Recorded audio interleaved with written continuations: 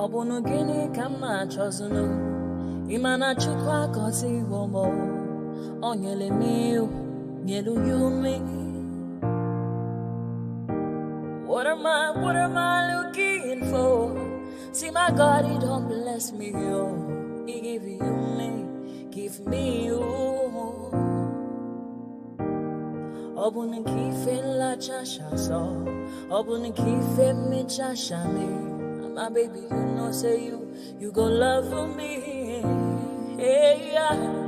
I do go. I could go.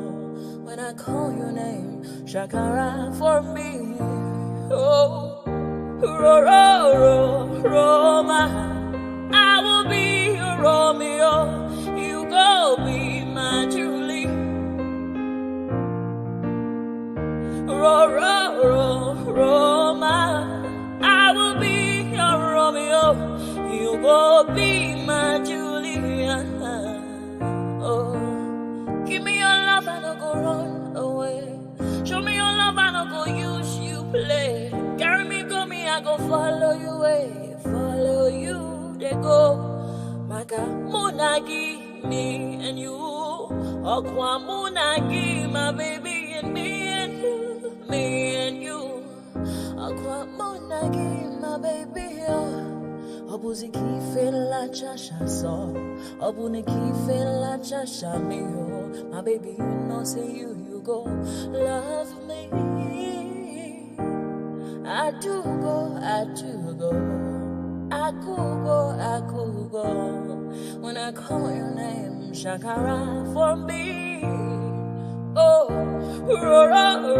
Roma, I will be your Romeo. You go be my Julie. Yeah, Roma, I will be your Romeo. You will be my Julia. Oh, Roma, I will be your Romeo. You will be my Juliet. Roma, I will be your Romeo. You will be my Juliet.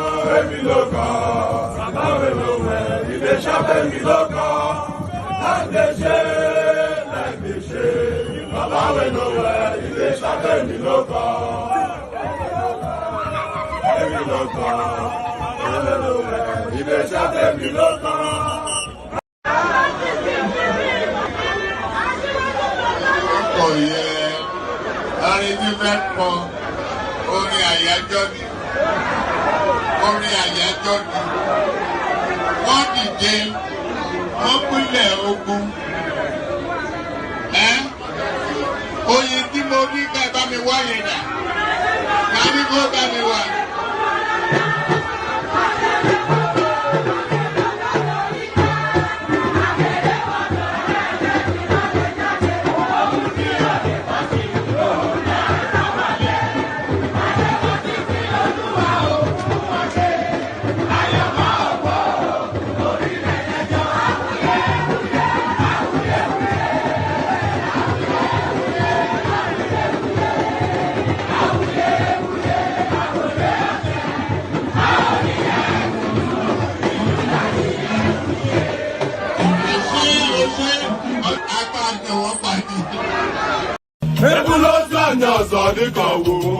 Okay now.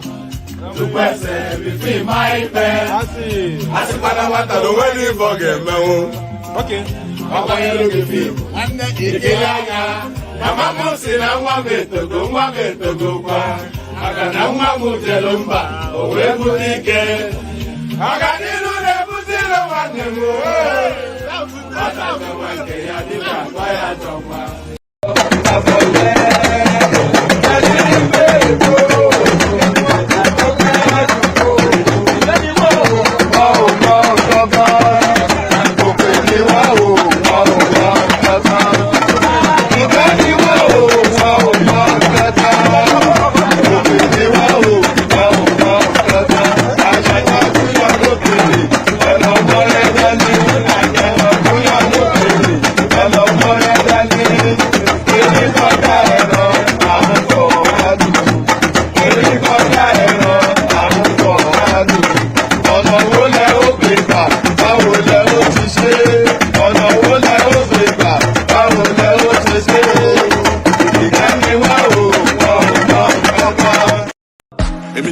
Don't turn if you look on. Yorubas are screaming. Hausas are crying. My Igbo brothers are saying. Don't blame them.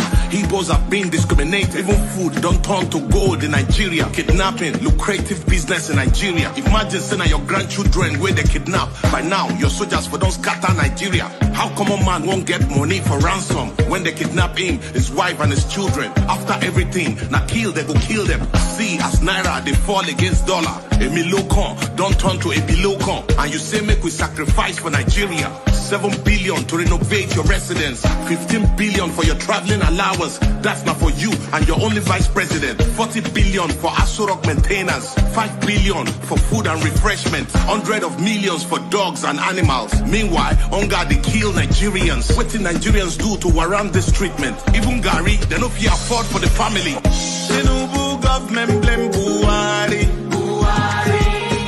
Buhari government blame Jonathan. Hunger day, people they die.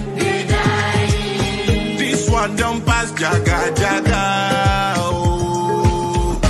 Emiloko, OTD, Emiloko, Baba, Emiloko, Edaku, Ebi power. Emiloko, OTD, Emiloko, Baba, Emiloko, Edaku, Ojetiwo. Tinubu was APC party leader during Mr. Buhari Jaga Jaga government. Why didn't you help Buhari to solve the problem? Debt under Buhari, 77 trillion. No proof of any positive transformation. Unborn children ain't go pay for this evil. You know, say Buhari was incompetent, but you still bring him to destroy Nigeria. Paddy government, now you are the president. Since Buhari don't destroy Nigeria, I hope say you go bring him to judgment. Emefiele printed 23 trillion within 8 years under Buhari government. $6 million for election observers. They say somebody forged Buhari's signature. Now lie, Buhari signed that document, period. Where our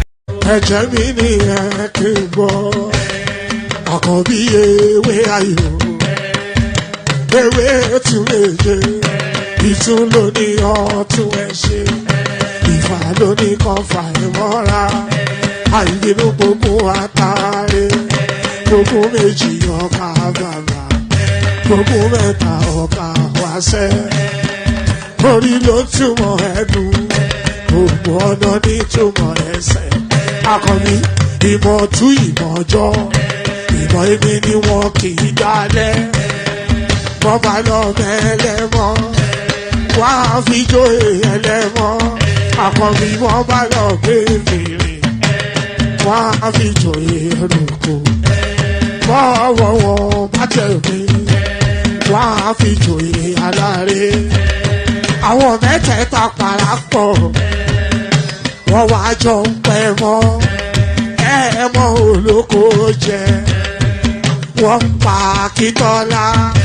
ọmọ Ògún wọ́n ń pàdé ìyọ̀dà ọmọ àtàràbọ̀bà àkọ́bí wọ́n ń pàdé ṣàtàdàdẹ ọmọ ọba Ìjẹ̀bú Mèrè aṣíwájú odògbólùkẹrẹ ajagun lólòdì ọ̀run tó bá ṣe pé tìyẹ tó bá ṣe pé tìyẹ náà bá ń darí jọ wí àgbèrò ní kún gbọ́wọ́ ọgbọ́n ti ṣìgìdì bá gbé àbẹ́tì ló máa ń gbé àyàn tí ìlàyàn ewúrẹ́ ọlọ́run dákun má padà lẹ́yìn ẹ kó má gbàgbé ọ̀rọ̀ tẹ́ aṣíwájú ọlọ́run dákun má padà lẹ́yìn ẹ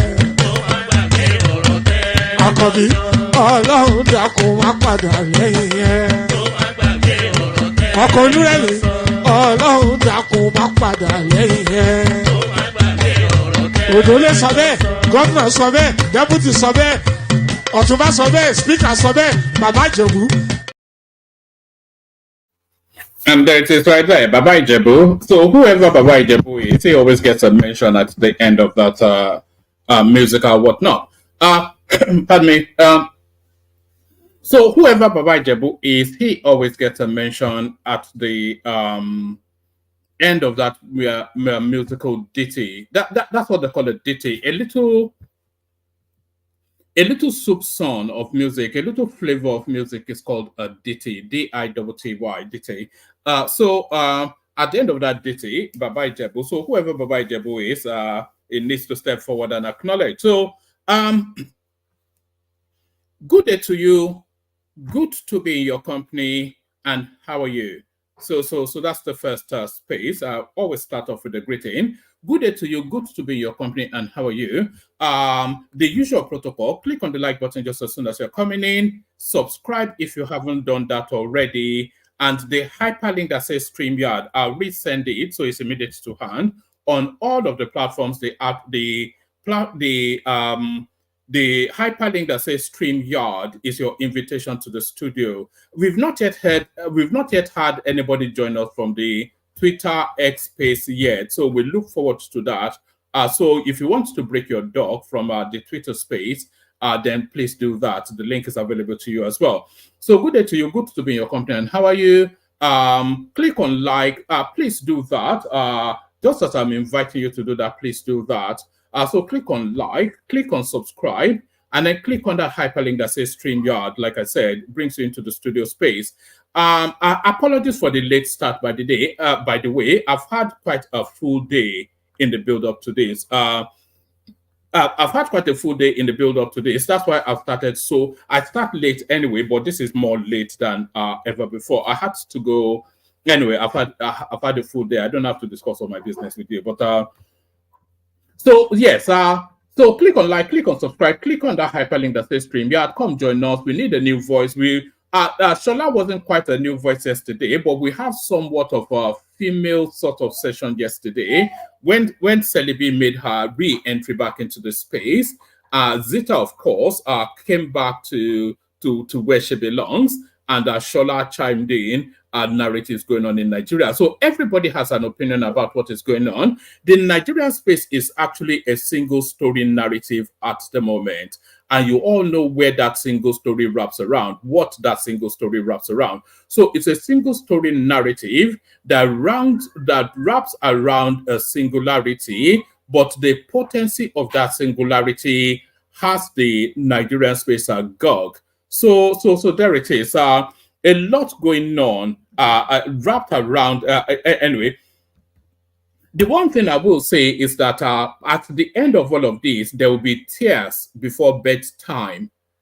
You know, and not this session, no, but the goings on within the Nigerian space, maybe this session as well. But at the end of all of this palaver, there is going to be tears before bedtime. Some people will have to cry themselves to sleep necessarily for reasons of the ways of their being. So there'll be tears before bedtime, but before those tears before bedtime, the dollar sign at the bottom of the YouTube streaming invites you to super towards the platform. Team Majek sets the pace off. We have the anticipation of 5 super stickers for every single session. So Team Majek sets it off, so it needs to be complemented by an additional four individuals to complete that 5 quota. So we're not restricting it to 5, by the way, but we have that anticipation as a minimum bar. So the call to actions: click on like, click on subscribe, click on that hyperlink that says StreamYard if you want to be an active combatant in the cost in the thrust and in the to and fro, in the back and forth that goes on the sessions. So click on that hyperlink that says StreamYard and click on the dollar sign at the bottom of the screen. We need to be seeing new names there to expand. The people are showing somewhat appreciation towards the efforts being made. So all those nice and cozy things, do that, and you'll be. I'm not going to cry, but Chioma, but I may make some people cry, just not by intentions, but just by virtue of bringing the realities of the goings on to them. So some people might shed a tear. Pardon me. So all that, a lot of the story wraps around the protest upcoming. How many days are we now? So we actually see how that plays out. We are virtually 3 days to kick off. Then we see how that plays out. So a lot of the story still wraps around that, and then we have satellite little stories coming in as well, because we don't want it to be a single narrative session. So like, share, subscribe, and by the way, click on the hyperlink. Click on the URL, copy the link, and paste them in your WhatsApp groups, your Facebook groups, your Instagram, whatever it is, wherever it is that you mooch around on our social media. Paste the link there so that more people can come join us. So that is how you can participate. So all that. So I did say that there was going to be tears before our bedtime, but is this first storyline sufficient enough for some people to shed tears? We kick it off with this.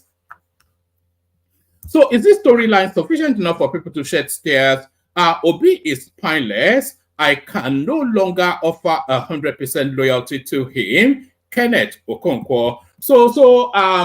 Yes, they are trying to play it down now, but it's not anything that can be played down, because this guy was central to, it was essentially their mouthpiece, because he's the most articulate out of all of that mix that is the obedient space. Kenneth Okonkwo and Oshitokun, they essentially are the ones that can wrap around language and deliver. So he's a real potency in that space. So a really heavy hit against that space. A heavy hit against that space. Tears before bedtime, as I said. Obi is spineless. I can no longer offer 100% loyalty to him.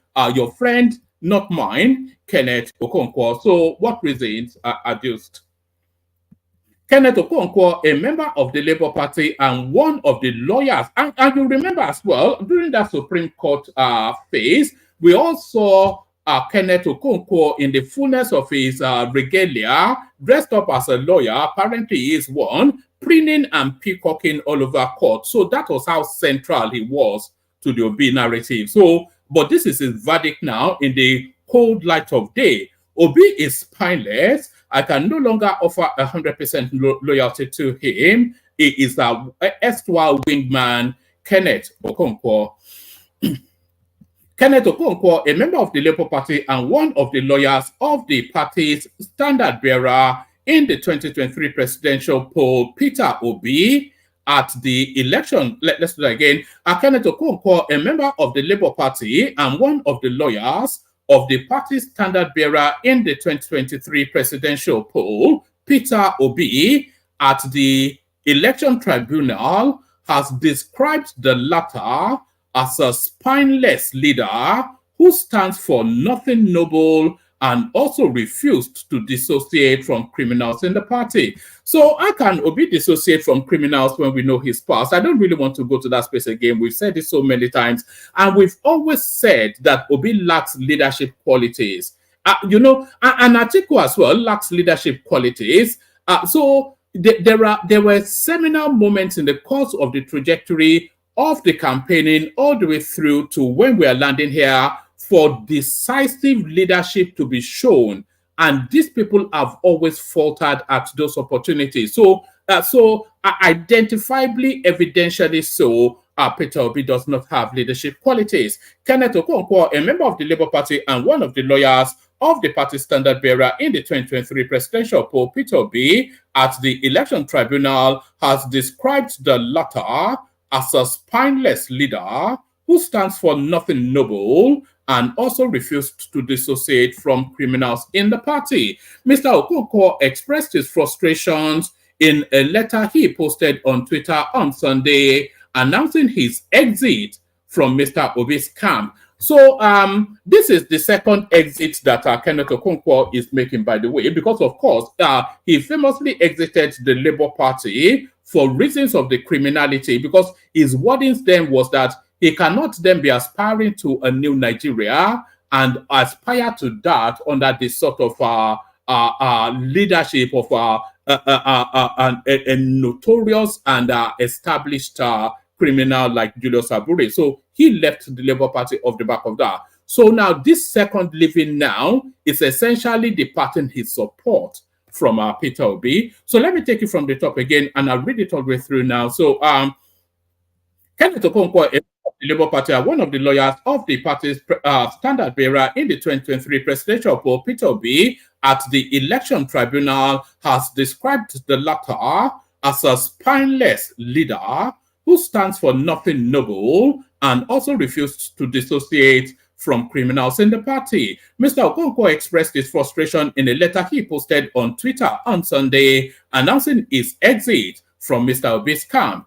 I received my first shock when he publicly declared that he did not promise Nigerians to build a strong Labour Party, but to solve Nigeria's problems. So if it's not, that is the first test then. So if you are telling us you are going to solve Nigeria's problems, and you are in a party that is subsumed and completely infested with all manners of problems, and you cannot resolve that, so if you cannot resolve the internal wranglings of a tiny little party, then what are you then saying equips you to solve the myriad of complexities of Nigeria's problems? And this is what Okonkwo is speaking to.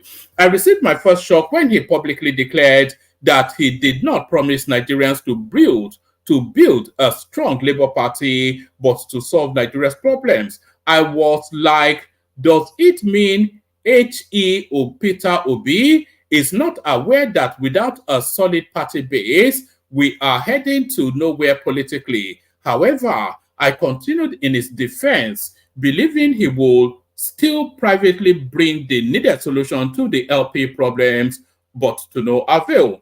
Peter Obi also publicly demanded that Abure-led National Working Committee must organize an all-inclusive convention that will guarantee the participation of all members of the Labour Party in the choice of their leaders. This did not happen, and surprisingly, Peter Obi refused to dissociate himself from the shenanigans and criminal activities of the former NWC as their time had expired, Okonkwo explained. Berating Mr. Obi as a weak leader who does not take a stand on important issues, Mr. Okonkwo said, every member of the Labour Party is confused today as to the future of the Labour Party because of lack of leadership from Peter Obi over the party. And unfortunately, when they look up to me to tell them about Peter Obi's standpoint, I sincerely have nothing to tell them because I don't know myself. I cannot continue to speak on behalf of a leader that I do not know his stand on issues of great importance. I simply don't know how to manipulate facts. He said he was shocked that Mr. Obi could not openly support the noble efforts of the labor unions who founded the Labour Party as a base to fight for the welfare of workers, to the extent that some of them were openly saying that Mr. Obi was now the problem of Labour Party. He stated, the Labour Union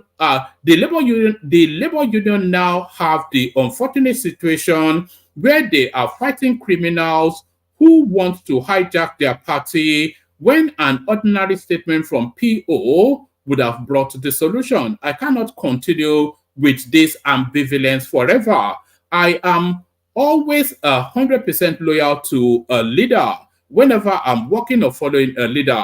At any time I have doubts within myself that I can no longer offer 100% loyalty to him, I will respectfully let everyone know. When I joined myself to his campaign, I made it public. Now that I cannot guarantee my support for his future political aspirations, I believe I owe it to everyone to let everyone know. He added that there was absolutely nothing personal about his decision to adjust his relationship with Mr. Obi. He noted, it is 100% based on principles and my conviction that I need a more decisive, bold, brave leader with integrity and team spirit who can confront the kakistocrats. So that is the new word now that they're all conjuring with, kakistocrats, just the ridiculousness of it.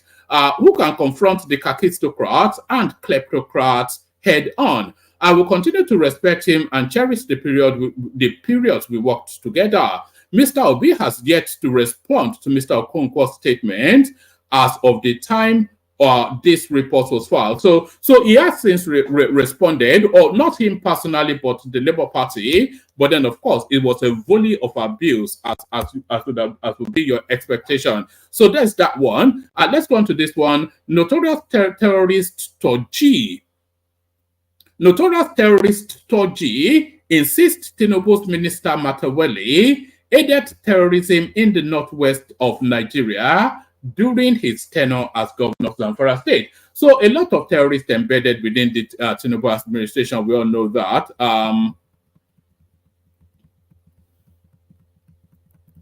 All right, maybe not all of this. A notorious terrorist, Mohammed Bello Toji Kachala, popularly known as Toji, has reiterated his accusation that the current Minister of State for Defense, Bello Matawale, supports terrorism in Nigeria's northwest region. In a recent video, Toji alleged that Matawale, the immediate past governor of Zamfara State, has ties with bandits. So those ties with bandits, by the way, might not be unconnected with the gold fields in Zamfara. He may well be using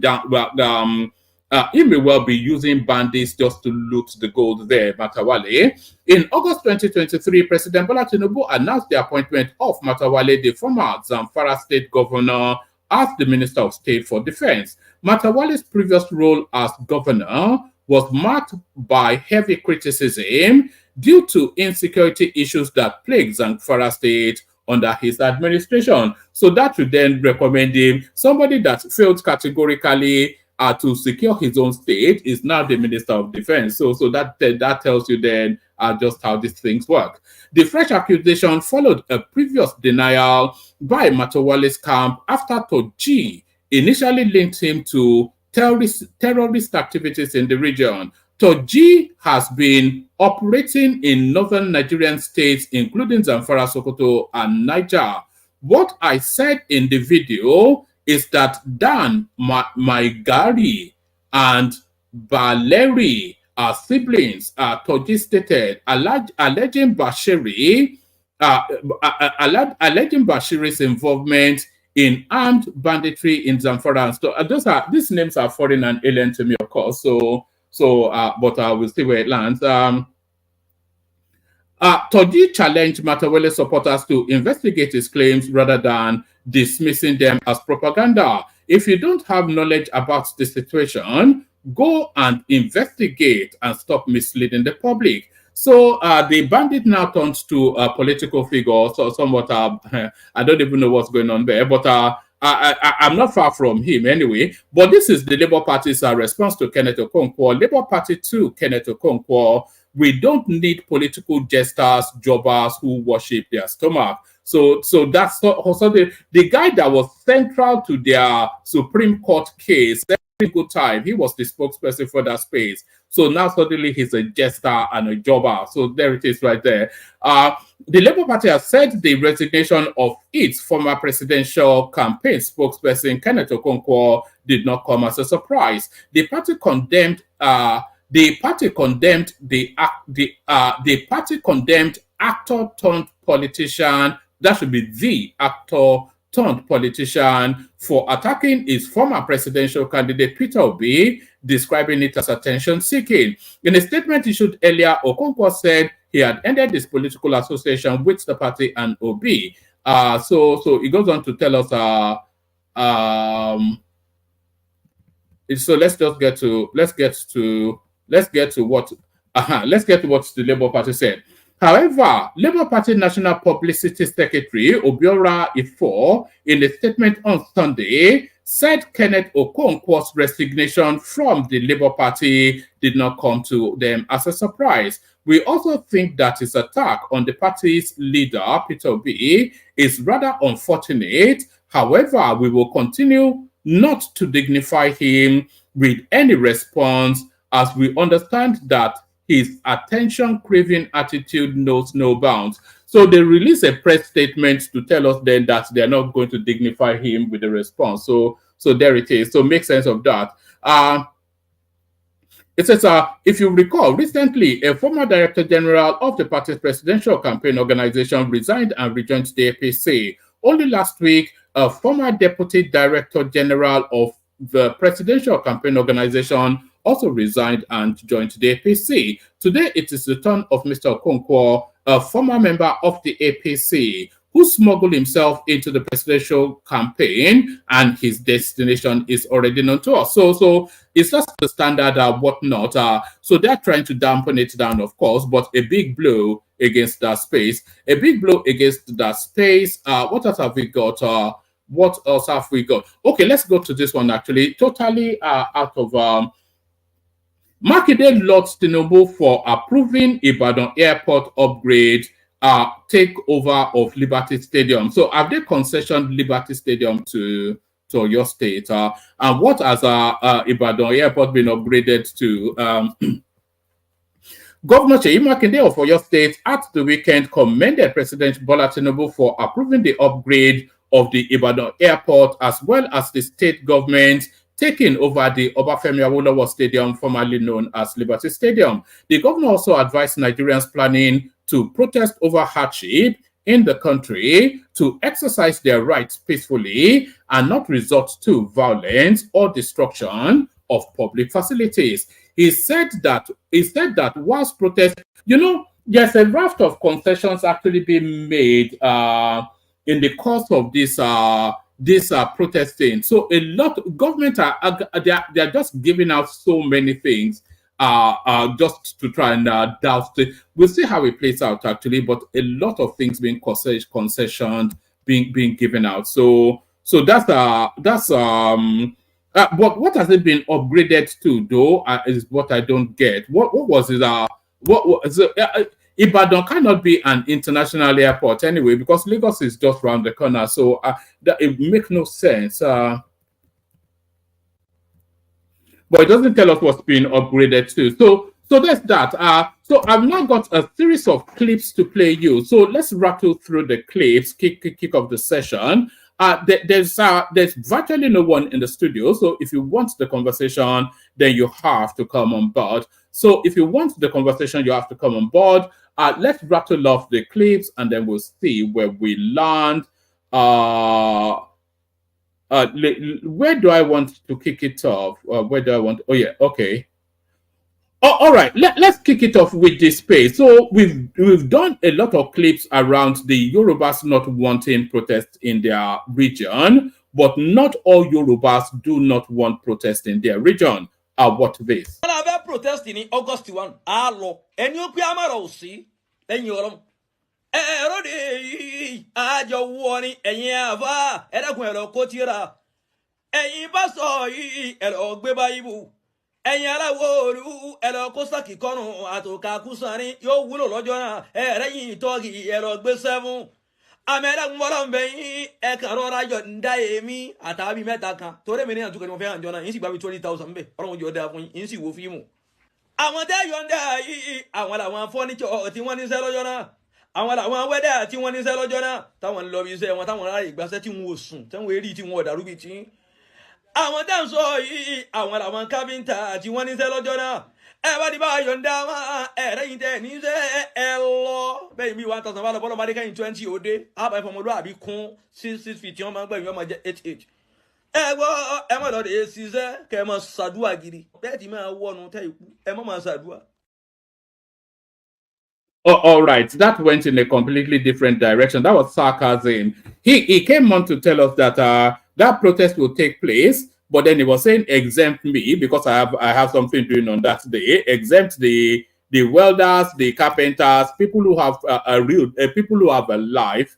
And you that you don't have a life, you go. If 1,000 of you come, if 1,000 of you go, and 20 of you come back, we'll pray for the 20 that made the return. So that went in a totally different direction. But I still staying with the Yoruba space and the protest. Here are the indigents of Lagos State putting their case forward. What this?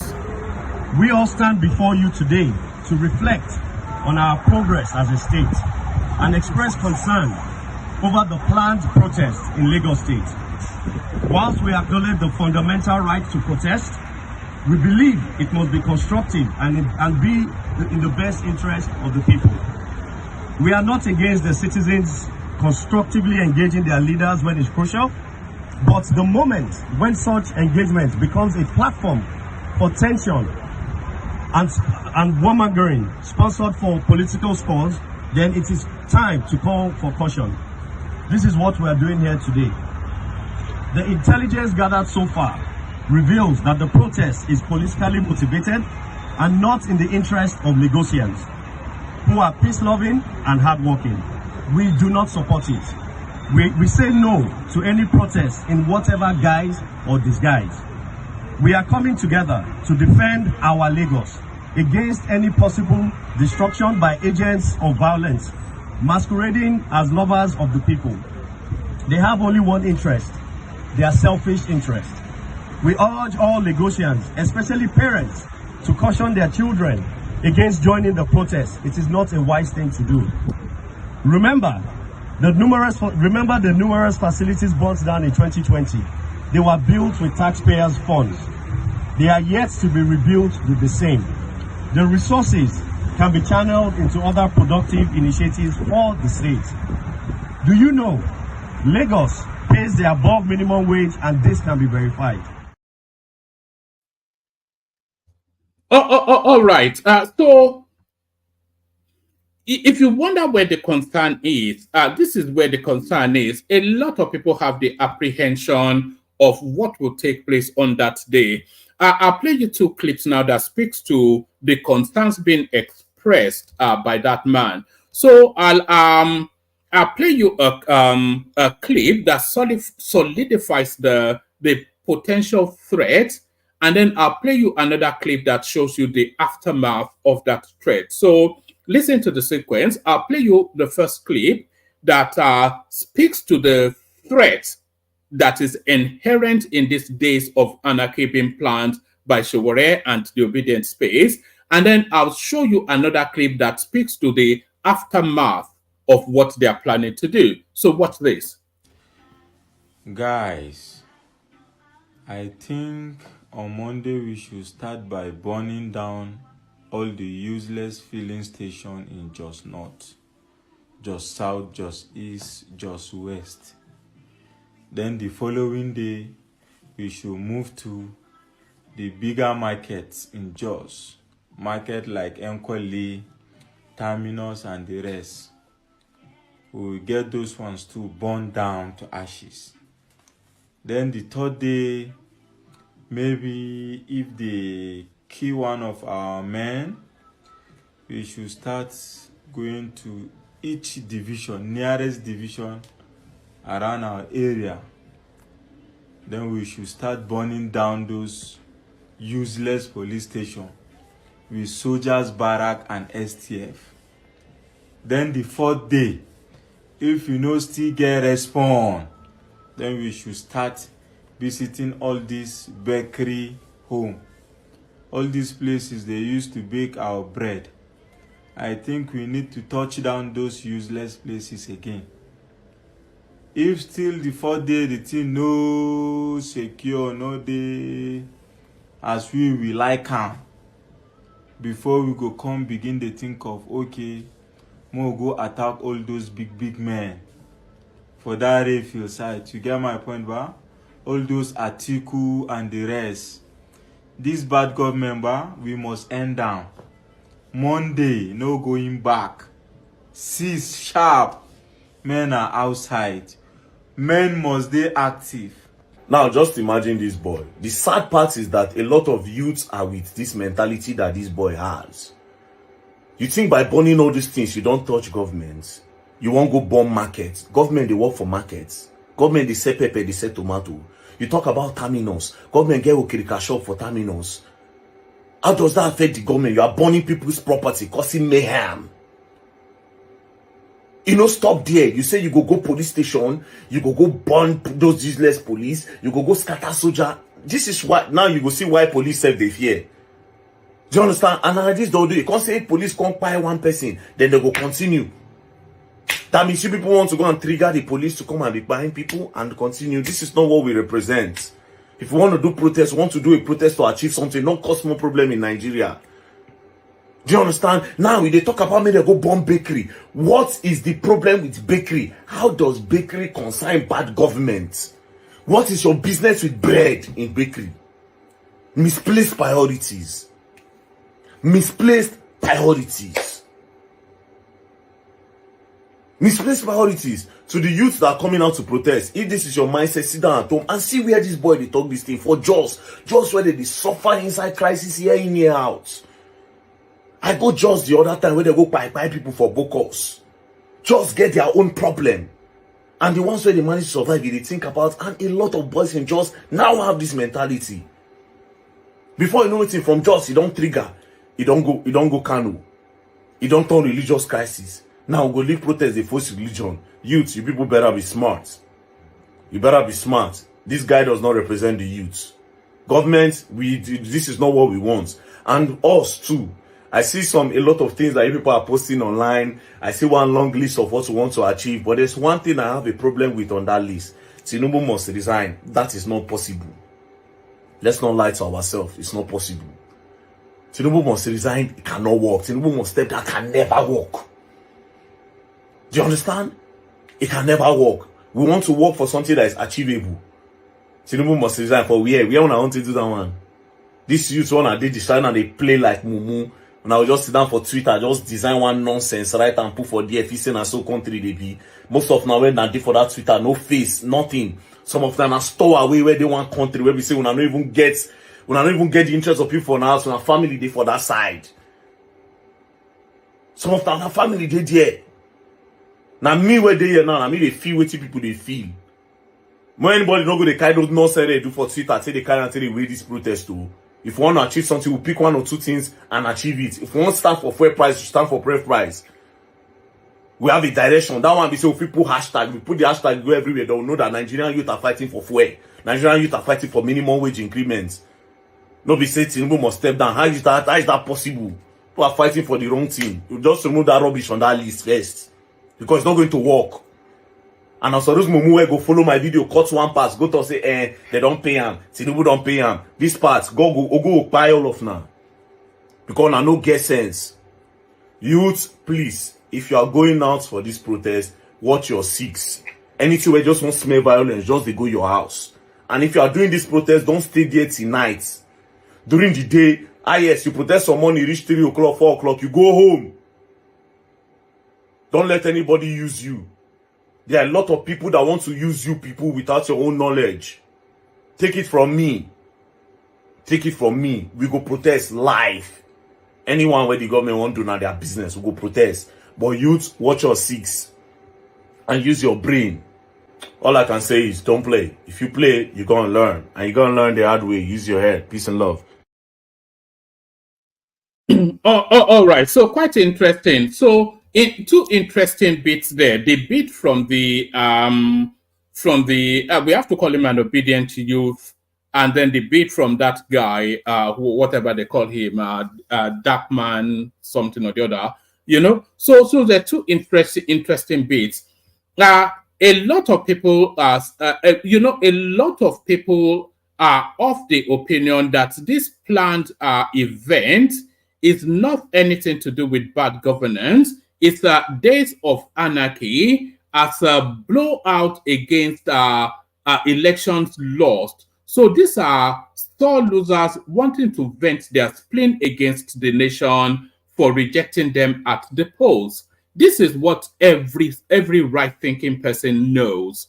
So these are disgruntled elements, as Hillary Clinton calls them infamously back in those days. That electoral cycle, the deplorables. These are the deplorables wanting to vent their spleen. It is giving you the list of what it intends to do, by the way. And also, by the way, be careful of what you do and say on all these social media spaces. You may think that you are some anonymous person, but your anonymity is only really a consequence of actions not being taken against you. If actions are taken against you, then you lose that anonymity immediately and sharply. So you lose that anonymity immediately and sharply. The Plateau State Police Command has arrested one Suleiman Yakubu for inciting violence and calling on residents to burn down police stations, military barracks, and business areas in the state during the nationwide protest planned for August the 1st. In a viral TikTok video, Yakubu called residents in the state to test the ground on Monday before Thursday. He stated, guys, I think on Monday, we should start burning the useless filling stations in Jos North, Jos South, and Jos East. So we had the clip. So that guy now is the first, I think that's the first to be picked up, or one of the latest to be picked up. So just be careful of what you say, because there are consequences. So he has been picked up. But if you wonder what the apprehension is all about, the apprehension is not about people demonstrating their fundamental constitutional rights to protest and rally against government's institution. People are not apprehensive about that. This is what people are apprehensive about. Watch this. This is Boditamo Street in Surulere, where there is massive robbery yesterday. All the whole offices, both Samsung, everything broken, carted away. The men of police just arriving. Everything carted away. This is Boritamos. Everything, everywhere. The whole shops, individual shops, destroyed. Everything destroyed. Everything destroyed. Everything destroyed. Everything. This is it. Everything destroyed. Everything. This is it. Igwe shop. Everywhere vandalized. No pin, nothing. Everything. This is not the protest we are talking about. This is completely armed robbery. This is robbery. Everywhere. From beginning of Boritamos down to ShopRite. The whole shops. All the valuables. Nothing is left. Everything. This is sheer wickedness. This is wickedness. This is wickedness. Everything is vandalized. Everything vandalized.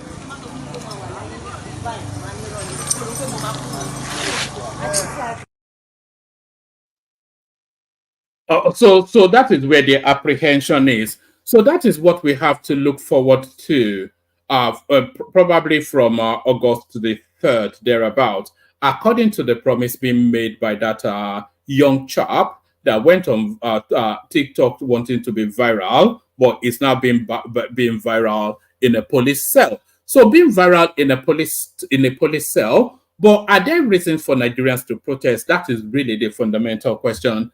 Are there reasons for Nigerians to protest? There's every reason for Nigerians to protest. And I think every right-thinking Nigerian defends and supports reasons for Nigerians to protest.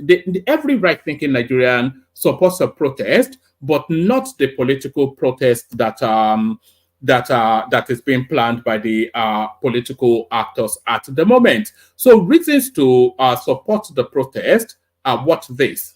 I was craving yam porridge, so I said, let me just get to this malam and get a tuber of yam. And on getting there, he said, one yam is 11,000 naira. I said, Oga, are you talking to me or someone else? He said, nah, me. I said, are you sure you're talking to me? Like, how is it possible? One tuber of yam for 11,000 naira? I could not buy it though. I had to carry myself away from there. So that is categorically reasons to support the protest right there. A tuber of yam for, you know, I, like everybody, send money home. You know, I've stopped sending the money in Naira, you know, and now send it in pounds. So I send X amount of pounds rather than X amount of Naira. So if I wanted, so not so much am I sending 100,000 or something. I'll send X amount of pounds because I know the value of that pound in the shop, which then should translate then. So I don't send Naira anymore. I don't actually send physical pounds, but I send the equivalent of a pound amount rather than, you know, so how is that even possible? 11,000 Naira for one, not the whole wheelbarrow or one tuber of yam. So if that, you're just feeling, you know, you're feeling peckish for something. You're feeling, who even goes to buy suya anymore? You know, the yam sellers are complaining that nobody is coming to buy. All of those reasons, that's sufficient enough reasons to protest, but not a protest that takes the form that is being presented at the moment. Listen to this. We don't care about Atiku. We will change the leadership, everything that is called Senate, everything that came with this government, everything that came with 2023 election, we go. Everything. If one person die in this thing, everything that came with this thing, and let me tell you, this protest is not the one we will do. After 1 week, we go. We fire to the fire. We will fire to the. You see the way we have started discussing protests now. Very soon, all spaces will be hosting. 50,000 Nigerians will be on space from all over the world. The funding will be there. The lawyers will be there.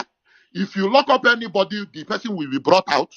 The lawyers will be there to follow up the court. Anything you want, fire to fire, money for money, anything you want. We will fund this protest more than the elections.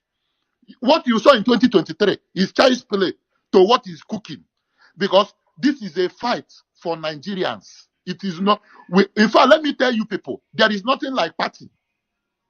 P2B can, as far as I'm concerned, go back to UK and continue his life, because the new, my brother, P2B to start running now, so he can leave early. He can go back to UK and continue his life. He has tried. You know, he has done well. He opened our eyes, no problem. But the new Nigeria we are talking about, all of them, Gaskia, all of them, we no want. We go just choose one neutral person. We never touch leadership before. We never smell politics before. Carry and put there. So what we are telling you is that we are coming with a list, and I've said it. Eboji go do no now. Where my own matter is now is fuel.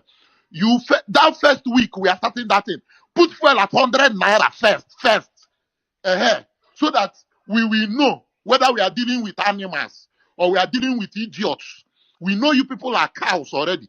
But from that first week, as you hear Pium, bring down fuel to 100 naira first. I don't. So now, so two things established without equivocation or by that clip. So two things established without equivocation by that clip. The one thing that is established, which we already know, is that the underbelly of these days of anarchy, Showore may be the poster boy face, but the underbelly of it are the obedience. You heard them there, and they are fomenting anarchy, not protest against the situation in the country, because they are inviting their leader to leave the country because they want to burn it down. So you heard not my words, theirs. So Peter Obi has been hiding under ambiguity, but he can no longer hide because the octave of the situation has reached fever pitch, and they have now flushed him out. So here is Peter Obi acknowledging for the first time that he is the arrowhead of what is about to come. Watch this. On issue of protest, within the Nigerian constitution, protest is allowed. All I plead for those who are protesting is to do so within the law and in a civil manner that allows us of the nation to show that we live within the law. You know, everybody knows the things that are difficult. I always say, when they talk about sponsors of the protest, I say the sponsors are very simple. It's hunger. It's hopelessness among the youths. So we all have to listen to what Nigerians are going through. And I thank our governor for doing so. It is critical and important. Oh, all right. So that's Obi finally taking ownership of a situation that he created. It's no longer dog whistles now. It's a frontal call to order, call to action. It's no longer speaking in dog whistles. It's a frontal call to action. So essentially what he's saying there is burn it down. Burn it down. So there is no equivocation in what he is saying there. And his lieutenants are so, they're so taken aback somewhat that some of them are starting to recoil. Watch this.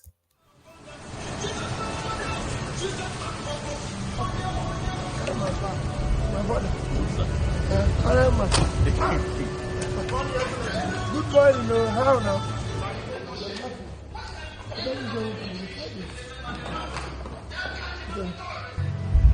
Abandoned. Just like we went into the emergency without preparation. On issue of protest, within the Nigerian constitution, protest is allowed. All I plead for those who are protesting is to do so within the law and in a civil manner that allows us of the nation to show that we live within the law. You know, everybody knows the things that are difficult. I always say, when they talk about sponsors of the protest, I say the sponsors are very simple. It's hunger. It's hopelessness among the youths. So we all have to listen to what Nigerians are going through. And I thank our governor for doing so. It is critical and important. Okay. Well, what I said to security agencies is that we will them ensure that they manage the situation, again, within the law. You know, we should not try to be overbearing. It should be something that we do within the law. There's nothing wrong. Protest is allowed everywhere globally. And I also say people protest in my house. And it's for us to listen to those who are protesting. Why are they protesting? Engage them. That's what governance is all about. You talk with them. There's nothing wrong in that. I was governor for years and people protested. It would be very, very unfair to say that things are not difficult now. Things are very difficult. Hunger is real, and that is true. But how do you solve the problem? The problem we find ourselves in the country today is economic. And will I say that we are actually paying the price for bad governance that didn't start today? First of all, for you to organize protest, the law requires that you get approval from the security forces, particularly the police. And somebody should take responsibility for getting that approval. So if you don't have the approval, then it will be against the law for you to go out on the street to protest. So my final word is that people should think about the implications of pouring out on the streets, restricting movement of other people, and possibly inflicting harm and more hardship on the people.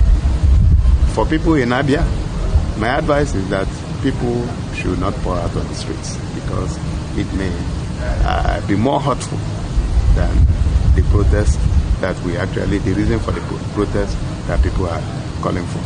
That would be my final word. Thank you very much.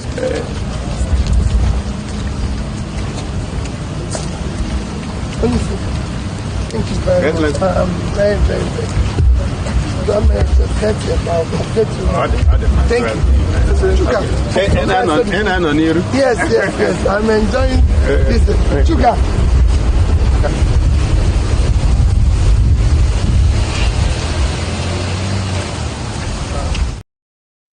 So there you heard it. So you heard Alex Otti there, somewhat pulling himself back away from what he knows is to come, because of course there'll be accounts.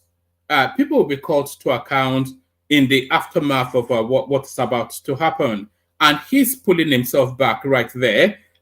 Kenneth Okonkwo pulls himself back. I think there was some Twitter influencer that pulls himself back. A lot of people pulling themselves back from what they know is about to come, because that time of reckoning. But Obi puts himself frontally in front of it because he cannot board, because it is the space. Do you remember when the election ended?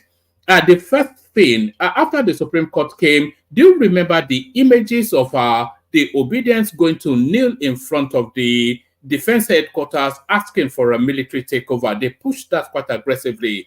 Do you remember then? Consequently, they were asking for Nigerians to take to the streets and reclaim their mandate. I don't quite know. They've already given the mandate to Tinubu, so how can they reclaim what they feel freely gifted? You all remember that clearly.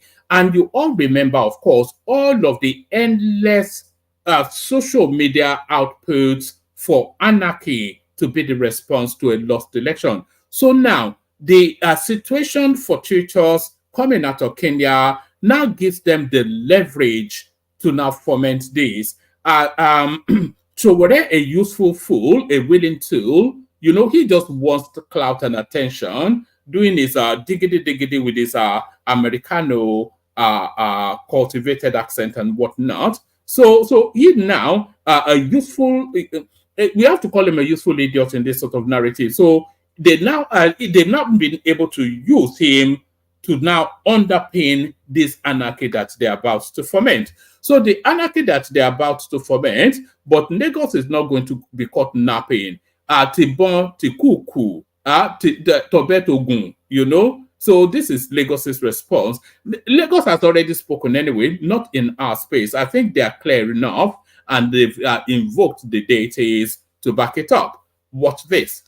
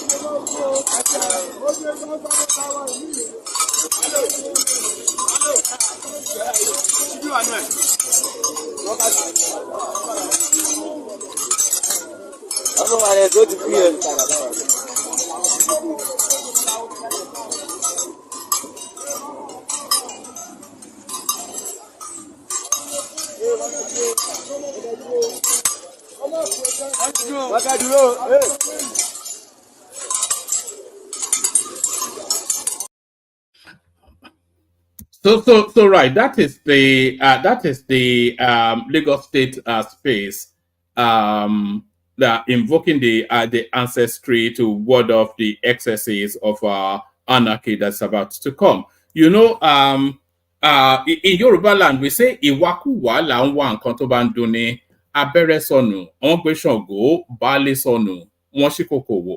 So ìwàkuwà la máa ń wá nǹkan tó ń dunni, abẹ́rẹ́ sọnù, wọ́n gbé Ṣàngó, baálé sọnù, wọ́n ṣí kòkò wò. So what does that mean? In Yoruba, you know the Yoruba language is too rich in nuance and depth to really translate. But the loose translation of that is that you search for whatever you have lost or is missing. You search for it frantically. Let's say frantically. And you search for it in sort of unreasoned manner. Let's put it better that way. So you search for something that is missing in an unreasoned manner. Your husband is missing, and you are opening your pot to see if it's there. And then you are missing a needle, and you are going to the Shango deity to help you find that needle. So those are the excesses, and that is the extremity that is being shown there. So that's the extremity that is being shown there. A couple more clips. We played this guy yesterday, and he continues to run commentaries on the goings on. So he goes to the Kenneth Okonkwo space. So let's have his take. I don't even know his name, but he seems to have an opinion on everything. So what is his opinion on this? Shay, when I don't hear him say Kenneth Okonkwo, the right-hand man of Obi, has now denounced Obi. Kenneth Okonkwo said that he is no longer supporting Obingo's Obi because he do not have the capacity to lead the Labour Party or to even form a party. I get him now. This is what we have been talking about. You see, for example, there was a time I was supporting IPOB Biafra for freedom. They say they want freedom. But when I discovered their criminality, we say, no, we cannot be part of criminality. The same thing, yesterday or some days ago or weeks ago, months ago, Kenneth Okonkwo was supporting Obi, but now Kenneth Okonkwo is no longer supporting Obi. Do you know why? Because when the ideology has changed, you no longer be part of it. If it's no longer still in line with what you believe, you cannot be part of it. Thanks to Kenneth Okonkwo, because Kenneth Okonkwo have opened the eyes of people. Are you getting me now? Kenneth Okonkwo has discovered that his brother Obingo is nothing to write him about. He cannot even lead a party. If you cannot lead Labour Party, there's no way you can lead Nigeria now. It's a complete failure. We don't want to put ourselves in another disaster, just like what happened in Anambra State. Obi was a disaster in Anambra. Can you see? Anywhere Obi go, it becomes a disaster. Abga disaster. PDP disaster.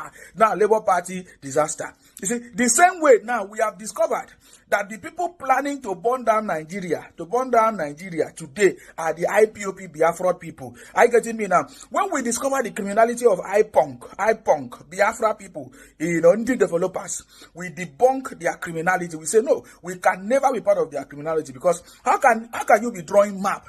You draw map and you carry people's ethnicity and put in your map and say, hey, you own Akwa Ibom, you own. All right. Somebody informed that guy is from the South. So I think he's still within that narrative of that two rapper, the kind of storyline. So I'll send the link again for anybody else to join the conversation. The room does need populating. So if you have any thoughts on what's been presented so far, or if you have any addition to what has already been presented, then just click on the hyperlink that says StreamYard, pop into the studio, come share thoughts. I'll play the Kegite music, kick off the session, and then we'll see where it lands. I may hand over fairly early because, like I said, I've had a long day. But thankfully, I think Thomas might be available. So the Kegites. only water, only water, where they see ma. Water, water, water, water, water, water, water, water, water, water, water. Only water, where they see ma. Hapa o naido. Hapa o naido. Hapa you don't come o.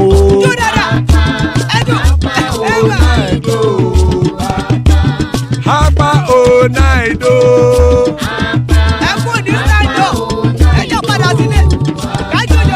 Oro kẹ̀kẹ́ kẹ̀kẹ́ ẹlẹ́mù yé o. Ide sodi ya kẹ̀kẹ́ rẹ ẹlẹ́mù rẹ o. Bobby master kẹ̀kẹ́ rẹ ẹlẹ́mù rẹ o. Chief Wailati kẹ̀kẹ́ rẹ ẹlẹ́mù rẹ o. Eruku lẹ̀lẹ̀ ẹlẹ́mù dé. Eruku lẹ̀lẹ̀ ẹgbẹ́ ẹlẹ́mù dòde ojàre o. Eruku lẹ̀lẹ̀ Ghana ti dé ẹgbẹ́ bọ́dì o. Ọmọ ẹlẹ́yẹ ẹ̀yẹ ẹ̀yẹ o ó dìle o. Odúyẹ̀lá ẹ̀yẹ o ó dìle o. Petrosoname ẹ̀yẹ o ó dìle o. Petrosodunke ẹ̀yẹ rẹ̀ ó dìle o. Ẹlẹ́kọ̀ ọ̀run mú ìní o.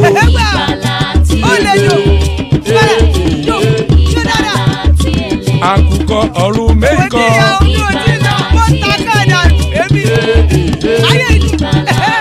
Ikú kò ní ríwà gbéṣe o.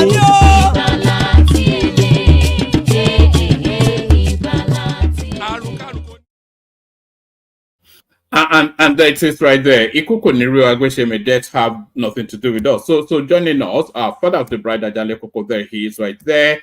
Baba joins us. Always a delight when Baba is here. Thomas to take over later. Hopefully, there's Thomas. BQB in the house. So there's BQB. Babajide is in the house. So there's Babajide. So that's the majestic Pansat right there. Good to have you, Pansat. And Gideon joins us as well. Oh, so and she's just dropped. So so good to have you, gentlemen. A real delight. Let's kick it off. Let's actually kick it off. We'll do just shortish opening phases for people to document their thoughts, and then we'll open it up as the room continues to populate. Let's kick it off with Pansat. Pansat, you ready? All right. One man, hold on, let me put on this gear. How's everybody doing on this platform? We're good, but if you need a moment, we can start with Ajale Koko, then come to you. No, that's okay. I'll go briefly, and then you go around, since there's not that many of us, and they come back to me again. I've been monitoring what's happening in our country, and nobody's all right, and nobody's all wrong. Virtually everybody who's spoken, I find a lot that I agree with them on. Now, there are the trolls. We know that, especially in some of these headlines that you have here, the kind of people you're playing, there's a lot of them are trolling. I'm sure everybody knows the meaning of the word troll, just to rile people up unnecessarily. We know what our youth are capable of doing. All of us saw them when they protested here not too long ago. In 2020, I believe it was.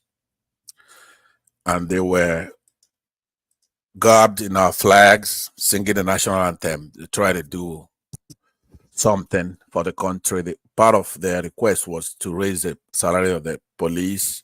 The barracks were like animal housing. But the DSS and other agencies of Nigeria infiltrated them and caused unnecessary violence. This was investigated by the Lagos government, by international people. The Lagos government were found to be liars. So that's going to happen again. This is where I have to make my own position very clear. First of all, I support a protest if It's a big if there, because we've been giving credit to Showore and so many others who like to. You want to go protest. You don't want people like P2B to come in methodically and have the populace educated enough about their rights. How much money do we have? What do we have to cut back in? Doing it the old-fashioned way, owning the democracy. But Showore and others believe that there should be a short circuit to it. It could be hacked in the millennial parlance. They could hack the democracy, just protest, peaceful protest, and do all that. I've said it. I'm against that.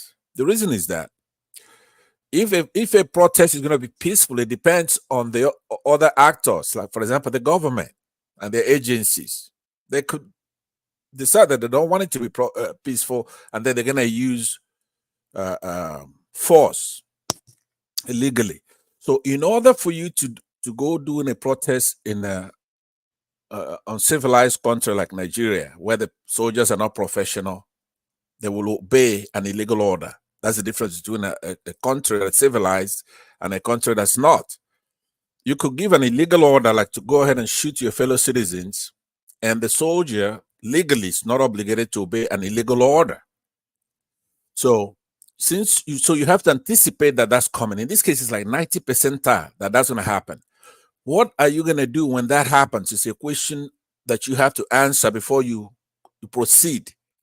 Because part of the reason why the soldiers or the government will not use illegal force is what will come if they do that.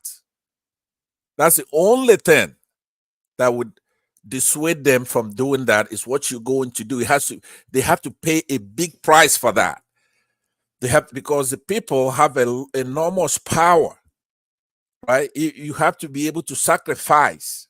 If you go out there, they come in and they instigate a riot using insiders. For example, one of the clips you played there, you could tell that's a DSS kid, the one they picked up, right? In Plateau or whatever that is. They put him somewhere, feed him, have his girl visit him for a few days, and they release him. Because nobody talks like that. Nigerians are sophisticated. No, nobody talks like that. That's not the only clip I played in that direction. No, but you could play, if you want to repeat that. As a matter of fact, I'm urging you to repeat the play whereby somebody is saying, start early, go and get some gas stations, go and get the bakery, something so stupid. There is no Nigerian that is that unsophisticated.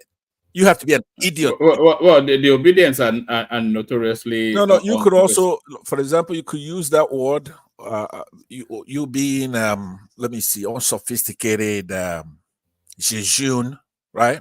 Asinine. Are you stealing my words now? Since when did you start using? Okay, let me use my own. Since when did you start using jejune? Sophomoric, right? Also, you don't use the ones I'm using now, right?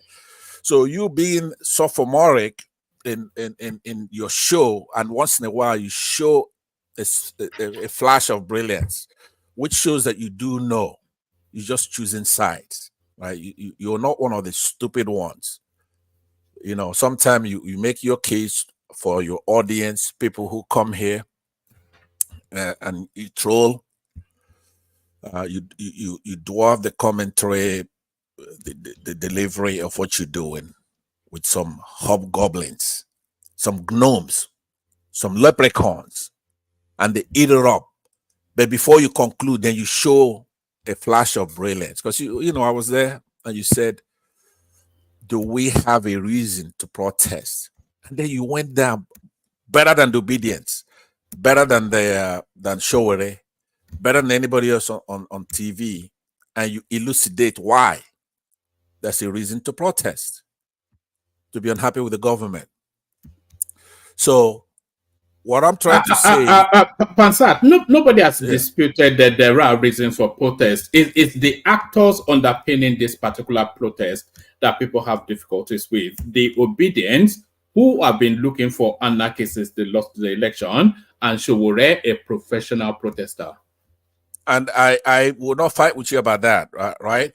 You say it for the wrong reason, there are a lot of people who are unhappy with the government, right? Including obedience, right? Including me, including the Shiites of Kaduna, Zaria, including Boko Haram, including prominent Nigerians, including IPOB, including Biafrans such as myself, right? There are a lot of people who are aggrieved with the country and the way things are going.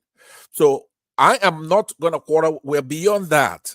One man, a couple of days ago, yesterday I was busy. I went all over the place. I went to the game.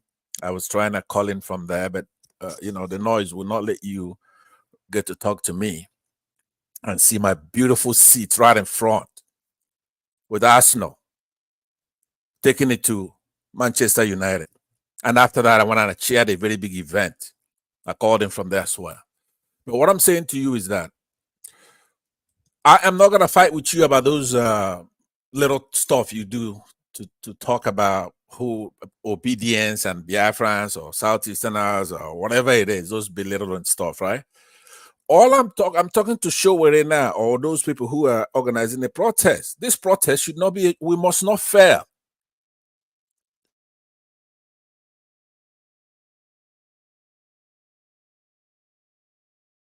Are you there? Am I here? Hello? Can anyone hear me?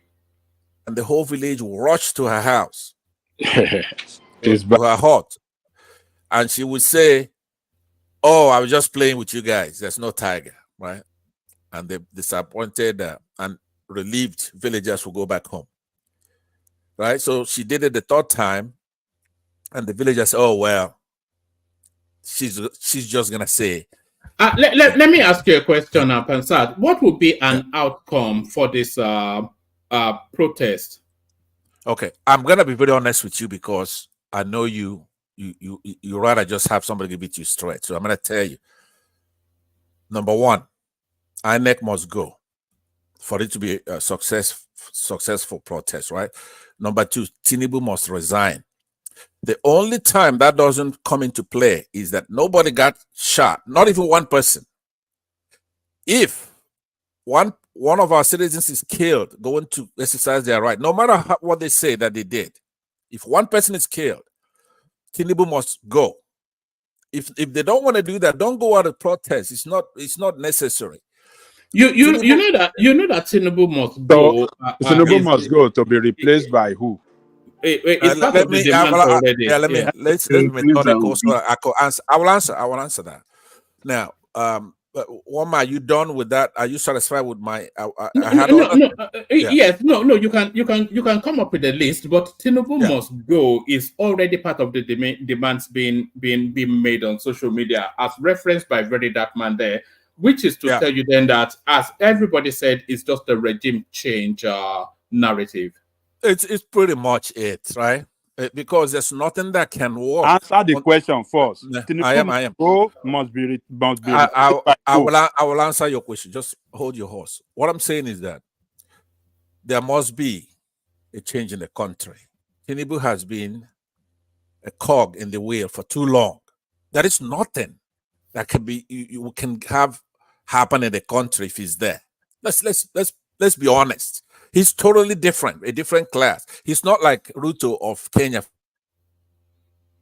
You're breaking somewhat, Pansat, but Tinubu must go. How realistic a demand is that? How achievable is that? Actually, did not talk to anybody. Let me learn. Did not talk to anybody, right? You are breaking up though. I don't know if you know. Oh, okay, is it better now? No, carry on. Yes, it dips out intermittently, but carry on. Okay, let me rush through it. So, in short, if nobody is harmed, our people go there and protest and tell it to the government what the problem is. No problem. He could hang in there. They understand, because it's not going to be easy to remove him. But if he, as I know he's going to, if they hurt one person and that person is dead, right? What if there are reasons for somebody to be hurt? There couldn't be any reason for anybody. The police and the army is supposed to protect the protesters. You have to go and read our constitution. You have to know what the role of the police. Yes, we know the Yeah. role of the police, but the Right. the protesters are clearly planning anarchy. We have several clips of them are planning anarchy. So if they are planning anarchy, should the security forces stand by and let them burn the country down? No, they should not burn that, because there's a third possibility, and that is the most likely possibility, which is those people have said overwhelmingly. Are there people who plan themselves online and say, "Oh, we're gonna do anarchy, a la the DSS," right? Of course, I mean that game they play is for idiots, right? Nobody who, if you have any sense, you know that these people seriously want to go out there and protest and call attention to the starvation of the country, right? Starvation in Nigeria, with over 30 something. Now that's what they admit to, 30 something percent inflation. They say the food inflation is over 40, maybe 50, maybe even 60%.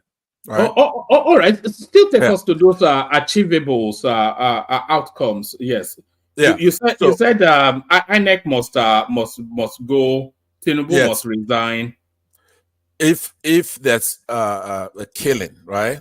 Right. And what else? Yeah. Yeah. What they have to do is, as they have to look out for the triggers, the spark, the provocation, right? Anything that engenders danger for our country where they're not paying any attention, then it must go into a higher gear. They cannot fail. By failing means that they do not.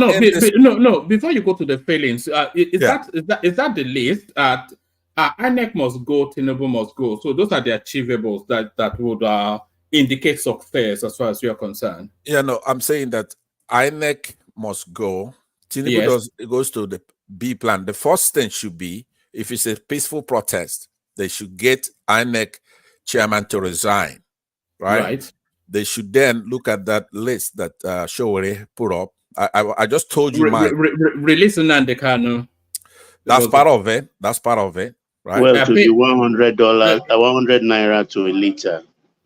Whatever he has on that list. So you have no concept of what success would look like. That's what, because I'm inviting you. Yes, I know that's what I'm trying to tell you. Number one, the first phase of this should be that the INEC chairman must resign. That's one. Me. That's me. That's me. Mine. Right. Yeah. The way I'm gonna measure the success of this thing is that, number one, that INEC chairman must resign. Number two, for me. Number two, then, is everything Showore has on his list, right? Which is what? Which is what? He has things to deal with Nnamdi Kanu. I think it's number 5 on his list, right? Yes. Yeah, he has things to do with minimum wage.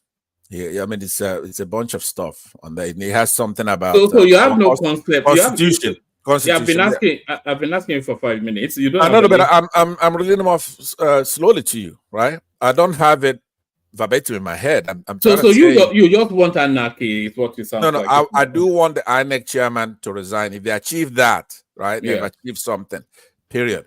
But then knowing what the Nigerian state is going to do, there's a second phase. Now remember, I'm honest with you. I don't want it to be a resolution. I don't want the government to succeed.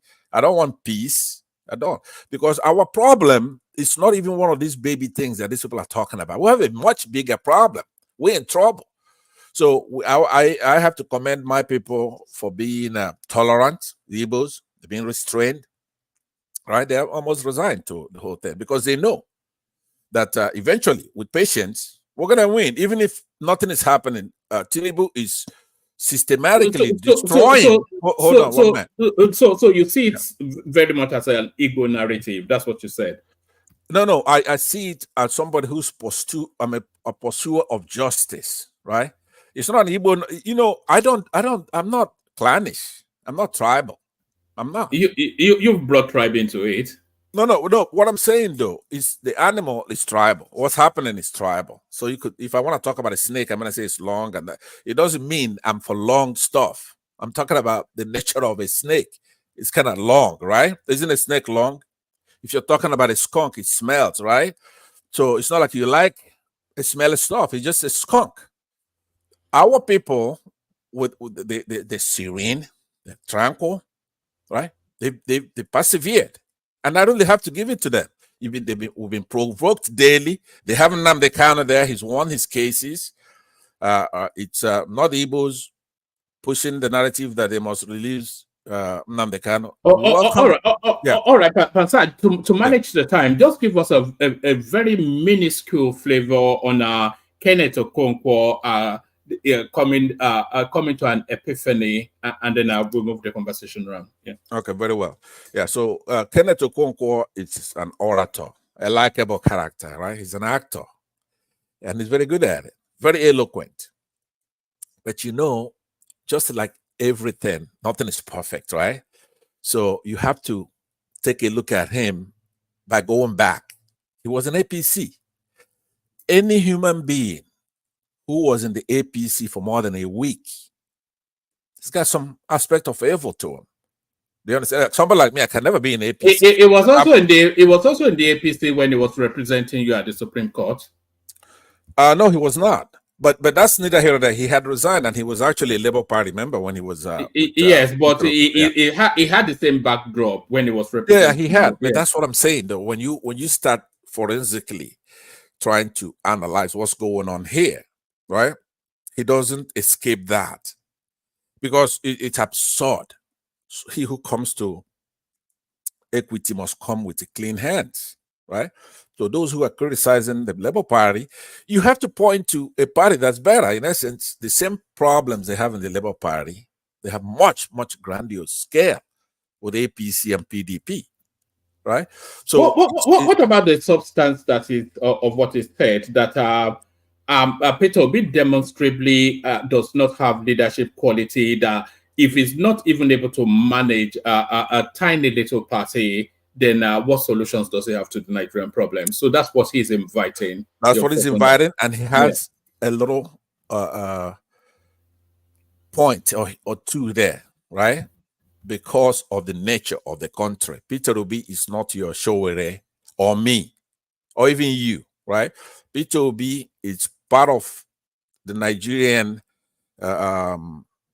elite, right? System that those of them that are patriotic wants to preserve it and do things by the law.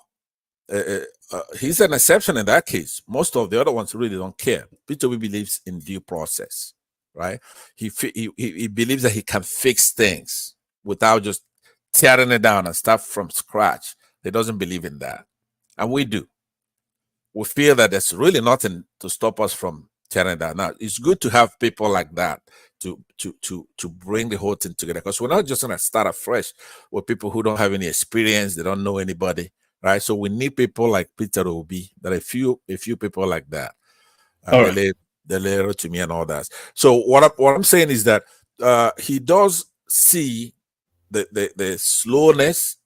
You know, when you're looking at speed now, it's depends where you're observing speed from, right? So he's not patient enough for P2B's type of politics, but at least P2B is not corrupt. That you have to know. P2B is a patriot. So P2B wants to close the gap, fix our system to where if you go to the court, you're able to come out with justice. You know, all right. Yeah, stuff like that. So, but he's overdoing it, and he's an actor, and because he was in the APC before, so he could tolerate evil longer than, say, me, right? All right. Pasat, wrap it up. I want to speed it round and then come back to you. If you're happy I want to do 5 minutes monologues, and then, gentlemen, I want to be a bit rigid with the 5 minutes, just so that everybody is not waiting for too long. So a couple more sentences from you, Pansat, and then we kick off the 5 minutes with Ajan Lekoko. Yeah. I would yield it to Ajan Lekoko, but he asked a question about if Tinubu is removed, then who takes over? Now, if we're doing it constitutionally, then what's his name takes over? Shetima, right? But if we're going to be forward, Tinubu has to Shetima has to go with Tinubu now, because they came in. It would defer to Akpabio. Yeah, but that's if Tinubu comes in and say I resign. Okay, pressure, a very good pressure is put, not just on him. That's another thing. The pressure should be there are key people. Your minister in Abuja, Wike, should be on the run. Somebody like Imo State governor should be on the run. If you're gonna do a protest, Tinubu is all the way on top over there. There should be a lot of people that should be on the run right away. Yes, but they are not. They are not, are they? But you've nobody hasn't started yet. Listen, one man. Nobody's going to run from. Don't drink your own stuff, right? This thing hasn't started yet, so you don't know what's about to happen. I'm trying to tell you that. I think we have a reasonable idea. No, you don't. Trust me, you don't. Well, no, we do. No, listen. Don't look at what's on social media. These people have told you, give you. The whole thing is on social media. Where else is it? Yeah, could you? That's what I'm telling you. Listen, let me land, please. Let me land, please. Let him. Nobody who wants to interrupt me is a friend of mine because I'm about to make a key point. But go ahead. Okay. What do you want to say? No. You make that key point. Land wherever you want to land. Who is that, by the way? It doesn't matter. It's DOG, but it does matter.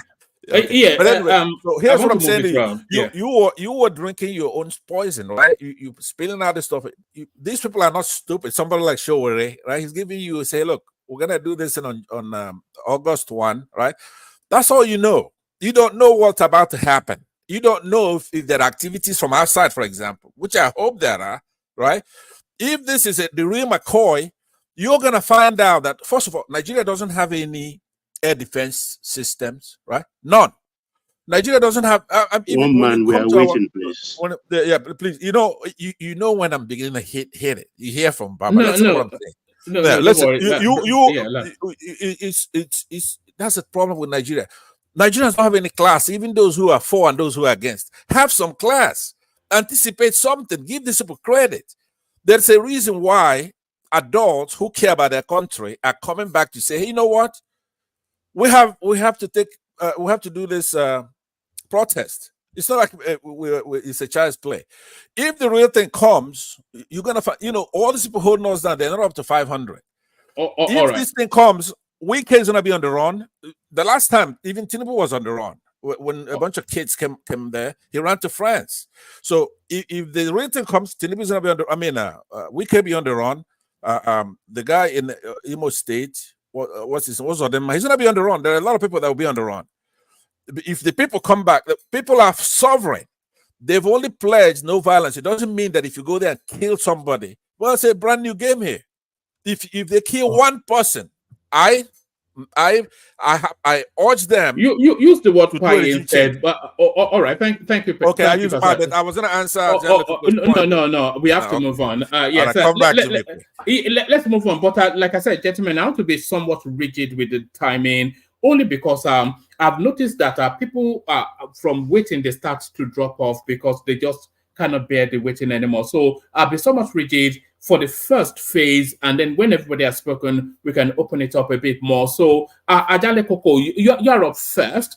There are a list of talking points, but I'm not sure that the conversation will go beyond what seems to be engaging. Do you know how many people were there when I pass on to you? Let's see how many Ajale Koko pass on. I lost nobody when I was on. I gained more people. All right. All right, brilliant. All right. So Ajale Koko, we're speaking about Kenneth Okonkwo reaching that epiphany. As I said, we're talking about the this notorious terrorist that has now turned himself to a celebrity called G, accusing the Minister of State for Defense as being a sponsor of terror, Matawale.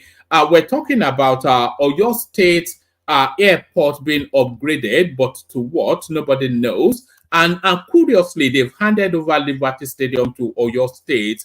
So that's interesting. And then Ethiopia says it's about to float its currency, somewhat mimicking what Nigeria has done. So it's almost an inevitability, all this subsidized currency. And of course, the big elephant in the room, the days of anarchy is being plotted by miscreants in the country. So to that, just give us a 5-minute flavor, Ajale Koko. Yeah, thank you, Woman, and greetings to our listeners around the world. Click on the like button, share and subscribe if you haven't done so. You see, Woman, it is time. I haven't, watched all those video clips that, that you showed us.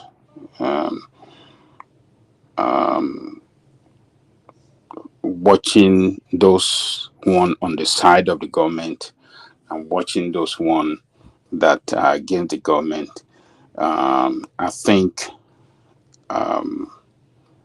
the government have a responsibility now to swallow their pride. They have to swallow their pride. They have to quickly roll out some measures that will show to Nigerian people that, yes, we are listening to you. We are very sensitive to your plight, and this is the direction that we want to take the country on the way forward. And swallowing their pride means they have to cut cost of governance. The Tinubu must come out to announce that it's scrapping some position, cutting costs that will show that, yes, it's trying to cut the size of the government to a very a small size that, will save us a lot of money and, and do something to the people, like the price of the petrol, which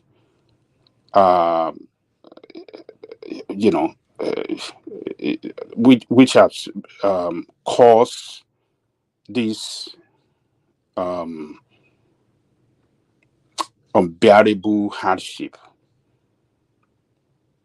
on the people, because the cost of petrol, is the driver of every economic activities in the country. It, they have to bring down that price. If they want to introduce, want to bring back. So to go and borrow money to subsidize petrol. No, hold on. If they want to come back with a subsidy in such a way that be very manageable, in such a way that corruption will not, be injected into it, and it can bring sanity, economic stability. I think that would be a way forward. That would be a good thing to do. They must swallow. Yeah, but where will he get the money to subsidize petrol? Ready, one man. We know they are subsidizing the price of petrol through the back door. So why? Yeah, but not to the level of affordability, though. Not to the 100 naira per liter that you guys have. It's not going to be $100. It's not going to be 100 naira per liter. What it used to be was $200. 200 naira per liter, maybe 197. If they bring it down for what it is today to like maybe 300 naira,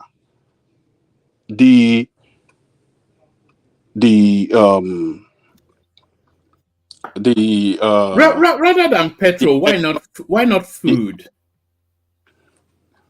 You don't have the control over food. They don't have it, because the cost of petrol will definitely bring down the cost of transportation. Will definitely bring down the cost of living. Will definitely come down in Nigeria across the all the indices, economic indices you want to measure it. It is going to bring down in such a huge manner. It will bring down the cost of living, including the cost of food. Everything will come down. So the government must swallow their pride. They have to come open to Nigerian people that, look, we want to solve government. And they have to cut down the size of the government. And all the enormous and this lavish You lifestyle. know that petrol is extremely cheap in Nigeria already. I don't know what you mean by extremely cheap. If you want to use the international,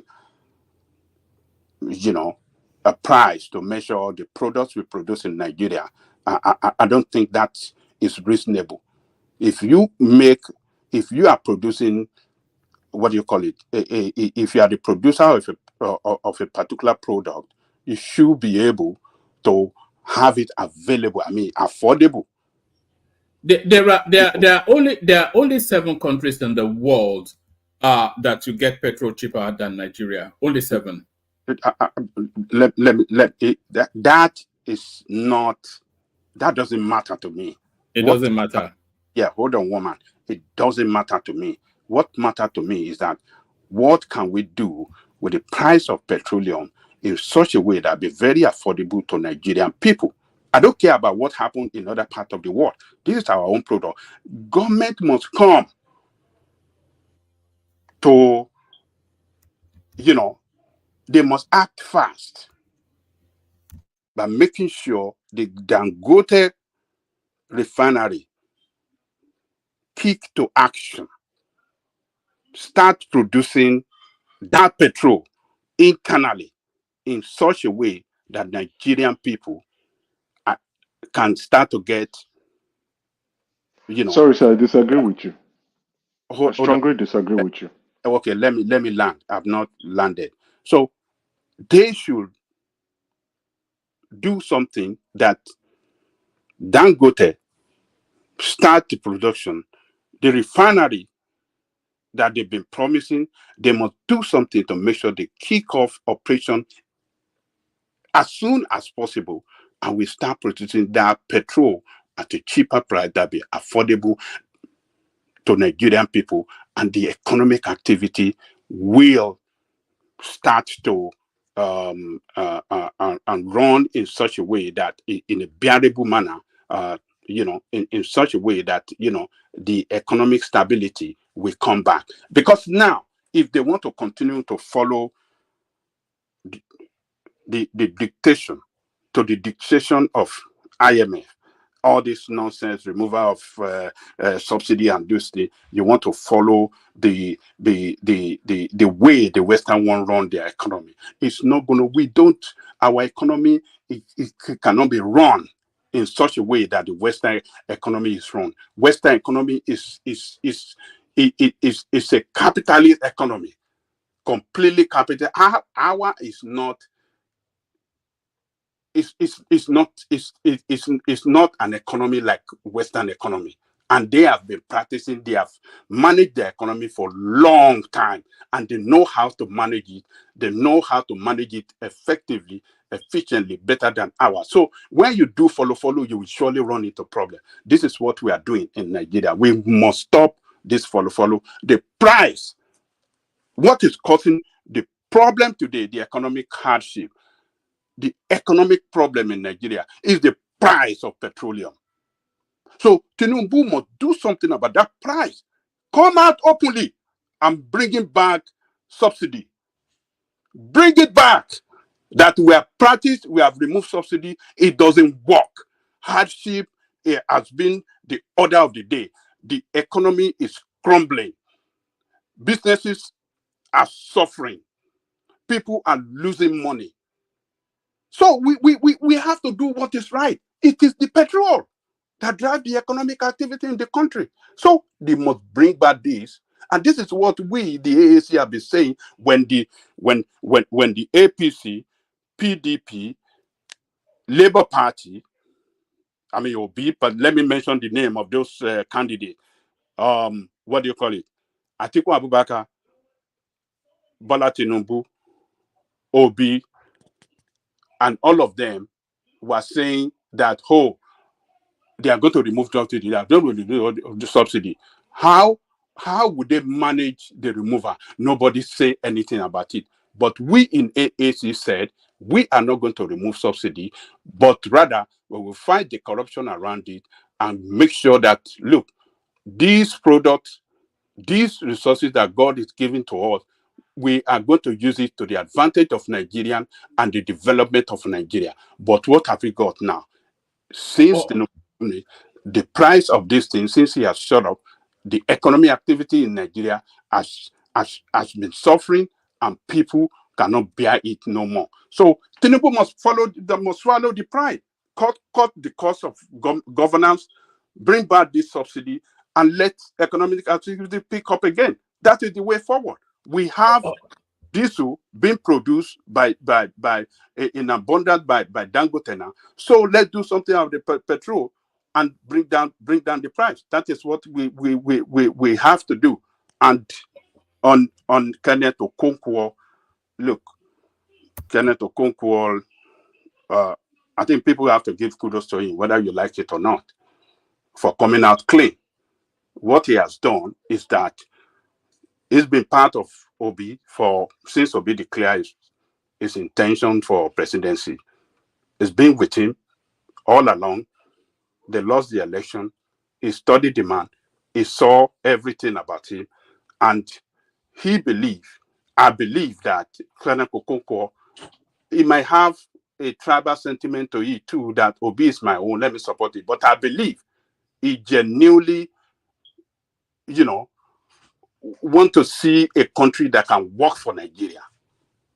And the leader that can effect that, he has not seen it in Obi. Since the crisis of that rocked Labour Party, Obi disappointed him, and he cannot sit down, continue to pretend, following this disastrous path. I think that is what is responsible for his decision that, look, I cannot continue this journey. It's a journey to nowhere. It's a deceitful journey, and let me get out. And finally, he wrote why he left, and in his write-up, he mentioned that Obi lacked that leadership skill that can take. What took him too long to arrive there? Because everybody has always that's the one I wouldn't even say the one Achilles heel. That's one of the many Achilles heel of Peter Obi. Everybody knows he lacks leadership qualities.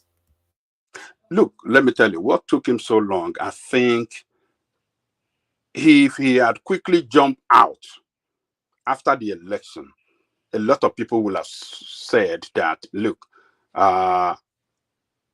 he wanted to go and join APC. Since he left APC to join Labour Party, they have lost the election, and he wanted to go back to his former party so that maybe he can go and seek for appointment or something like that. So, but he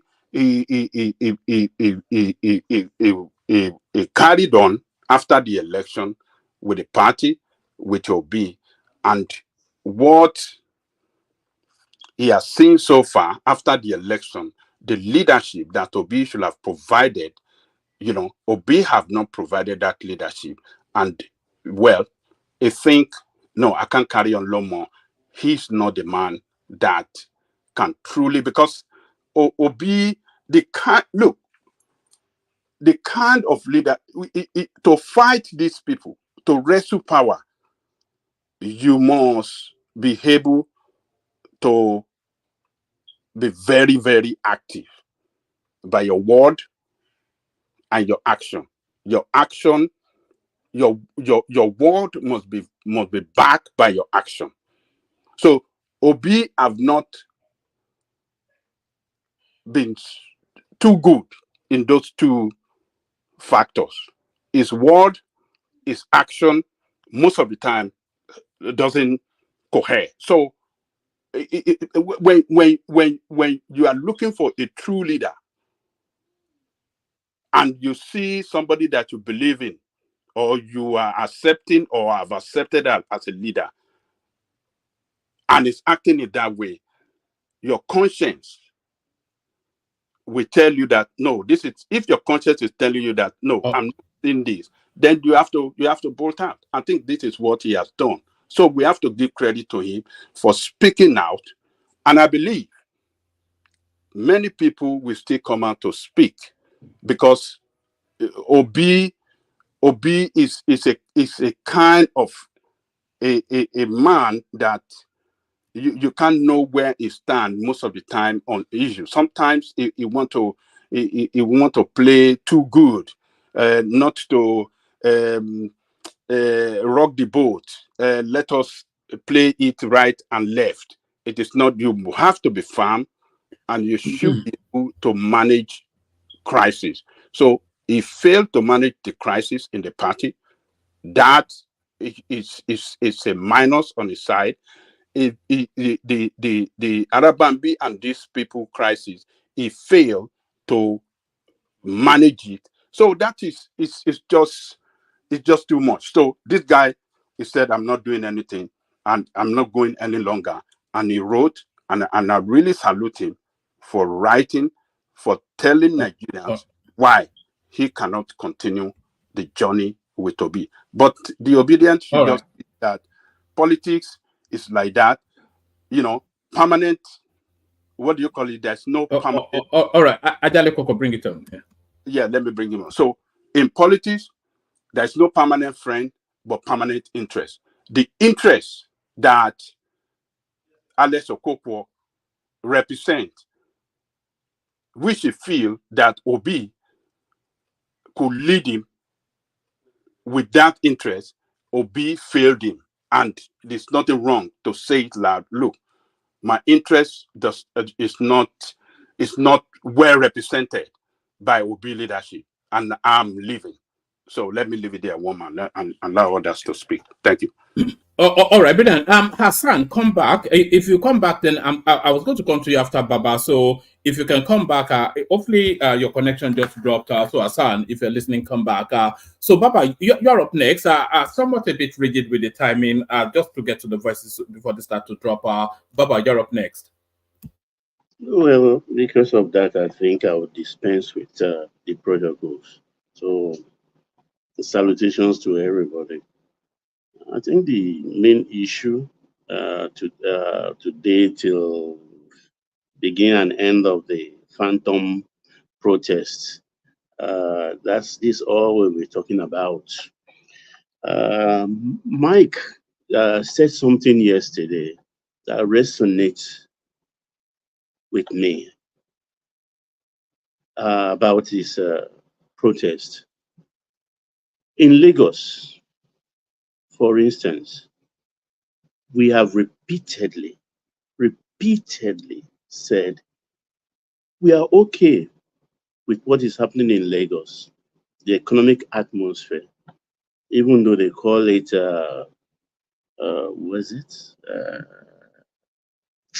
slum. We like that slum. They say the best slum among several slums in Nigeria. But we're cool with our slum. You understand? And because we've always suffered, anytime there has been protests in Lagos that spirals into riots. It's not 1, 2, 3 since the 70s. It has always been like this. And this time we are saying, okay, enough is enough. We don't want the protest. All we want in our state is calm so that we can continue on the trajectory of making Lagos a better place for everyone, where we are so welcoming that those that are not indigenous or not Yoruba speaking, their children attend school freely without anybody looking at their surname. They go to our health facilities, even though they rubbish it, say, oh, they don't give me medicine. At least you consulted a doctor, which you can't get in your own state. And we are saying emphatically, because in the East, since they've started sit at home, in all the states in the East, there are South-South people staying in the East, there are Southwest people staying in the East. Did they obey that order of sit at home? Yes. Can any of them venture onto the street of Ala Igbo on a Monday and will not get the consequence of his action? Of course, yes. They respect sit at home as non-indigenous. That same respect, I want them to accord it to Lagosians. If we say we don't want any protest, we like as we are suffering in quotes, inverted and close quotes. They should leave Lagos out of it. And because this thing, whether we like it or not, I'm just being plain here. It has turned into a tribal issue. And with CAN, Christian Association of Nigeria, coming out to say they are out of this. It's also religious. A religious connotation has been brought into it. So we all have to be very careful. I know it's not just non-Yorubas that are in Lagos. Every other person, even Yorubas, are involved in the protest. They want to protest. They want to protest. Those that are Aluta-oriented amongst the Yorubas or the Lagosians, they want to protest and everything. But there is an inherent risk in that. Fine, it is the right of everybody. And like I said yesterday, it is my right also to enter my car, drive to my shop, drive to my office without molestation from anybody. Because I don't want to protest. You cannot block the road. You can't stop me. And that is why police have said, if you are protesting, please give us your itinerary, and also the space you are going to occupy, so we can protect the protesters and also protect those that are not protesting. It's a very simple thing. They have to understand that. Because today, I mean, people I talked to, we shared that building of that iconic Ibo-Shire High Court building. That building was about 70-something years old when they burnt it down, because it was built early 50s. And I have a romance with that building because I remember when the Polaroid camera came, I think 71, 72. I can remember, this heirloom we take around. I can't remember which of my homes I actually have that photograph. With photo, I was on top of the lion, because you have these two lion gates. The building is not too dissimilar to Old Bailey in England, in London. You understand? Baba, can you take a question from me? Just let me through first, please, Pansa. You understand? I don't think anybody should ask questions when we are doing this monologue. Let people just use their 5 minutes. You can now say whatever you want to say during your own 5 minutes. Don't interject anybody, please. Thank you. You see, I remember very well that building. I climbed on top. We had fun in those. I was in my late. We are all approaching our end of our teen years. I climbed on top the lion. It was a steep climb.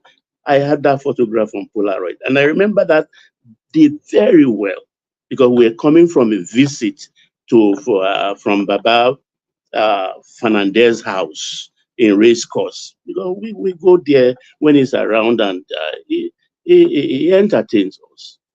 Anybody remember Dende Fernandez, the Olori Ogboni of Yoruba land and worldwide, Kafata? You understand? So I'm a Lagosian true and true.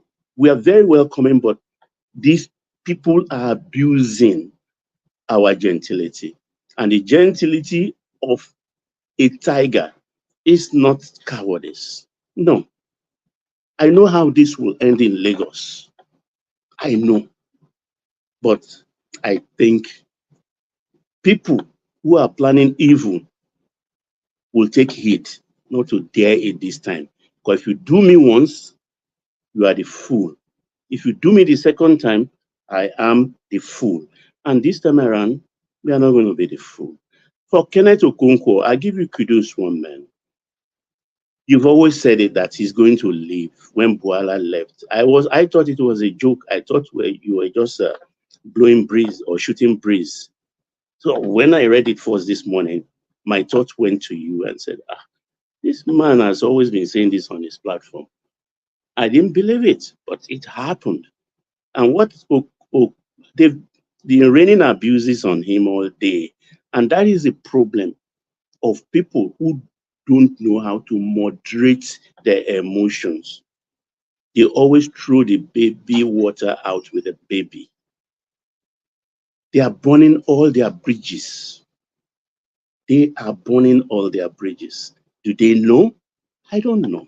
Are they that dim that they don't know they are burning all their bridges? Who haven't they abused in Nigeria? Of course, when they can abuse, is it Time Magazine and unleash on them?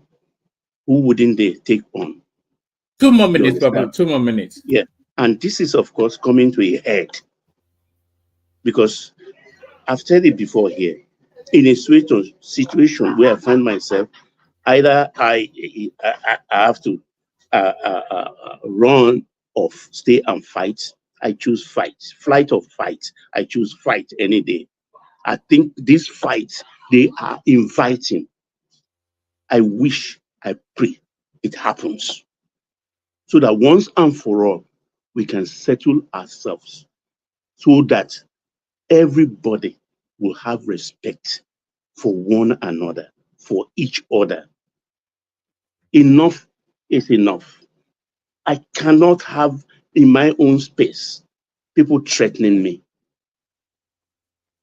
because I'm not a bastard. The Lagosians are not bastards. And for the Northerners who are now waking up to the era of protest, who suddenly people who didn't say anything for 8 years when Buhari was there, people who even Dubai named terrorists amongst them, and Buhari didn't do anything. All of a sudden, because Tinubu was there and the rent seekers amongst them are not getting their cut, they want to protest. Fine with me. But they shouldn't forget one thing. With their action, they encourage a Yoruba nation to be bettered. That is in the bag, is in the wings. Those who want to be like Niger or Chad or Mali can still put in their territory. That's as simple as the whole thing may be. Thank you, one man. I yield. All right, brilliant. Enrapturing delivery by Baba, of course. Always, it's the texture of Baba's voice and the authority. That's really what reads. Thank you, Baba. So thank you, Baba. We go in this order. We go DOG, we go Ogbeni, we go King Emeka, and then we go to Akinzo. So DOG, you're up next. It's been a moment since we last saw you. Yeah, one man. Good evening. It's a good morning. Well, yeah. His work and other stuff. Sorry. But I will call you, sir. I will call you. Thank you. Firstly, for me, there was a part Ajalioko said the president should come out and announce cutting cost of governance. That won't change anything. This protest, to me, is not something that should even be happening right now. Looking at the plans and the trajectory in which the government is moving, they've just increased minimum wage. They've just spent 1 year. So are you telling me people can't wait? Then you can see, like Pansat was saying something about people are picking things from social media. Even him, he said some things that I can tell he saw that on social media, he heard it from social media. Like the issue of INEC chairman. What has that got to do with anything at the moment? What has the issue of...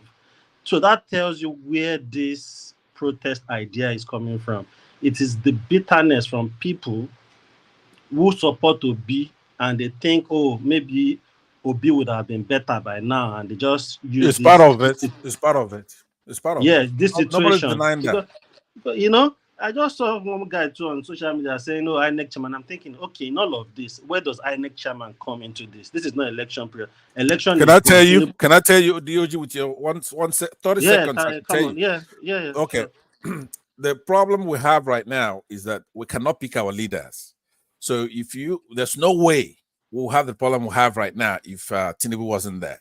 if Nigerians picked who they picked is president, then we won't have any problem. They'll be busy solving the problem. So that's why. Who told you the president that Nigeria pick is not Tinubu? Who told you Obi won?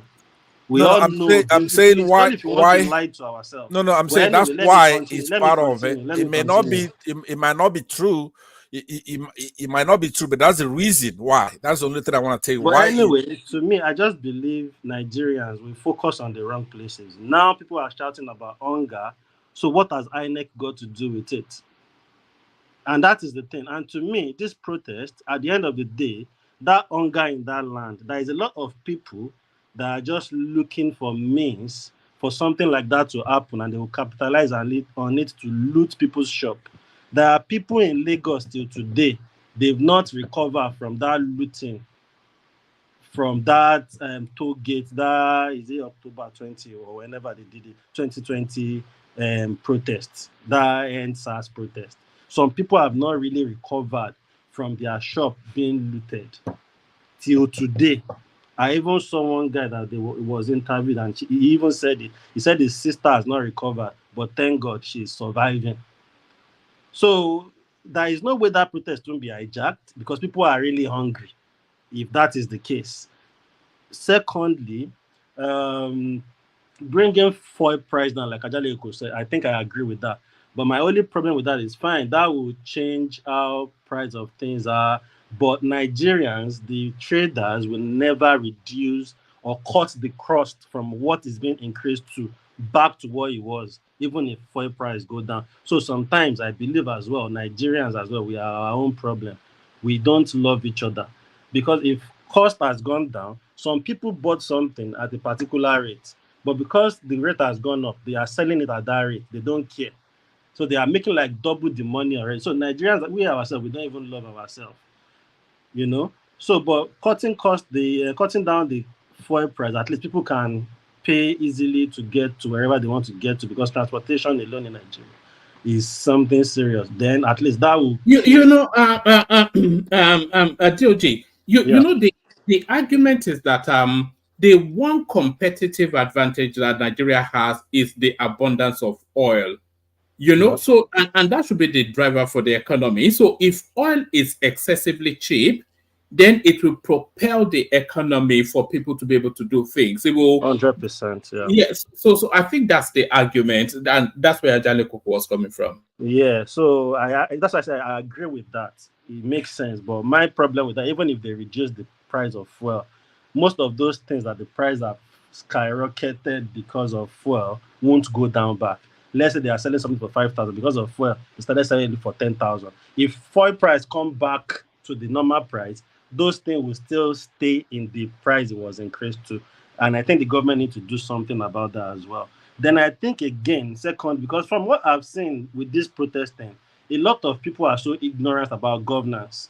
I think 2 more minutes, D. I'm not sure you want to go to Kenneth Okonkwo or not. Yeah, I'll 2 more minutes. Yeah, sorry. So I think the government as well need to look for a medium to start educating the citizen, because that country, if you see what people are saying and what people are writing on social media, you can just tell people don't even have idea of governance. Then they need to know where to channel their energy to on their needs. Everything is not the president, to be honest. So let me leave that protesting for now. But I just believe the protest, we don't need the protest. That could have looked for a way, a medium to create a situation for dialogue, which would have been better. But because Peter Obi is just the way, he was the one that actually fueled this tribalism in Nigeria during the election. He even almost caused religious conflict between Christian and Muslim with all his tactics and all the logic he was trying to use. And people are blind to it. They didn't wake up to it. And all these Obingos will come and be saying nonsense. Kenneth Okonkwo, to me, it seems like a genuine guy from day one with Obi. I just think he's seen the written on the wall, and he's just seen that the Obi journey is going nowhere. Obi is not going to be Nigerian president in any time soon. And I think he can see it. And Obi is not showing a sign of a leader. It's more like they just want problem for the present government because they didn't win the election. Same goes to Showore. So I don't see why we are protesting at this time. It's just a year. They just increase minimum wage. Why not give them time or look for an avenue look for somebody to lead it and go and dialogue with the president or the federal government or the state governor. That is the better way to go about this. At the end of the day, I just believe the youth, the Gen Zs, they just want somebody to go out where a DJ will be playing music, some people will be looking for girls and be drinking, then some riffraff and miscreants will take advantage of that, start looting shop because they need money and they are broke. Thank you, woman.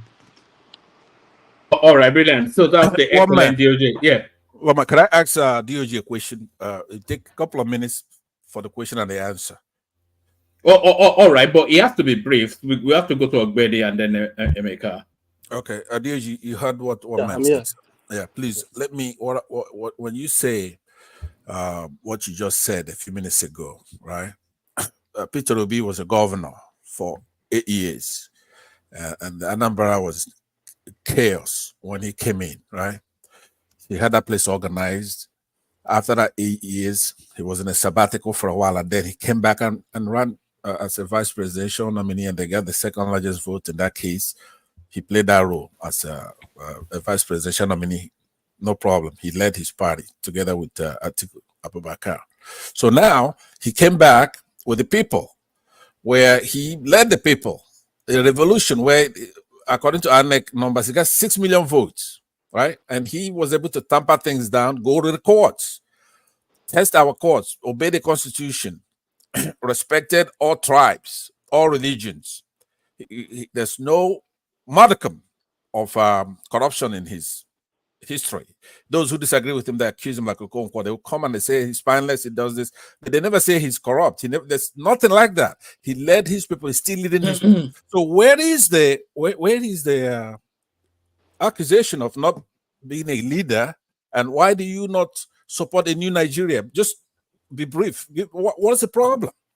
Go ahead. The problem of not being a leader, you can actually just see that from his utterances about how he's encouraging the protest, even from onset. Then even during the campaign, we were all here. We can see how he's trying to foil that tribalism, the way he will use his words and choose his word. Even with Christianity, he was going to churches. He was trying to make the Muslim ticket look as if, Christians, now we should go against the Muslim.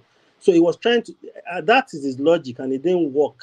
And we can just tell Obi is not a good leader. Even after the election, they were trying to start like a protest then about election as well. He was trying to foil that as well. That is not a sign of a good leader. At this point, he's not even meant to be doing this, to be encouraging a protest.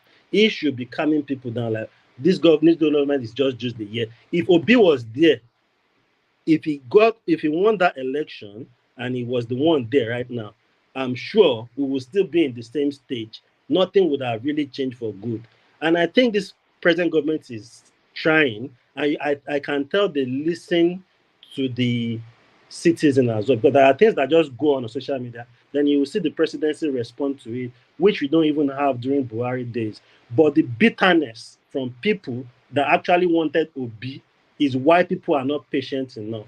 This is not the time to cause conflict. This is the time to come unite, support the government. You can see they are trying to make move. Let's point out wherever we are not satisfied easily without a protest. Let's look for means to find ways and how we could be dialoguing with government. And I think I keep saying this, the government needs to start educating Nigerian youths. A lot of Nigerian youths don't know what is going on with governance, even with Nigerian politics, with Nigerian history. They don't know shit. They are just followers of Obi, and they just believe they want change. And change don't come like that. It's not going to happen overnight. So we need to wake up. This will just cause trouble. Some people are meant to go to work on that day. They won't go to work. Some people's shop will be looted again, 100%. I'm sure of. There is no way there will be enough security to stop that, because people are hungry, and a lot of people are just looking for a slight chance where they can have opportunity to do such stuff, and it will happen again on this day. That is my take, and that is why I don't see why we are going on a protest when we can look for other means to dialogue with the government. Thank you. All right, brilliant. Ogweni, you're up next. After Ogweni, I was going to go to Emeka, but Emeka, with your permission, I'll go to Hassan, who's been dipping in and out. We'll go to Ogweni, and then to Hassan, and then to Emeka. Apologies, Emeka. Ogweni. So, I mean, the conversation, there are other topics, by the way, but I don't think anybody's attention is drawn outside of this looming August the 1st that seems to have seized the nation's attention. Thank you, Woma. Thank you to everyone. Good morning from Scotland. Woma, let me start with this Kenneth Okonkwo. Maybe from there I can now say something about that. I hope my 5 minutes will not be true by then. Now, on Kenneth Okonkwo, well, for me, many people that have described him as probably someone who was or who is truthful. Well, I don't know. I don't know for how long I've been following Kenneth Okonkwo. I think I've been following the guy for a while, particularly ever since he has joined Peter Obi, to push for the presidential ticket for the 2023 election. And I'm following keenly his utterances, his conduct, and all the rubbish he goes most time on the TV to talk as if he's still acting Igodo or Igaza in Hollywood. If you remember, you recall this same Kenneth Okonkwo, for every personality, everybody that has left Peter Obi after that election, he's been the one trolling them. He will talk about them. He talked down on them. For me, I see him back then as the leaders of ones that will give water to anyone that is leaving Labour. I remember when Doyin Okupe left Labour. Punch of 11 January 2024, he granted an interview. In that interview, he said, Doyin Okupe is an opportunist. Sorry, speaker, sorry. Pansat, it is DOG. I can see what you are sending to me in the private chat, calling me stupid and that. At least if you want to do that, you can super chat it. It will be better. At least let the platform make money. Thank you. Yeah, super chat. Only super chat verbally. He's calling me stupid. I'm talking. No. You know, Pansat now is not. It's not of this world. But you need to go and sleep, Pansat, man. I'm not that stuff that you want. I'm not the type you want to try this night. So just stay and chill, man.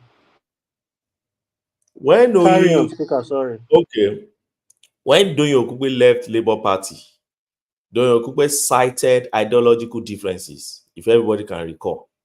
That was the core of his departure, or for his departure, from Labour Party. He said because he believed Labour Party was drifting towards leftist side, and he has always been a right-wing liberal Democrat in for his entire life, and that he only joined Peter Obi to win election, and he believed Peter Obi lost that election.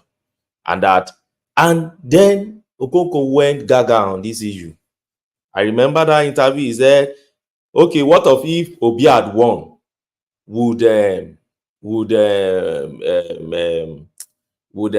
have left? Said he's an opportunist and all sorts of names. So today is his own turn now. He's now living on what? On ideological differences on what? On the fact that he believed that Peter Obi is not decisive enough, or so you can see, and that is why Wole Soyinka, is it that man? Yoruba said, what an elderly man will see right from under the tree. If a child climb the tree, there you won't see it. Wole Soyinka said this when he said, if you like keep harvesting wind, you will stop, or you are grooming a monster. You yourself will be consuming in the monstrous act that you are building. You see, and that's my issue. So when we kept saying Labour Party does not have the necessary structure, and that Peter Obi has refused to put structure on ground, Okonkwo was one of the major guys defending this guy everywhere and say, oh, therefore they don't need structure. Obedience is their structure.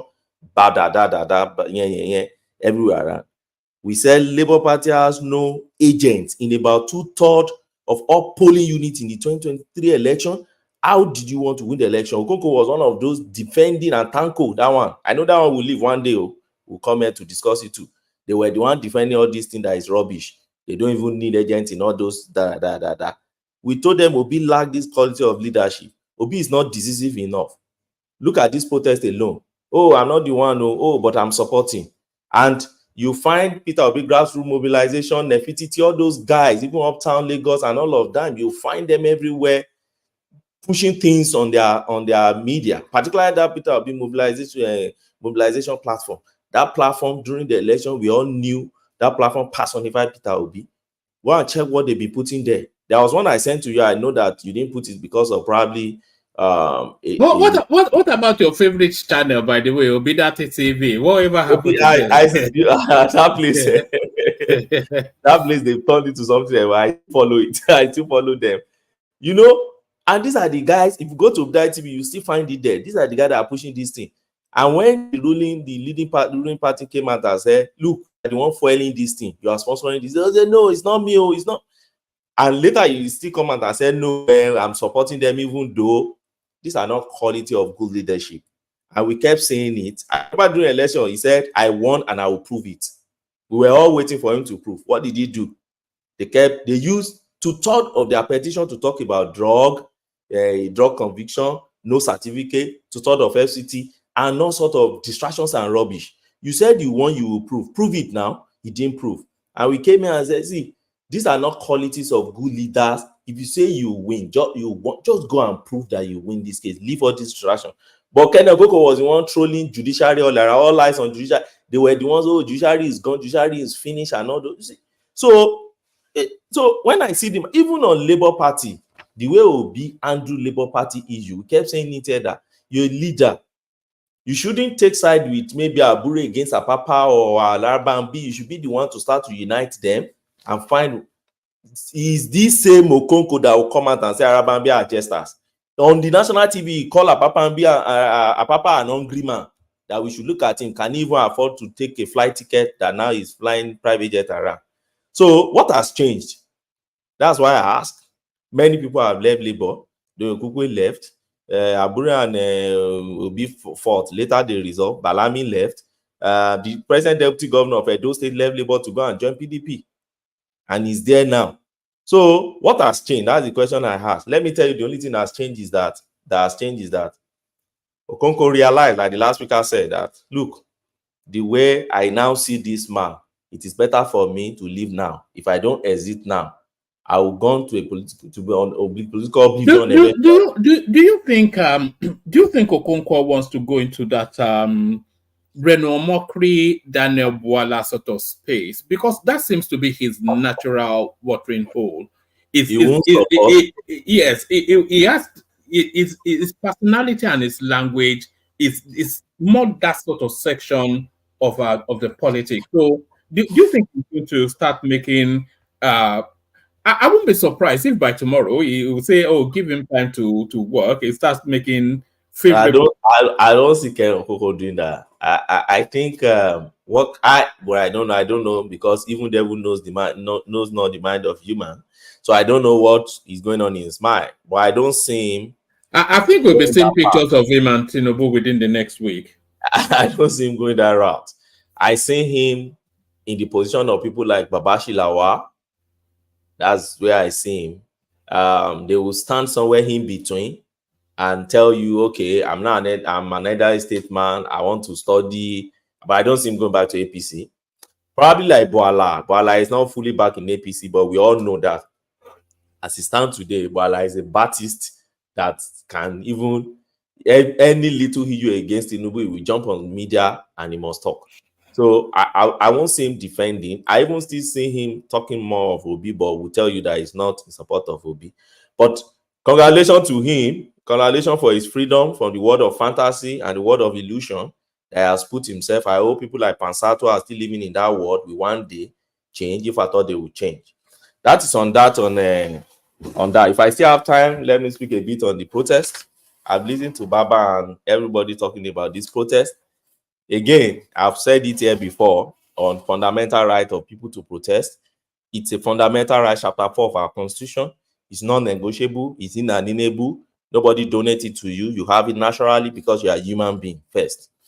Now, our constitution protects this. I've read out those sections here before, section 39, 40, 41, 44.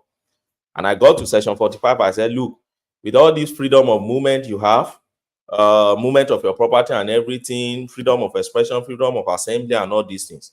There are provisions in that same law that says where that your right ends, that is where another person's right begins. So it shouldn't intersect to that person's disadvantage. So if you're protesting, and by the way, protest is not the same as riots. And I think our youth should try and understand that. Protest is not the same as riot. What you saw in Kenya was largely a riot, not protest. And I keep saying, what have they achieved? Yes, the man dismantled his cabinet, but the same cabinet is back now. What have you achieved? You destroy all the shop and everything in your space, in your capital city. Now, no good insurance for those businessmen. They are the ones suffering. What have you achieved? These are the things I keep asking myself. And I said it again. They said, oh, after all, Tinubu also worked in 2012 against Jonathan and everything. So we should turn governance now to do me, I do you. So when will we move forward? Now, I hope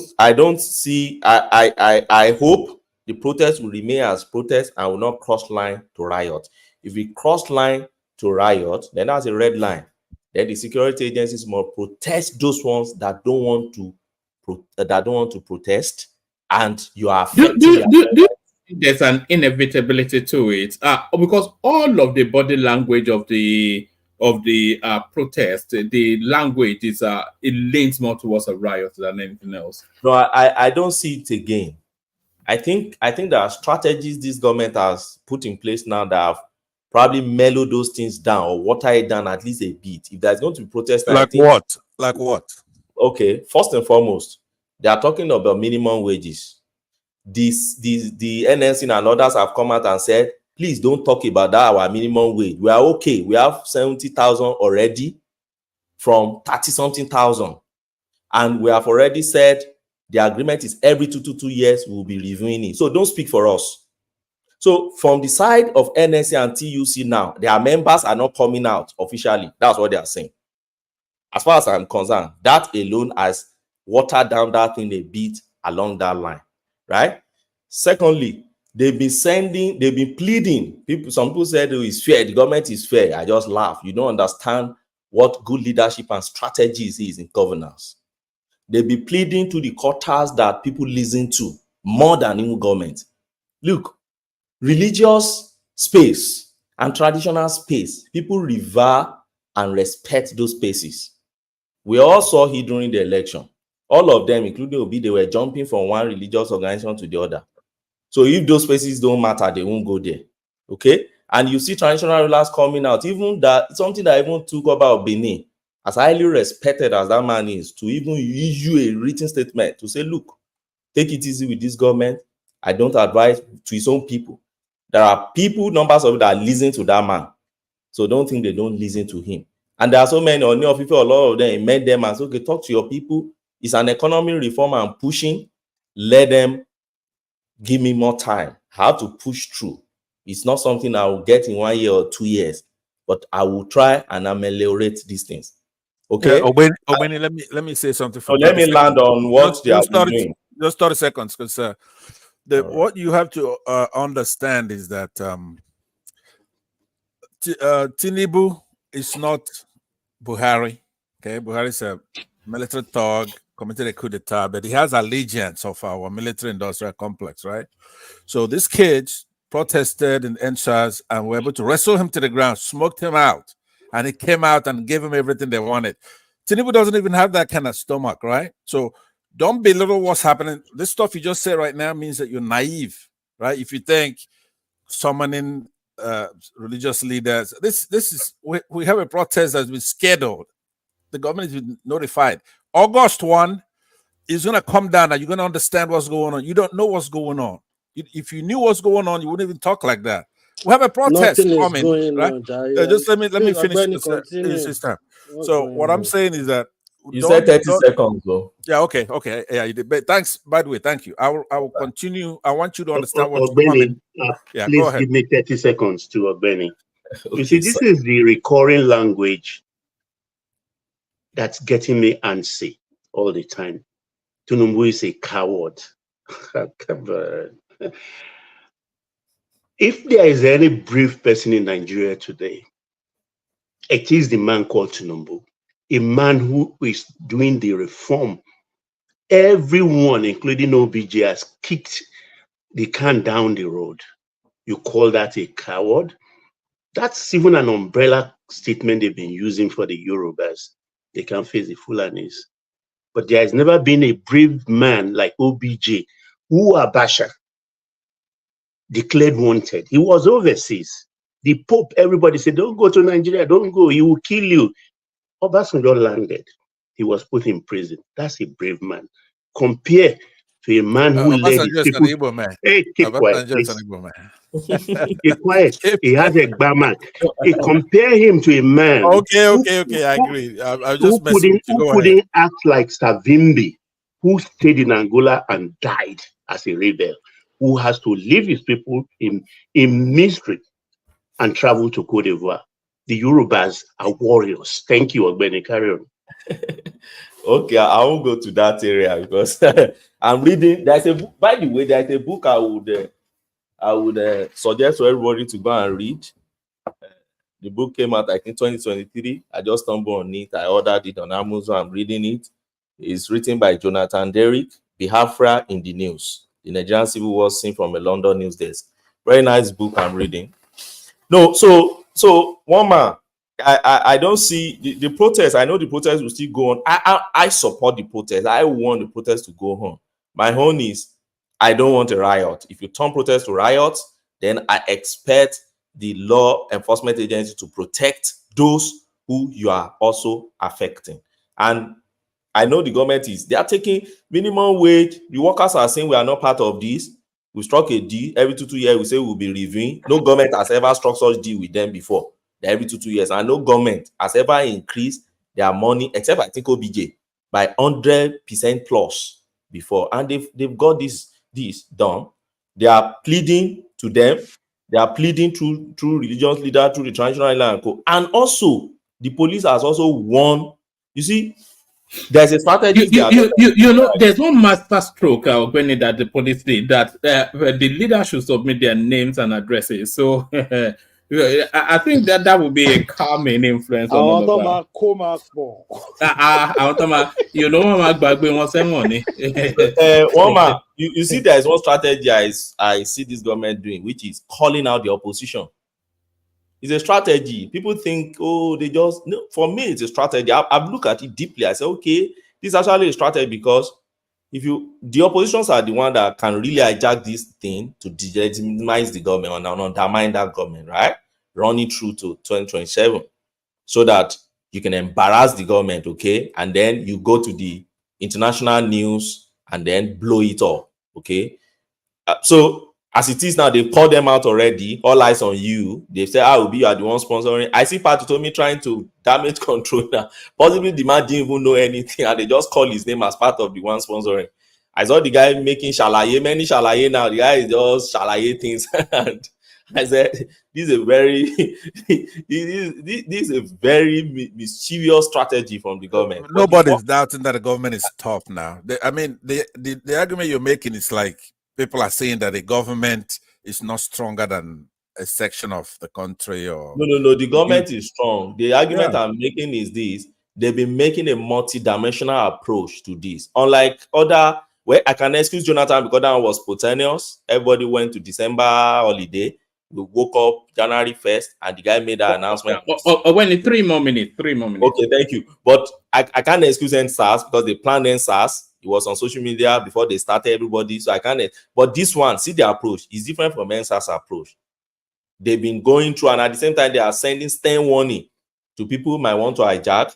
And they've told you there's intelligence report that shows that some people may want to hijack. So you that will come out, you should be careful. You know where to go, know where not to go. Not that you are protesting and you are moving close to ShopRite on that day. Whatever happened to you in ShopRite, if it escalates to looting, you bear the brunt.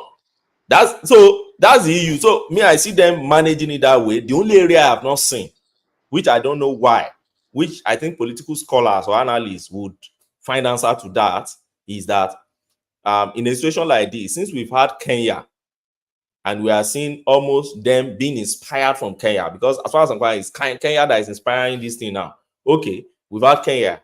Now, possibly we should see the president coming out to address the nation and say, look, but political analysts can say no. So for every issue, the president should be coming out to address the nation. That is a distraction. You don't. But could I give you a scenario? Let me give you a scenario. Then you tell me. Don't give me a scenario, because we have to get to just other one people. second. No, you've interjected them out I 3-4 know. times. Yeah. Just the last one. I want to touch it after this. But let me give you a scenario, right, that you haven't thought about. Let's say this on the 1st of August, this protest starts, right? And it has international dimension, maybe because of this oil thing that's happening, the oil companies or whatever. So the United States is interested. Let's just say they want to use these protesters, right? And on the first or second day, we have a bunch of casualties, which will include our leaders, right? Yeah. Do you understand what I'm saying? Whereby, what's his name? Shetima is gone. Wike is gone. No, right? that's just some fancy. No, let's just carry on. What do you mean by gone? It's fanciful. It's saying the Americans will come and kill them because of Dangote's refinery. You see, hold on now. Don't run away from a scenario that's possible. It's likely. It may not happen. No, let's just carry on. Man. It's getting so ludicrous. You see, they wouldn't let me talk. They love that narrative, and that was why they told us back then that if Obi lose this election, you remember 2023, America will come in, America, leave all those things. America is battling with its own thing. America is battling with who should succeed Joe Biden now. And Trump is giving them a tough time. America don't have your time. You see, all these Western countries don't have your time again. You should know that. Look at Kenya. They don't have your time. They don't give any damn whatever is happening in your corner. So we better take our own destiny by our hands and ensure that no collapse of states. If Nigeria collapse, you that is even staying in America, it will affect you too. It will affect everyone. Okay? So, one man, that's all I have for tonight.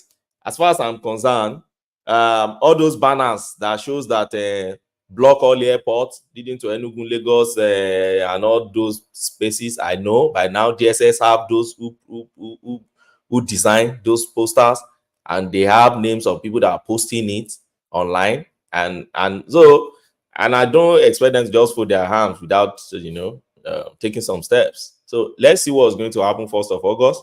As far as I'm concerned, I want the protest to go on. Let the government know that your popularity is declining because of this reform. So they better get the end of this reform right, or else Tinubu's name will go down in the history as the most failed president in Nigeria if this particular economy reform doesn't yield what the plan is going to yield for Nigeria. Thank you, one man, everyone. All right, brilliant. So that's the majestic Ogbeni, of course, elegant man. So thank you, Ogbeni. So from Ogbeni, we go on to Hassan. Hopefully, Hassan is there in fully. Hassan, I've been trying to get hold of you. I want you to appear as a guest on the platform. I tried to call you, but I couldn't get through. I think maybe it was like network issues.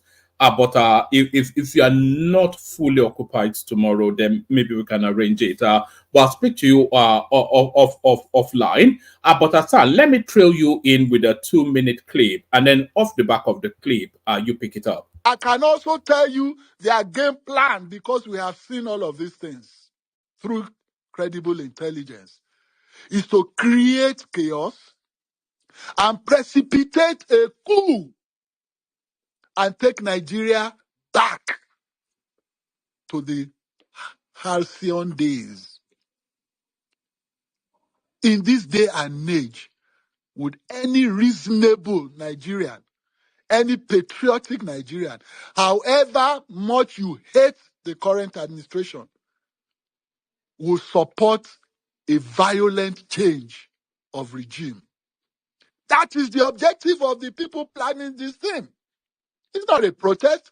Those who are stragglers and those who are largely uninformed or uninitiated to the fundamental objectives of the planners are the ones shouting on social media, hey, this, day, that, hey, oh, yeah, no, yes, we want this, we want that. No, they are being used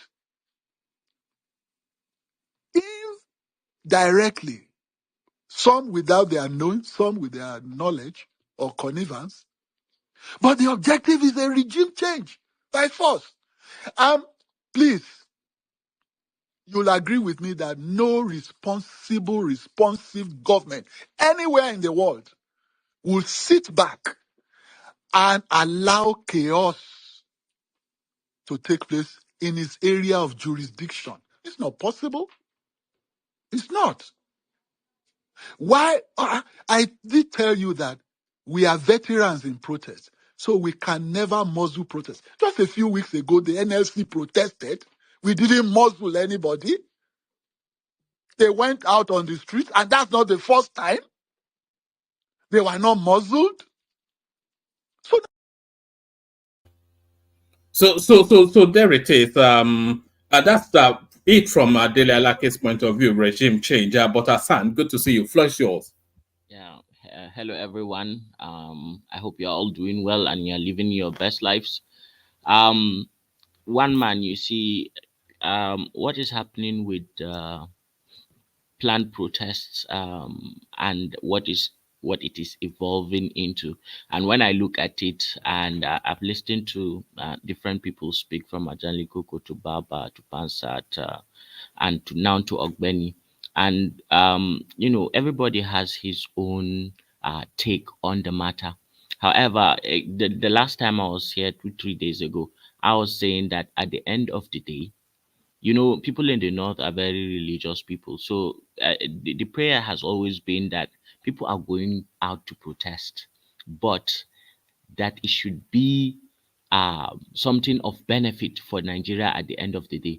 Now, obviously, while there is an intersection between what people in the north want to do with the protest because of the inflation, and people here are relatively poor compared to other parts of the country.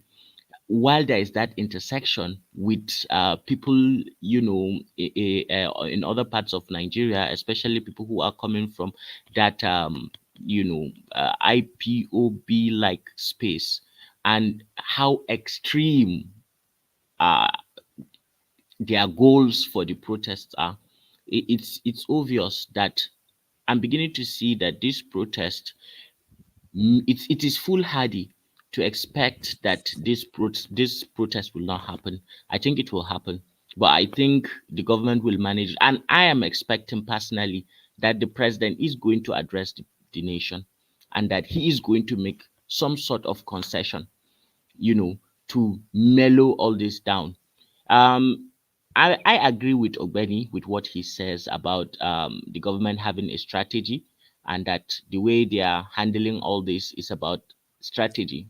And if that strategy should work, then I believe just before the 1st of August, when this process is eventually going to start, the president is going to address the nation. He is going to make some sort of concessions.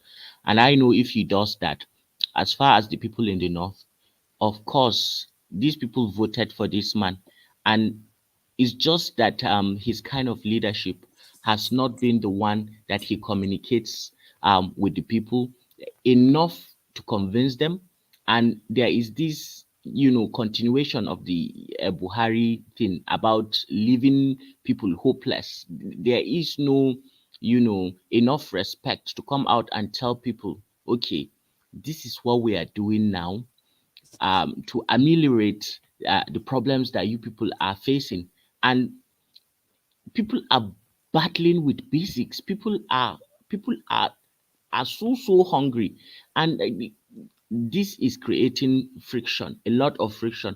And if what we have heard about Tinubu, about him being this political gladiator who understands the landscape, who always gets what is done, if that is truly who he is, then I don't believe that he should leave this problem of extreme poverty and hunger to continue to fester to the point that it will lead to the kind of rhetorics that I'm hearing from different spaces about violent regime change, anarchy, chaos, and all that. I believe it's not going to reach that. But overall, my prayer is that at the end of this all, something positive should come out of it for the Nigerian people. As regards, If I can hold you in that space, and by the way, Hassan, I'm not quite sure what you've done, but your connection now is pitch perfect. But if I can hold you to that space, what would be if that protest will take place, or hopefully it doesn't turn into the anarchy that everybody is anticipating. But what would be a positive outcome for the efforts that protest would require? So, what outcome would make you conclude that the protest was a success? if the president comes out and addresses, the nation, and enumerate decisions that shows that yes, there is concern for the average person on the streets, and people would have to see, that yes, this is done in all seriousness, and a parameter is set for measuring, the feedback of the impact of such a measure. Say, for example, the president comes out on the 31st of this month and says the federal government is going to import food, say maybe rice from Asia, whatever it is that they decide to put money, they have money, so they could import food. If they import a lot of this food, then have, government channels where you can reduce the price of food and then sell it, at such a price that everybody would have enough food. If people here in the north have access to food, maybe say plan that you have enough food reserve, say for the next 3 4 months, with just 3 months, so that there will be a radical drop in the amount of the price for the amounts of food in the next, say, 3 4 weeks, and people can see it. Hassan, 1 minute, please. What do you mean that if people in the north can have access to food? I thought, north is the food basket of the nation, and I thought food is more cheaper and in abundance in the north. So why are people hungry over there now? Because we've been saying people are very hungry. Why are they hungry? Not. Yeah, Nigerians. It's economics. Hold on Let now. me answer. It's Yes. economics. It's economics, Papa Janli Koko. You see, this food that we are talking about, that is here in the north, that is in abundance, and it is in the hands of people, middlemen, who are there to make the profit. It's capitalism. They are there to get as much as they can take, and they are selling it at cutthroat prices. Understand that the food is not in the hands of government. Even the, subsistence farmers, when they farm it, because they are so poor, they cannot be able to store it, and then for a long period of time, they have already a backlog of needs and stuff that they need to deal with. So these people, the middlemen, come and they buy in bulk. They have these large stores, and they are all ex-government officials, a few other, businessmen who have huge capital that they put because the government is not allowing any other food from outside to come. If you have the capital, you just go and buy from all these small village farmers, and then you have a big store, and then you keep it there. And with this way the inflation is rising, you can control it enough that just maybe 10 15 people will be controlling the amount, because nobody else has it. And now it's planting season, so everybody is out there in the farm trying to, plant and then get what he wants. So because, the majority of the food is in the hands of a few people, then, and they have they are the ones that are going to sell it at the price that they are going to sell it. I mean, it's capitalism. So This Yeah, can makes I it ask you a question, Hassan, please? Hassan, let I me actually, sorry, Hassan, I actually know a girl that is in that space. I'll put her on the screen now, actually. This girl right here, her name is Maria Habila. She does that buying into storage of food items to maximize profit. That's she's a kind of girl, but yeah. Sorry, Karen. Look, if you have Yeah, the one man, I capacity, plead for him to like, give me just 10 seconds or 5 to ask him a question. I've not Hassan, landed, and no, have not it's answered about Baba. so you can answer later. Yeah, let him land. Let him land. I think he wants to keep the momentum of where he is, and then come after when he lands. One man. Yeah. Sorry, who is going to interject? It was Baba. Oh, Baba. Okay. Yeah. All right, carry on. Okay. So you see, that is what is making the people in the north so angry. Food. These are people who, have access to food for most of the time, and just within the space of 1 year, they have lost access to food. Now they are angry. If you can get these people subsidized food, it's not even about the petrol. People are talking about, and the president should reduce the subsidy or bring it back. No, I don't think that is exactly what will happen. If the government can get the food into the country, they can transport it to the various states and then have people have access to that food, then the anger will come down. Then within the next 3 months, then put in place a mechanism that which should have been done earlier, before the president removed that subsidy, a mechanism to ensure that you are cushioning this effect. You see this 70,000 naira into the accounts of 5 million Nigerians, it will not go around enough to make the impact that you think. And where you are giving one bag to each household, which never gets to the people, or telling people that the government has given your governors food. Why don't you ask your governors? You ask the governors, they say we're giving 20 trailers of rice, 20 trailers of rice for a state like Borno that has 8 million people. What does it do? These are just piecemeal, superficial, looks like superficial things that from the vantage of the common man is what the government is trying to do, just gaslight them and continue because you cannot come and talk about this sophisticated economic, macro and microeconomic things to the average Nigerian who is out there to just try to make ends meet. It will not make sense. And with the history of Nigeria and what has happened before, the kind of promised that has not been kept, people are right to say that they want to see something that will manifest before they can agree to this. So within that time frame, what the government can do is to create a mechanism that will, in the long run, cushion the effects. Don't leave Nigerians to bear this brunt like this. Not when you have bought yourself a private jet, a yacht, you have let your Senate, spend money like that. You travel with a whole a retinue of. Is that another area that they need to address immediately? The optics, the ostentatious governance, so bad. It's just vis-a-vis people. There are clips of people eating grass in Nigeria, and then you are living this life of Arab princes. Yeah. Yes. There's this saying in Hausa, idan aka bi ta bera to dole ma, idan aka bi ta barawo to abi ta mabi sahu. That even if you say, that dawa, this traditional Hausa, just like a traditional Maggi, a seasoning, it's just a traditional Maggi. They call it the dawa. It has this pungent smell that when you keep it in a room. So it just translates as, if you want It's to like find locust beans. That's Iru Ogiri. Yeah.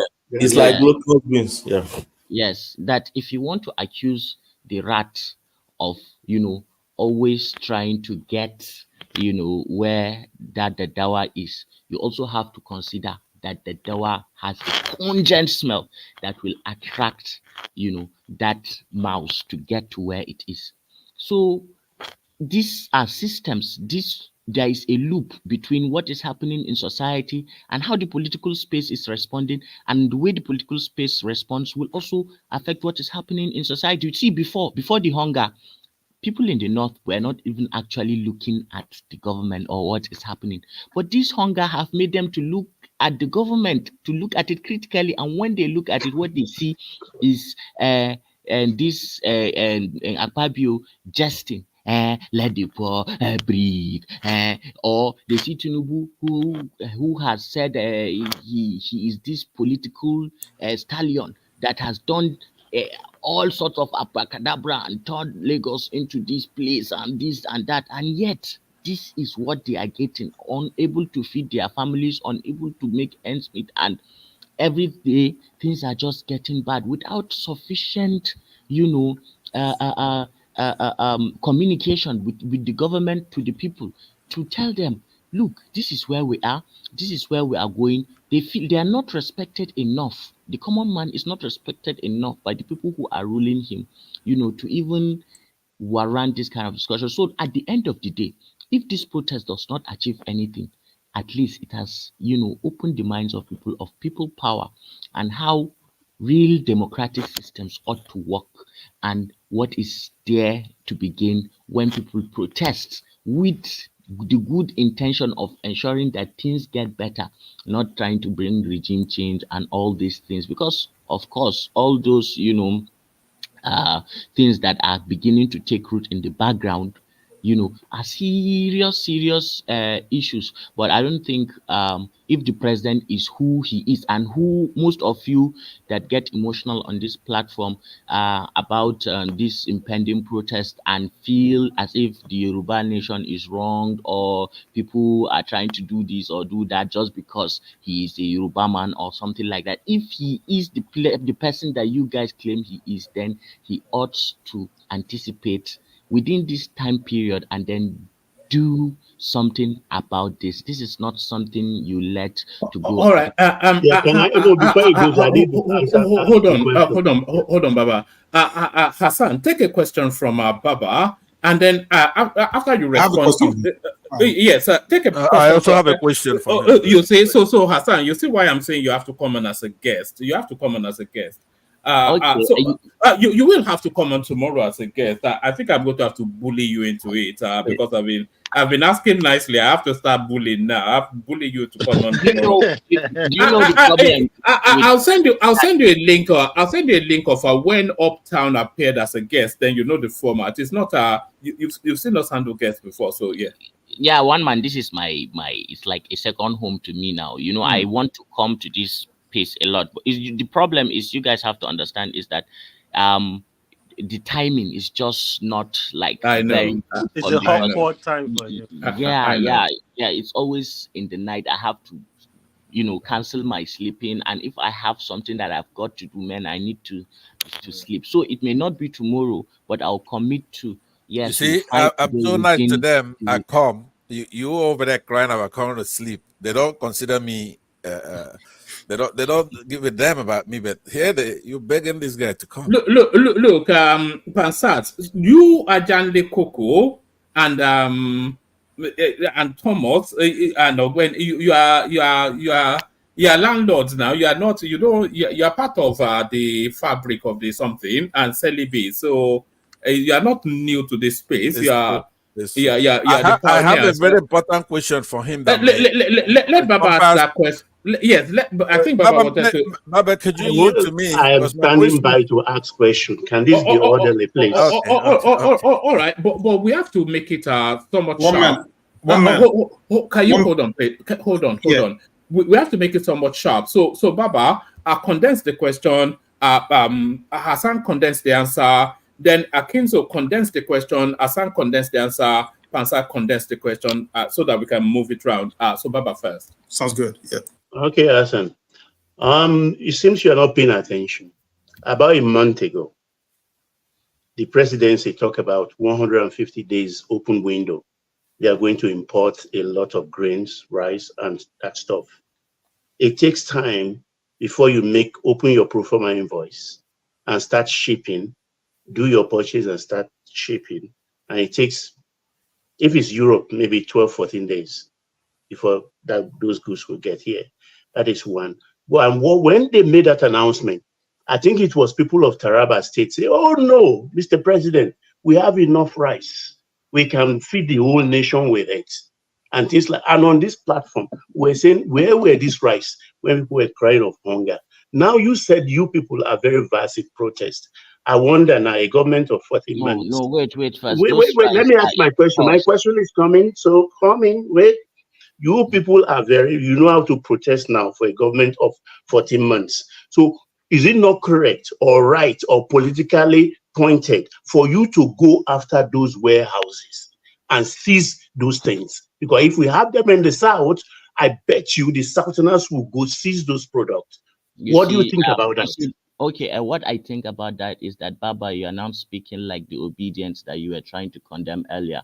Why should we people go and take other people's thing? Isn't that your complaint all over in the first place, that this protest may lead to people go and doing criminal things? Just because somebody is a businessman and he has this thing in his stores, it's capitalism we are doing. He's doing his legitimate very business. good. Why should people go and break it and loot it? You see, Baba, Wait. Why do you not blame the government? Which government? Which That the government do you government is want not me to providing blame? you food. Are you trying to deny that people are hungry? Is that where you think this is just some sort of, because people hate Tinubu, that is why they are doing this in the north? Part Come of on, it. Papa. No, Part of it. no. Part Well, of I it. think if you think that, then maybe you have limited information, or there is some sort of deliberate laziness in trying to analyze this thing to the logical conclusion, or maybe you've had such a good life and you do not understand what it feels like to be hungry, to be deprived, to be hopeless. I thank you. And At least you're not calling me an idiot. So carry on. No. I'm just trying to understand this human to human, me and you, because you seem to want to latch on No, to you know why? area. You know why I'm stiffly against the Northerners protesting, because their own kid and king ruled that country for 8 years, and I didn't hear a whimper from that territory. Well, I should say that they should have protested. They should have protested, but um, I, I will be biased in any way if I insist that, because you'll never agree with me.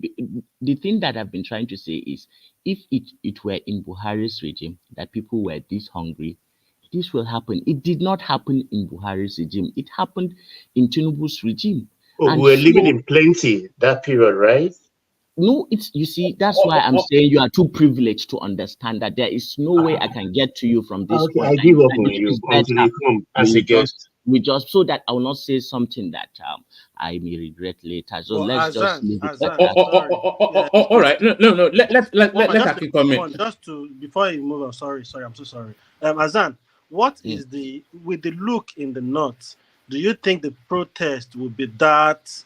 Are they really putting their mind to it, or is just people are just not certain whether they are going to protest or not yet? A lot of people are not certain, and there are a lot who are certain. Now, the good thing about the protest in the north is that those who are certain that they are going out to protest, those are the most reliable people that you can think about. In fact, they have made plans to police themselves, so that if anybody within the crowd is trying to instigate or start to steal something or does something out of line, these people are ready to get those people and hand them over And to, tackle it. to the Yeah. authorities and tackle it. So I don't think it's the same mindset with the ones who are talking of regime change, who are talking of people dying, or violence, or things like that. It's not the same. That's the fundamental difference. So you see, this is a developing situation. All of us are just assuming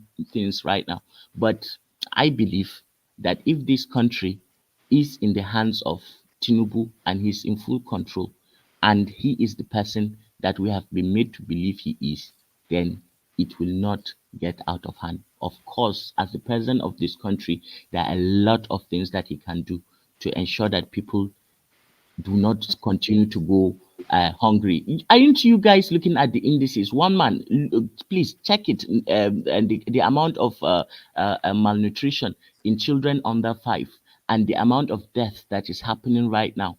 There are a lot of things that are happening.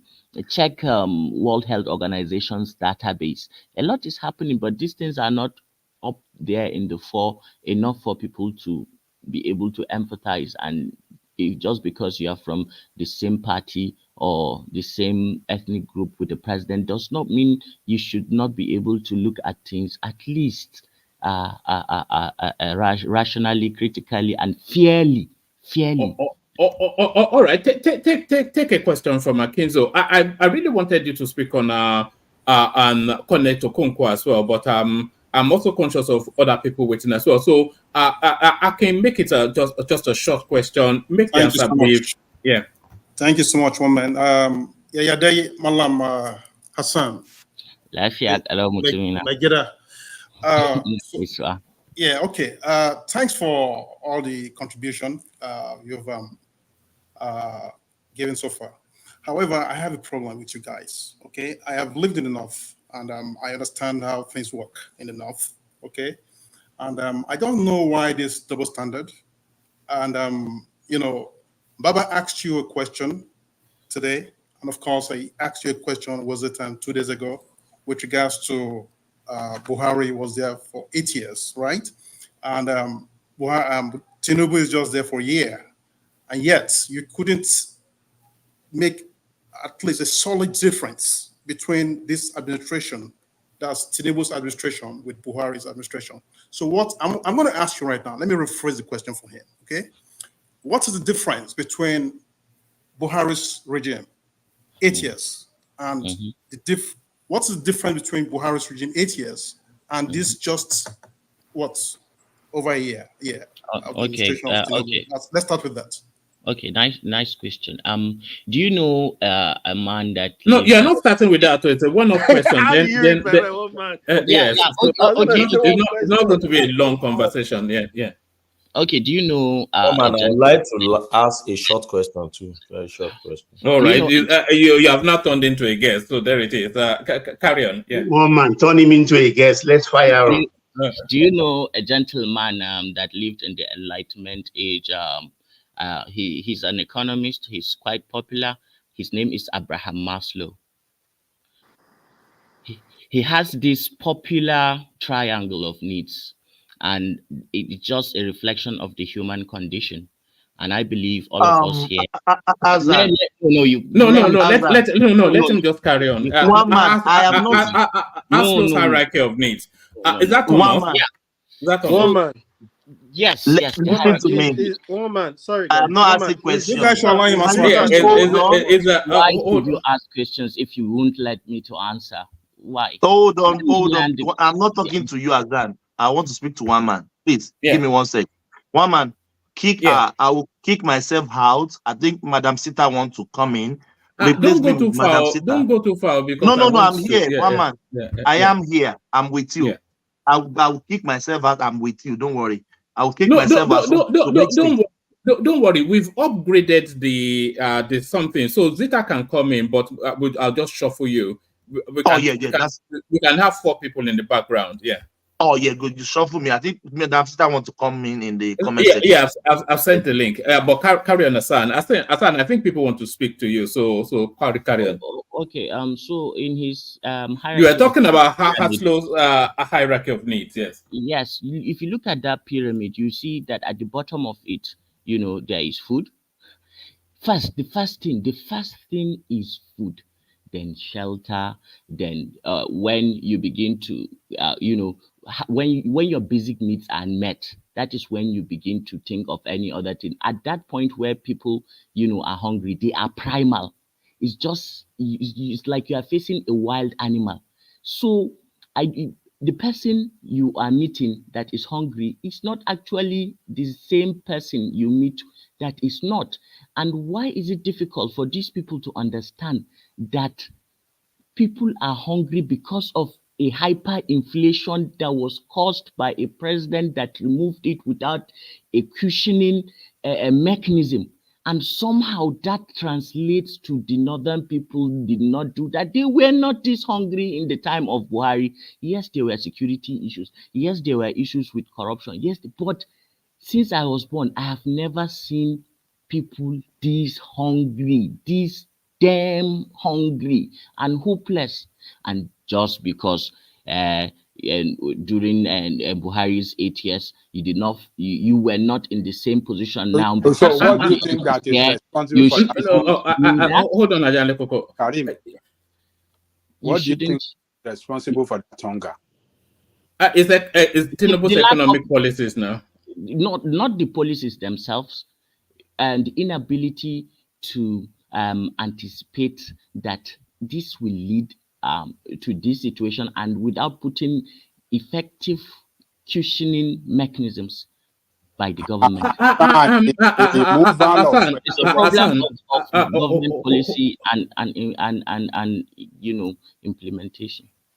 Hassan, let me share an anecdote with you. I went to pick up my mom from the airport earlier today. That's why I was late to start the session. My sister was meant to do it, but she palmed it off for me. So when I was dropping her off at my sister's, so we were talking, of course, and she was, of course, I was asking her what was going on, and she was saying to me that things are so dire that when you are at the shops, a well-dressed person, and she's saying not just one instance, but numerously, a well-dressed person, suited and booted, will pick up items and quietly come up to you and ask if you can pay for it for him. You know, so is that bad in Lagos, you know, where even semi-yuppie people are now doing, you know, they said begging is now even, it's now a blood sport now. People are clambering, it's a blood sport now, begging. One man, you remember the lady that we helped early this year who had a mama put place in Maiduguri. And if you noticed in that video, you see that her shed is just outside. There is a place where people eat, but then out there you can eat. So in places like that now in Maiduguri, where you can eat in mama puts that the chairs are just arranged outside. You cannot eat in the full glare of people right now. It will look as if you are. Children will come and start looking at you if you are not in some kind of neighborhood or in a place where you don't find commoners, maybe in GRA or some secluded place. If it's in, like, say, in close to the market or to the motor park or any place where you find common people, you cannot eat that food. Maybe you can eat it, but you are not going to eat it with a rest of mind, because the eyes that will be looking at you while eating. You know, do you understand that kind of scenario? I don't know whether you guys will get it. Maybe you guys are all for maybe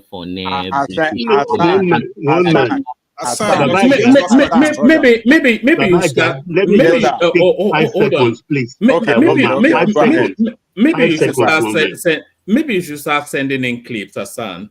Please, 5 minutes. Just because it's my turn, you're not gonna let the guy rest. Let me ask my question so I could get out of here, please. No, let Baba talk now. Hold on. Baba, hold on. It was meant to be Pansat's son. I said Baba Akinzo then Pansat. So I think it's within rights. Yeah. And but woman, Hassan didn't answer my question. I mean, well, he answered it in the manner that give the guy a break. He's trying. Give him a break. Sanu, Hassan, assalamu alaikum. Pansat. Kake. Go straight to the point. What is assalamu alaikum? This issue, man. Shikur san wani abugami da manufofin kashashen waje. Yeah, that's a Google Translate. Google Translate, it never gets it right. I want to know if he knows anything about foreign policy. That's it's not Google. I'm trying. Do you know here? I'm assuming you know something about foreign policy, right? All right, just get me the question. If I don't know it, I would say I did. Okay. I don't. Yeah, it's not a quiz. What I'm saying is that I want you to let your thoughts now go to the height of your imagination. With the thing that's going on, for example, in the Francophone countries, right? You know, like Mauritania, Senegal, what used to be called French Sudan, now called Mali, French Guinea, now called Guinea, Cote d'Ivoire, Burkina Faso, Dahomey. There is a fight that's going on geopolitics where France has already hugged Russia. So Russia has been going out there messing with French interests, right? So for the first time, we have a president that's got his face with the French, because he has a godfather over there called Chagori that lives in France. So what I'm asking you a question: do you see a scenario where the problem we have is far worse than what some of these Tinubu's kinsmen on this platform are thinking about? Or it's just showing it, or it's just Obi, or it's just some Nigerians who are messing with their kinsmen, right? Do you see a situation where there's something more sinister, where you have this French colonies abandon France and go with dictators? Okay. I get the question. Let me put the question in a more digestible. What Pansat is asking you is that France has lost francophone to the Russians. Are they then through this protest trying to somewhat seize Nigeria? Is that essentially what it is? No. Was that your question, Pansat? Yeah, is that conspiracy? Yeah, that was good. That would do. Yeah, you see, as much as we like to push and apportion blame to the Westerners, and yes, they may be active in all this, but I don't think it is at this level. If at all we are facing anything from them, then it should be at the level of the IMF and the World Bank, and with their policies that they are having Tinubu implement, that somehow has cascaded to the people. Not that the French are the ones asking Tinubu, micromanaging him to ensure that people are hungry so that they can come. No, I cannot imagine that to be the case. However, I will repeat again that what I feel is actually happening is a misstep of Tinubu, and this attitude of the ruling elites towards the common Nigerian, of thinking that he will never amount to a level where they can come down to his level, understand what he's dealing with, digest it, and then solve it in good faith, and looking at him as an equal human being with the same right. Because you see the way we live, well, it's almost everywhere, but the elitism of our elites is highly elitist. Let me speak to Renchi today. So that is what is happening. There is so much disdain with the way the ruling elites treat the commoners, and they have been managing it, but they have never been disdained during hunger to this point that they are literally telling their imams that if you keep on with this, telling people not to protest, you will be next. And people are just saying all sorts of things, to the point that the imams now don't want to tell people not to protest. They are telling people to protest, but to protest amicably, to protest under the rule of law, to look out for each other, to ensure that there is no, collateral damages and things like that. That is what is happening now. On the other hand, did change. No. Hold on, Baba, because Zita has also come in specifically to ask Hassan a question. Kulata also to ask him a question. So, answer. Sorry, Baba. Don't forget me. Bye. Don't worry, man. I understand. Sorry, Baba. Hassan.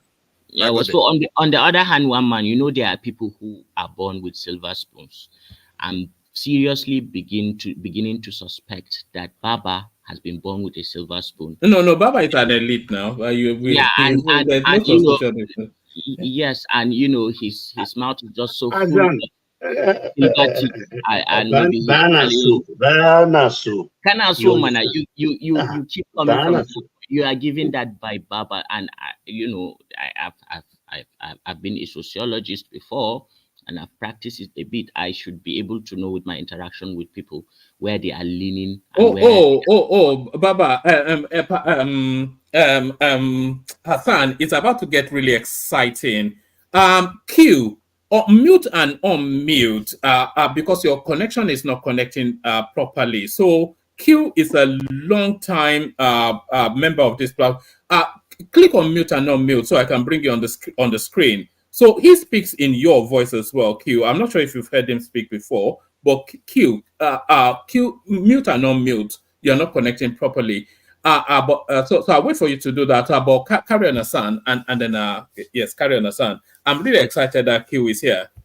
Okay, so essentially, there is, I cannot see that there is a foreign hand to this problem, because we all know how the problem started and we know where we are. It started on the 29th of May when our president was, after he just took his oath of office, and then just pushed away the fuel subsidy to add fuel to fire. He also removed the arbitrary dollar rates that we had. Even though they anticipated that there is going to be a lot of suffering that is going for it, but the mechanism in place was not good enough to cushion the effects of that, and that is the consequences of what we are looking at now. All right, brilliant. Q, if I've sent the link into the comment section again, if you want to comment, I'd really like to hear from you. So if Q comes in, Hassan, he will share those questions with you, because he is a similar and upper middle class voice from the north. Now click on mute and unmute, Q. Click on mute and then unmute. Your device is not connecting. So that's to you, Q. Q. All right, click on mute and unmute so I can bring you on. Ogweni, you had a question for Hassan, and then we go to Zeta or Kulata. Yeah, I will quickly make a comment, then I will ask my question. Mr. Hassan. Ogweni, how you doing now? Yes, I know Baba, I do. Yani? Hello. So the first comment I want to make is this. It is not just under this government that children hang around restaurants and everywhere in the north. The Almajiri is waiting for one to eat, and then they eat the crumbles. It's been there for a very long time. You will agree with me. And by the way, let me give you a little about myself. I married somebody from Sokoto. I married Fulani woman, so you should know. I'm not talking only from the perspective. So, and I've lived so much in the north. I lived all those Mobi, Michika, Uba, Gombe, Hongbiu, Songnuma, Potiskum, all those areas. I practiced there for a very long time. Yes, before I migrated to Abuja. So to just give you a little that I know about that space. So the question I want to ask you is this. Don't you think that the major problem we are facing, particularly in the northern part of Nigeria, that is causing, as far as I'm concerned, it's not food scarcity. The food are there, but it's the hike in price of food. So now, the commoners can no longer purchase. The purchasing power is so much reduced that they can't purchase as much as they could to feed their family any longer. So my question is that don't you think that going by what happened early in this government, and I'll give you two examples, in Kano and in Niger. In Kano, when the new governor first got there, he declared and ordered the Kano State Government Public Complaint and Anti-Corruption Commission, if you know them, I remember them, PCACC. He ordered them to go for what he called anti-food hoarding exercise. And that exercise worked well early in this government, whereby they seized people who were hoarding food, about 10 warehouses in Kano. In Niger, they seized almost 20-something trailers of people buying food for the purpose of hoarding. In Sokoto too, they seized some trailers. There were taking food out of the country en masse. And we have seen that dropped since January this year. And that has spiked this food thing. So where I'm going is this. Don't you think that apart from insecurity, food hoarding by the capitalists in the north, and when I say capitalists, the Olam of this world, Top Feed of this world, Farmgate, Jubilee Agrotech, Livestock, all these guys, top echelon in the agric industry in the north, highly industrialized commercial farming in the north. Don't you think that the government, particularly at the state level, should start taking action like those that Kano, Niger, and Sokoto take back then, even while we are planning this protest? What's your take on that? Well, you see, I believe whatever happens, happens to with a sense of degree. You cannot equate 3 degrees Celsius with 30 degrees Celsius. At some point, the water will just be warm. At some point, the water will start boiling. Now, this comparison of saying Buhari's 8 years is, completely refusing to look at what degree is in the way the world works. People were not this hungry for the obtained time. I'll repeat it, at the time of Buhari. Now, that's settled. Regarding what was the government trying to go after people who were hoarding, do you know what actually happened behind the scenes during that time? I know Kano actually seized food from some warehouses. They actually seized and locked those warehouses. But then at the end of the day, those people came back with their lawyers, found a way out, and they actually got everything back. So your assertion that there is food, yes, there is food, and yes, it is, the direct consequence of having a hyper-inflated economy where people's income have not increased, yet the amount of the money they pay for food has quadrupled. you know that is what is indirectly causing the hunger. Now that is the case. Now regarding actually saying, okay, people in the north should have held their governors accountable. This is a unitary system of government, and the most of the most consequent of the policy that has brought us to this did not emanate from government houses. It emanated on that podium on the 29th day of May 2023. So it's better for all of us to look at this thing as it is, not as we wished it to be, but as it is. The more we look at it as approximate to the original reality, the more likely we are to find solutions that will also work in reality. But coming from sentiment actually will not, help us discuss these things as we ought to. We'll just keep saying, but you, but that, but well, it's interesting, it's drama, but at the end of the day, it's like we just don't want to talk about the real issues, and we're just talking about your religion, your tribe, your, and it's kind of repetitive. All right, Hassan, I want to bring you into the conversation because he may well have perspective similar to yours.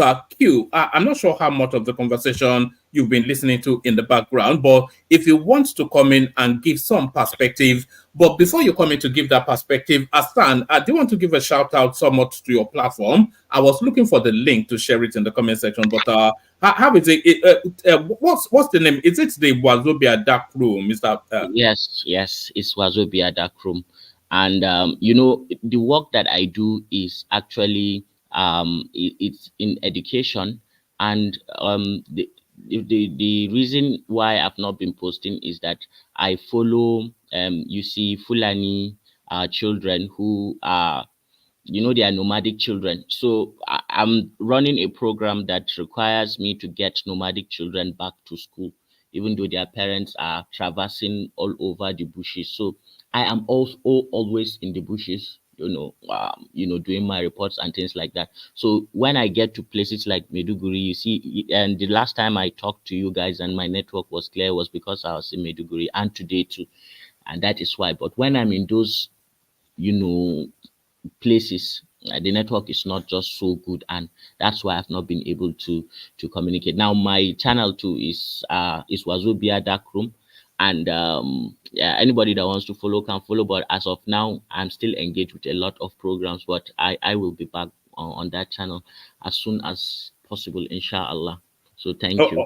All right, brilliant. Pop the link in the private chat. If you put it in the comment section, it won't let you, but if I do it, it will. So pop it in the private chat so I can put it on there. But Q, if you're ready, you can unmute. Apologies to everyone, but you will know why if you hear Q, then because the last time he was here, it was quite illuminating. So Q, it's been a moment. Can you unmute Q? After all that build up, look at Q. Eh? Is he in Nigeria? I'm not sure. It travels around a lot, so I'm not quite sure where he is. It may well be where you are in Maiduguri. All right, Q. When you are ready on mute, then speak to us. But as we await you, let's go to Ask Zita. a follow-up question. Okay, you can, but it has to be brief so we can get to Zita. We didn't wait now. I'm just. Oh, there's somebody waiting. No problem. All right. So Zita, you were asking us to hold Hassan till you come in. So he's still here. Zita, let's hear from you. Hey, hello. One man. Adele. Hassan, how are you? Fine, ma. Welcome, Madam Zita. Thank you. It's good to hear from you, and I'm excited listening to all you said. In fact, actually, it was your voice that woke me up.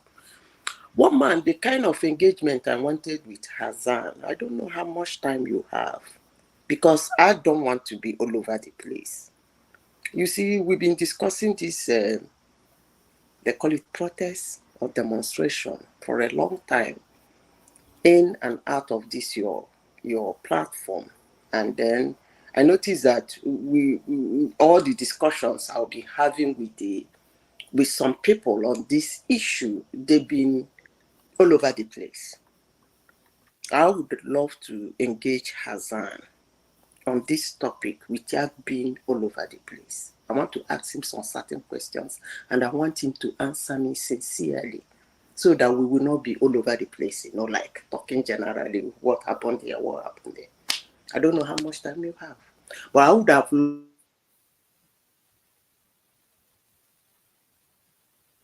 You've broken somewhat. So Hassan, you can see that I'm right that you have to come on as a guest. It's just the demand is there. You can hear it. Zita, we've lost you. Are you back, Zita? Yeah, I'm here.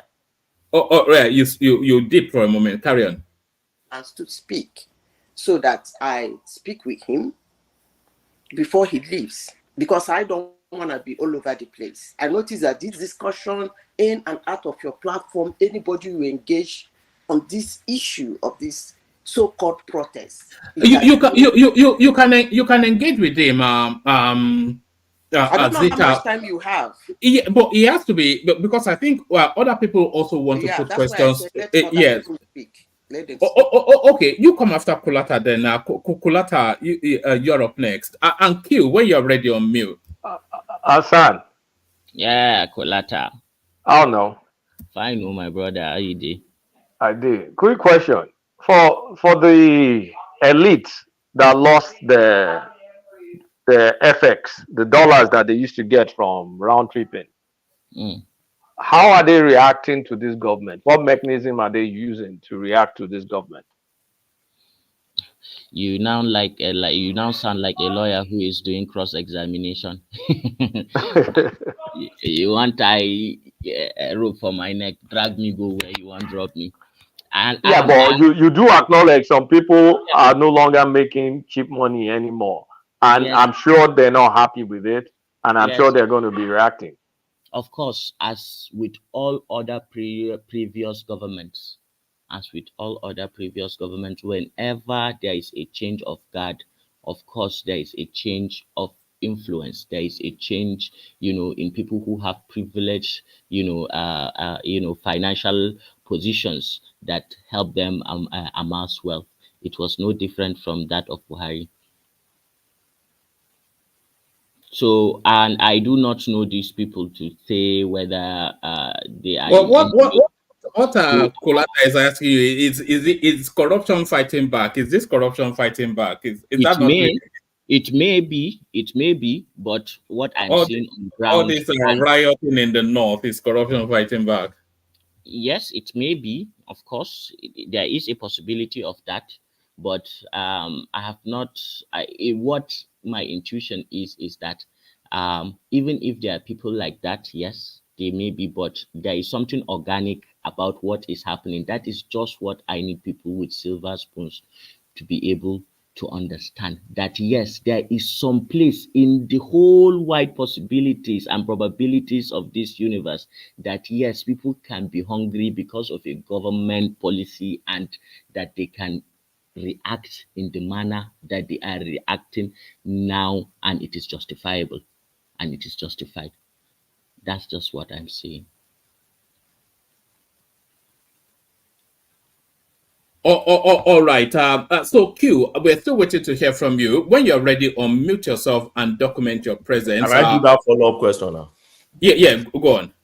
So I've been wondering. I've been trying to connect because I always have this conversation with my wife all the time, trying to understand what exactly is the connection between, because when I was in the north, I had a farm, right? But and I still have one presently in Nasarawa. They call the place Gate after Kefi. And we do rice production and all sorts of things. So the question I want Asan to help me to unravel is this: the connection between removal of subsidy, which yes, removal of subsidy led to increase in fuel price. I'm trying to, if there's any, I know there is no research report on that yet, but can you help us to probably unravel what exactly is the connection between the fuel hike and why you are trying to answer that? Don't forget that the impact on agriculture should be more on diesel, not petrol. And why I'm saying this is this: heavy truck, 911, moving things around, tractor, and all those things, they use diesel, they don't use petrol. So now, what's the connection really between the hiking price of petrol and the problem with increase in price of food, if not for hoarding and some saboteur just causing this, particularly in the northern part, which is the food basket of the nation? I think they are all, interconnected, right?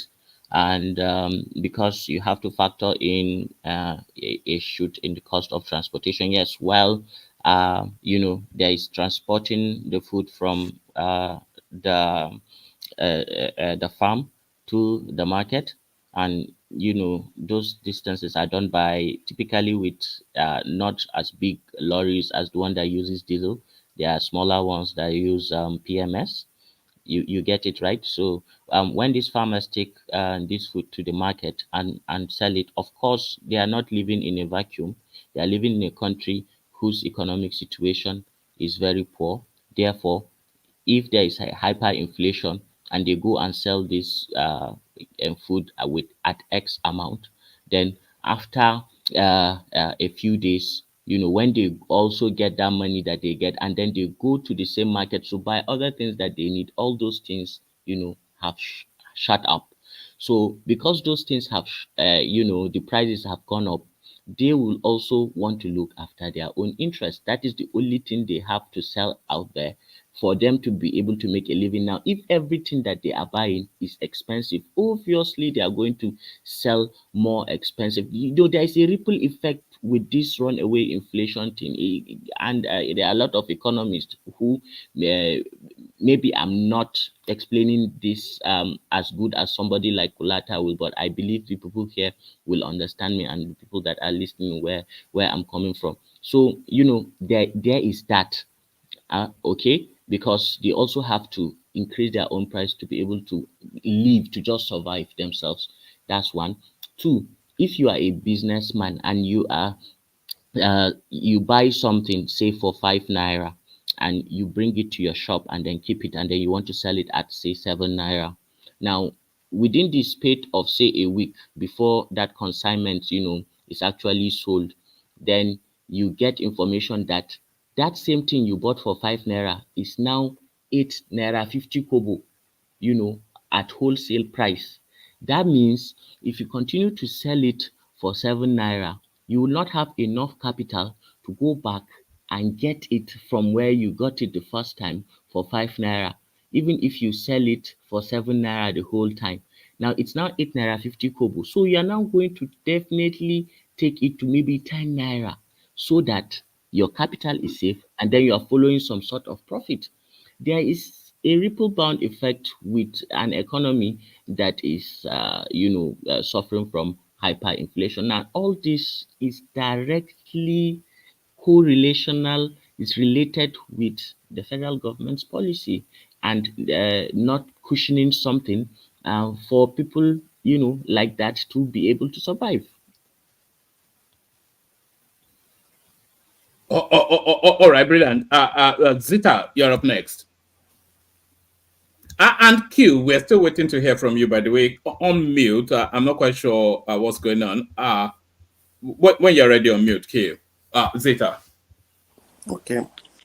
Hassan, Yes, ma'am. you see, I overheard you talking about hunger, a lot of things about our country. And I want us to go straight to the point. Can you tell me why the protest? Briefly, I don't want you to tell me a lot of story. Just tell me why. Because the way you spoke, it means you are in. So I want you to tell me why the protest. Hunger. That's all. Yeah. At the bottom of it is hunger. Okay. And you said it is a protest. Yeah. Okay. So a protest in the sense that it is organized. Mm-hmm. And who organized it?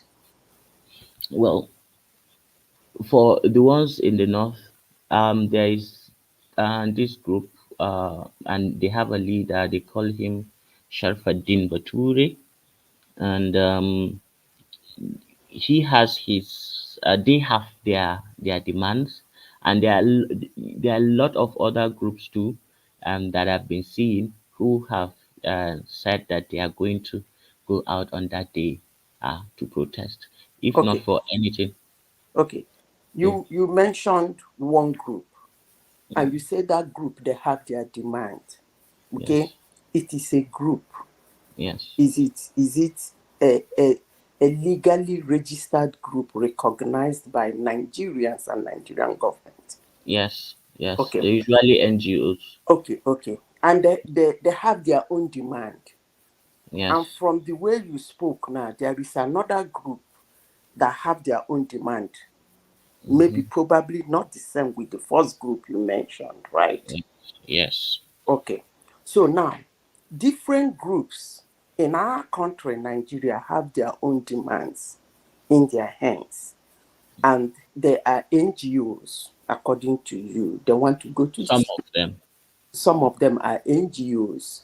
They want to go to the street to protest. That's the word you use. Now, can I ask you another question? Yes. For how long have they put out their demand before this protest?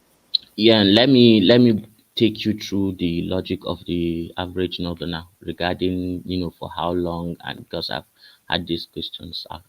Before you answer the question, remember the protest is to get something from the government, right? Yes. And protest is supposed to be violent free, right? In the real Yes. sense of it. Yes. And they are not supposed to block road. I'm Yes. trying to give you the meaning of protest that is legally recognized as freedom of participation and freedom of speech. Now, you said this group, if you want to answer the question in the sense that they are demanding something from government. Madam Okay? Zita, Then go from there. one battery Yeah, is yes, so yeah, and also I can hear tiredness in your voice as well. So you may well have had a long day. yes, my battery is so low and it may go off anytime. But just to Madam Zita's question just before it logs me out, and let me just say that to the common man on the streets in the north, Tinubu was somebody who got to him, who people make the decision to vote for because their imams and their traditional rulers convinced them to vote for Tinubu. Ordinarily, people will not vote for Tinubu. Now, when people were hungry, where did they go? Who did they talk to? They talked to their imams and their traditional rulers and asked them to intercede on people's behalf and let the president know. So, as far as the common person knows, is that these people have tried to talk to the president several times. Whether it's a lie, they did not talk to him, or they did talk to him, but he did not get the time to, solve these issues. Obviously, a year has gone and people are just getting hungrier and hungrier and there is no solution. So when all avenues of expressing people are in a bad situation to the president are all exhausted and this hunger is not stopping anytime soon, the only thing, the only outlet that is remaining for people is to go out there and express that so that at least the president will know. Now that people are saying this protest is going to happen, and people are coming, ministers are talking, everybody is talking, and that is the logic behind doing protests in the first place. Now, when people began to agitate that they wanted to do this protest, and then the I imams, don't I actually what you are answering me is not what I asked. Madam Zita, I have this problem sometimes with understanding your questions. They are Okay, so let me repeat my question. I said you said they have their demands. And I asked, where did they present their demands? And the people that presented their demands, I know how it goes in the north. They must have presented their they demands. presented the demands to the imams and the and then traditional they rulers went for them back to to take the it. man, and the man Yes. said they have sent their message to the government on several locations, and the Yes. government did not say anything, right? Yes. Okay. The government did not say anything, or people have not seen anything change. Okay, let's leave it at the government did not say anything. So now they're going to the street to demonstrate so that the government will see them.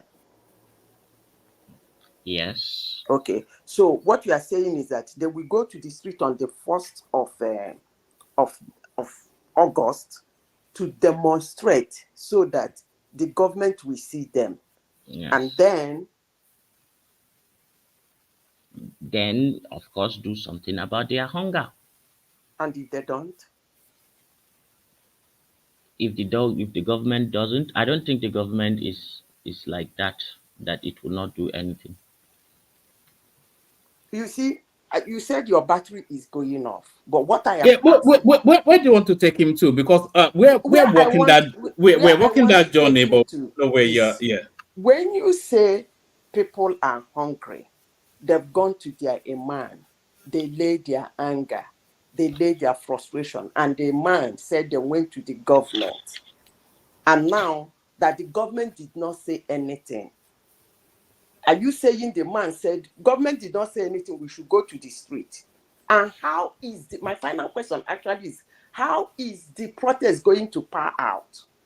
Is it that on the 1st of August, all people in Nigeria will go out in the street and start demonstrating? Madam Zita, I don't have, I'm not, what do they call it? I'm not a psychic. I can't tell you what will happen in the next hour, talk less of what will happen in a couple of days. Okay, invariably, what you are saying is that it is not an organized protest. Yeah, I just want to draw your attention to one thing so that at the end of the day, this democracy is a process.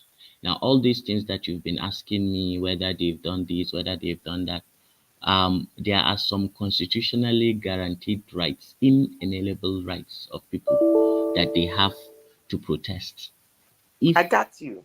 Yeah, so even if there is nothing, at least people have the right to protest. I am happy you use the word protest. Yes. And if you go beyond that protest? No. I asked you a question. If you go beyond the protest? Because you and I know the meaning of protest. And you know the extent a protest should not go. And I ask you, since it's looking like I think you're asking Hassan questions beyond this remit. Okay. It's just it's just an observer of the going. No, he's so he has opinion. He has opinion, and he's on the ground in Nigeria. What Hassan is actually trying to get across is that, look, the process is to document the people's disquiet at the circumstances that they find themselves under the Tinubu administration, which is a consequence of his administration, because that wasn't what obtained before he came into power. Because the Fulanis will not allow us to farm in the south. Forget Fulanis. I don't want to go tribal, but forget Fulanis. Can I just ask one clarifying question? Yes, I asked, but I think my question is pretty brief. I think you're trying to.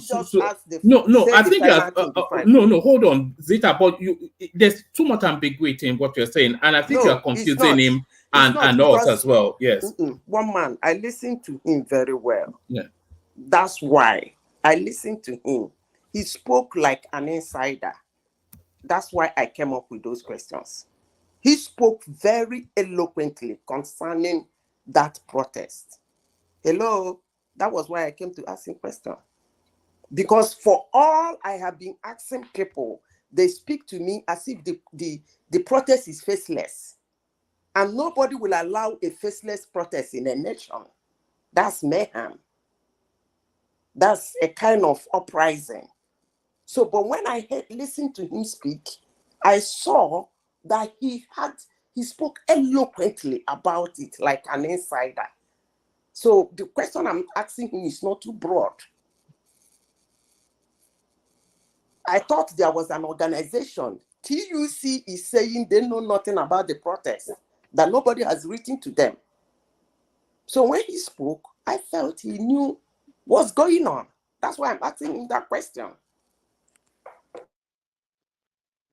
All right, Hassan, did you want to, or do you want me to? Or if you can come tomorrow with pen and paper, because he said it's before he leaves, my own clarifying question, please, Hassan, if you're still there. So I mean, at the end of the day, what the North needs is food, right? No, I think Hassan dropped, but we have Q. But don't see it as something that the North needs now. It's Nigerians. When they say people are hungry, it's not restricting it. No, Patrick. Everybody, hold on. Sorry, Kulata. Sorry, Q, hold on. Q, do we have you now? Yes, you do, Mr. One Man. How are you? All right. Hold on. Brilliant. Protest is hunger. No, hold on. Zita, hold on. So Q, how much of the conversation have you been listening to? I will say a bit. All right. If you are keen, I'd like you to pick it up from where Hassan is. People are trying to gauge the temperature in the north and why they are also on board with this protest. So you are one of the lead voices in the north.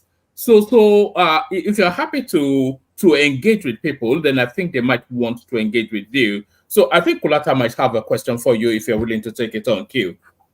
Yes, go ahead. Well, my question is a follow-up to Hassan. But if Q knows about the protest and how it's getting planned, planned in the north, is the central demand affordable food? And once they can give them affordable food, then there's no need to protest.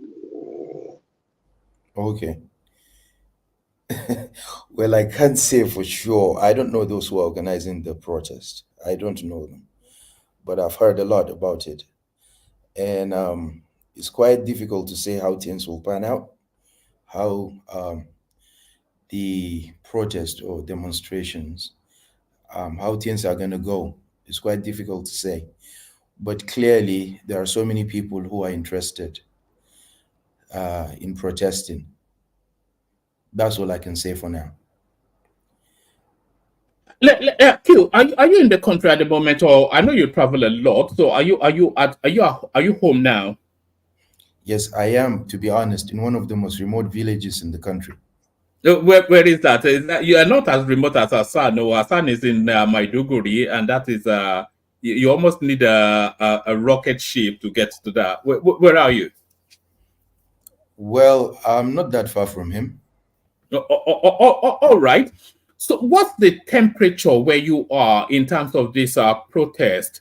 So, what are the people saying? What is your thought on it? A lot of people feel that there's a political underbelly to it, while still acknowledging that the circumstances in the country is sufficient enough for the protest. So, what's your general feel, both individually and the temperature of where you are? Okay. It's quite difficult to put it in context, but you know, the temperature in terms of how people feel with the way things are going is not quite good. It's really bad. Because clearly people are finding it very, very difficult to survive. And you can't compare it to what happened. As you said earlier, what obtained before Tinubu came on board. Clearly, the policies of the government have contributed tremendously in what is currently happening in their lives. And one cannot say precisely how damaging that is, but it's just terrible to a large extent. What you can say is just terrible. And as I said earlier on, there are so many people who are interested, and you can see clearly that those who are, as people call them, the elite, they are, how am I going to put it? They are concerned, and they're really, really worried because they just don't know how things are going to turn out. It seems there are people who think that the religious leaders have helped by meeting the president and the traditional leaders as well. But there are also people who are condemning them for doing that.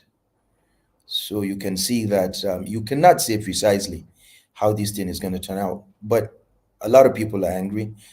A lot of people are really, really there's just people are just no longer confident that the government will solve their problems. It's just worse. I was here last year, right? And I had a conversation with Kulata about things, the way things are. And I can recall telling him that the fuel subsidy, you just cannot mess up with that because economists do appear on your national platforms in the country and they say, you need to take this out. The country is going under, or the country will go under. You need to remove fuel subsidy. If you don't do that, the country will collapse, as they say, or the country will go bankrupt. But a month before Buhari left, you can go back and check. They had so many conversations with those who were part of the economic team of the former president and those who were coming in. And clearly, they showed that to a large extent, the country can still go ahead and borrow.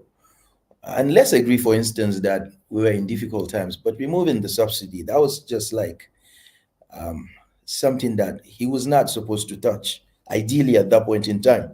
We shall see how things will turn out, but I still maintain what I said earlier on. There are a couple of things, and I will still recall what I said. 4 precisely. And I said, you need not do away with security as a government. You must ensure that you are fully in charge of security.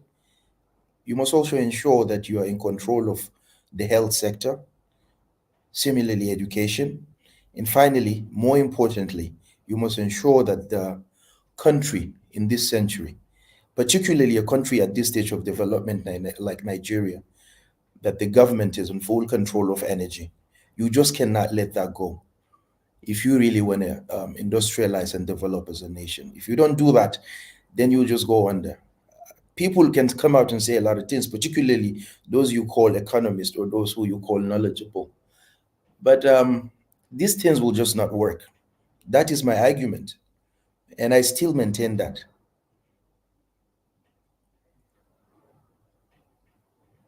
All right, I'll ask you one more question, and if nobody else asks a question for you, I'll move the conversation around and then bring it back to you. Do No, you I have a think, question for you. yes, do you think it's somewhat unfair that an administration that is just a year and a bit in is now being vested upon with, yeah. Sorry to cut you off. An administration of Bola Ahmed Tinubu is just, let's even say it's just 1 year old. I had Mr. Baba say, the Fulanis, oh no, why will they not do this? There was no a whimper in his own words when Buhari was in power. Kulata was talking about those who were making money because of the FX, the exchange and all that. Look, the fact of the matter is this, okay? Let me make this very, very clear, please. Particularly Mr. Baba, with all due respect to you, because clearly you're an elderly person, okay? So you see, there's an extent to which people are going to be pushed and they will neither listen nor look at your face, nor respect your age, nor respect your authority. That's if you're in power. And here I'm referring to the traditional rulers within the country and the religious leaders as well. At a point in time, you dare not say a word contrary to what they must have said. But now we can see clearly people are abusing and insulting them. For the meeting they had with the president, they feel it's all politics, and some do say, there's no way you allow this kind of thing to happen because it's a faceless group, those who are organizing the protest. But if you look at the history of this country, for instance, you realize that almost all the time you must have had protests in the past.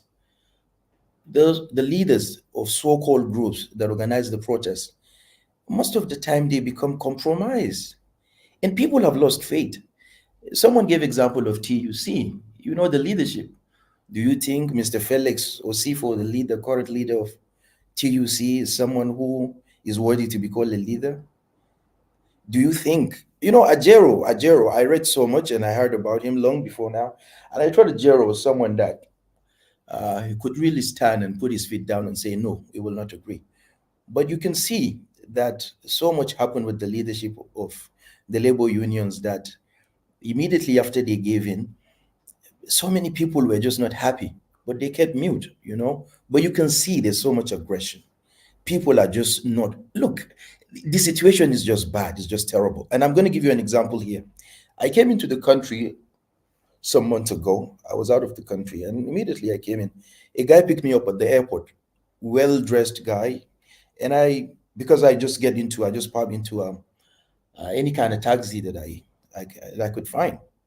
And that was in Abuja. And immediately he took me in and I jokingly told him that, man, you're just coming from a party. And all he did was just to use his keys, open up his pigeonhole that was opposite me. I was in the passenger seat. And he brought out the Bible. He said, I'm just coming back from the church. So I said, oh, I hope you prayed for the country. He said, yeah, the situation is just not good. And we had a decent conversation all the way to the town. And along the way, I had to ask him about the situation of things because I could just not resist. And I was really, really interested to have to have the conversation with him. And he told me, well, man, it's just terrible. Because he had to relocate his wife about 2-3 months ago from the date he picked me up.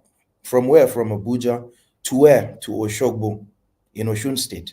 And what's the reason? Because he had a conversation with his landlord about giving him a place just right close to where he was staying for his wife to start a shop. But because of the way things are going, he just cannot continue and he had to stop. You cannot mess up with energy that way. And the only reason why Tinubu did what he did on May the 29th, 2003 was because he could just not stand to these corrupt people, his friends that were part of those who are making so much money from from subsidy. You know, why can't you be fully in control of that sector? You just cannot mess that up. People are saying, oh no, 6 months before Buhari, but he kicked it out. He told the Senate president, go back and tell. I know, no, you look, I have this because I went through it one after the other. So what I'm saying is that there is so much problem and it has to do with removing subsidy. And if you don't mind me, I will add please here. Kulata asked a question before Hassan left about how there's a connection between, someone asked, I cannot remember. Okay, it was Mr. Obeni. Yeah, that's the question I want to ask you. Yeah, okay, I'm going to answer it to you. You asked the question about the connection because you said you're also a farmer between diesel that you use for heavy duty machines in farms and all that. Now, I'll tell you this. If you're a farmer and you've been doing farm for long, based on my own research that I conducted to really see what's going on about food production, I've realized that they've made, in fact, even the removal of subsidy is even a terrible decision because, now listen to this, people have engaged massively within the last 3-4 years in irrigation farming. And when you do irrigation farming, you realize from my own conversation with most of the farmers that you end up getting more, like 50% more yield than during rainy season. So these farmers have become so much interested in cultivating during the dry season. That's when they do the irrigation farming, you understand? And what do they use in doing that? To pump water, they use small generators that use PMS, petrol. That's what they do use. You get me? Someone was talking about using solar, but you cannot use solar. And that is not only very, very expensive, it's not mobile. You cannot move solar from one little farm to another one. If you do have 2, 3, most of them, that's what they do. And look, they know they can make so much. Most of our farmers are engaged in subsistence. What is left from what they have to survive on, they sell to send their children to school. The situation, gentlemen, is just terrible. I mean, people can say whatever they want to say. You can say, oh, why was there no protest during Buhari's period? Okay, are we then going to say why Tinubu was one of the protesters during Jonathan's? Okay, because no. I answer that question though, because the situation was quite dire under Buhari, and what we are suffering now is very much still the consequences of the mismanagement of 8 years of Buhari. But why was there not this sense of urgency, this fervor of rebellion under that space? 8 years of snake swallowing money and all that. Yes. Snakes and monkeys and all that. Yeah, I agree. But the fact of the matter is this. At no point, this is again another question I asked someone who is older than me. At no point have people seen people in so much, as you said, dire situation in terms of hunger like this moment. None. And I challenge anyone to please tell me, or you can ask. I tell you? Yeah, I can tell you. Okay, well, Mr. Baba, if you don't mind. Yeah, correct, Q. Thank you for the opportunity. Why is because Buhari was selling forward our oil to the extent of about 250 million barrels has gone down for borrowed monies during that period to defend the Naira and pay for oil subsidy. That is exactly what happened.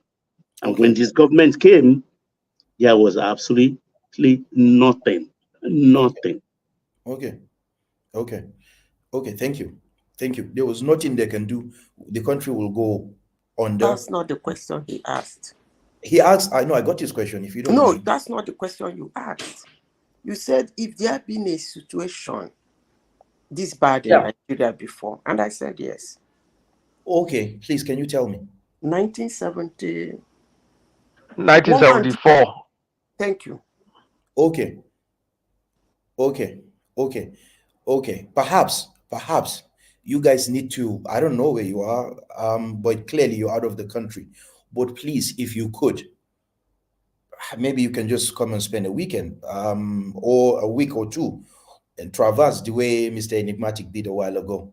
You can just see for yourself and ask people questions. Because I did, and that's what I was told.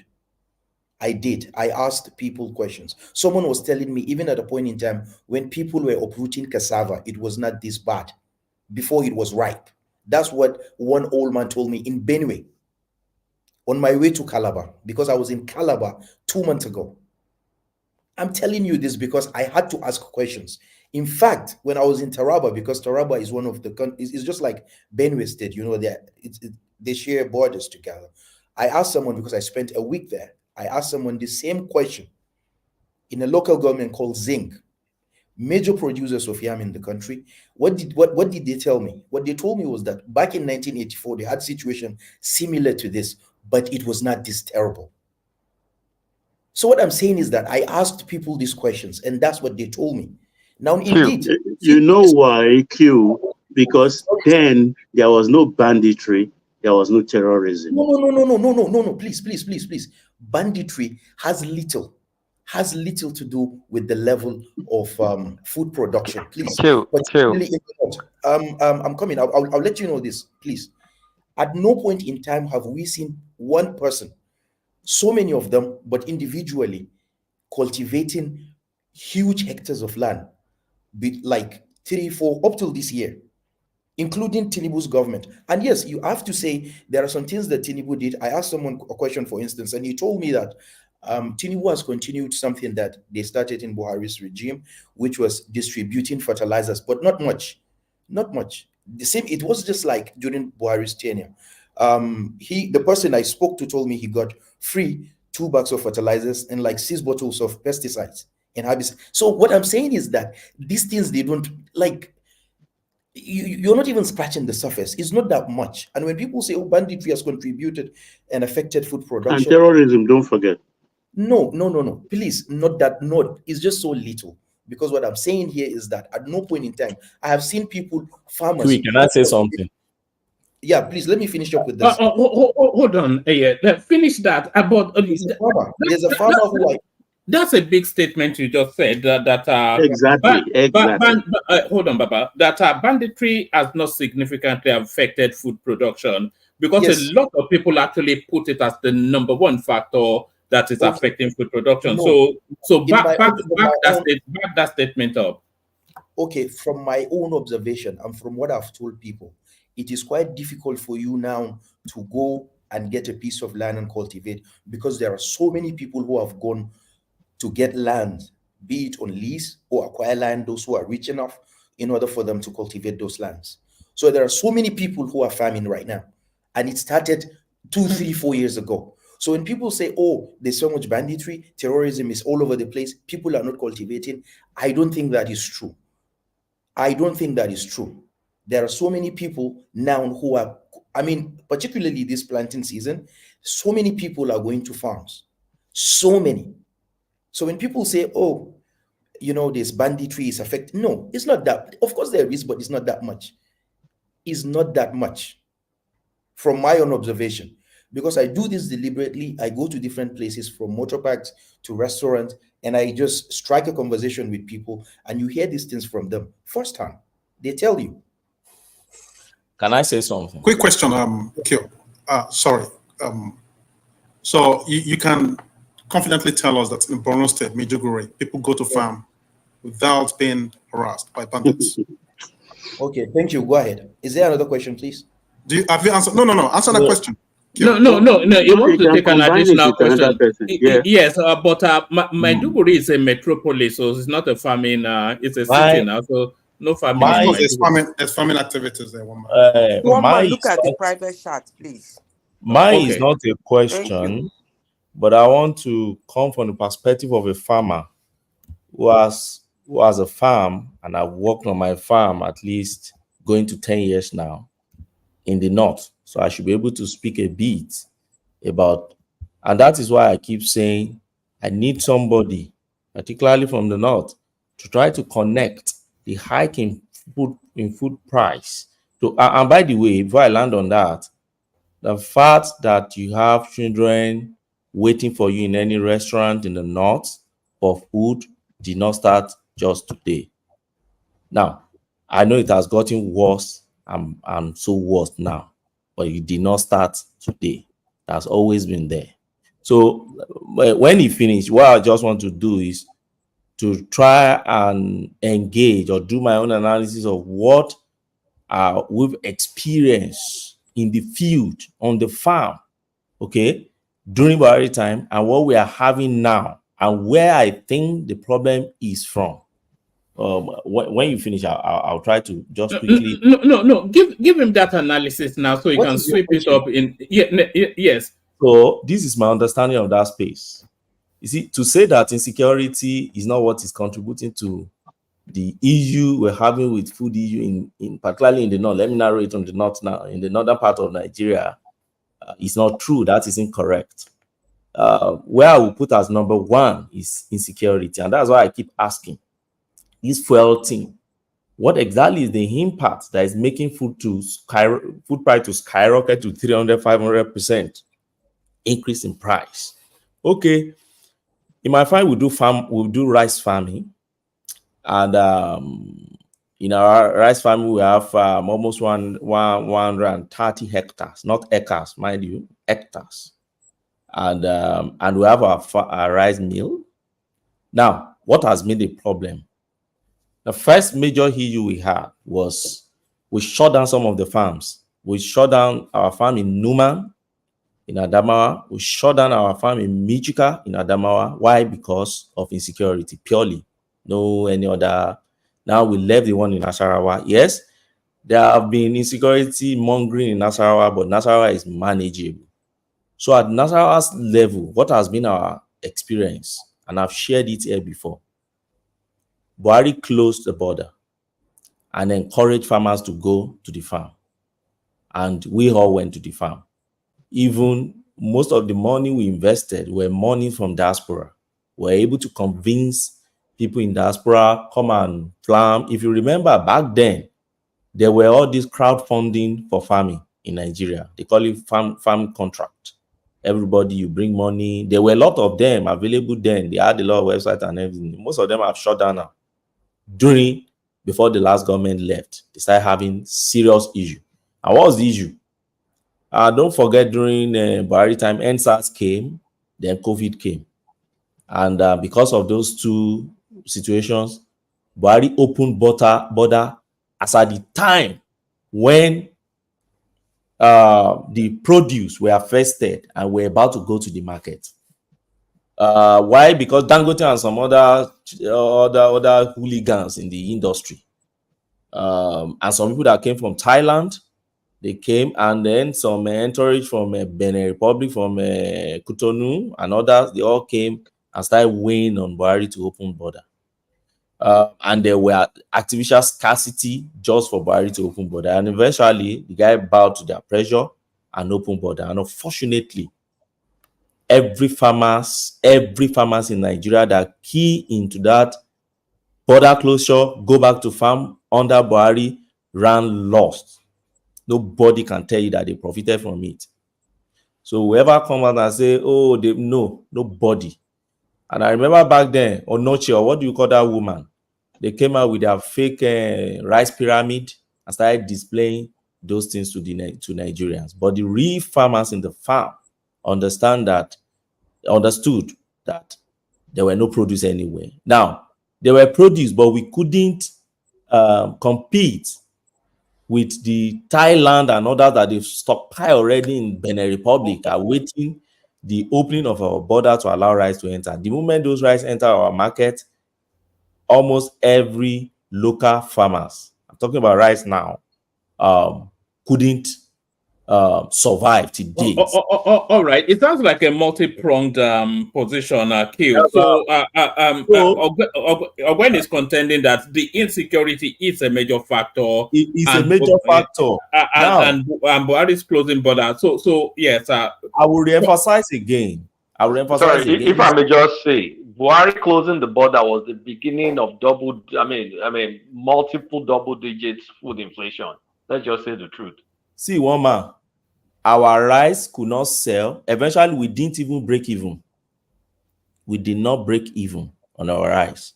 And when I say rice, I'm not talking about subsistence farming. I'm talking about high-level industrial commercial farming. Today, we are still having problem, and there's even possibility of our issue with the investors, because presently we are owing almost 2 billion naira. There's a very possibility that our issue will still eventually go to the press and you start seeing my name flying around. Why? Because Buhari policy, and it discouraged many diaspora to re-engage and invest again in farming. Now, what has happened under this government, and I keep saying it, I'm not sure this government is serious about agriculture. It's one of the key sectors I think they should declare state of emergency on. Now, what is the issue? See, subsistence farmers have left the farm. If anybody comes here to tell you from another part of Nigeria and say this, our subsistence farmer are in the farm, they should go back and engage where with the subsistence farmer. They are not the drivers that are driving taxi around. Subsistence farmers are not in the farm. And where am I looking at? Now, I will give you. You see, Benue, see Taraba, you see Plateau, you see Nasarawa, then you put Niger. Now, if the problem in Maiduguri at the point in time escalated into Adamawa and then caused that alone, then the Fulani herdsmen and Mietiala problem with autumn in all those Buhari time, they are still having problem now, but they've been able to at least work on them to an extent now. I sent so many people out of farm. As at 2018, if you're walking along 2018, before 2018, as at 2000 when Jonathan was there, 2013, 14, if you are traveling, you travel through you leave Abuja, Nasarawa, that place, down to Nasarawa, gone to Lafia, you are entering Benue, Maiduguri, Makurdi, all those places. You see farmers along the way selling. As at 2018, most of those places were IDP camps. Those yams that you see along the way in Benue, and by the way, that's the food basket of the nation. That's where you get the highest numbers of volume of yam that you are consuming in the south. You see them, you see different IDP camp, you see Fulani camp where the Fulani that the farmers have dealt with, they have their own camp. You now see the Tifa and Idoma and others, you have their camp too. Now, what is happening under this government? For me, this government has not declared state of emergency on agriculture. I don't know what the policy is on agriculture. I know they are dealing with insecurity seriously in that axis. What exactly is their plan? Is it after this they want to resettle farmers? Or what exactly do you want to do? How do you want to motivate farmers to go back to this and then get their life, get security and ensure that you encourage them to go back? I don't see this government still doing that. But don't forget that things spiraled from the past government down to this government. And lastly, let me talk on this, because I've been expecting, I don't know if Kulata could do some maybe a research on this and try to probably present it for us one of these days. The connection between the fuel thing and then the food, the price food in Nigeria. I still don't understand it. Let me tell you why. If you are farming rice, for instance, what do you need? You're farming rice, you need your tractor, okay, to break the earth and do all your farrowing, your harrowing, your everything, to do the planting and everything. All those machineries are on diesel. None. Any heavy duty machinery, you won't find anyone on petrol. Now, when it comes sorry, just to bring it together so that you can address it. But what is actually said was that that's just a soupçon of a wider something. So the diesel driving the tractors is one element. That's what I'm saying. The petroleum. Let me go to the. Hold on. The petroleum driving the generators is a big component, and then the petroleum driving the logistics is another component as well. So you are just looking at one microscopic component element of a wider dependency on petroleum. That is what Q is saying. So let me go to it. First and foremost, we both agreed that all those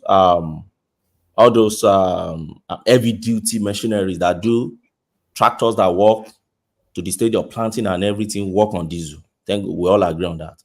Now, when it comes to your notion, which has also spiked up in price, it's dropping. You won't It compare has it to dropped petrol. tremendously. It's dropping seriously. It's still double what it was under Buhari. No. Yeah, I know. But so the point now is that Sorry, the problem is compounded by the devaluation.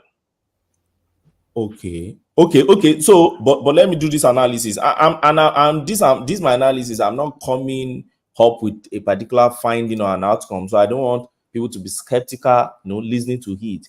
I'm just trying to agitate people's minds to start thinking, okay, what exactly is the issue? Because let me tell you one man.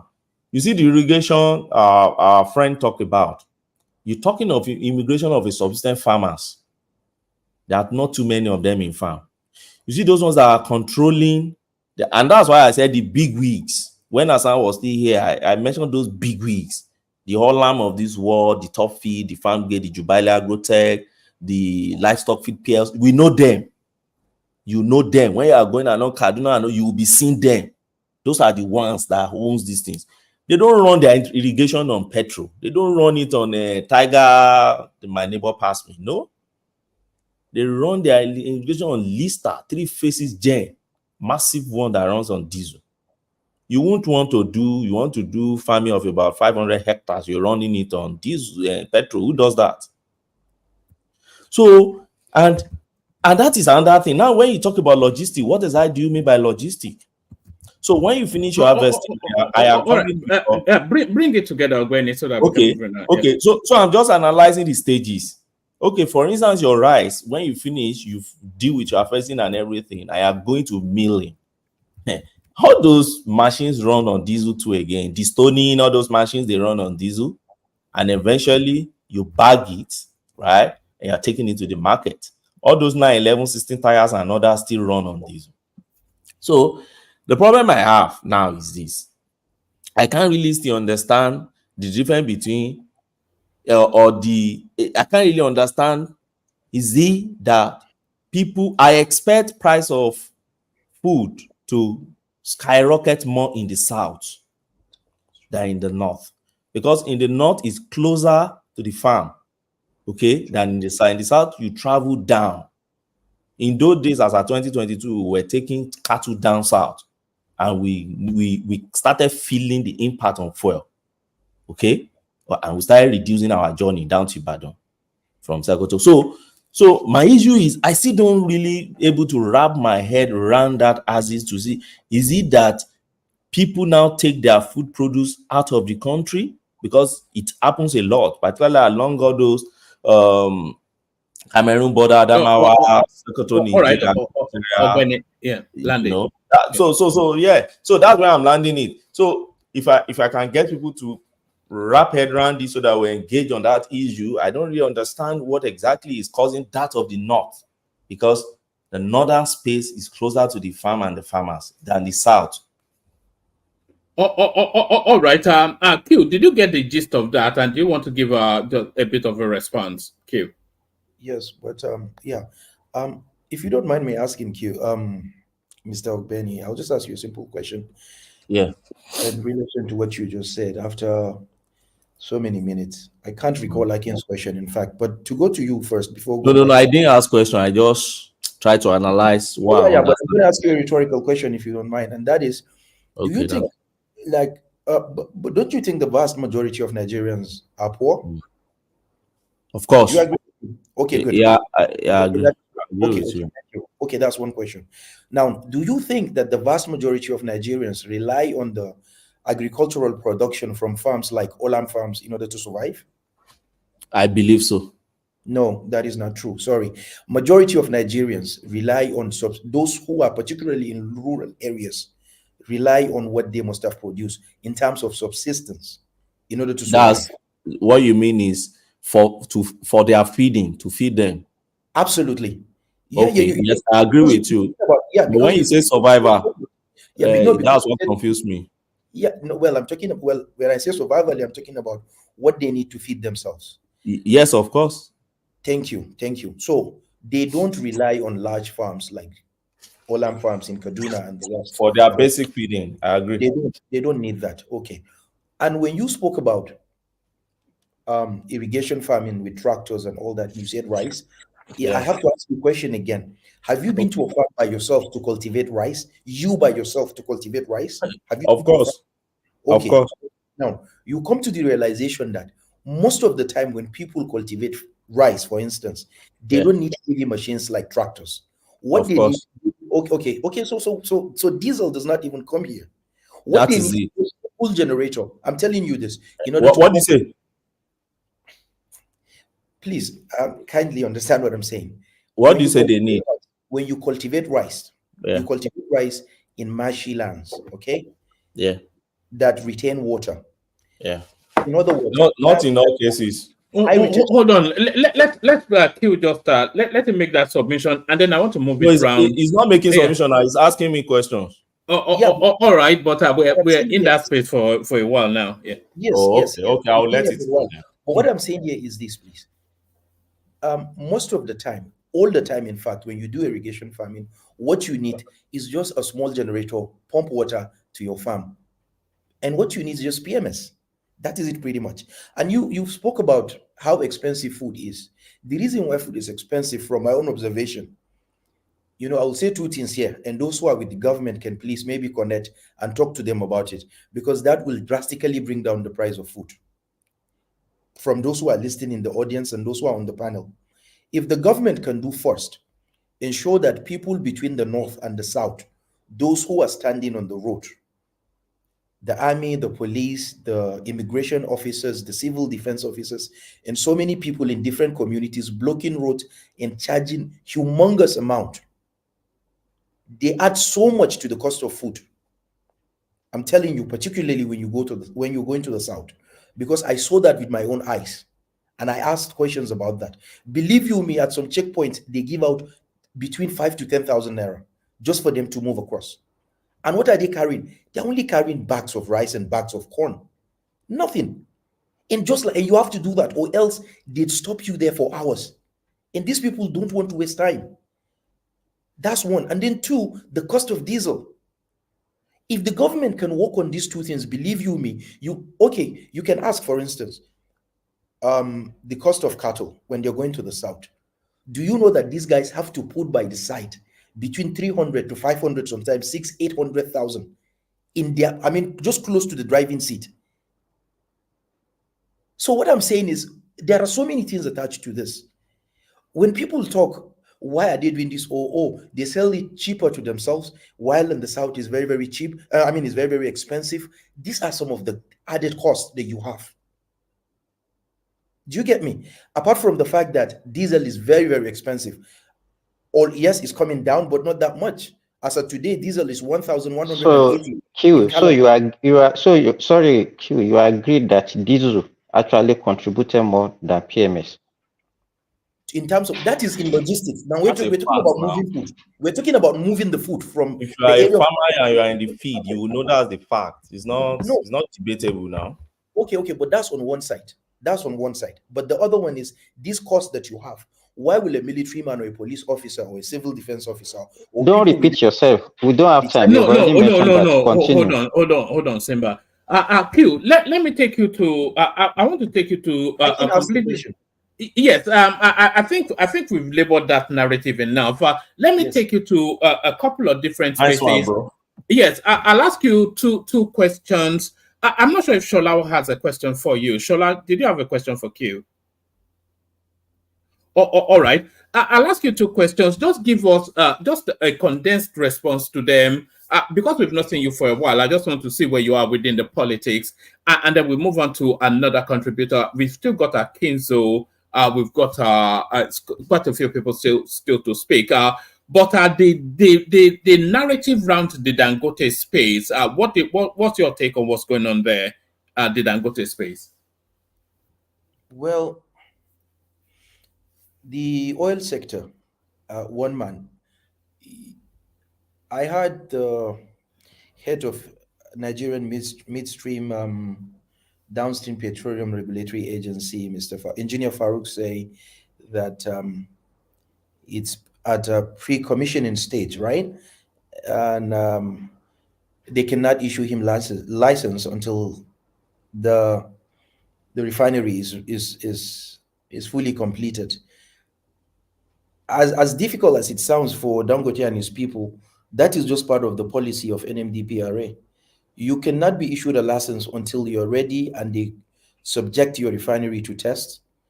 They do series of tests, in fact, and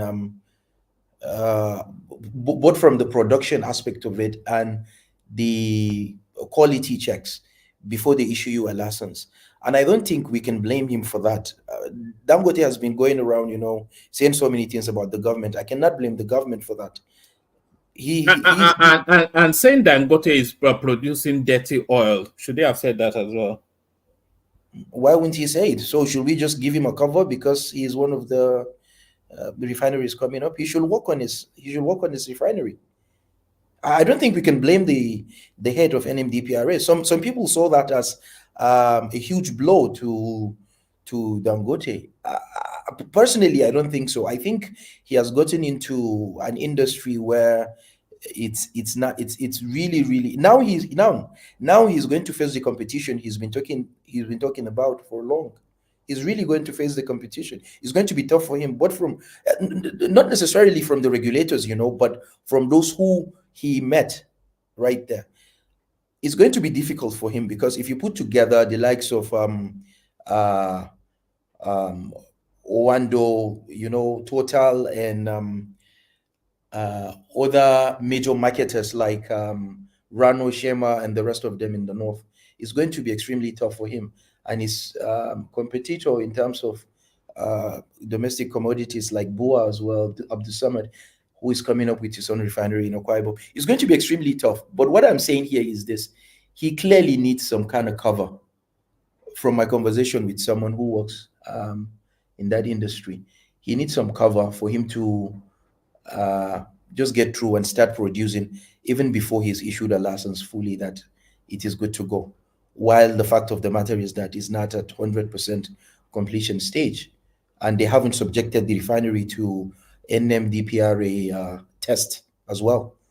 And you can ask anyone who is in the oil industry, they don't issue you license until you're 100%, until you're done 100%.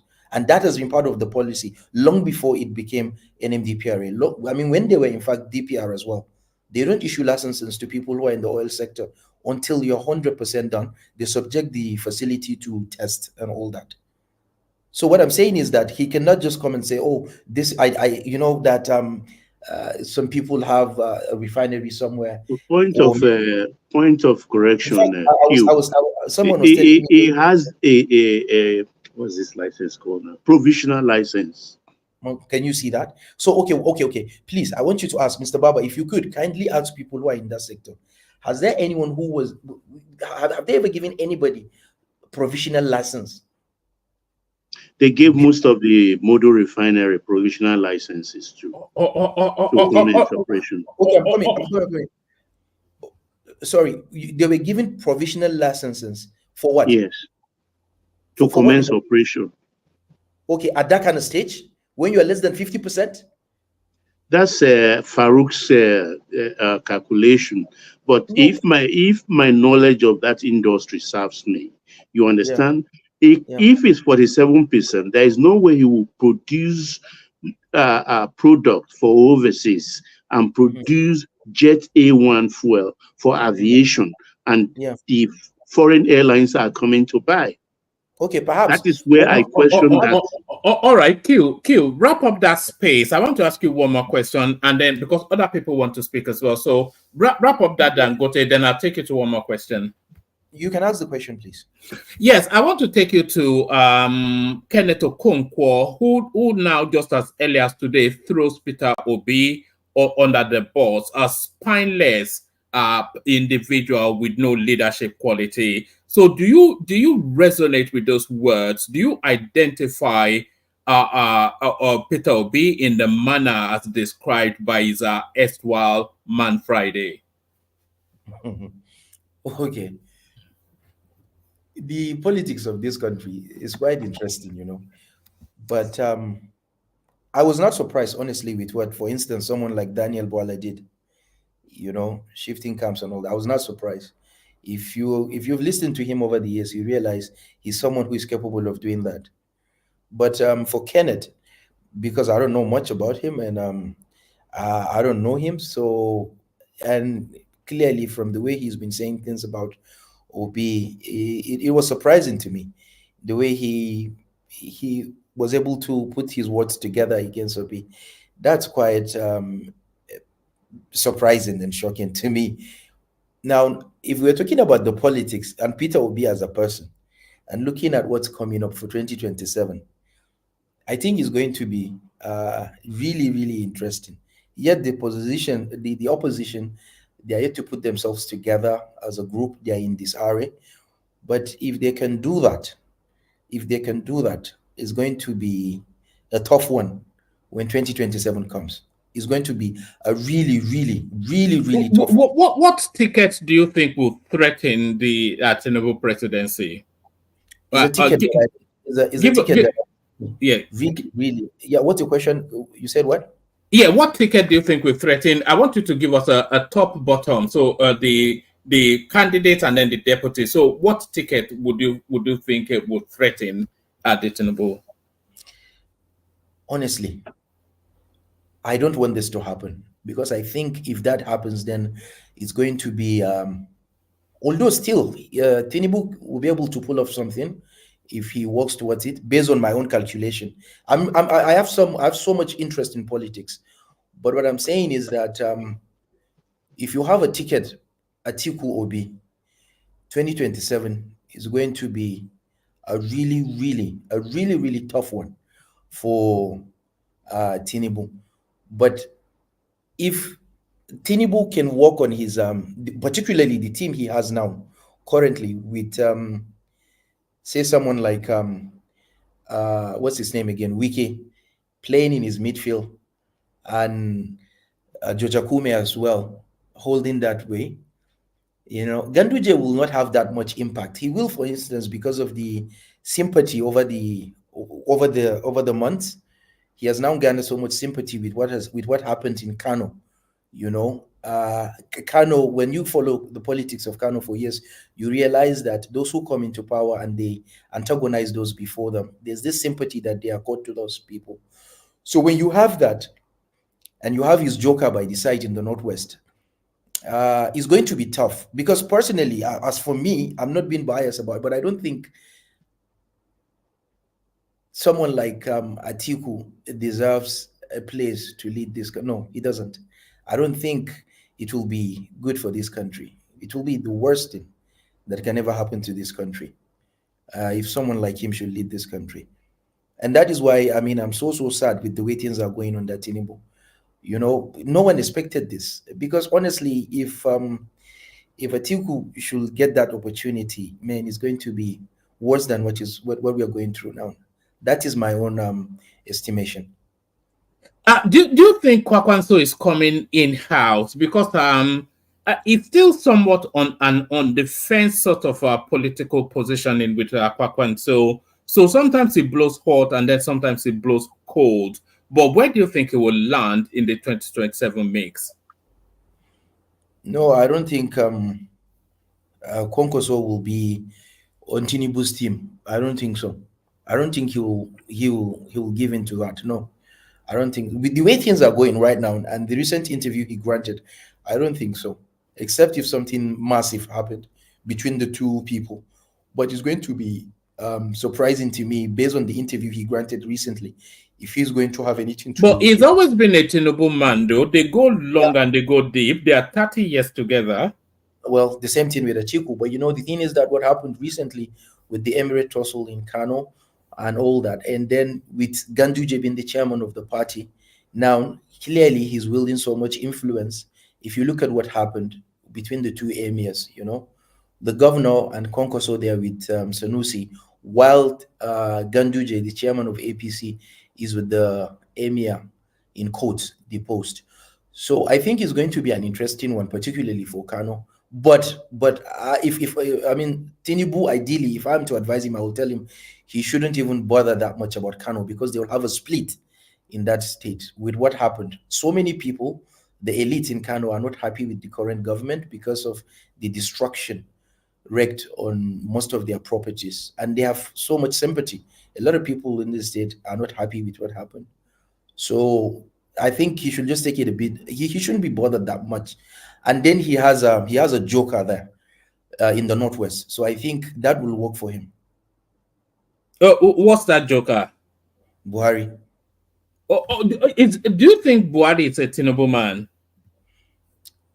For now, I cannot say, but I think he will never ever go for a party like PDP. If it was a choice between Atiku and Tinubu, where do you think Buhari would weigh? I will tell you for a fact. I will tell you again. It depends on the party. No, not even the party, but I doubt if he will leave him and go for another person. I doubt if he will leave Tinubu.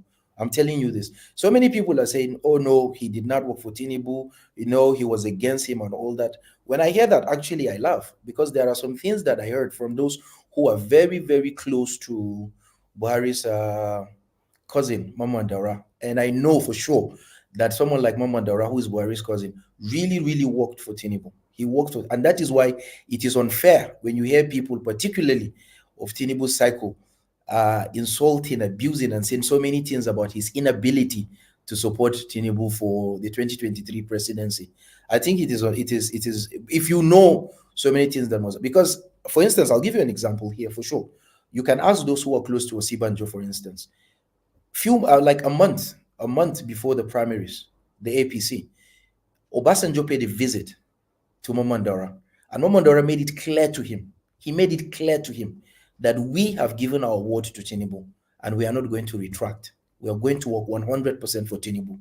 Now, anyone who is in Osibanjo's cycle, I want you to ask them if that really happened or not, and they will tell you for sure it happened.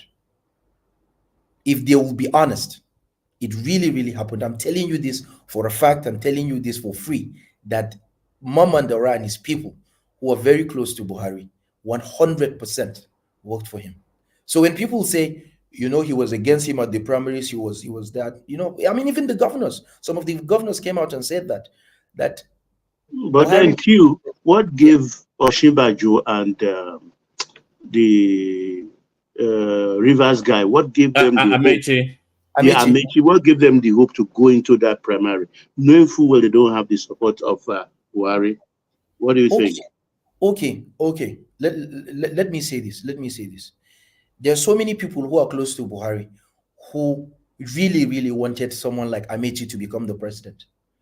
And then those who were very close to Osibanjo wanted Buhari to endorse Osibanjo. Do you get what I'm saying, Baba? Yeah, go ahead. That was what happened. There were those who were in the cycle, his aides and so many of them, who really were working so hard to ensure that Amechi, becomes the candidate. But similarly, Osibanjo had people who were within the cycle as well, who wanted Buhari to endorse him. That was just what they were looking for, an endorsement. And Buhari said no, he was not going. He was not going to endorse anybody, and he did not endorse anyone. He did not. He kept quiet, and that was what was so confusing to a lot of people. It was confusing because he refused to endorse anybody. But his cousin made it clear, I'm telling you this for free and for fact, that we have given our word to Tinubu and we cannot retract. We are not going back on our word. We are going to work for Tinubu. This really happened. Those who are close to Osibanjo, if they will be honest and if they can take an oath, please let them tell you what really happened. Because Osibanjo really worked for that ticket, but he lost. And he was 100% out for it. So if anyone should say, but the reason why I said Buhari will be his joker is because he still has massive support in the north, and that will really, really hit if someone like Atiku appears again to contest against him. All right, one man, real quick though. But Q, Buhari's body language didn't suggest he actually people do say that. People Did you say that?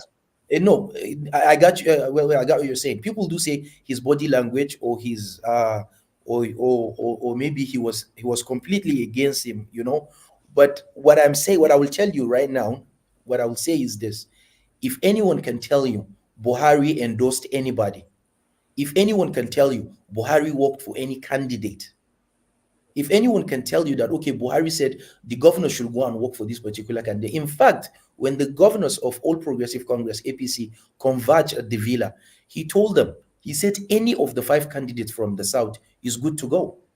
He told them that, and he made it clear. He told Garba Shehu to go out, issue a statement, inform the public that I did not in any way endorse Ahmed Lawan. I did not do that.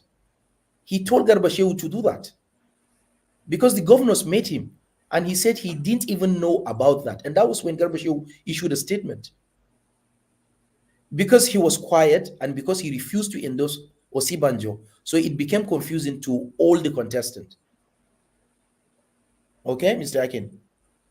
All right, brilliant. All right, brilliant.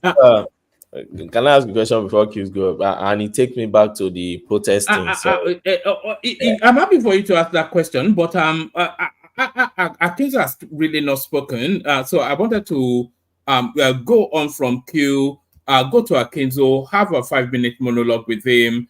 Kulata Ekene, everybody else. Q, what happened that it took you so long to come and join us again? Not really. Sometimes I listen to you guys, and here I must say that if you don't mind me, I would like to commend a few people here who do make fantastic submissions. The likes of Patoski and what is his name again? Larry? Yes, Larry. Yeah. They are outstanding, actually. Their submissions are really, really good. Because it seems to me, while they're out of the country, they have a sense. They really do have a sense. They do feel what is really going on. It's like people are telling them clearly, or maybe you think sometimes they are part of it. Look, when I say these things, because look, for instance, I was in one of these tricycles, Kekena papers, we call them within the country, and we were in it because I always take it and I go around to see what's going on.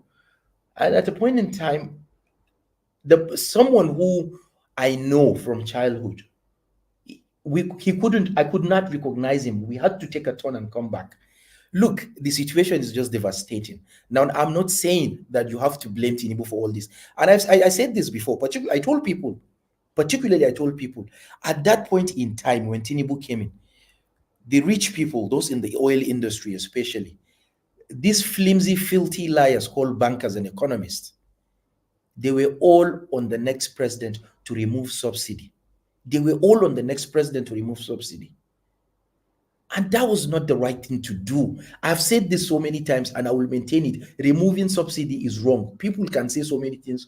The country will go under, the country will go bankrupt. We are not producing, we are a poor country. They've said so many things, but what I'm saying is that there is no country at the level of development of Nigeria that will do such a thing. A country that heavily relies on that. You don't rely on electricity to do your business in Nigeria, that you're going to connect to a national grid. No, you don't do that. You rely on your alternative source of power. And most of the time, people use PMS. Irrigation farming is, again, PMS. The woman who cooks, who has a little restaurant to blow up her fan, is PMS. The same thing, the man who uses a taxi to convey me from the airport, he relies on PMS. What I'm saying is that when they say, okay, subsidize production, in the case of petroleum, you just cannot do that. Fortunately for us, we have it abundantly. But yes, I agree, the system is messed up. The institution is so corrupt. But what he was supposed to do, if people do call him as courageous and bold as he is to confront those people within that industry and to ensure that you have this, manage it for a while, and then you see what you can do with that industry. Allowing it with, in quotes, what you call so-called market forces to determine, that is absolute bunkum and nonsense. That will never ever give you what you want. Between last year and this year, so many people that in the oil industry, they've made unimaginable amount of billions out of the pain and suffering of people. What I'm saying is that this is just pure lies. They come out and they tell you this. These things don't work. These economic theories they give you don't work. Here, I will tell you, I'll give you an example, for instance. I conducted few research. Back in 1983, when Margaret Thatcher was, when she was in charge, and she was coming up with a neoliberal policies as an economic model in the UK, 391 economics converged at the University of Cambridge. The finest economists in the world from the United Kingdom converged at Cambridge, University of Cambridge. And they issued a statement. They were completely against those policies because they said it will not work. Now we know better. England has over 3 million destitute at this moment. Then that's a country that, as at 1979, And you are tracing it back to Thatcher. Thatcher was no, no, no, no, even no, no, before. no, no, no, no, no, no, no. Excuse me, make me. The reason why it was not clear at that moment, it was because as at 1979, the level of inequality was the lowest the world has ever seen in the UK. The level of inequality as at 1979 was so minute, you can hardly even figure it out. There was so much development, and no one need to tell you because you reside there, one man, the level of industrialization in the UK. But here we're talking about a country that, apart from the city of Lagos and the city of Abuja, you are virtually, the whole country is like a rural area. Look, there is no way this will work. It will not. The likes of Bismarck Rewani appearing on television, giving you models, and these things will, like, what I'm saying is, I have said this on and on and on. I hope Tinubu disappoints. You sound like a posh version of a Kenneth. You know, that's what you sound like. We don't have enough time, actually. I wish you come again because this fuel subsidy thing is an issue we can really talk about. I want to ask a question. I wanted to move on from before you. That's why I can just join issues with him. Yeah. Let me say this. Q, are you happy to come on as a guest? I think people want to interact with you. Honestly, I can't say for now. I get so busy, and I'll be traveling very soon. So it depends, but I will try and hop on once in a while. Please do, because we just don't want southwest, eastern voices alone. We want to hear also from the north. That's why we're encouraging you and us and the Ribadu Tukin. Is always welcome here. All right. Let me do this because so many voices still not spoken yet. Let me ask that question. It's just a it's not just one question. It's not going to take time. He has spoken very well and brilliantly, and I enjoy the way he engages without throwing banters and all those things. Although he has this kind of mindset of, the reason why we are saying this is because we support it. But anyway, everybody with their own biases. Question no, it's a socialist like Ajan Leko. It's a multi-millionaire socialist. If they thought it was. It's good to see someone with Aminu Kano's lane in there. That's fine. Now, the question I just want to ask is, in this protest, it's not a Talakawa. He says a socialist. That's Talakawa now. That's pro Talakawa now. A posh one. Okay, the posh one. in this protest now, which state in the north do you think we should be looking at? Thanks. Thank you. I hope there's no state that you will look at that will turn out violent. That's just what I hope. And I hope it's not gonna. I think the Tinubu machinery, that's the Tinubu team, they worked so hard to ensure that this thing does not happen, or if it does, it does not get out of control. I think they've done that very well by inviting the religious, the clerics, and also traditional leaders, and most of them have said what they want to say. So it's left for us to see what's going to happen, in a few days. But I hope it doesn't turn violent. That is just the reason why we don't want things to get to this level. It's just so bad and terrible. You don't allow the situation to get out of hand. No amount of food will solve this problem. 20 trucks, each truck takes 600 bags. 600 bags, when you multiply that, how many? That will not be. So all these things, coming up with ways in order to solve the problem of subsidy, to ameliorate the problem, will not solve the problem. It will not solve the problem. It will not. So I hope it's not going to turn violent. I hope people will just come out and demonstrate and say their minds and go back. But it's just not good, And make no mistake about this. And make no mistake about it. I've had people say, we don't want these things to happen in Lagos. We don't want it to happen in this. I don't think that is necessary. There will never be another NSAS again. That I know for sure. But make no mistake about it. Are you sure? About it. No, I'm coming. Just wait and hear this, please. You will never ever have another NSAS. but you will have worse than NSAS if Yeah, things go ahead, if things go ahead the way they did in 2020. That I am sure. You will never have another NSAS, but make no mistake, if things get so bad the way they did, you will have, because now people have it at the back of their mind. This is how we were handled. This is what happened. So that is why people are right to say to an extent that, look, we have to be careful. We don't want this to happen, because you cannot have that again. You're just going to get something worse than that. And so the government must work round the clock to ensure that people, or at least the vast majority of Nigerians, their welfare, that the government is working on their welfare. Okay, thank you, Q. I've been listening to you. You see, you are just re-echoing or re-emphasizing what I said earlier, that the government must, Tinubu must be proactive by doing something very quick that will show to Nigerian people that, yes, they are trying to solve the problem that we are facing as a country, particularly the oil subsidy that he removed. He must bring oil subsidy back, petroleum subsidy must come back, because so many people are saying that now. Petroleum subsidy is the driver of economic activity in Nigeria. Absolutely. Since they remove it, the economy has been collapsing. Yes. People been losing money. Businesses been closing down. Billionaires in the country have been losing money. Corporate organizations been losing money.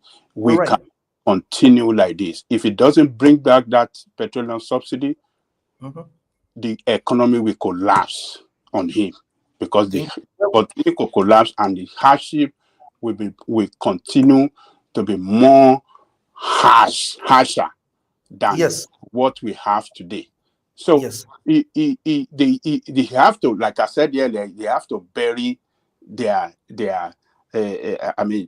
ego. They have to bury it. They are paying the subsidy behind the door. I agree. So why not come out openly that, look, we have tried it, it's not working.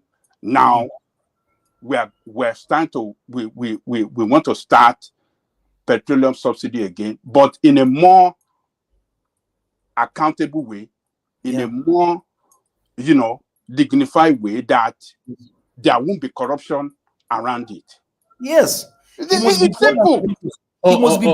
That is what is responsible for the high cost. I'm just trying to move. I'm just trying. I understand. I want to. Let Ajando Coco land, and then after Ajando Coco, I want to go on to Akinzo and then other voices. Yeah. The high cost of petrol is what is responsible for the high cost in transportation, in energy, what do you call it? In everything. It is the cost of that petrol that is so high now that is responsible for it. So he must bring in that for us to have life again in Nigeria. I agree with you 100%. All right, Akinzo, you're up next. I know you've been there for a good while. I suspect. Are you still there? I wonder, Akinzo. Oh man, I'm here. Almost sleeping anyway. But yes. So sorry about that. I try to prevent it all the time, but I still struggle with it somewhat. Just give us your take on the conversation, and then we'll move it around. Yeah. Oh yeah. Let me just ask. Well, Q. No more question and answers with Q. Just give us your take on the politics, and then we'll go on. Yeah, but this is there's no way I'm not going to ask him any question anyway. But I just want to look around a little bit. So thank you, woman, for this opportunity, and of course we all agree that there's hunger in Nigeria at the moment, and of course this is not just 2024 thing. It has been there, for many years, and of course, there has always been hunger in the northern part of Nigeria. So I mean, Q here can agree with me on that. So my my problem is, or my trouble with some people in the north, okay, and of course southeast is what is different now with the situation on ground, with what we experienced 8 years ago, all right, and of course prior. So what is so different that okay, we want to take our protest to the streets? So that is a big concern for me. Okay, so I mean, are there ways to resolve this? Are there ways to make the government listen to you other than taking your grievance to the streets? Yeah, there are many ways, but you just have to engage them. We saw what the NLC did with regards to the proposal they made to government, which was, of course, ridiculous, right? And what happened at the end? The government actually proposed 65,000 to them. And I thought, well, maybe that was okay. Okay. But I was saying that the same NLC, okay, who proposed about 500,000 or 600,000, what happened? Where were they? Were they sleeping when the government slaps them on the face and say, hey, we cannot do 500,000, we can only do 62,000 or 65,000? What happened? Did they bend over for the government? What happened? So I mean, this is a burning question that I keep asking each day. But that aside, let's go to Kenneth Okonkwo, right? Which is, of course, it's so ridiculous that with the way he goes around, okay, to most of these television stations to brag and to say all sort of nonsense about the present administration, that that this government is just some kind of shithole government, right? I mean, I least expected that he would ever leave. I thought they were like conjoined twin. He could never leave the Labour Party or Peter Obi. But I'm so surprised that he's calling Obi the name he called him, just like you posted in the on the screen, one man. So this is just what these guys do, especially guys from the obedient camp, Kenneth Okonkwo. And of course, this is just Kenneth Okonkwo we're just saying now. We'll definitely see more of this happening in the next couple of weeks. It's just a shame that they've failed to put or to get their acts together. Okay, we know that Peter Obi, as a person, he doesn't have the balls, right? If you were in government right now, I'm sure what we're experiencing right now will have been experiencing times 20 of it. That's a fact. But does it have that rigidity or the brevity of Tinubu? Let me just put let me just put a little disclaimer to this. I'm not a Tinubu person, so that someone doesn't come for me here. I'm not a Tinubu person at all. I don't support what it does or what it's doing at the moment. Okay, I totally support the protests. Let me just put that out there. I support the protests. What I don't support is the transparency. Okay, that is not in this protest. They failed to tell us the reason or the faceless, I would say, gangs. I can call it gang for free. The faceless gangs who have failed to actually reveal why they actually want to protest, go for this protest. They should be bold to say, okay, they don't want Tinubu, period. We want to get this guy out of office. It's not about, they shouldn't come under the guise of, we are hungry, we are, his policies are bad. Of course, everybody is on the same page with we're hungry, and of course some of his policies are bad. Yes, some of his policies are bad. You still have to actually give him time. He's just in office for what? For a year. Okay, that's why I always ask. I asked Hassan when he came in earlier on. I asked a question. I said, what is the difference between this government and the 8 year of Buhari? And he narrowly, dodged that question. Okay, and one man, I don't know why you didn't allow me to, push back at him with regards to that. He didn't answer my question. Okay, I was expecting him to say, hey, look, it's allowed to have that bias. Yes, I'm a Southwestern person. I'm Yoruba. I'm definitely going to support my own when it deems fit. Okay, but not blindly though. But when it deems fit. But when you see what is right, you need to call it out. When you see what is wrong, you still need to call it out. So that was what I expected of Hassan to have done while he was here earlier on, to have called out the shenanigans that was on during Buhari's administration with regards to what is going on right now. I'm not speaking with two mouths. Okay, so it's just a shame that we are divided in terms of many things in Nigeria. We need to come up with different coloration to what is going on right now. Okay, well, it could be tribal, it could be religious, it could be whatever you choose to call it. But the point is that there is no sincerity to whatever protest or protesters, okay, are targeting towards this administration. They should actually come up with ideas. That's what I expect of the gang, the so-called gangs. Okay, that's what I expect. They should come up with better ideas.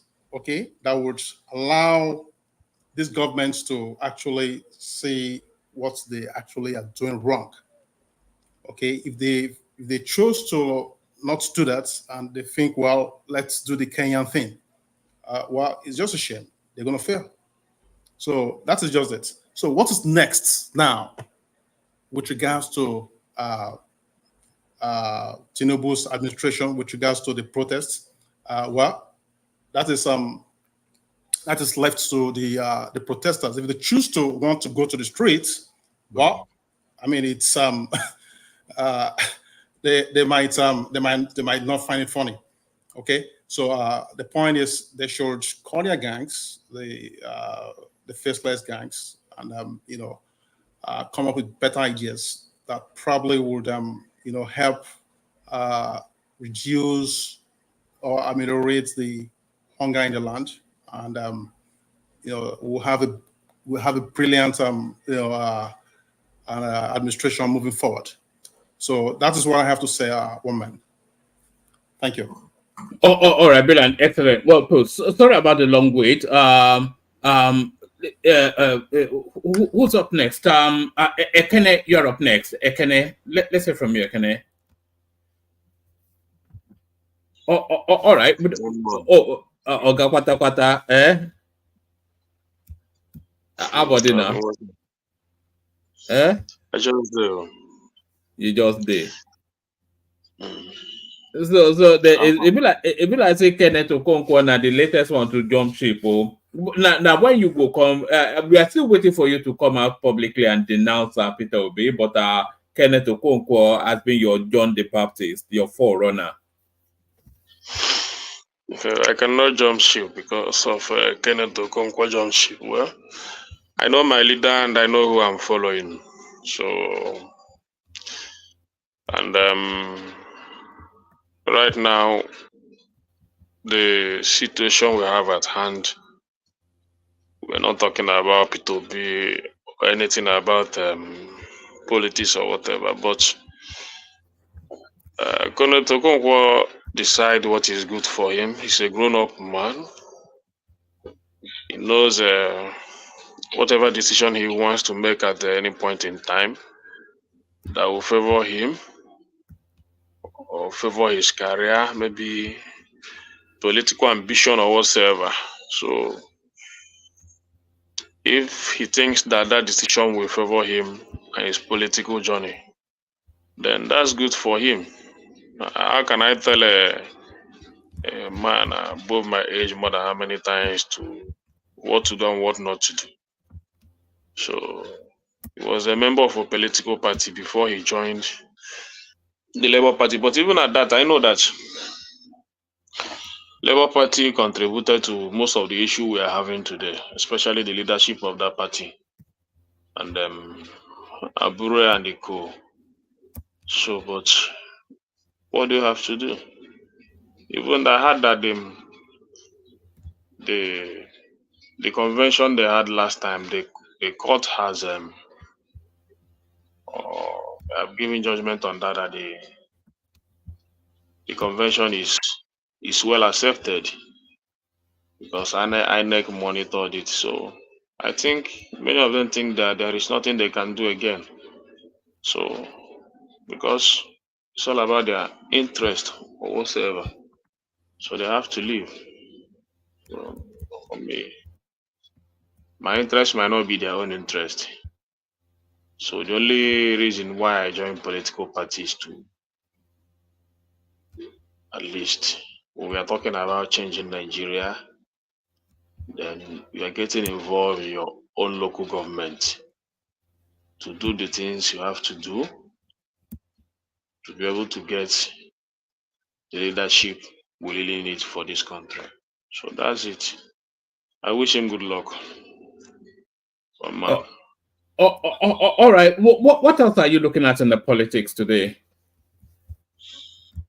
Not really much. I just came in when Hassan was talking, so I wanted to say some things, but you know, a lot of voices that I cannot interrogate them, so I decided to keep calm. Yeah, but did you agree or disagree with what Hassan had to say? Well, nobody that lives in Nigeria, stay in Nigeria, work in Nigeria, that will not agree with what Hassan has said, unless you want to deceive yourself. As far as you live in Nigeria and you work in Nigeria, you earn in Nigeria, that you will not agree with him. You know, most of the things he said are almost what I say here every day. You know, you even mentioned your own experience of someone when you are buying something either at the mall or people, somebody will be. It happens to me several times. So it's not what if you say it, I just laugh, or if you say that somebody told you, I just laugh. You understand? You see a grown-up man. In fact, you know, it has been long. I went to the market to buy some food stuff, but this Saturday I decided to go to the market also. I bought one onions for 200 naira. Just onions, one. I was like, wow. Just a piece of onion, 200 naira. The size that I used to like, not these tiny ones, normal size of onions. I bought one for 200. I was, guy, what is it? Onions. A piece of onions, 200 naira. What is happening? I beg. The guy said not to know. How much was it previously? At least, normally, at least when we say that things are costly, we used to get it like maybe 2 or 3 of it, 200 or 4. But before onions of 200 naira, you can use it for as in for many times you want, if you as in I know when you buy onions of 200 naira, because onions, like, it was like nothing before. It was like nothing. You just go, you ask them of onions, they just pack it, 200 naira own, they just pack it for you. You understand? Well, a bag of onion here is about £6, which is well over 10,000 naira. Well, for me, I don't know. I don't live abroad with you people, because what happened in this the situation we have now is that people, a lot of I had that Babiodun trying to tell students that the graduating students that they should not worry, they should not protest. The problem we have in Nigeria today, we also have it in abroad. We have it in US. We have it. Well, that is a politics. That's what they say. I'm not saying there is no inflation in any other places. So, but for me, I don't see the reason why Nigeria should be facing this kind of hardship.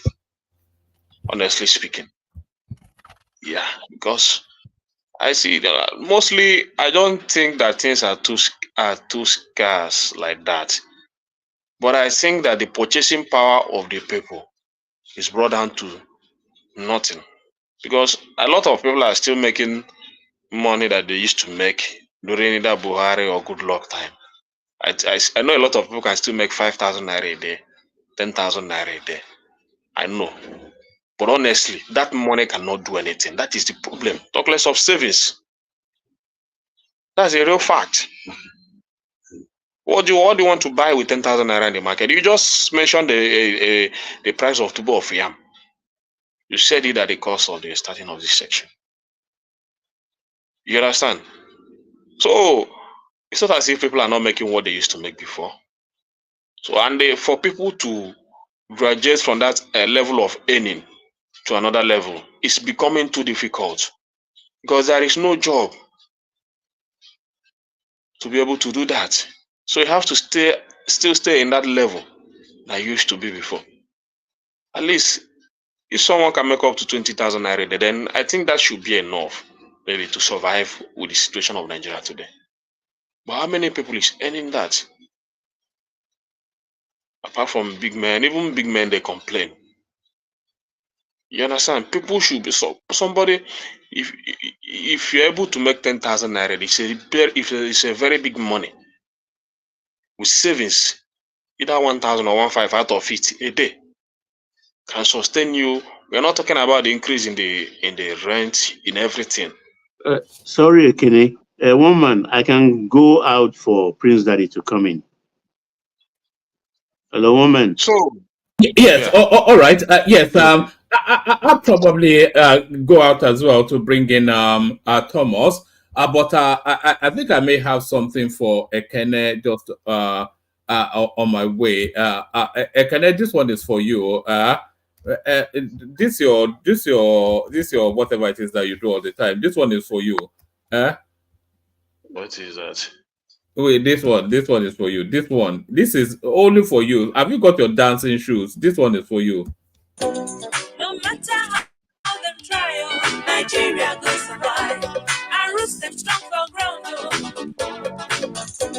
ancestors no go gree, Nigeria go survive. So that one is for you. Whether you like it or not, Nigeria go survive. Whether you like it or not, Nigeria go survive.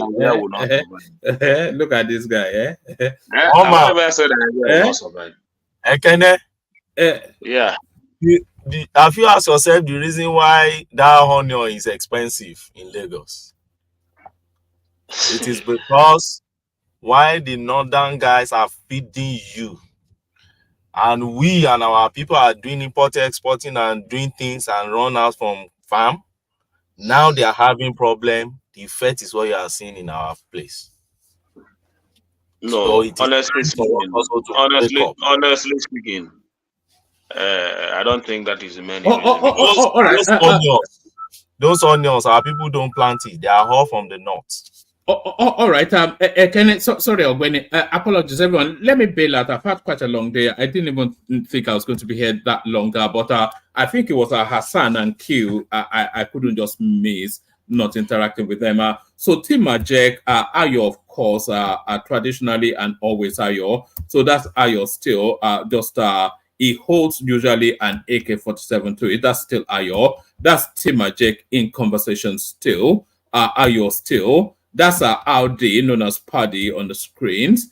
That's Team Majek still. And then that's Team Majek with the last installment, with the latest installment, I should say. So thank you to all those. The super chat still always open to to the after hours as well. So let me bail out a hand over to Thomas. Quite a few people in the backdrop. King Emeka is there. I think Remy is there as well. So plenty of conversations still to be had. I'm not quite sure if we have Kulata here. We have him in body, maybe not in spirit, but thank everyone. See you tomorrow.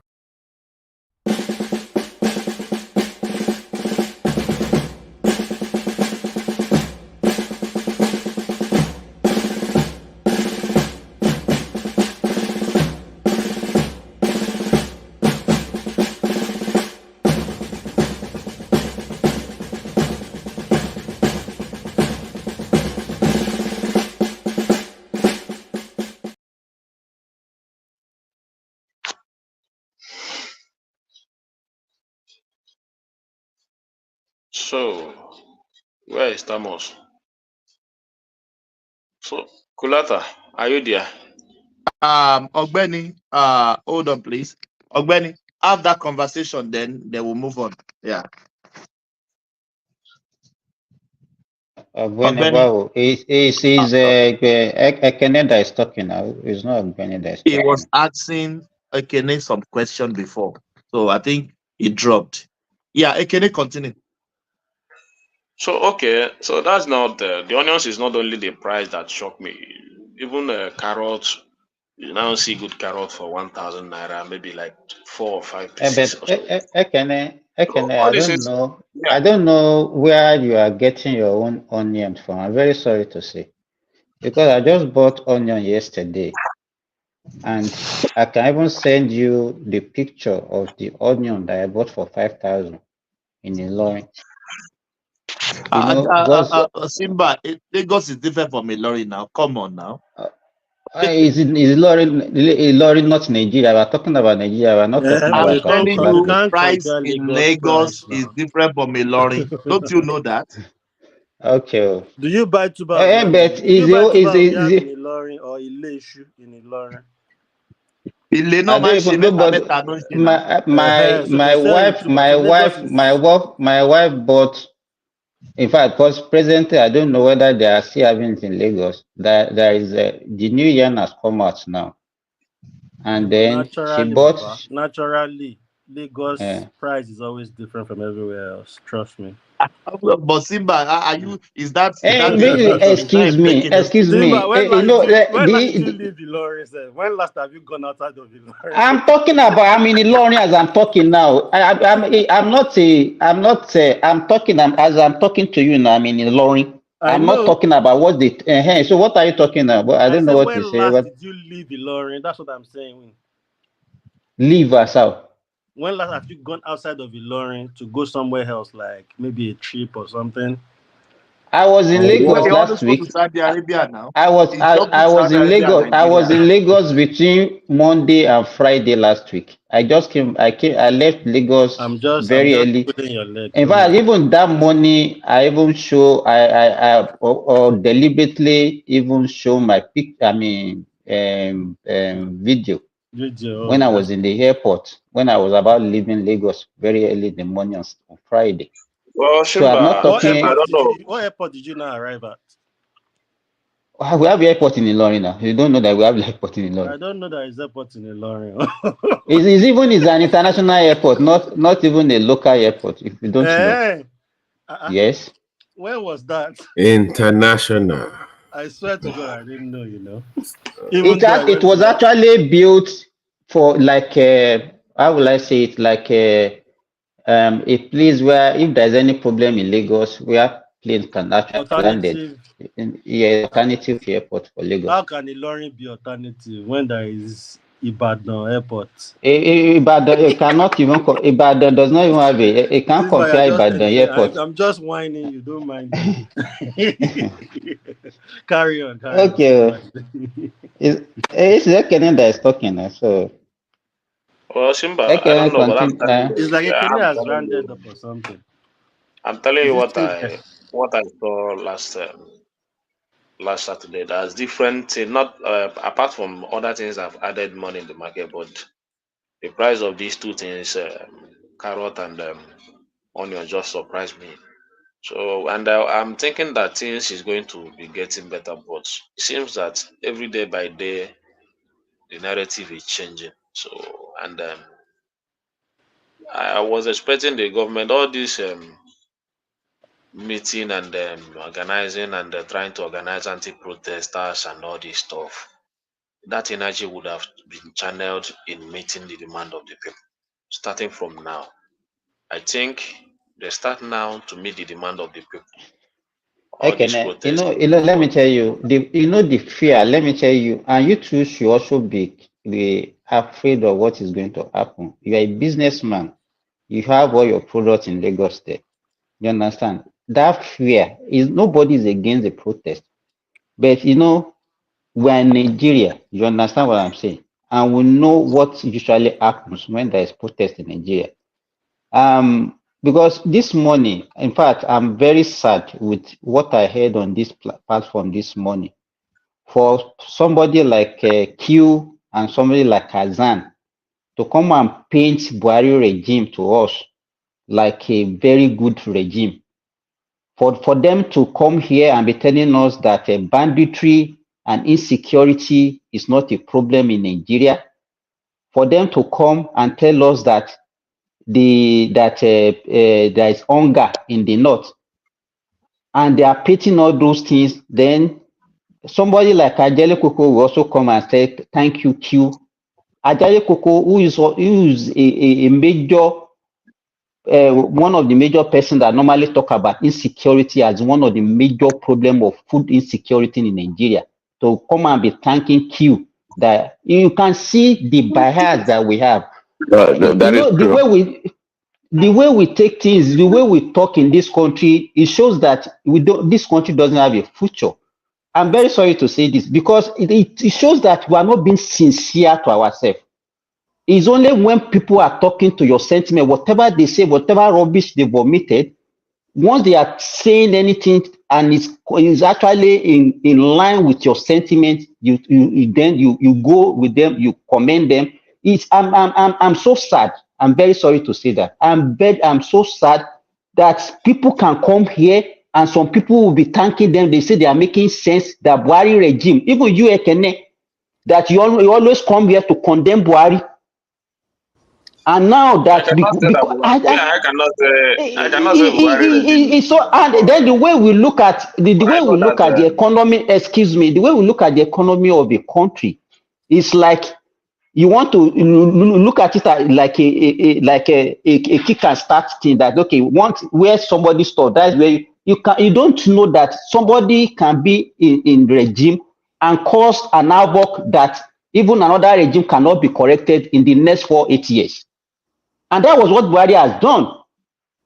And then we will now see somebody that just came in the last 1 year. Tell me, somebody, we are talking about subsidy. Simba, as a matter of fact, all the problem we have now has been created by PDP.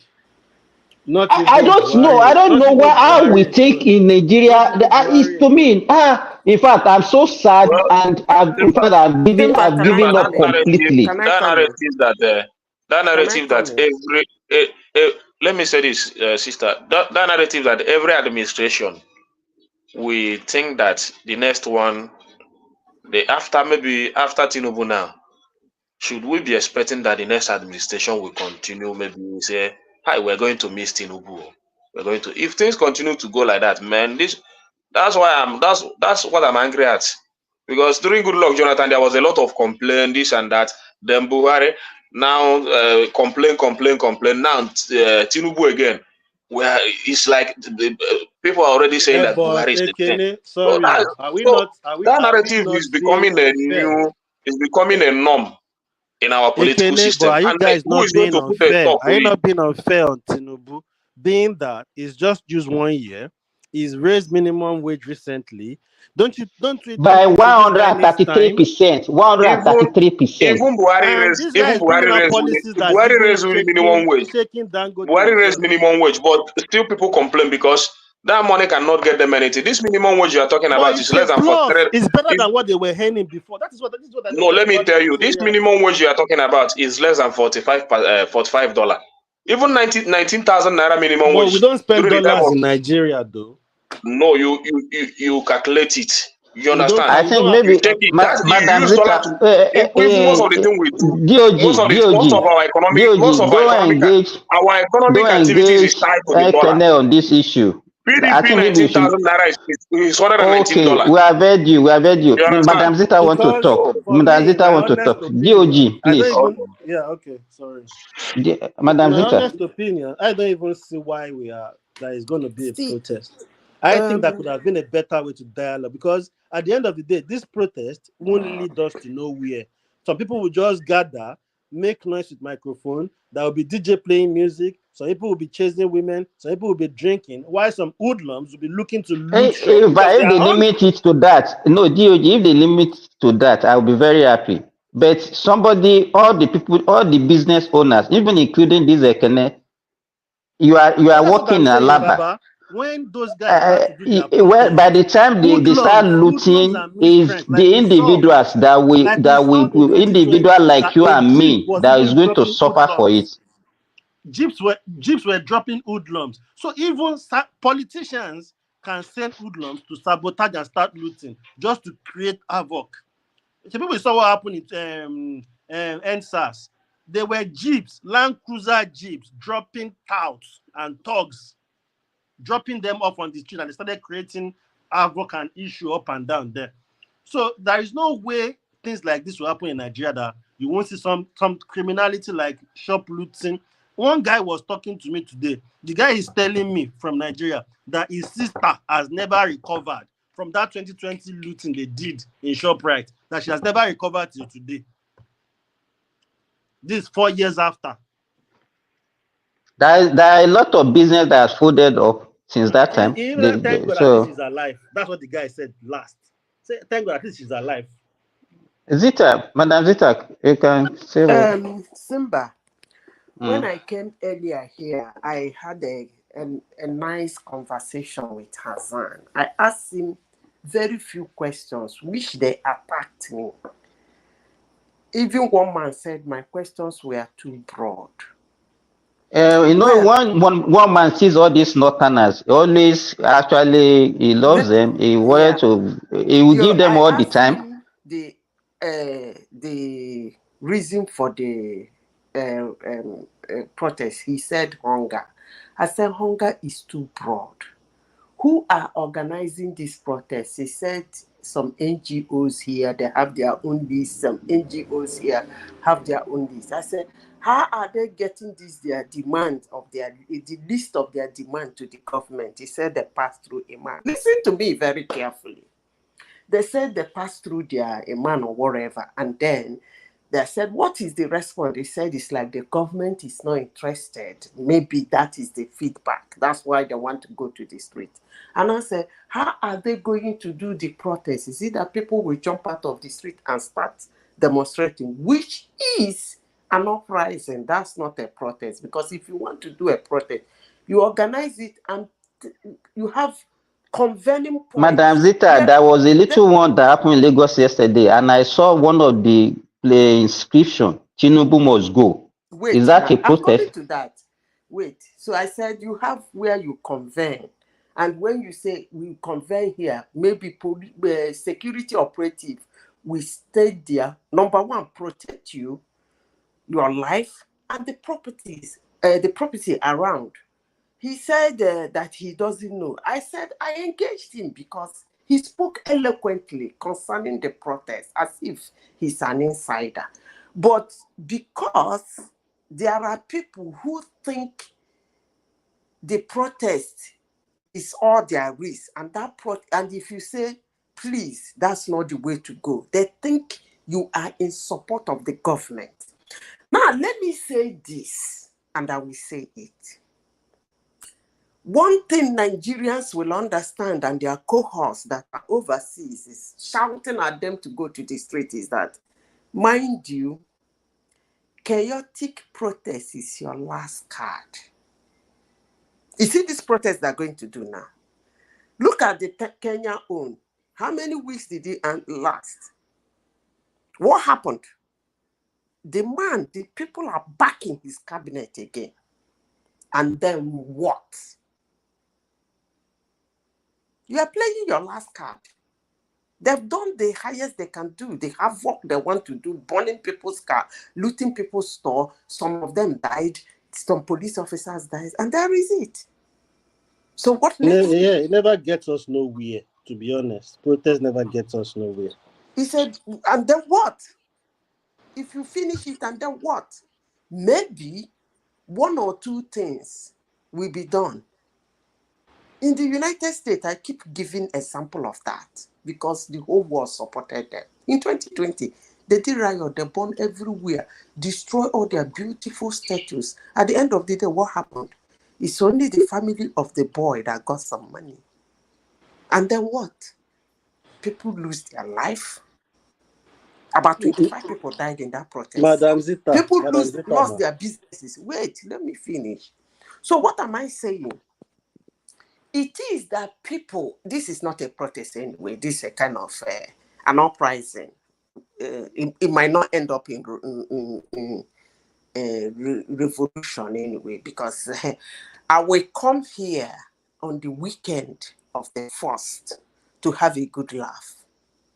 Maybe, probably on the 31st, Tinubu will make a national broadcast and then wait for them. Because you cannot tell me that you have a genuine reason why you want to protest and you don't want to show your face. This is how dumb people think humans are these days. You just say something without people asking you questions. You have a very genuine reason. People are hungry. People are suffering. Things are so bad. That's a genuine reason. On normal circumstances in those days, people like Atiku, Obi, Pankwanzo, all of them will be in forefront of the demonstration. They will lead the masses being in support of them to show the whole world that we do not, and the government is not going to attack them, because the presence of them will make the process coordinated, easy. But if some people want to hide behind whatever that is going on to cause mayhem, let's see how it goes. I rest my case. You know, Madam Zita, let me tell you this. Because I'm not part of the people, I'm not a social commentator. I'm on ground, I know what is happening. In the late 80s, the early 90s,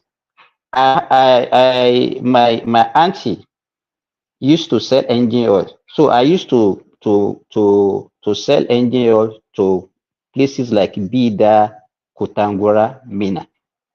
There was a day, precisely I think 1991. I went to a restaurant in the garage December, in Bida. hold on, Yes. not to come in. Nobody is stopping them from protesting. No. Wow, I want to even say this thing that Azan was talking about hunger, and he was saying that if you leave, let me make this comment, please. For those saying leave them, let them protest, how dare you tell them not to protest? Let me make this clear. Nobody, absolutely nobody can stop a protest. If you think anybody can stop a protest, you are dumb. Let me say this.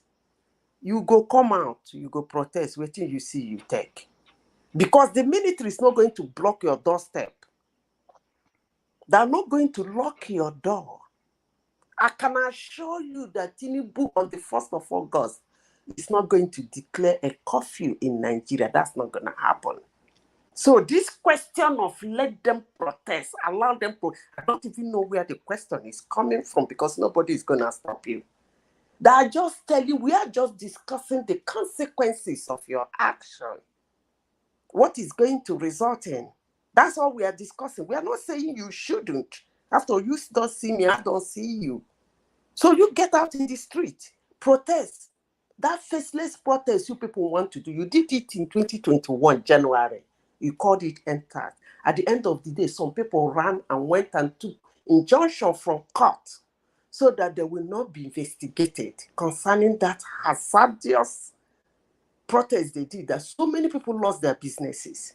You think you can do it now? I wish you luck. So this question of, I want them to protest. Am I holding you?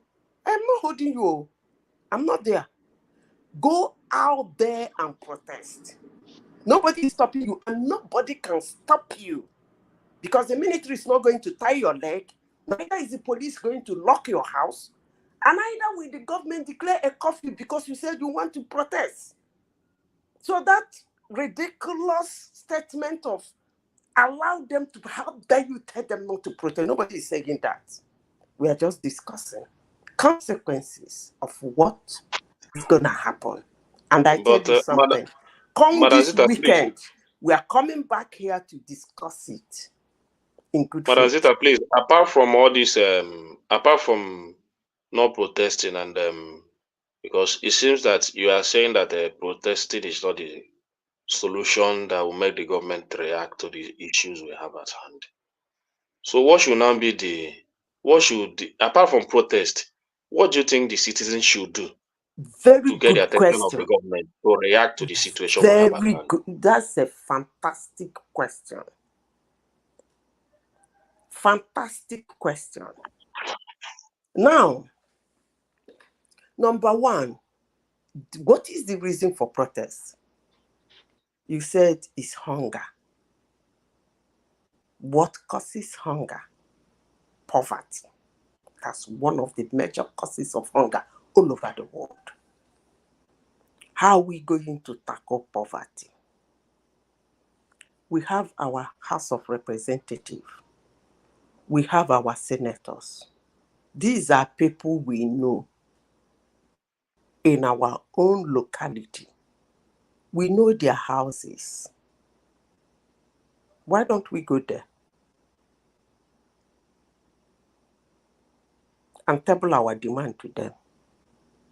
As you table your demand, we have how many years more to go for the next election? 3 years. Good. No, it's not up to 3 years. 2.5 years. We have enough 3 time. years, right? She gets the point. We have enough time to sort out their fuck up. So the way, Ekene, the question you ask now is the best question so far. Because if you burn houses, destroy lives, destroy property, they didn't do anything. What are you going to do? Nothing. But I tell you, if every community should channel their demands to be put in the house by their senators, by their House of Assembly, and in the next 3 years, that thing is not done. Ekene, are you there? Yes, I'm here, listening. O nwere ihe ndị Igbo na-akpọ onye nwere mmadụ ka ego. You know that? I know. Igwebike. No matter how powerful a senator is, if his senatorial district say he's not going anywhere, no amount of rigging, they won't even let him in the first place. So can we do that? Honestly, I can trust myself to do that, but I don't know.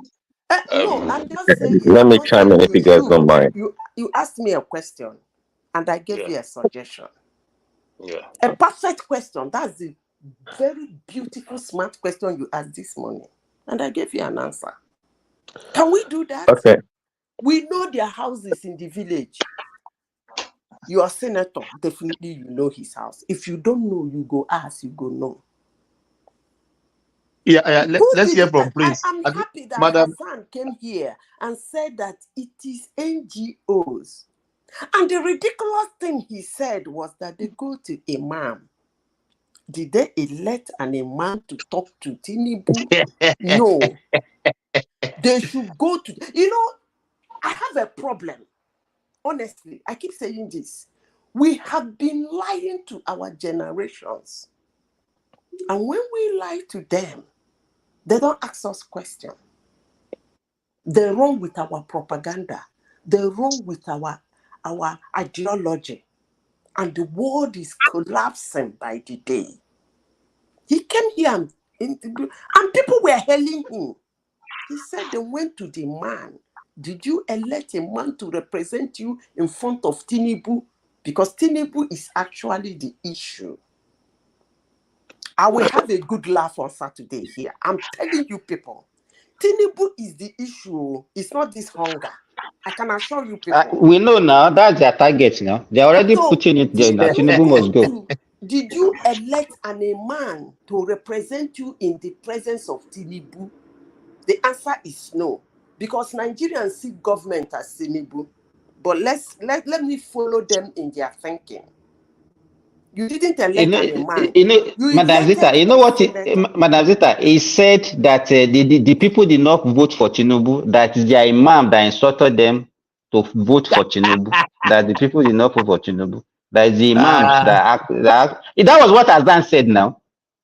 Oh my God. Is that not ridiculous? Okay, wait. The imam told them to vote for Tinubu, right?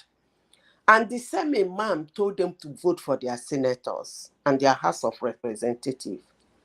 And what did the man told them when he told them to vote for Tinubu and the senators? He told them that the senators will represent them, right? So when you tell me to vote for somebody that person will represent me, and I voted the person is not representing me. I go to you, I tell you, look, you told me to vote for this person, he's not representing me. You say, I have talked to him, he's not good. Is it not in the real sense, it's common sense, for me to go to the guy and say, look, actually, I didn't want to vote for you, Mr. Senator. Our imam said to vote for you because he told us you are good. You are not doing your job. Look at what we want. Are you going to do it or not? There is another election coming up. Onye nwere mmadụ ka ego. They are not bigger than Nigerians. All right. I think Priest Daddy wants to chime in. Yeah, Priest Daddy will not push hard. Yeah, Priest Daddy. Yeah, let's hear from you. Yeah, thanks, Thomas. So I was going to say, Madam Zita's solution is it's a good solution, perhaps a long-term solution, but you see, the people need immediate impact to the solution, and I'm not even sure about the definition, or I should explain what causes poverty. See, if to me, what's causing poverty is not really lack of food. It's about No, I said that. what causes hunger is poverty. What causes hunger is poverty. Yes. Okay. Please, Daddy, with your permission, please. I have 3 people at the background, so I want to know who is active on the screen so that I can put them at the background. Let me know who is not active. Do we Ajali Koko? We can't kick Ajali Koko out.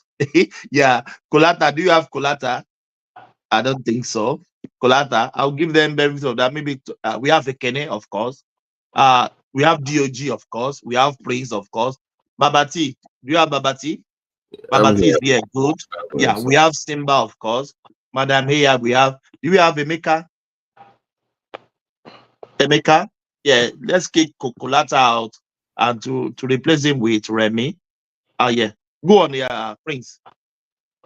Yeah, thanks. You said hunger causes poverty, but the point I'm trying to make here is that, look, I said poverty causes hunger. poverty Not the other way causes around. hunger. Right. Okay, poverty causes hunger. So the point I'm trying to make is that, look, to me, the hunger in the land has to do with bad policies. It's about bad policies and lack of vision, especially in the agriculture or farming sector. That's what it is. Even if people are able to afford food, okay, even the poor would have access to food. They would. So it's and again, the people need a short-term solution. But the protest, I'm not for this protest, but the point here is that the senators, they are recyclable. Okay, they're not going to make any impact, but the governors are like directly there to be challenged, okay, to bring about solution to the problems of the people, not so much going after Tinubu. And these people are not ready to go after the governors. They rather play politics and go after Tinubu or APC. That shows that seriousness. I think the government, I mean, and Tinubu has a role to play. And if they all work in tandem, they need to.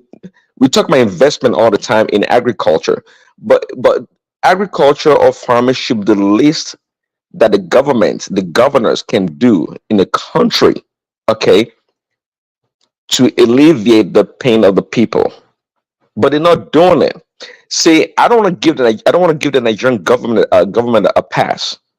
Okay, no, there has to be a pressure from different perspective on these people. There has to be.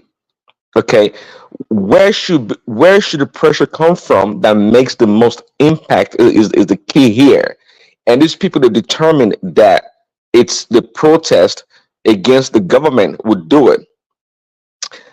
Just like I've said before, I don't think it's going to yield much. Just like Madam Zita said, I don't think it's going to yield much apart from destruction and mayhem everywhere and destroying people's businesses. I don't think it's going to make a much impact because the people pulling the levers in the different states, they are not being challenged. They've been given a free pass. Okay, so and that's what a lot of people are saying, that this protest is politically motivated in a lot of ways. Okay, and again, Prince Daddy, let me, sorry, I'm sorry for cutting you. Let me give you some data from Australia. My church always give like a giveaway every Wednesday to the less privileged. And where we normally get the food from is from the food bank in Melbourne. Please, Daddy, just guesstimate how many people the food banks in Melbourne feeding every day. a Just thousand, guess. 1,000. 65,000 people are being fed by food bank in Melbourne every blessed day. People Yeah, are okay. in poverty, people that cannot even buy food. So I think we always think that our life is so bad that we in the diaspora, we are living in some Eldorado, that there is no poverty in Australia, there's no poverty in America, there is poverty. Prince, Google it. 65,000 people are being fed food bank in Melbourne every Thomas. day. Thomas. Yeah, Thomas. The thing is, I've said this earlier on. I just think Nigerian government, they need to find a way to educate people about governance so they know where to channel their energy. There is a lot of honorables, federal honorables, senators. I know back in the days, as at Yaradua days, I know honorables that the money they give them alone, instead of them to spend the money for their constituency, the allowance they get for their constituency every month, what they do is they will just call party meeting, cook food, serve food. They have envelope that they put 5,000 in one, 10,000 in one. They don't Yeah. know who they want to give 5,000 to. Instead of the money, so and those people too, they don't know nothing. They don't know anything. Instead of them to come to say, in this area we don't have water. Can you do borrow for us from the allowance from this week? My MP in the UK, I have my MP's number. If I have the issue, I can call my MP. How many people have access to it? How many people even know they can go to their honorable or go to senator or go to chairman? If in Nigeria today, if their area, if the street, the road Let in me their let me street, let me tell if it's you not this. good, Let me it's tell you this. Tinubu.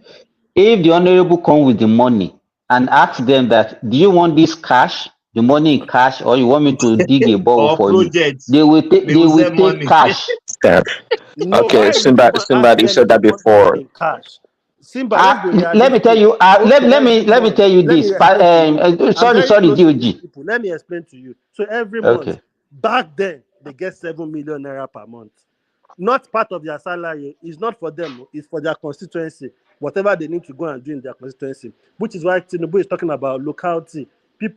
Governors need to start working. Chairmen need to start working. Even as little as chairman.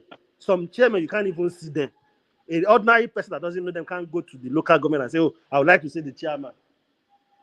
They can't. And this is Let the me problem. This Okay, is the problem. let me DOG. wrap up. No, no. Nigeria.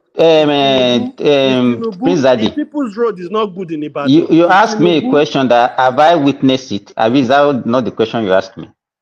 No, I didn't ask you if Yeah. you witnessed it. We all see No, these no, conditions. yes, Pathfinder, Prince Adi said Oh, he asked me that question.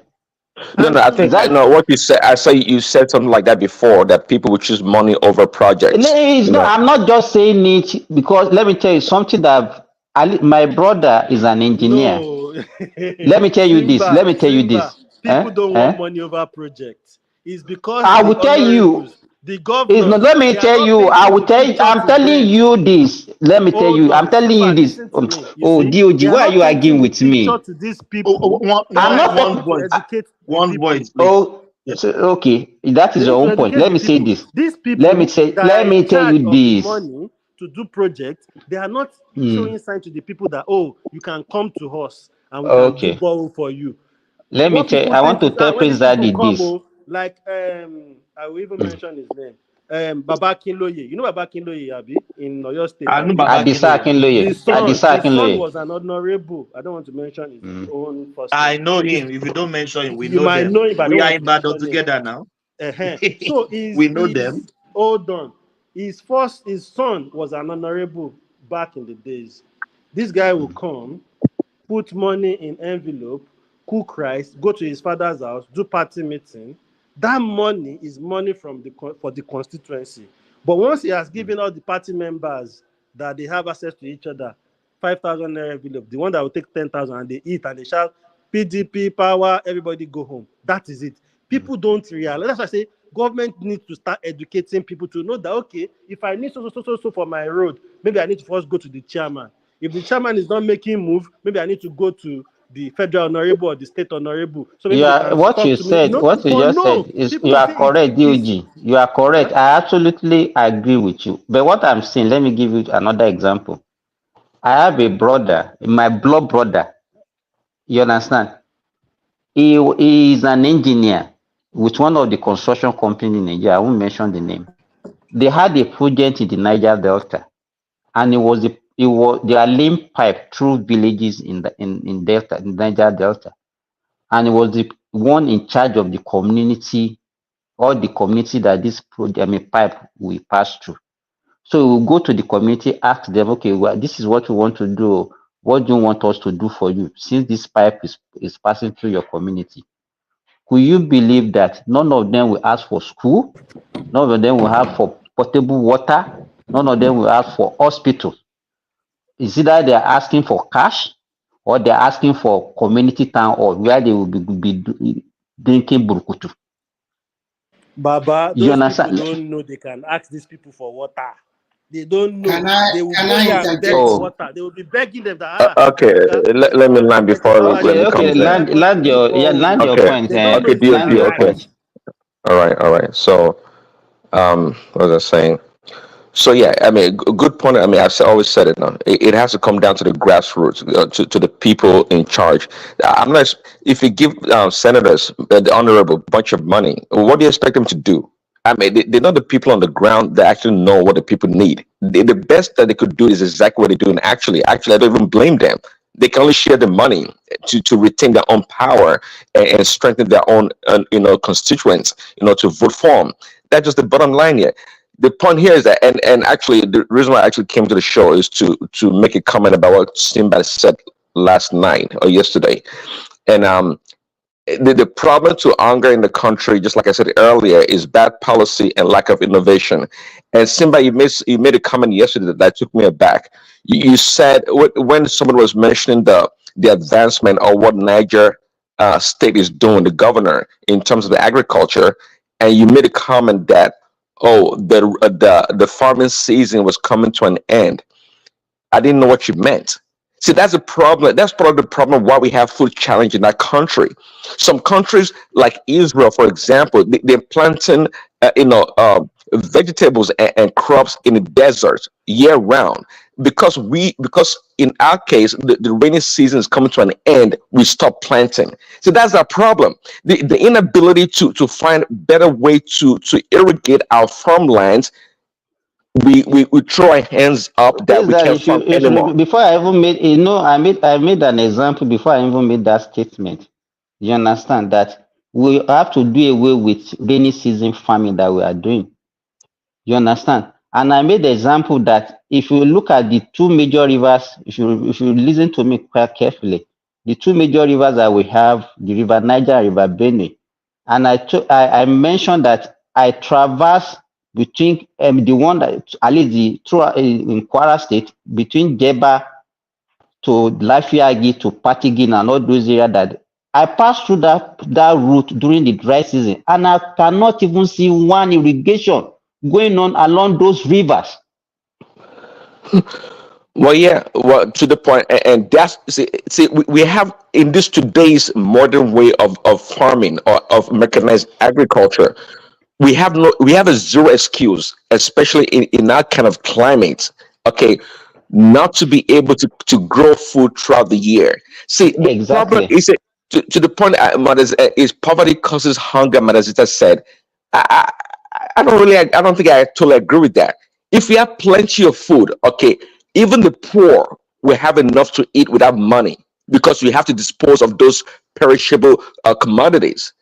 It's because we lack innovation, investment, and creativity. That's the reason why we're suffering. That's the only reason why. And from Tinubu to in the past, agriculture should be the first thing attacked in that country. Once people can have food in their belly, I think most problems are resolved. Even shelter they can manage when people have food in their belly. See, it's just lack of no innovation is what is killing us in that country. And not that like we don't have smart people. We have smart people, but the wickedness in their heart will not allow them, you know, to think beyond themselves and their immediate family, to help the country. Anyways, man. Can I come in now? Good morning, everyone. It has been a very interesting topic from one angle to other angle. So I listened to when you guys started asking the two Northern guys question, and I also listened to their submission. It clearly shows there's a big division. And it clearly shows that those insecurity, I think, is also politically motivated in the North. If they can come here and tell us that that insecurity does not affect their farm, it's not the reason why we have blah, blah, blah, blah, blah, blah, that means they know the people that are doing this thing. It's just a way to also bargain for something from the federal government, one way or the other. So when you look at Nigeria as a whole, you will see that different tribe or different region have their own agenda. And it clearly shows that the protest they want to go about is not protest basically for hunger. Because if you are saying people are hungry, an average person say, if you are hungry, what do you do? I think the best is just to go back and till the land. And when you till the land, what can the government do before we harvest? But if you are not talking about this or that, you want to change the constitution, you want the president to go away, that is already ulterior motive. And when you talk about constituency project, a good example is Bajabia Miller. If you see what this guy have done with the constituency project in Surulere local government, you will be amazed. He turned around a lot of hospital, a lot of things he has done for them. And when you look at all other senator or rep in various parts of the country, some of them try, but majority of them do nothing. They just pocket the money and gives, and not that they pocket the money because it's just a constitutional project that they will find somebody to execute in their constituency. So one way or the other, the money still go back to them. But at the end of the day, do they do something? They never do anything. Now, Mazam Sita says something, and which I hold in my left hand.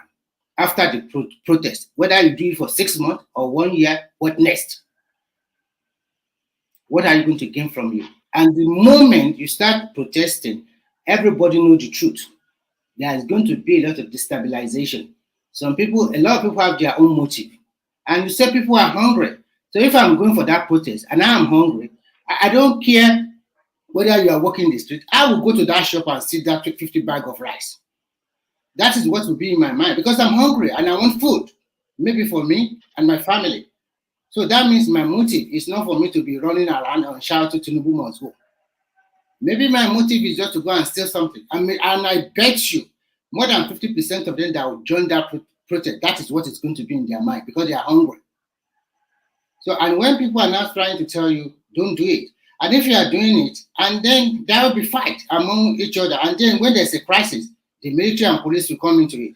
And because you also want to take them, Remy, you know, the little work that is available, that individuals that are running their business, that they engage these young Nigerians that are earning this little money that they are using to survive, they will take all this thing away.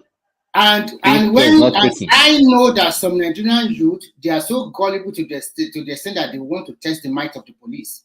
And when you want to attack the police, the first thing you do, he does not care how many people is in front of him. He will shoot. It's not like, forget about that. My fear is is destruction. I don't want destruction. destruction will The little, the little things that we have that is still sustaining that country. I don't want it to be taken away. That's my fear. I'm not against protest, but if there's a way they can make it peaceful, they should make it peaceful. Talking about hunger, just hold on, Remy. These northern guys that came and then they are talking about protest. They are not even talking about, okay, what is the solution? They didn't see banditry, they didn't see Boko Haram, they didn't see security as one of the major cause of the hunger. As far back as 1991, just hold on, Remy. I bought a food in a restaurant in Bida. I put the food was on the table. I just went to decide to go and wash my hand. By the time I look back, that was as far back as 1981.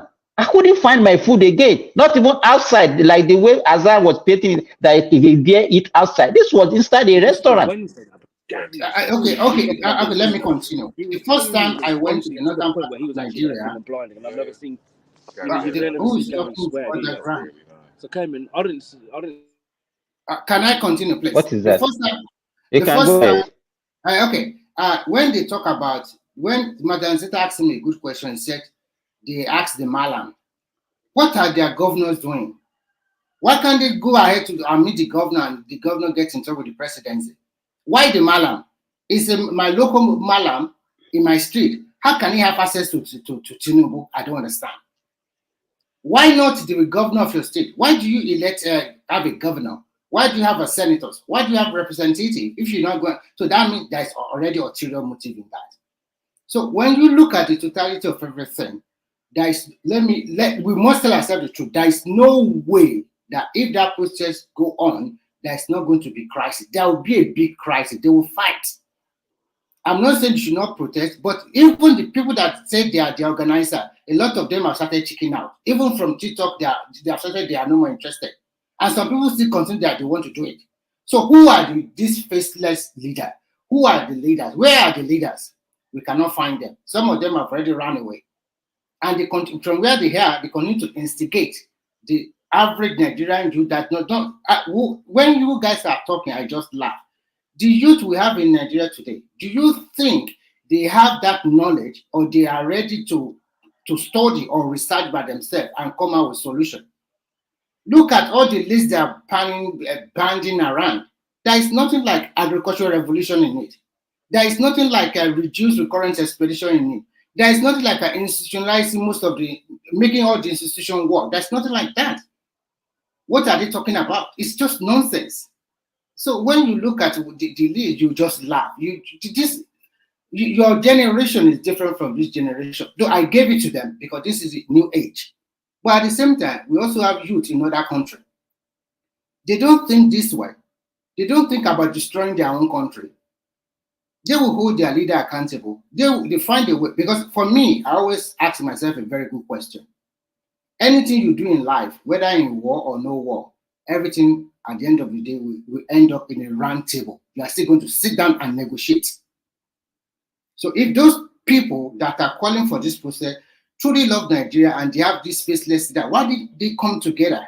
Forget Atiku, forget Showore, forget everybody. Just youth. Bring leaders from all the regions. Just sit down and continue to shout that you want to meet the president. I think they will give them audience.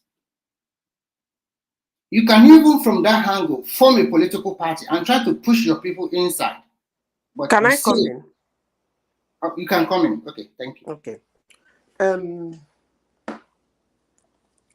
Do you people think if Atiku and Obi request to see Tinubu, he wouldn't grant them audience? I'm talking about representatives now. Let's assume that PDP and Labour Party, they're not satisfied in the way their supporters are suffering in Nigeria due to the leadership of APC. And I ask a simple question. Do you think if they ask for audience with Tinubu, Mr. President, we want to come and discuss with you on the state of the nation, he will say no? Hello?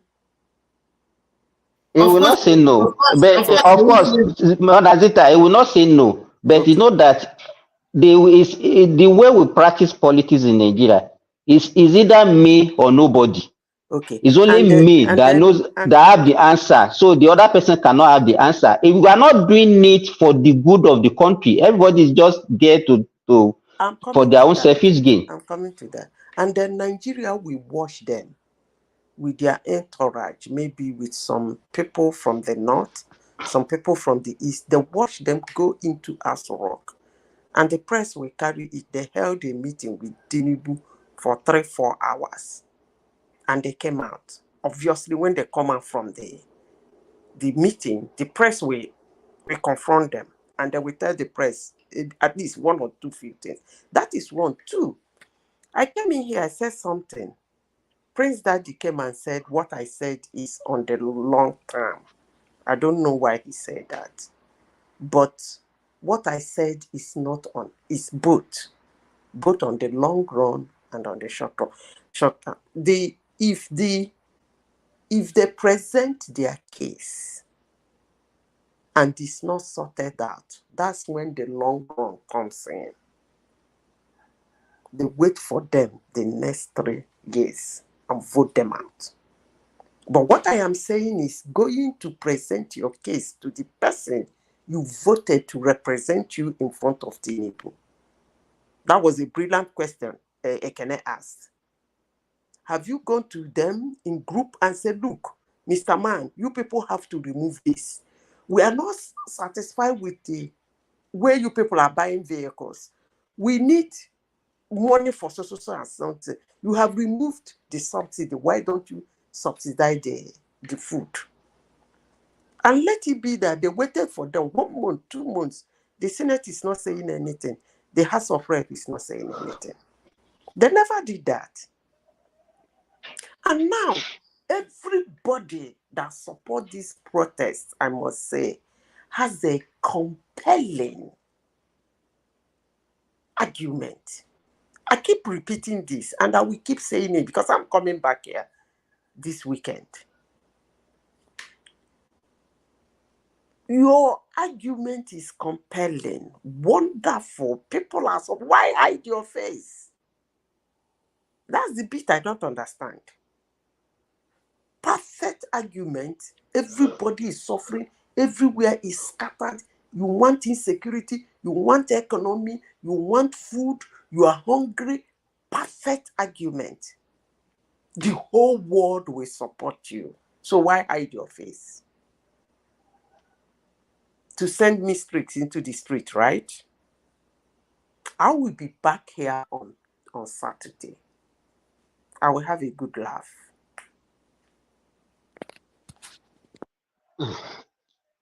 Madam Sira, the supposed genuine one saying they are not destroying anything. So can we give them a benefit of doubt? Thomas. Yes. It's like sometimes maybe the way I present my discussion or No, I submission, understand you, my sister. people don't I understand understand me. you. I do. I am not against protest. And nobody can stop a protest. They might frighten you from not protesting, but nobody can stop you. The only thing, the highest they can do, roll out armored cars, put police in the street, but they're not going to lock your door. Neither are they going to lock your gates. So actually, the question of let them protest is not supposed to be discussed, because if they actually want to protest, they're gonna protest. But what I am saying is, if you have a genuine reason and you want to come out in the street, because this protest you people are talking about, for those who came in this platform this morning to say NGO no get name, they get name, they get people where No, own that one them. is a lie now. It's a lie. Wait, She was they just get looking for name, an they get excuse. people where own them. And that particular NGO might be made of, let's say, 50,000 people. And they have their own demand. I asked him. And there is another NGO too. Maybe they have 100,000 people. They have their own demand. What kind of banana republic is this now? Every small group have their own demand. How is the government gonna meet it? You know, Azan started having problem with Tinubu when Wiki started demolishing their illegal buildings in Abuja. That was the day I knew that. I don't really care about that, Simba, because you again. I don't really care about that, because even up to Wike's government in Abuja, the picture of Abuja is not stayed there. Abuja is one of the most beautiful cities. And I keep asking question, why would a government pay so much money to design a city that will not come into effect? That's my stand. If Babangida's government will pay so much money to design a city that will never come into effect, these are the things Nigerians should be asking question on. You pay that money, all the green area, all the pipelines, everything, houses are sitting on it. And everybody is comfortable with that. And they don't talk about how much tourism a beautiful city like that can bring to the country, and even give them jobs. Nobody is talking about that. But it's Madam okay. Sister, have you spoken on? Look, Thomas, nobody is Yeah. telling them not to. Nobody is saying they shouldn't protest though. I'm just trying to make them understand that protest is not the best answer.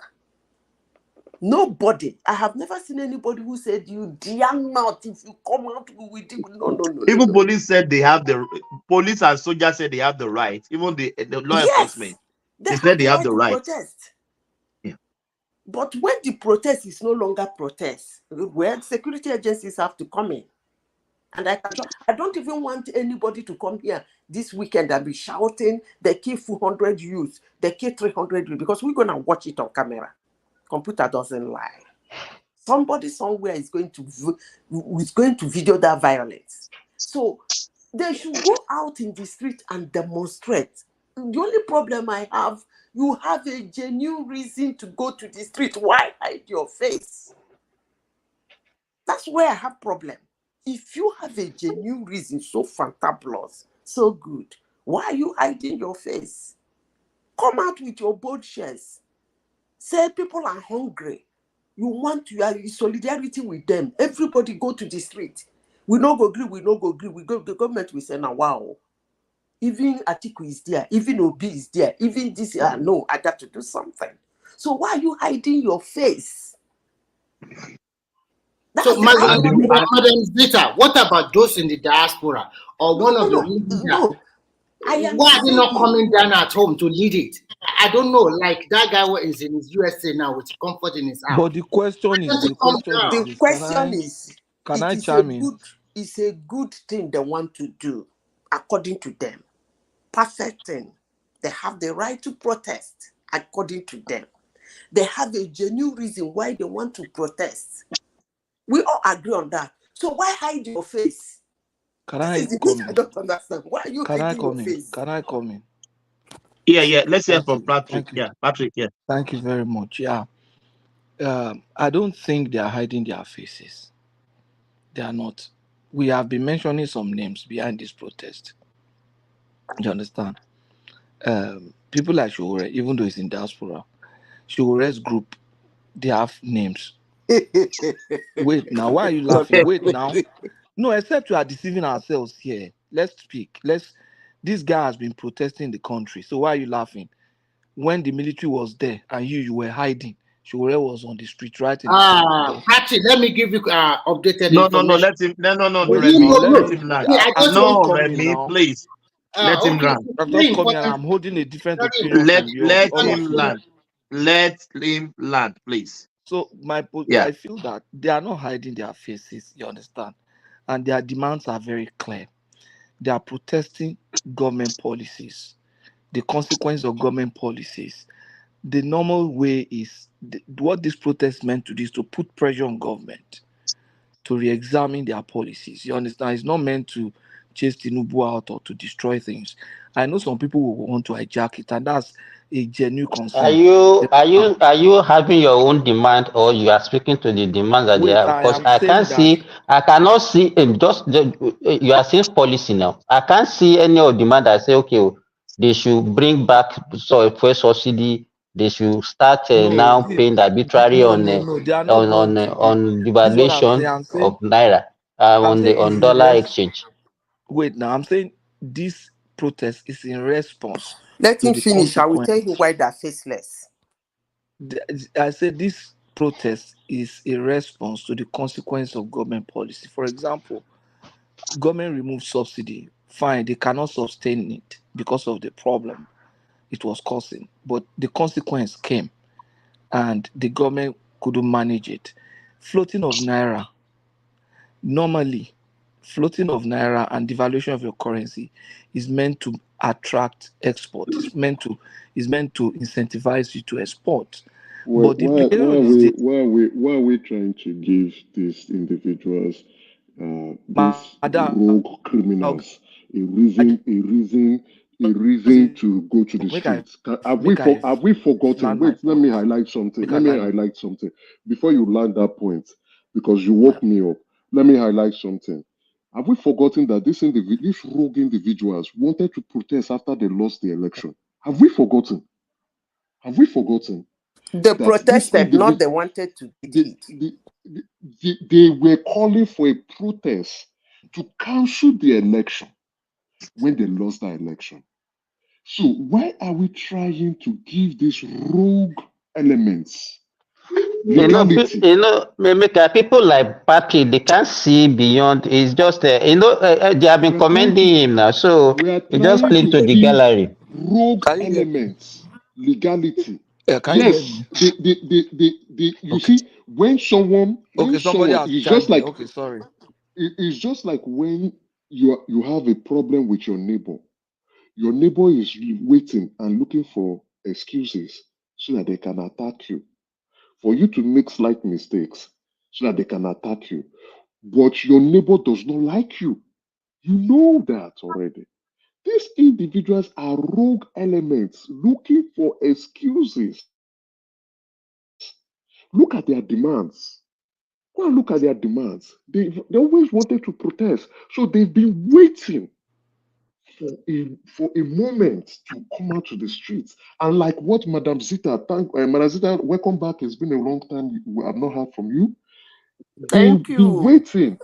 They've been waiting patiently for a reason to hit the streets and cause disorderliness. Somebody mentioned Sowore.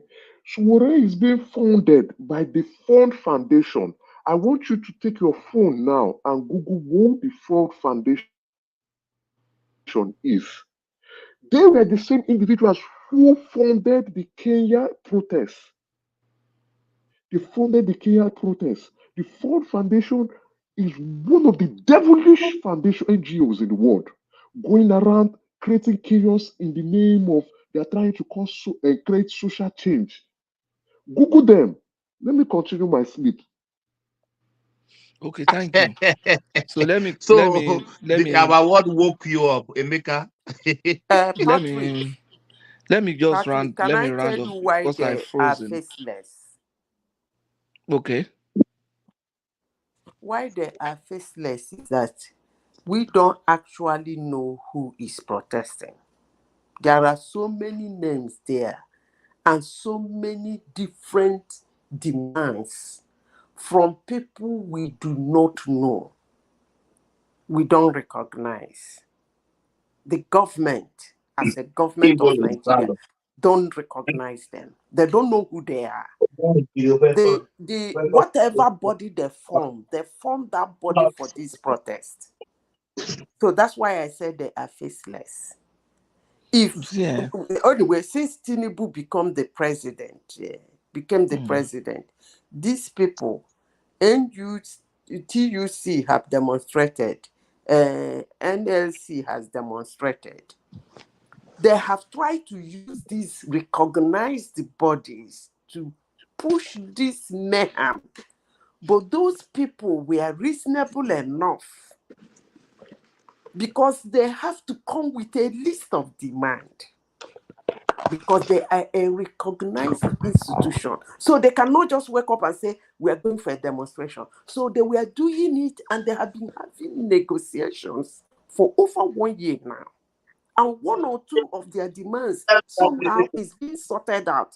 Now, these people are tired of TUC and NLC because the people have to do a what they call due process. So they now want to come out as faceless. You cannot form an organization just because you want to do protests. That's not how it works. So that's why I said they are faceless. And the second reason why I say faceless, I'm going to watch it live on the 1st of August. I want to see the faces of the people demonstrating. And if you just on about people, I don't see celebrities, I don't see the people who have been shouting they support them, or probably some Nigerians overseas demonstrating overseas in solidarity to them. Then my facelessness will be concluded. We need to see their faces. Come 1st of August. Thank you.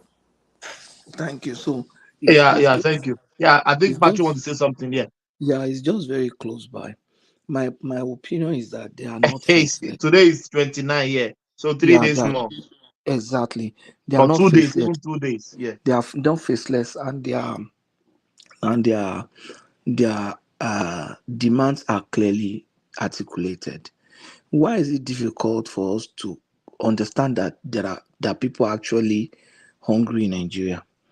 That there's food inflation and it's biting hard. Why is it difficult for us to understand? Everybody has come here. Nobody, don't use that one. That is an emotional sentiment that you are putting to it. Nobody is saying there is no hunger. Hey, don't use that one to buy.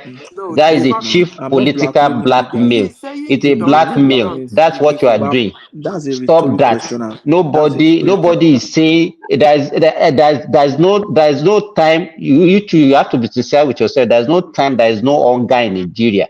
We can say, okay, it's worse, and it has been getting worse over the time, So what we are saying, we are not what we are saying. We are not even saying people should not protest. Don't go into that one. What we are saying is that we are not comfortable with the way things are going, and the little thing that is left in that country, we are concerned that nobody should destroy it. We don't have chaos. We don't have mayhem in our country. That's why we are saying what we are saying.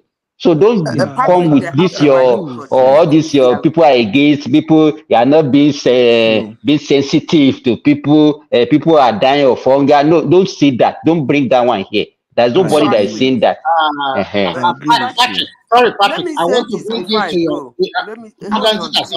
Patrick, I want to bring it to your attention that the Adeyanju you call for has already opted out of the protest, and most of you warrior guys on TikTok and wherever, they are opting out.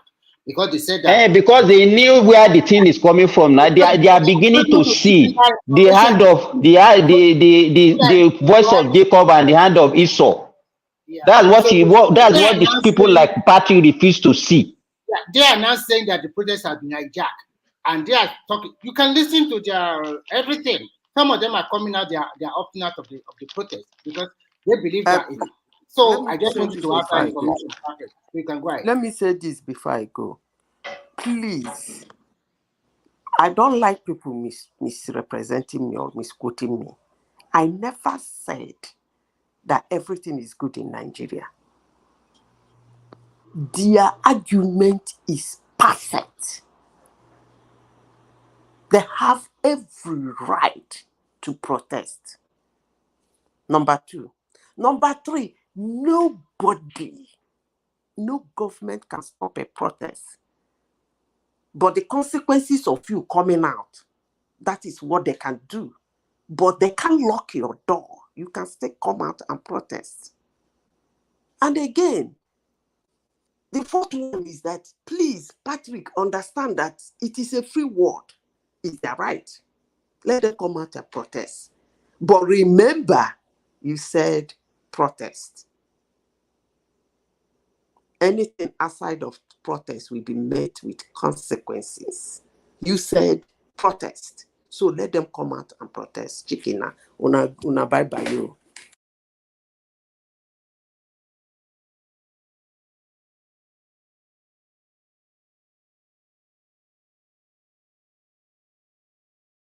Patrick, you have the floor. You can continue. Continue, I'm gone. Okay, thank you very much. So I agree with you. I'm not saying that people should, that the fear that this protest might lead to violence is a genuine concern. That's what I'm also having that concern, and that means we're in a very difficult situation in that country, because we have a situation when innocent people want to express themselves, you have the political class hijacking it and using it for political gain. And then we also have a situation where the political class in power is insensitive to the masses. You can see at the end of the day, the masses are in the middle, and it's a very, very sad situation for them. We have a good president today that is, we believe that a number of us on this platform believe he's trying his best. By the time we have a terrible one tomorrow, the poor masses want to express themselves. The other political class want to hijack the process. You can see that the innocent man is in the middle, and the innocent man is the one that is really biting hard. Like somebody told me, one of these activists that say he wants to protest, the car he was standing on for protest, the car is worth over 50 million, and he's saying people are hungry. He's standing up on his own car and waving flags. I say, okay, the activist is not hungry, but the point is that he's using that to his own gain. Whereas in the real sense, the political class, the ruling class, are not really doing their best to improve the lots of the people. So the masses are afraid to protest, because if there's riot and there's problem and the police come in, they are going to be arrested anyway, and it becomes difficult to get them out. And if they don't, there's hunger and it's biting them. So it's a very, very bad situation that we So, have found Patrick, ourselves in I have Nigeria. a quick question for you. One will be on economic and one will be on this protest. Like, for example, Lagos State is over 10 million people. And the total police force we have in Lagos State, I don't think they They are said up to 20, 200. why are you seeing this, Remy? 10 million, over 10 million. Lagos is about Lagos is 25 close to million. 20 something Okay, million. okay, whatever million we 25 call it. million. And the total police force in all over the Federation of Nigeria is not up to 1 million. How many people are they going to face if like 1 million people is on the street in Lagos protesting, and we have 10,000 policemen to give them security? How is that going to work? That is number one question. Number two question is that some of your people from the northern part of some Nigerians, like those Nigerians that came in from the north, today said that subsidy must be restored. As an economist, how would do you agree with that or not? That is the two questions. Thank you. Nigeria does not have the subsidy is good if it's well managed, but Nigeria just currently does not have the capacity to return subsidy to the plate, because the poor masses are not even enjoying the benefit from subsidy. Is the rich that is also enjoying the benefit. That's just the truth. So I don't see that. But what I But think, so no, because you said bad policies. You have been repeating this for days now. Bad policy. We have two I will major. tell you why No, the just bad wait, policy. wait now. We have two Mhm. major policies.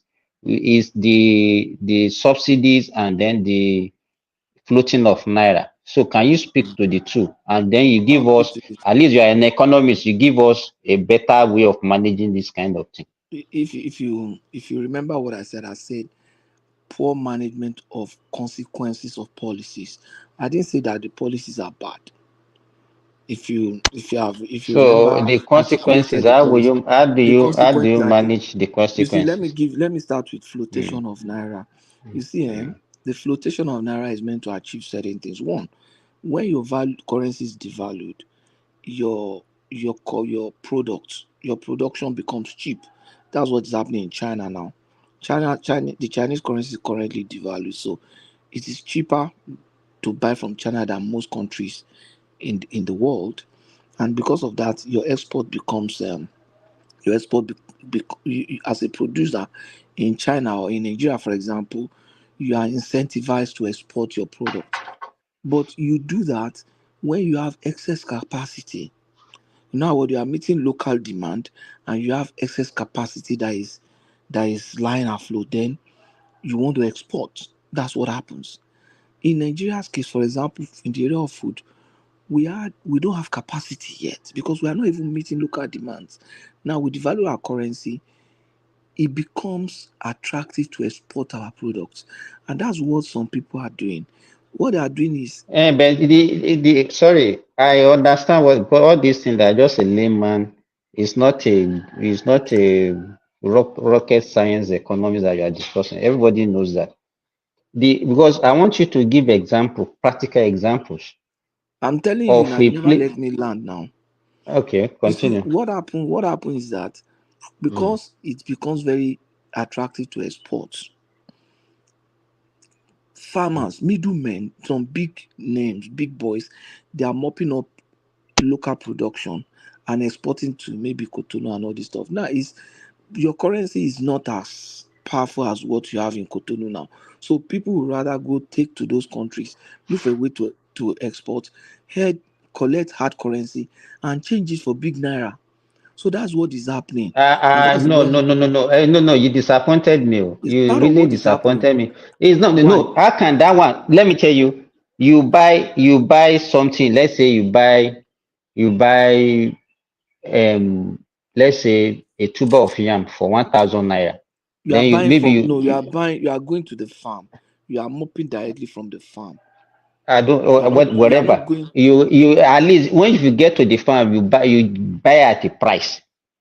So You buy let's say at you a buy price. from so you buy at a price of 1,000 naira. You go to Benin Republic, maybe you sell it at maybe 10 sefa. In what I way don't did know. that I can't put numbers. I can't put numbers I'm down. just giving just an arbitrary. Then you because what you just said that okay, because you go and sell in that currency, then I'm you not. come back and I'm change just giving. I'm just giving an the example. value. Let me tell you, the value Wait of a now. commodity doesn't change by currency. No, That's what wait I now. so I don't Wait, know what Remy. your This is what I'm argument saying. is. I'm not You didn't Remy, even I'm allow me Simba. to Timber, sorry. You see, I'm just giving an example of Cotonou. I'm not saying they are selling to Cotonou. Anywhere, even Okay, if you go and sell Nigerian it in products. US, No, try and see, explain how you go and sell in $1 and then you say that by the let time me tell you you. are because you want to sell in our currency, then How much it is it? Wait become now, big money. how much is a tuber of yam in Nigeria? You are a farmer. How much do you think if I buy yam That is how can you be asking me that wait what is now? How much is a tuber tuber of of yam yam? comes in different sizes. How You much can't is put a price on an a average tuber. wait now? We are trying to say hypothetically, an average tuber of yam maybe 1,000. Mm, Now, if I move that tuber of yam, if I bring it to Canada here, mm, I'm mm, going to sell that tuber of yam $15. mm, I'm going to sell that tuber of yam $15. Maybe I spend some money to bring it down, everything. Maybe I spend another 1,500 to bring it down. That makes it 2,500. If I sell that tuber of yam $15, that tuber of yam, if I convert $15 to Nigeria, I'm looking at 17,000 naira. mm. So it becomes very attractive. I know a number of people here who are currently doing that. A number of people here in Canada who are currently doing that, mopping food from Ghana, Is it that mopping food from expensive like Nigeria. that in Canada? Yes, now One there are. tuber of yam, $15. Yeah. I can. Because I just bought 10, one 50. recently. I bought an average size for nearly, it's not up to €3. Yeah, that's Europe now. No, Yeah, no, if you $15. convert it to your dollar, it cannot be more than $4, a Canadian dollar. That I'm telling you, you can't see it, but $15. it's Oh my God, that is yeah. Even in Saudi Arabia, we don't even buy in tubers. We buy in kilo. They will Oh, weigh it, $15 for God's sake. Okay, and you buy in kilo, yeah. we buy in kilos, not even in tubers. They buy in kilos. If I will check if I can see an online store here, I'll send to the link. You understand? I think You can We are not is that doubting. Just the rationale buying at $1 in Nigeria and selling for $15. Even if you factor the custom duty and do you know, for example, I'll give you a good example. Do you know just that bottle of Fanta? That bottle of Fanta you yeah. buy in I Nigeria. think Patuski he added flavor to it. Don't mind Patuski. He added I'll flavor check. to it. How Once I can one? check, no, Simba. Once I'm trying to see if I can get an online store. You know those online store, they put the price tag on this thing. I'll send it to the link. For example, you know a bottle of Fanta, normal Fanta, Nigerian Fanta. You sell in Nigeria. I don't know how much they sell it now. Maybe 500 naira. I don't know, but it's about $5 here, $3, $4. So if it comes here and they sell it for $4, that's close to 5K, 5,000 naira. that of So Canada is expensive. But even in UK, that matter you're it's talking about is because not £2. Nigeria it's because you are converting it to naira. No, I'm You not understand what I'm converting. saying? I'm giving an example of the Western No, nation too. no. In Europe, African foods are cheaper than in America. Because of the African population in Europe, and it is easier. The shipping Yeah, route, and all the stuff yeah, is it's, easier. it's closer, right? It's closer, yeah. But in North America, when I was in the US, it was almost like that. But it's even cheaper in the US than in Canada. You understand? If you But are they are running beside Nigerian, one another now, Canada and America. I don't know why it's like that. They are not. It's far Oh, now. you're interested. You need The to make land Canada area is in big. The fire. land area, yeah. The people who are running African stores, they are making big margins. Yes. Big margins. Yeah, there was a time my wife was selling this pala. You know that normal pala that they bend Yeah. and Bí a kì í kó wa smoke. máa kó pala láti Norway kí n yá máa kó wá sí Canada No, báyìí. kì í ṣe ekporoko. You know that panla, that tiny one that they sell, that they will smoke. Yes. One day That my wife Nigerian one, I know now. exactly. The money we spent on that thing was just about 30,000. After shipping everything, maybe 60. Yeah, we made over, even before this devaluation, we made over 300,000 on it now. Wow. Because just small one, people will buy $25, $25, $30, $25. By the time you start adding, you understand? So it's like that. So that's the incentive. Cool So though. That's for example, I know a store here that has a processing, packaging, this in Abeokuta. The woman will go to her father and buy rice. That will buffet would they, or in Shun when you are going to Lagos from Abeokuta. The woman will buy bag of rice of father, blow it, repackage it into they bag, started abusing you already. repackage it into bag, and bring them to Canada. People are eating of father seriously here now. And that of buffet is what they call Ofada village. That of Obafe is Ofada. There's a town there called Ofada. That's where they produce a large amount of Ofada rice in Nigeria. And that woman is a big buyer in that place. You can imagine the implication. You understand? On the Ofada supply to the market. Because I mentioned it the other day that even the food, a lot of food has been shipped from Africa to the diaspora. This can also affect the price of is affecting it. Because also I would rather ship if I have a farm. Sure, there was a time I was telling my friend, that father, maybe we should just go there and set up our farm. If I eventually have a farm and produce rice there, I won't sell it in Nigeria now. I'll come and sell it here. That's my intention. I'll sell to Ontario. I'll sell to, and we are beginning to have very large population of Nigerians in Ontario now, in Calgary, in Alberta. So you are looking at Nigerian population increasing to millions very soon, maybe by God's grace, and that will be a big market. And in Australia, Nigerians are going heavily into Australia. So all those things. If Thomas is here, But I would have Patrick, asked him. don't let us. Okay, now, okay. If people can afford it because they have higher purchasing power. In those way, that's why they can afford to buy Exactly. at that price. So what is your point now? Is that one against the economy of the country, The or is point for is that is good for us? it is meant to be good if we have the capacity. If, for example, we have so much production such that Nigerians can be fed and we have excess. Countries like China, they have capacity. That's why they can start producing and start sending out without them suffering. So what I'm So saying is that you said something now, Patrick. You said even if you are a farmer, you will not sell to Nigerians. And I've been saying this even on this platform for days, for weeks, that the whole world is a global village now. You cannot be treating any country in isolation. So What you mentioned, yeah, continue. the problem that we have in Nigeria, you also attested to it now from your statement now, that it's not as if the price of food in Nigeria is actually higher than any other country. But it's because our people did not have the purchasing power. That's the problem. No, but And the that point is is what that you're supposed to be speaking to. no, but Simba, Simba, you don't understand what Patrick is saying. Okay. He's No, saying let that that person. when you have excess, okay, it's all about demand and supply. When you have supply, enough supply, that and demand and supply is what they call the invisible hand of the market in terms of pricing.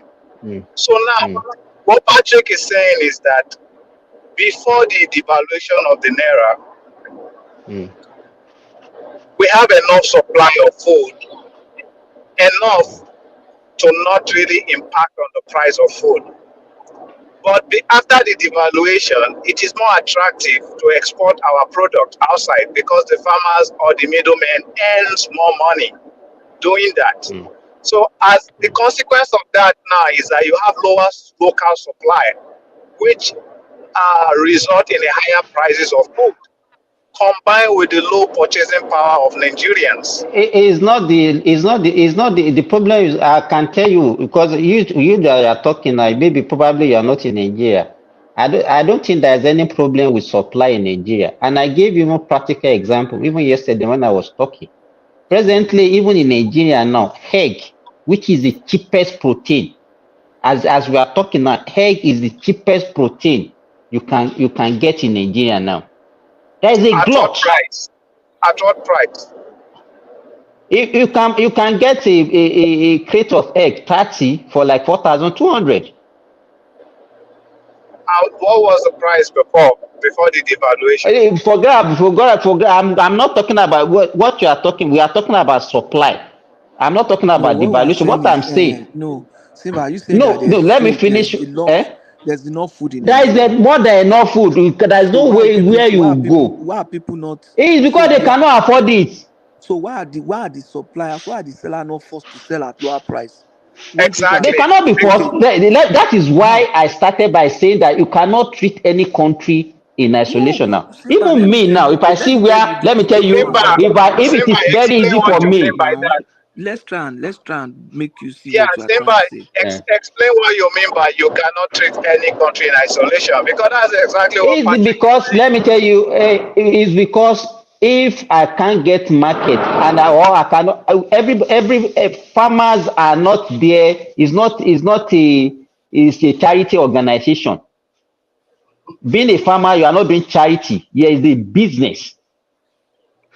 You understand what I'm saying? So if I produce a yam and I discover that I can sell it better in Cameroon and get more profit, I would rather take it to Cameroon than to sell it in Nigeria.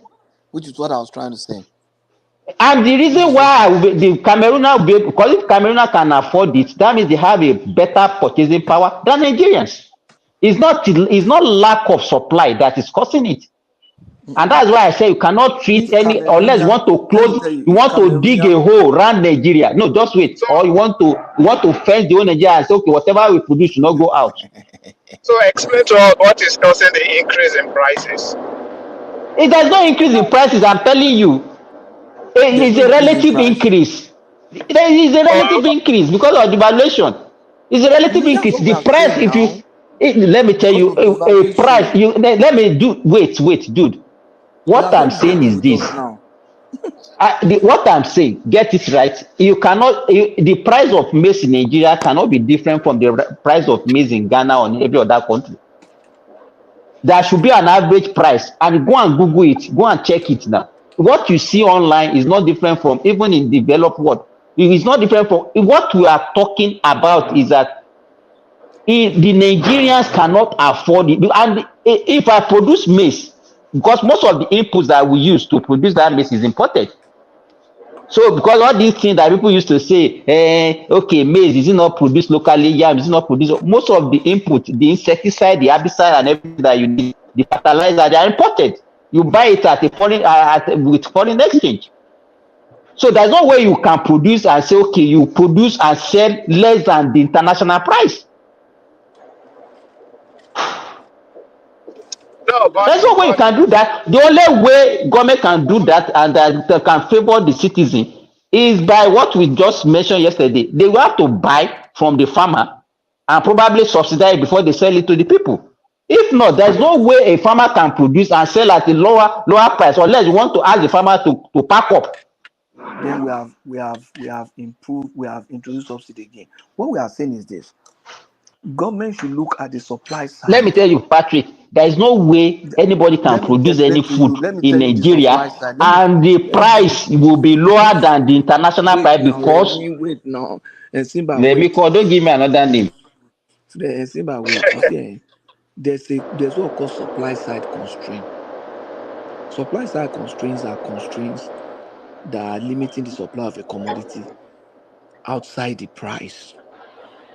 You understand? The price is meant to affect supply. If for example the price for a particular product is high, it is expected that a lot of producers want to start producing that thing because they feel that they will get good price for it. That's the supply relative to price. But there's other element of supply side, like maybe insecurity, all these stuff. The exchange rates is also a supply side constraint. If people are going to get good price for their product outside, they will ship it outside. So that's another constraint in the local market that has nothing to do with the price. Patrick, what you people are painting that you are making it to look like as if the farmers, you understand, they are now making huge profit. No, what I we are can meant tell to you, do, let what me tell farmers you, are I'm a what practitioner. Wait. government is meant to. I'm a practitioner. You understand what I'm saying? I'm a practitioner now. Doing farming in Nigeria now, I'm telling you, it's not actually profitable at all. Because even this price that you people are talking about that is too being high, is not actually profitable to the farmers. And I gave you example, a kilo of chicken now in Nigeria is 2,500. That is not even the cost that of producing that 1 kilo because there is no market, they are selling just to reduce their loss. The same thing in poultry. And those are the areas, even fish. Now we are not even getting markets to even sell our fish. So what are we talking about?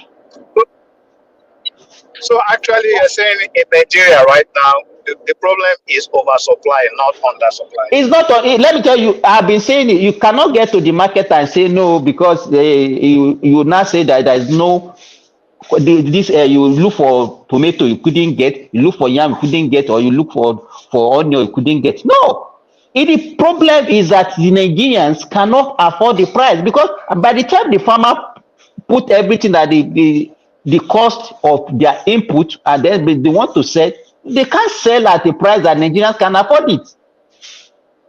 Yeah, that's true. So, Patrick, what is your argument? Because now I don't understand why why you guys differ now in your opinion.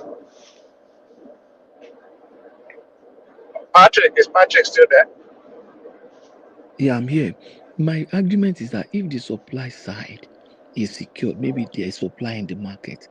And Simba is saying that, oh, we are not getting good buy, we are not getting demand for it. That's what you are saying.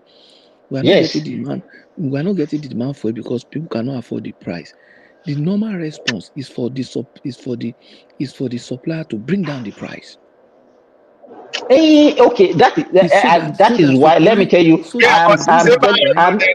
I'm telling you that a lot of farmers. It's not. That's why I'm saying that it's not even encouraging. Because if you say they should bring down the price, then they will run at loss, Abi. Then next time you Maybe. want them to go And back to then farm to the go and do product that will, same some of thing. those products will be lost if they don't bring down the price now. And Some of that's those what I'm products will telling be you. lost. I told you one now that even chicken, I gave you an example of chicken, that they are selling at 2,500 because there is no market and they are selling at loss. So now people gradually, some people will now be leaving the industry because it's not profitable. That's what we are now saying. We are saying that So, government should enhance the supply side. Government should enhance the supply side. That's what I'm trying to say. How? Fine. I'll give you a good example. Tinubu, when he wanted to come into power, he said that 1/3 of our lands, arable lands, are not being utilized. That his focus is to make sure that 1/3 of the arable land in Nigeria are being utilized. And last year, towards the planting season, I said, look, these people are not preparing for this season. They are not preparing for this season like they promised. If they had done that, by now we should be getting something. And now, Getting what? instead of I'm not. What? The same thing. You are just repeating yourself. The really, problem is not lack of food. You understand? I think what you should be I say talking about is how. if the government enhance overcapacity, if there's overcapacity, by government coming What do you in, mean by how? incentivize farmers. Incentivize farmers. Now, what are the things what are the factors affecting the cost of agricultural production? Try to bring down those costs. Try to look at areas that will Okay, bring so down you are the talking cost that of they should production. subsidize the farm input. Yeah, farm input should be subsidized. Hey, you are talking. So those are that is the. Let me tell you, that is a problem. That's what I want us to be talking about. It's not this being power. Yeah. So you guys are finally converged. So, like Simba said, the problem is the cost of production It's is the cost high, of production. It's high. not the problem of supply, because the farmers still produce enough. It's just that now, due to devaluation, imports are very expensive, which also affected the cost of production, and the government has not in any way improved the purchasing power of Nigerians. In Senate climb, what the government used to do is that you mop up all those excesses. You buy from the farmer. As if what you need to do for a farmer should know by the time you are that if I produce 1 ton of maize, this is the cost and this is the profit that I'm going to make, because you know the price. You know that government is going to buy at this price for you even before your production. But in Nigeria, there's so much uncertainty that even by the time you produce, you don't even know how much you can sell it, because even the middlemen that will come between you and the final consumer, they will rip you off. Yep, that's so true. I think that would have been a good. So why is the government not doing that?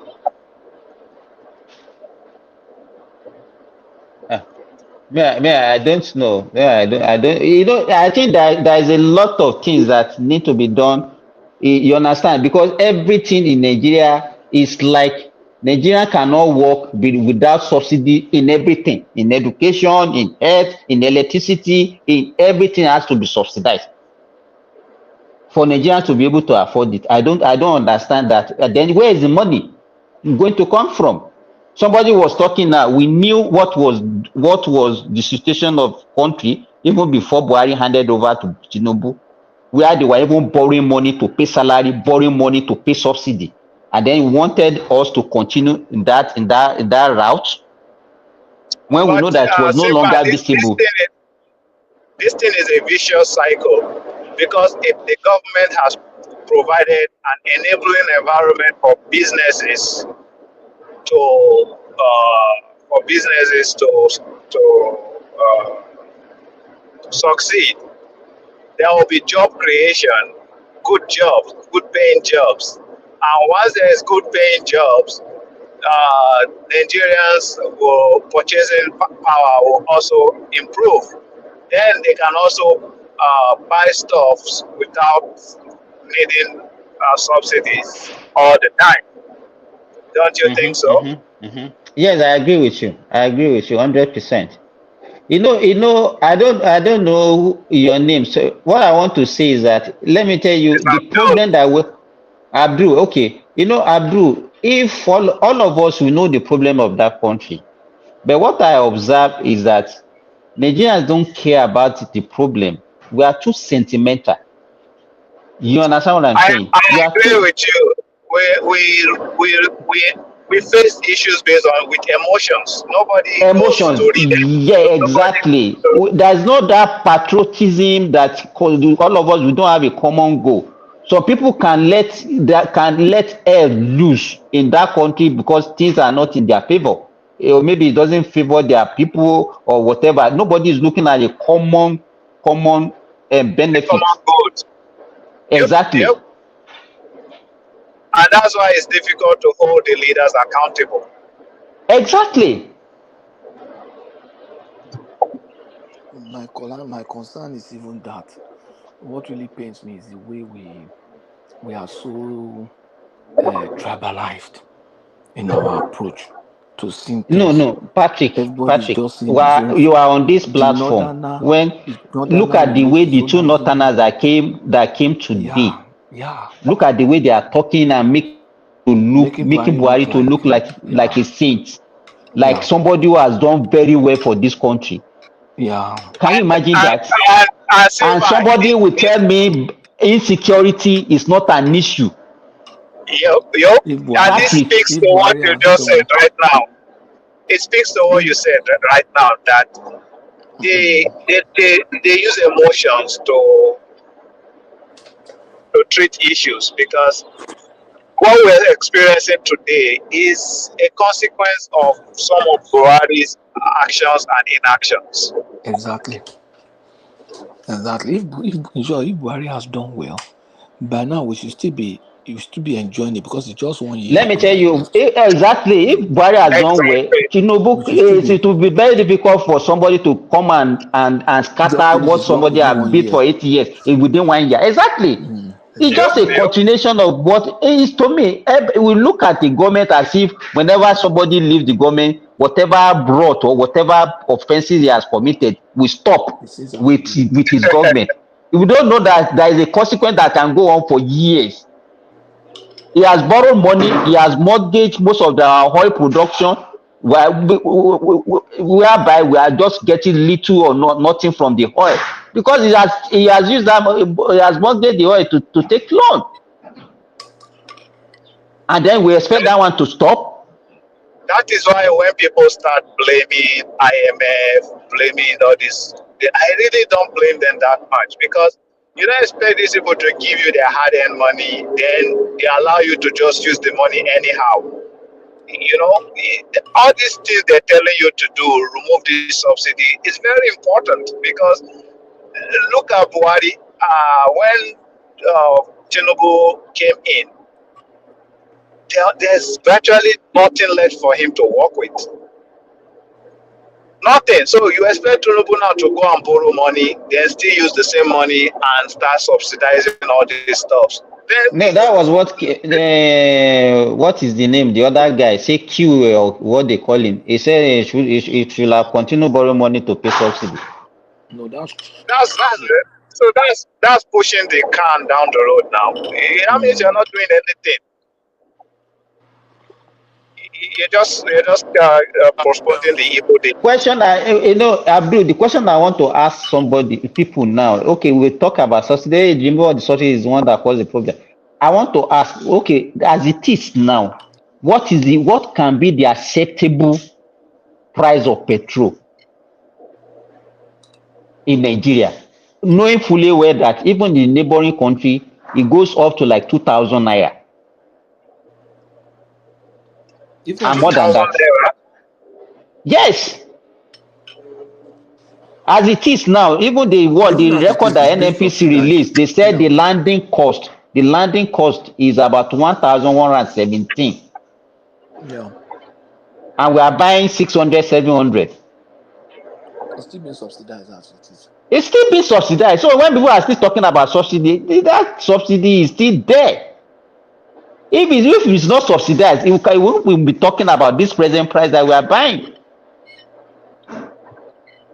So to me, I didn't see it as an issue any longer. Subsidy has come back and we are enjoying it now. So you want us to be selling at 200 naira? Could that one be affordable to government?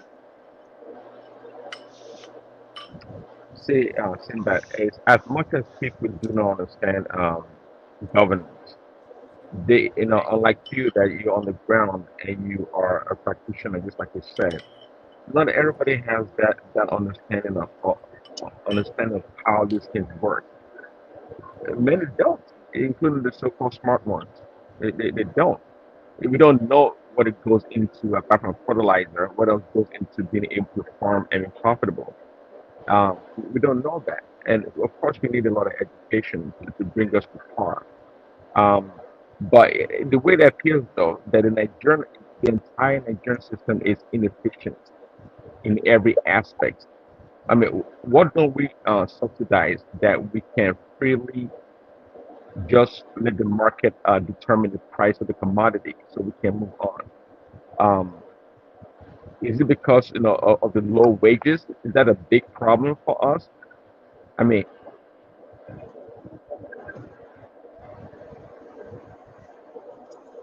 Prince Daddy, what I can see in Nigeria now, I don't think that nothing can be affordable to Nigerians without being subsidized. I'm very sorry to say. Nothing is affordable to Nigerians without being subsidized. because of the low wages, or what is it? What I mean, Electricity has to be subsidized, education has to be subsidized, food has to be subsidized now, because if not, we will still continue to shout of hunger. But there's no way you can bring the price of food down, because as it is now, it's not higher than what is expected. To be frank, it's not higher.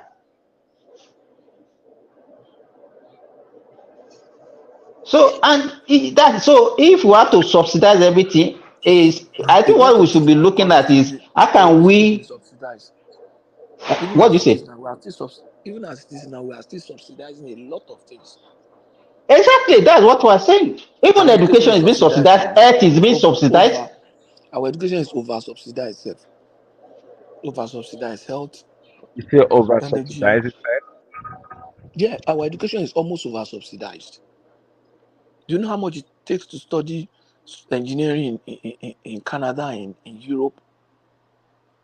Don't Even even say. Patrick, you remember not to what I talk of discussed medicine. with you? Remember what I discussed with you? Yes, now I I know know now. how much I paid. I know how much I paid. Me, I'm paying as a domestic student for engineering.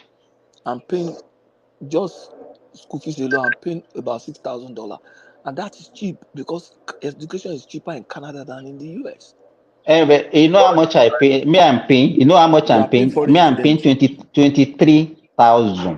$23,000 for just one section. Where So in the US? in Canada, Wow. It's crazy. If you Abdul, And this if you and have this any, Abdul, if you have yes. anybody attending any public institution, like federal university in Nigeria, ask them for their school fees. You will laugh. It's not up to they what don't I used to pay for my child that is in nursery school for a term. they don't pay school fees now. Wow. University in Nigeria, federal universities don't pay school fees That's now. for a session, no. That's for a session, no. Federal I pay universities they more even for pay. somebody who's in nursery and primary school. What they pay is more than what university students pay for a session. Nigeria, we are very unappreciative. We are very unappreciative. But I have a comment to make. Simba, let me tell you you know the funny thing. I was almost going to tell my daughter that she should that she should come and study in Nigeria. I'm telling you.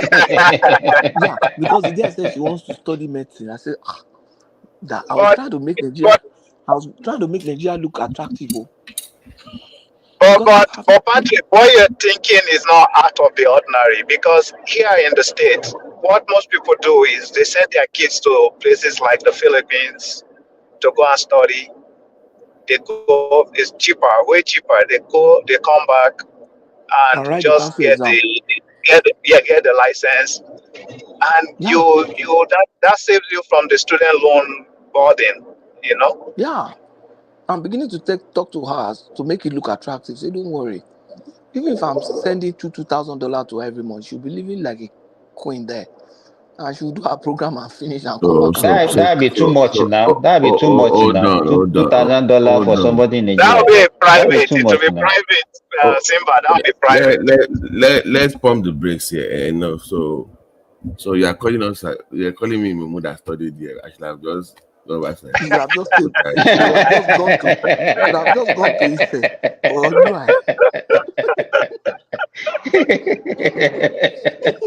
Yes, yeah. Wait.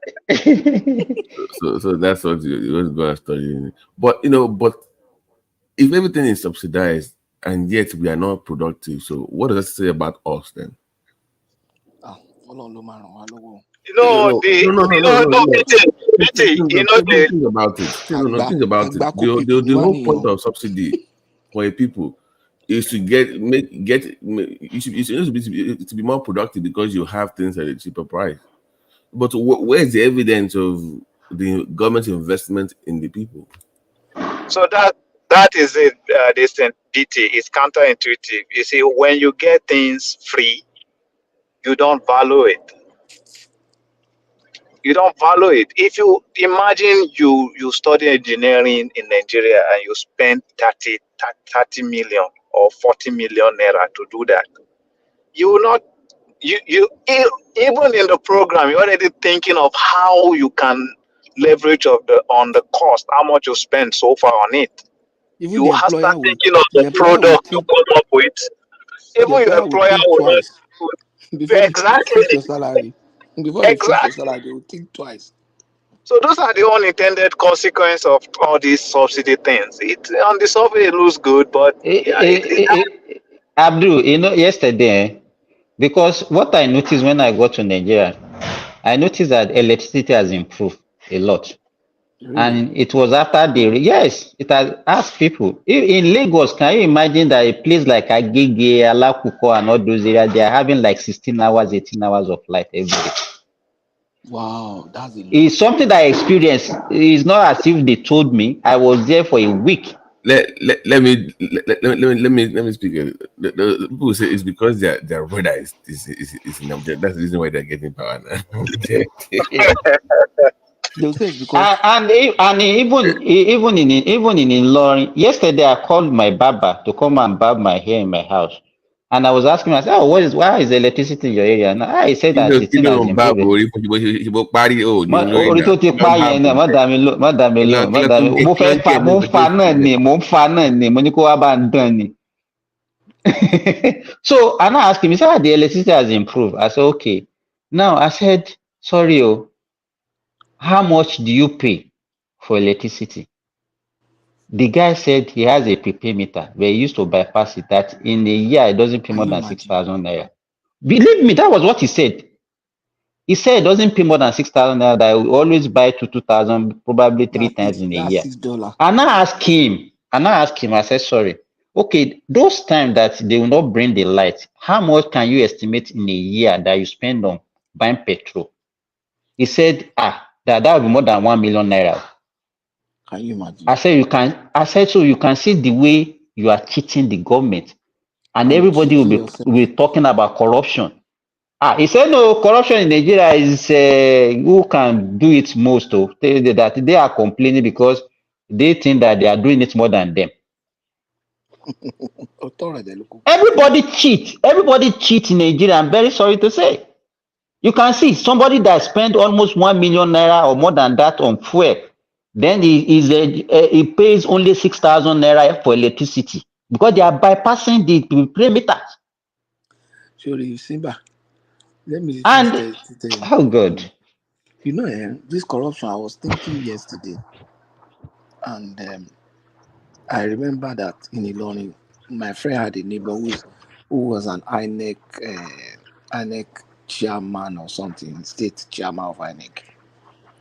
This man, the guy is a billionaire just because he was state chairman of INEC. You understand?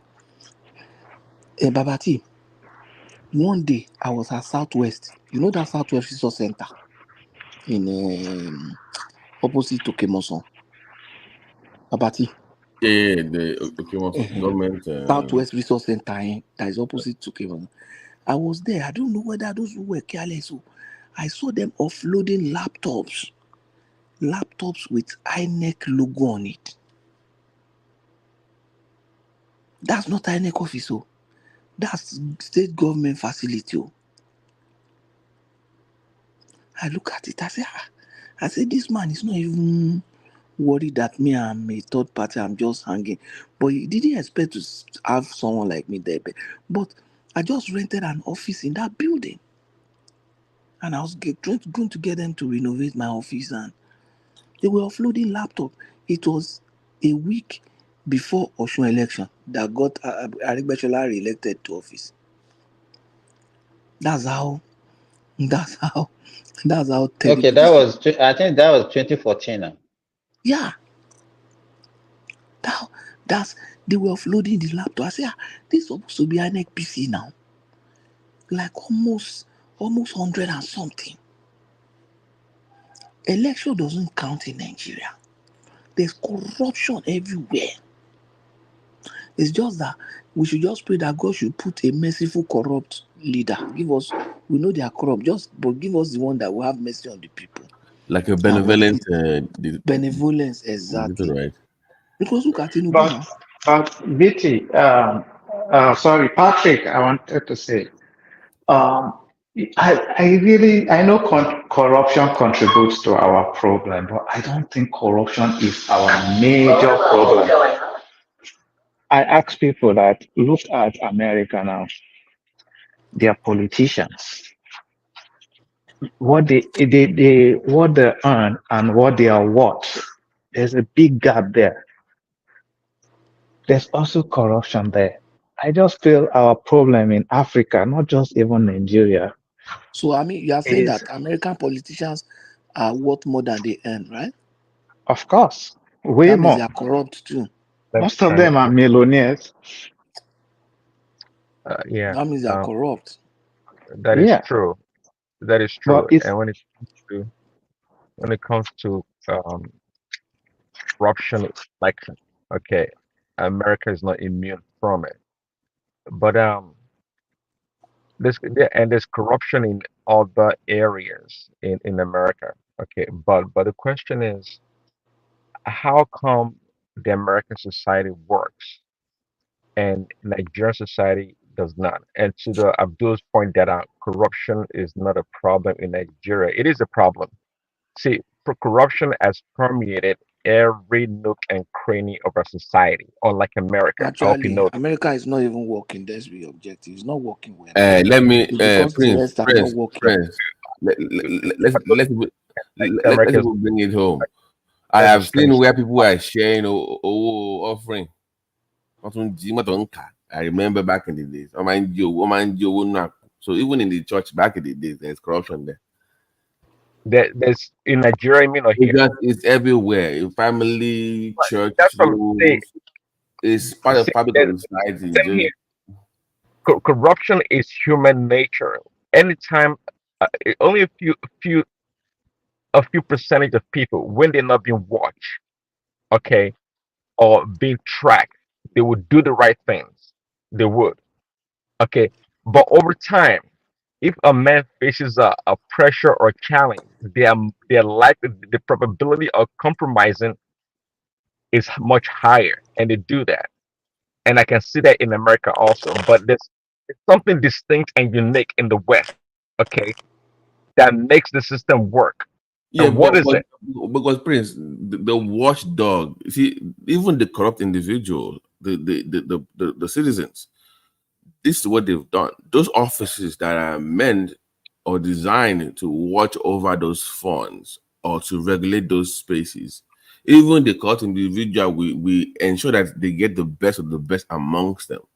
So, like for instance, example now, your judiciary now, they get the best of the best that to make sure, okay, so those institutions they ensure that for the most part they get the best, like the people that you call the 5%ers, were that we do the right thing regardless of who's watching. That those are the people that they will get into those spaces. The like their own FBI or their own CIA or their own police or the court system, the judiciary, financial services, watchdog, all those kind of institutions. They try to get the best people, and so if you notice those kind of institutions, it's not really about the money. So people that Well, have become lawyers, it's about legacy. It's about, if you know what I'm saying. People that go to those kind of it's not about the money. I get you, but in America here, the higher your position is, the higher the likelihood of you being corrupt. The people mostly at the top are corrupt. Corruption, corruption and compromise is synonymous here in America. That means, because sometimes it's not about corruption stealing the money. It's corruption about compromising your values or knowing the right things and turning the blind eye. That's American corruption in a larger sense. But in America here, see, um, from kindergarten and going through school, many Americans, they teach them certain values that they carry that makes them who they are. And not to mention also, America is a Judeo-Christian um, uh, origin in its foundation. Okay, and people grow up and they see things in a different way. I think I've said Prince, I'm not gonna agree because in Nigeria we also went through that same system of interact with people. But if you interact with people, sometimes I've said it before. A lot of Americans see they don't know what corruption is, and in fact, even at the workplace, many of them will not compromise. They just don't understand it. They don't understand it. So an average American does not understand corruption.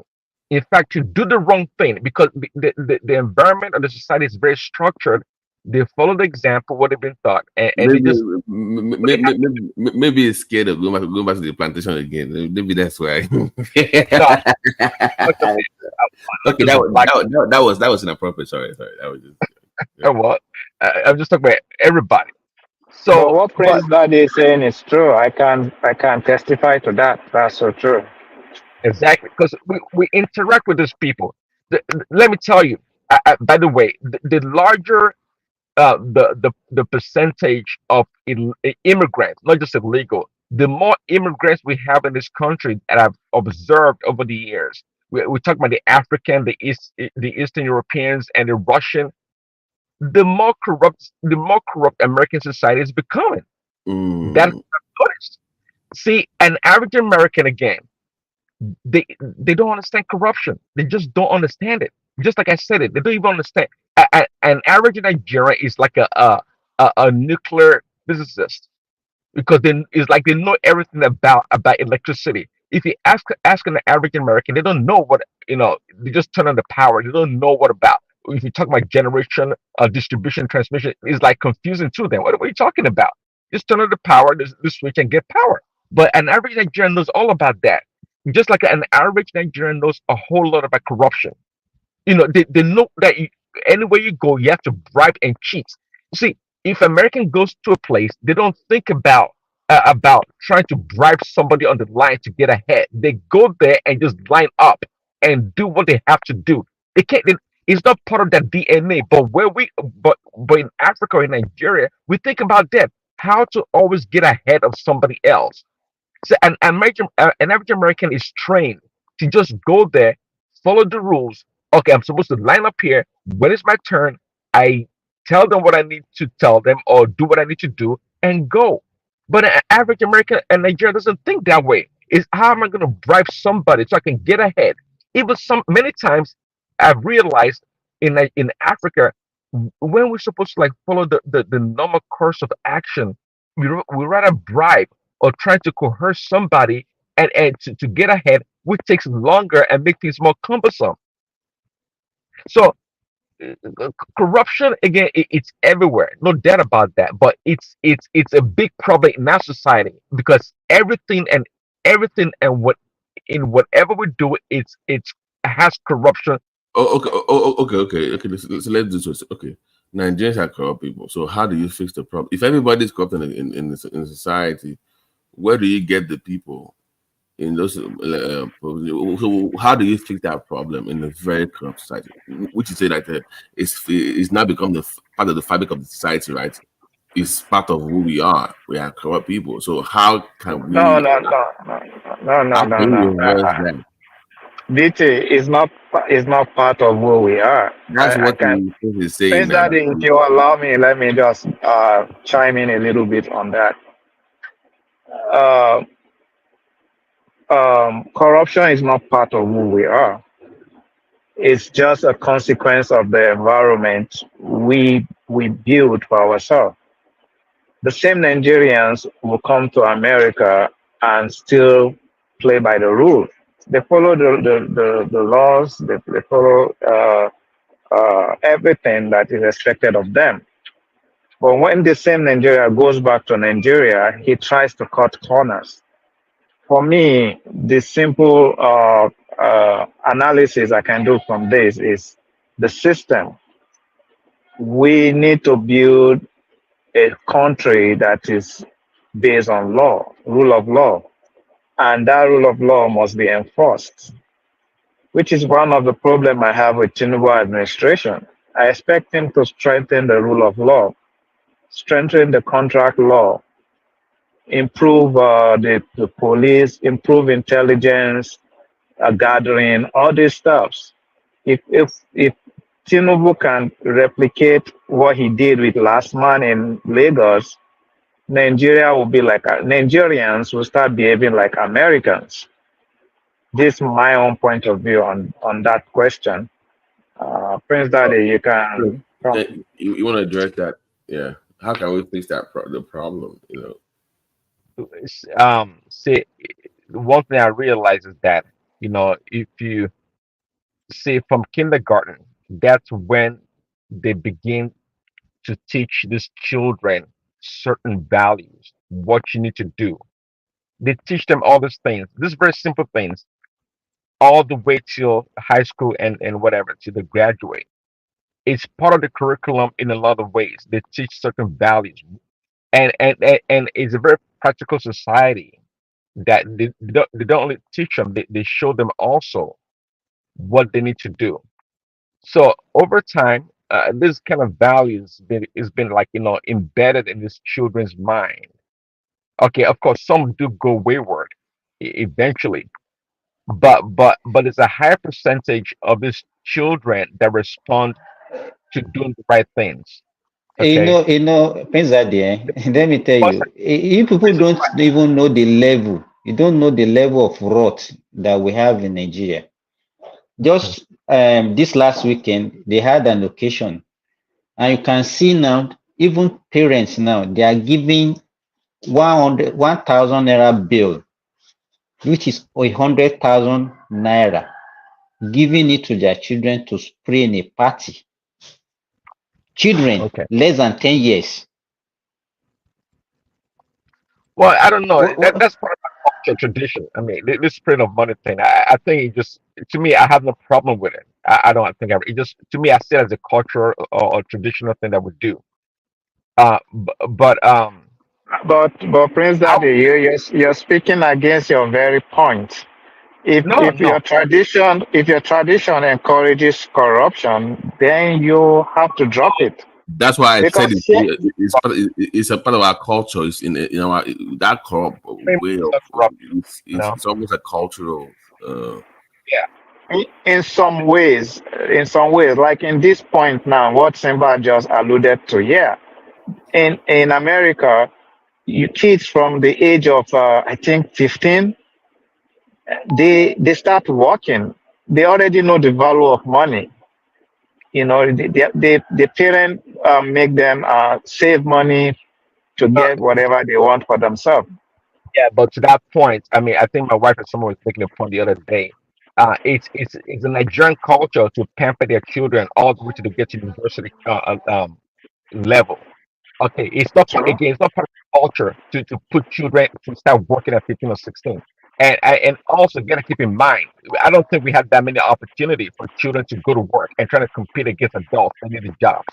Okay, we just don't have it. So let's not try to try and do like a replacement theory and just put Nigeria into America or America into Nigeria and try to solve the problem. We just don't have those structure in place. We don't. And to the point earlier about when Nigerians go overseas or come here, they do the right things. They don't see they do the right things because of fear, and that's why when they go back to um to Nigeria, they can easily return back to their old ways, so to speak. Last about a couple of years ago, when I went to Nigeria, I went to an event, and and I was all lined up, a lot of people actually, and I was there trying to follow the normal course of action to get into the arena. But I saw some people just trying to cut the line and do all kind of stuff. But I tried to obey the law, so to speak. But they told everybody to line up. See, you Yeah, can but be Prince Daddy, you can be in a place for a very long time and not assimilate, and that's why actually I like assimilation. Even though there's a connotation about being assimilated to an environment, to a different culture, is a bad thing. See, there's nothing wrong in assimilating if you assimilate it for the right reason. And America is perhaps the only place in the world that gives the opportunity to express itself in your religious way and your cultural way and your tradition. But at the same time, there are many things that is great about America that people can cultivate. Okay, but we tend to reject those things. Okay, it's not because yeah, America is a pretty. yeah, there's something echoing. Yeah, yeah, but Prince Daddy, there's no one size fit all solution to this. Um, for people like the kids, you see, the government can have a multi directional approach to it. For the kids, like you rightly said, just the values right from school. Therefore, the adult whose brain and all will be difficult to the brain is no longer plastic. Those ones you need to keep them in line. You know, the different category with the different solution. That's how I look at it. You know, Abdul, let me tell you this. As far back as, let's say, 2001, 2002, when I took one of my cousin for a primary school common entrance. And when we got there, they said the exam has been cancelled because the question leaked. And I asked myself, I said, children that are still less than, some of them are 10-year-old, 9-year-old, 11-year-old, are they the one that actually search for the questions? It's their parents. The parents are actually corrupted our next generation. The present parents, they are corrupted the next generation. Now, the trend in Nigeria now, we don't even train them, as you said, Abdul, to even appreciate the value of money. Because we spoon feed them, we do everything, virtually everything for them. Yep. Even when we are growing up, there are certain things that we do for our parents. They make us to do little things at home. We fetch water, we do certain home choir. These children, they do nothing. And then they will finish, we will train them after first degree. The parent will even sponsor them to go for second degree. They even marry for them, sponsor their wedding, even to the extent that they will even be feeding their children and them together. If you want to see unproductive That's why children I was come to saying the that, north, Simba. Abdul. That's why I was The saying that the subsidies, anywhere it comes, the subsidy is supposed to also have some kind of works program attached. I mean, if I give you free cash or reduced fee for something, at least there's some kind of work program or something that encourages productivity from you to justify the subsidies. You see my point? So if I send you to like the university for $10 for the whole 4 years and become a doctor, you should give me your time for 2 or 3 years. Just don't go to school for cheap. Okay, you mean like a bond that okay Yeah, after like finishing it you have to work yeah, for a because certain number of years before you yeah, can so you don't, exit. you don't that's a good idea. so A you very good now you idea. feel entitled. When you feel entitled with all this free stuff, you will still be complaining. But if you have to walk your way through it, even if BT, you're getting some, BT, you're more one of productive. my classmates, let me tell you, one of my classmates presently working in Australia, he's a consultant there. He said that the people that even met there that are like 5 years, 10 years is senior, they are actually still owing student loan up to now that they are paying, and he has nothing to pay because he trained in Nigeria almost free to become a doctor. How much did we pay in the medical school? When I enter medical school, BT, we are paying 33 naira, 33. Hostel accommodation, 19 naira. Then is this same Nigeria that we say the country is so useless, we benefited nothing from the country.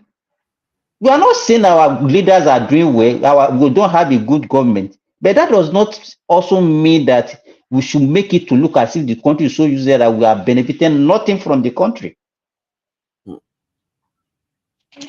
Yes, somebody you There keep is no saying that. graduate from any Nigerian university that will not say that can say he has not benefited anything from the government. See, people can only appreciate what they know. If they don't know, they have no value for it. So we talk about Mm. every aspect of our society being subsidized, and trust me, again, a lot of people don't know that. All they know is the cost of a commodity or an item, and if they can afford it or not. So So if why we're saying that all these things so are not, we don't know the true price of all these things, and people are having a hard time affording it. Uh, w- to them, a subsidy it's irrelevant. It doesn't matter. So I asked the question earlier. How come Nigeria? I mean, don't get me wrong. I'm not against subsidy, okay? Because even though in the West, see, there's something. I don't know how you're going to categorize it, but there's social subsidy. We know the American government, they spend billions of dollars a year to subsidize a lot of things. They do. They absolutely do. Be in agriculture or even in R&D or some technology, American does subsidize a lot of things. But a lot of people have a decent, I guess, purchasing power with the money they make. Okay, even though it's becoming a struggle every year for the past 4 years since Biden took power. But nonetheless, um, in Nigeria, what would be You and this your the Biden, please daddy. You want to blame everything on Biden, eh? well, it is true. It is true. Aduale knows that. Can you stay on point? Leave Biden alone. Leave Biden alone. So, what can be? See, what would be an ideal wage in Nigeria that that people can earn that would make them be, I guess, just comfortable enough to afford their own things. And I'm not even sure if this can actually work out, because Nigeria's cons- uh, population or percentage of workers are in the non-governmental areas. We said the other day, was it 6 million Nigerians are civil servants? So the rest of Nigerians, what do they do? Obviously, they run their own businesses. Okay, So how much? I mean, something has to improve in that country. And just like I said earlier, that food and agriculture, investment in agriculture will be the number one thing that will be a panacea almost for You, all you our know, you know, you problems. know, you know, Prince, that if you ask me one thing that has to improve in Nigeria, let me answer you. Yeah. I think it is our revenue. That revenue that we have currently, the money that we have in this country currently, cannot change anything in our country as it is now. That money is too meager, is too small to move us an inch. 200 million people, their budget is like, it's not even up to the one that they spend in New York City alone for 200 million people. It's too small. 20 billion, less than $20 billion for 200 million population. 200 Divide million. it. Because I said it before, Nigerians do not depend on the government. I said it before. It's not possible. Most Nigerians are independent. They live their own lives. It's the government cannot afford, to be in the lives of every Nigerian. They don't have that money. It's impossible. They can't do it. They cannot do it. So increasing our revenue, okay, I guess I see the point there. But here's the thing: that how quickly would that impact the life of people? Again, we can increase the revenue. Are we going to spend that money on agriculture, on food subsidy, or what are we going to do with the money? So we have Let to me tell find you, something that can get close to the people. if And we food, if we increase the revenue, because all sectors of our economy need money to improve. All this one that we are shouting corruption, corruption, corruption. How much is even the money that we are stealing among ourselves? Even Kenya, that they went on outreach recently, Kenya budget for 54 million population was $35 billion. Nigeria with over 200 million population, we are talking about less than $20 billion. It's not even up to what Saudi Arabia spent on their health alone. The Saudi Arabian health budget is about $50 billion. yes, you said the other day, 50 just on health. I mean, so see, yes, Let me tell you, I think we in Nigeria, especially those of us in this diaspora, our expectation is too high. We are not looking at the reality. Okay, we say government should do this, government should do that, should do this. But this thing is not something that you can just do by mere proclamation.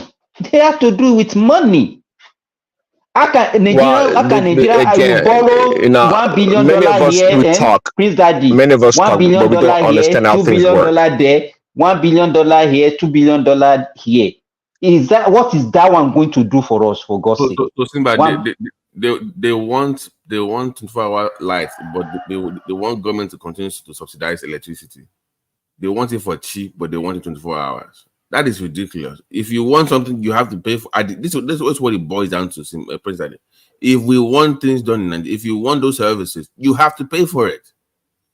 You have to pay for it. But I'd say no, of course they have to pay for it, but here's the thing. See, at this point in time, see the reason why they keep subsidizing all these things, it's also corruption is embedded in it. If we have enough generation, transmission, and distribution of power, and we've reached our critical mass at this point in time, I think an average Nigerian will be able to afford electricity without being subsidized. Say that's the problem also. If you have enough food in the country, just like I said earlier, it's our bad policy and lack of innovation and creativity is what's giving us bringing about hunger in that country. Even a poor person will be able to get food without money. Please let's do this so you know where I'm coming from. Like you said, in it, at the back end of it, there will be subsidy, there will be discount rates. It will probably come down. But I'm talking about that initial phase, the first 5 to 6 years. Case in point will be when we had GSM first in Nigeria. If you remember, the first 5 to 6 years, maybe you were not in Nigeria, but the first 5 to 6 years, Simba, it was expensive to own it. People were buying it, but it was expensive, right? You bought the Samsung. Very expensive. It was expensive. As at that time, we are buying with the value of naira then in 2020, 2021, we are buying 35,000 naira, 30,000 naira for a SIM. And the Samsung phone for almost the same price, almost 60K. The same price. Now, when I bought my own, I spent 65,000 naira to get a package of a SIM and a Samsung Blueface. If you remember that Blueface Samsung. Right. But I'm saying that for the first 5 to 6 years of that industry emerging, it was expensive because even that time we were paying per minute, 50 naira per minute. That was what we are paying, 50. But even now, it is not even up to 20 naira per minute now, as it is now. Now, like 24 years after, even with the devaluation, it's not up to 20 naira, depending on the package that you are using. That's my point. Nigerians don't want to go through that initial, like the initial is going to be expensive. Nobody's saying the down back end is not going to be cheaper and you get your discount, whatever. But they don't want to go through that. Is the point. They don't want to pay that premium for the first 5 to 6 years. No, but they don't want to go through that. Let me tell you, another thing I noticed, BT, these days is that by the time you start singing a song to the ears of Nigeria, this hunger thing that they have already started singing, hunger, now the thing has stuck in our brain and everybody started singing that song. And that is the way, whether the thing is real or not, nobody is disputing that Nigerians are not suffering. But the way we are taking it, I can't just understand. Like they have a kwashoko or something on the street. Like that's the way they talk about hunger. I mentioned it earlier. When I was in training, those are the norms that we used to see those days. But they are no longer there. I don't know what happened. We don't see kwashoko and marasmus any longer. And does that mean that we don't have children again in Nigeria? The answer is no.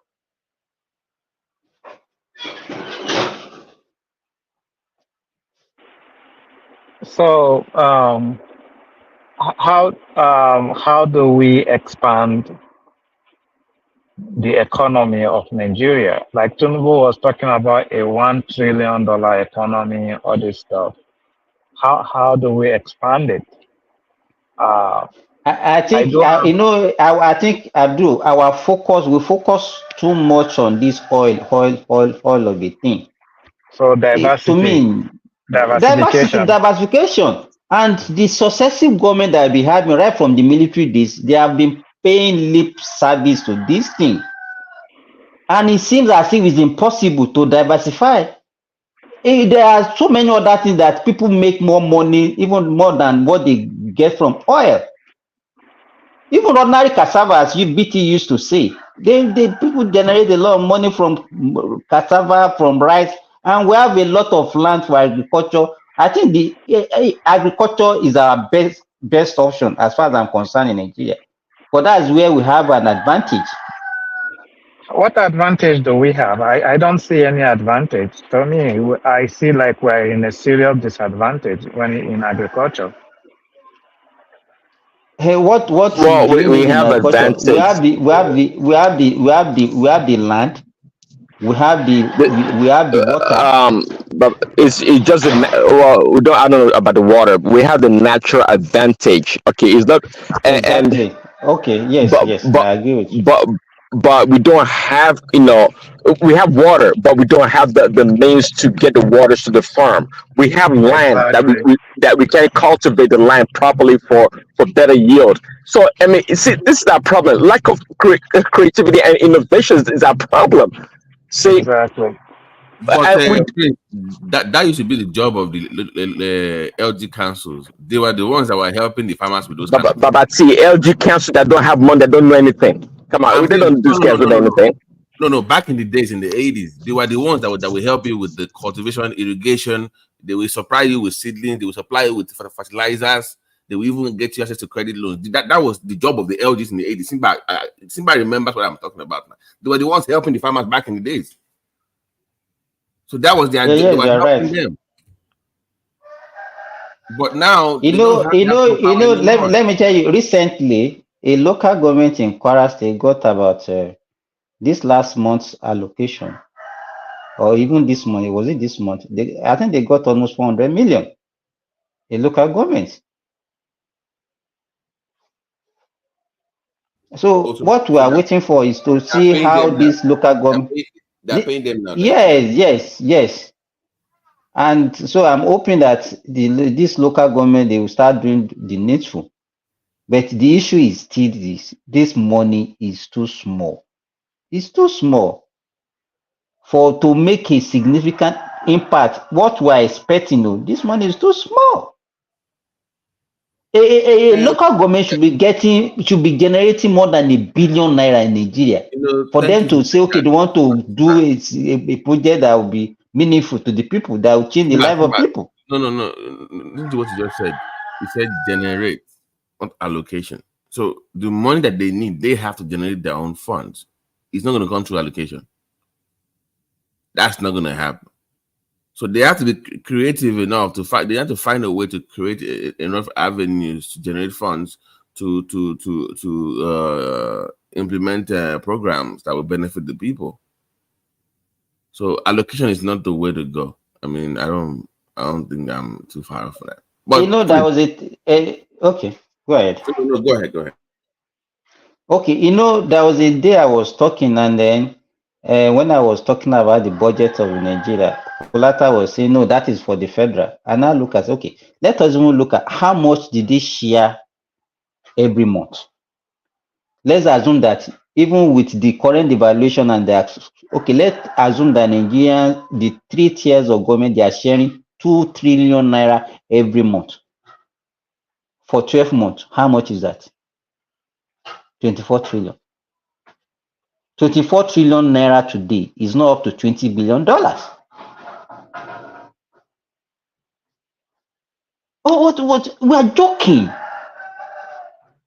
Nigeria budget should be in. Can you imagine Egypt with a population of 100 million? They are even as terrible as Egypt is. The budget of Egypt for this year is over $100 billion. $100 billion. To me, I don't know. Nigeria is very poor, Lou. Very poor. But the only thing is that all these songs that we used to sing, okay, is a thief. Hey, this one thief this one, this one thief this one. How much is even the whole money?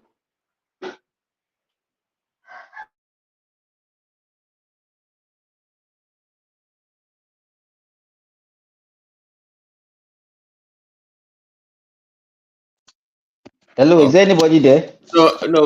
Simba, there's a lot of money in the system. This notion about Nigeria is poor may be true, but there's a lot of money in the system. You can by just looking. Why I can partially agree with you based on that. Maybe before that money comes, they've already stole. Maybe a lot of racketeering going on in our whole sector. Even our solid minerals, they are stealing what's supposed to be going to the government. Do you understand what I'm saying? Exactly. But yes. with the revenue, present revenue, that's what I'm speaking about. The present revenue, government cannot block all those holes, and then the money the money should come directly to the government. With this useless budget that we are making, it's not going to change anything. We even go and bring the angels, they cannot change this country. See, as I said before, is the inefficiencies that's built into the Nigerian system that allows the people that are connected, or the wealthy people to take advantage of the country. There's a lot of money. I can tell you right now, without anything backing my submission, whatever the Nigerian revenue is, you can multiply by 3 or 4 times. And if everything being equal, we can triple or quadruple our revenue without doing much, by just blocking all the wastages and just revamping the system. You can tell me $20 million. That's what we're making. That's a I joke. agree with you. I think that is where we should focus. I think that's where we should focus more now, because we need that money to make impact, to change the life of our people. Believe me. Believe me. If nothing is done about that, every other thing that we are talking about it will be a mirage. It can't, because we are talking about, okay, do this in agriculture, do this in education, do this in health. It requires money.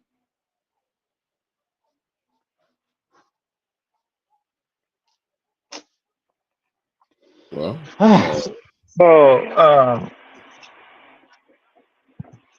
I don't know what you guys think. Is it a coincidence that I know innovation and technology contributes enormously to US, or not just US, the Western economy?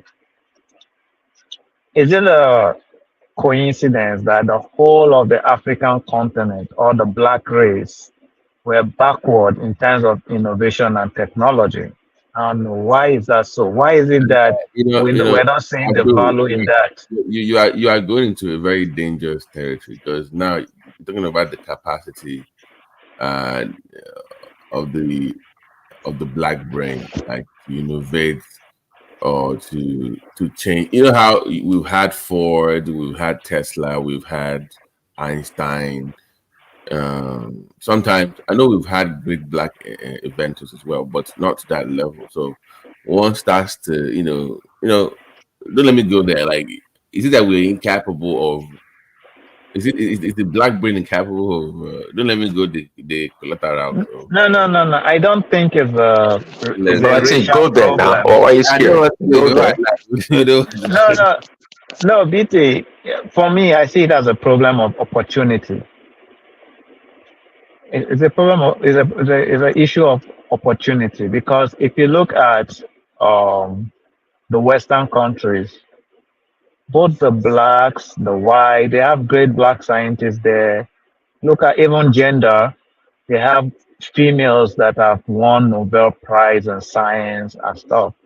But I don't think there's a single black man in Africa that has won Nobel Prize in science. I don't think there's a single one, and it's a problem of opportunity, because on the surface you're gonna think, oh, women. How can we have women having Nobel Prize in science in Western country? Why the millions of men we have in Africa, there's no single one with a Nobel Prize in Well, science? see, we Negroes, let's not do the we Negro.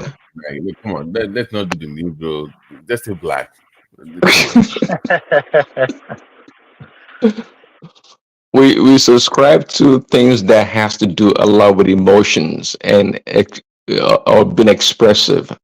That's what I can say. And every time, see, anytime you give a credit to any black person, keep in mind that person is usually not on the soil of Africa. It's somewhere else. But we black people in Africa, somehow, some way, I don't know what to say. We just don't have it in us. And to the reason why we don't have it, I can't really put my finger on it. Some people have postulated that, oh well, because the way Africa is, we don't need to, I guess, strive a lot. We have food that naturally grow. We have this and that, and for that reason, we didn't need to pursue a lot of things that the Western countries, Western people had to. And to me, it's kind of BS. I don't buy that. I don't buy that. We just lack that creativity, and I don't know why. Um, I don't know why. For me, I have a theory, or should I say, an hypothesis. I think one of our problem is not admitting when we don't know something. I think the West, the Europeans, are one of the first people to embrace ignorance. I notice one thing with Africans: we don't want to agree or embrace ignorance. We see it as a negative thing. And that is the root of the problem, because if you don't accept you don't know, then you just kill the curiosity. That's how I see it. We assume a lot of stuff. Like you said, we use emotion on everything. But we cannot just be humble enough to say, oh, this stuff, we don't know it. Okay, let's sit down and investigate this. Even the whole of scientific process is built upon embracing ignorance. That's the whole essence of the null hypothesis.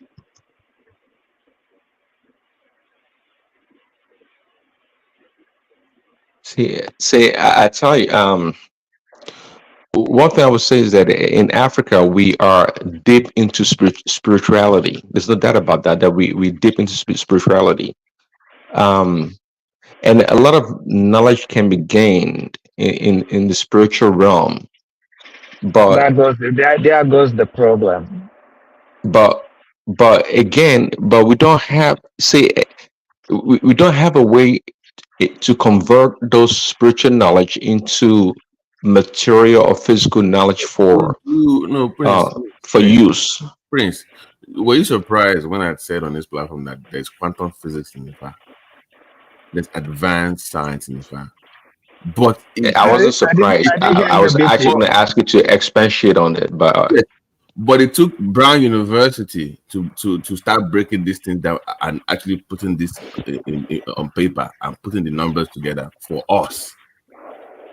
So whatever they discover with those calculations, those odufas, those formations for advanced science, they will benefit from it. So why do we have to wait for them to do it? Why couldn't we do it ourselves? If you like, we have all these things, but we don't know how to use it. So that's even worse.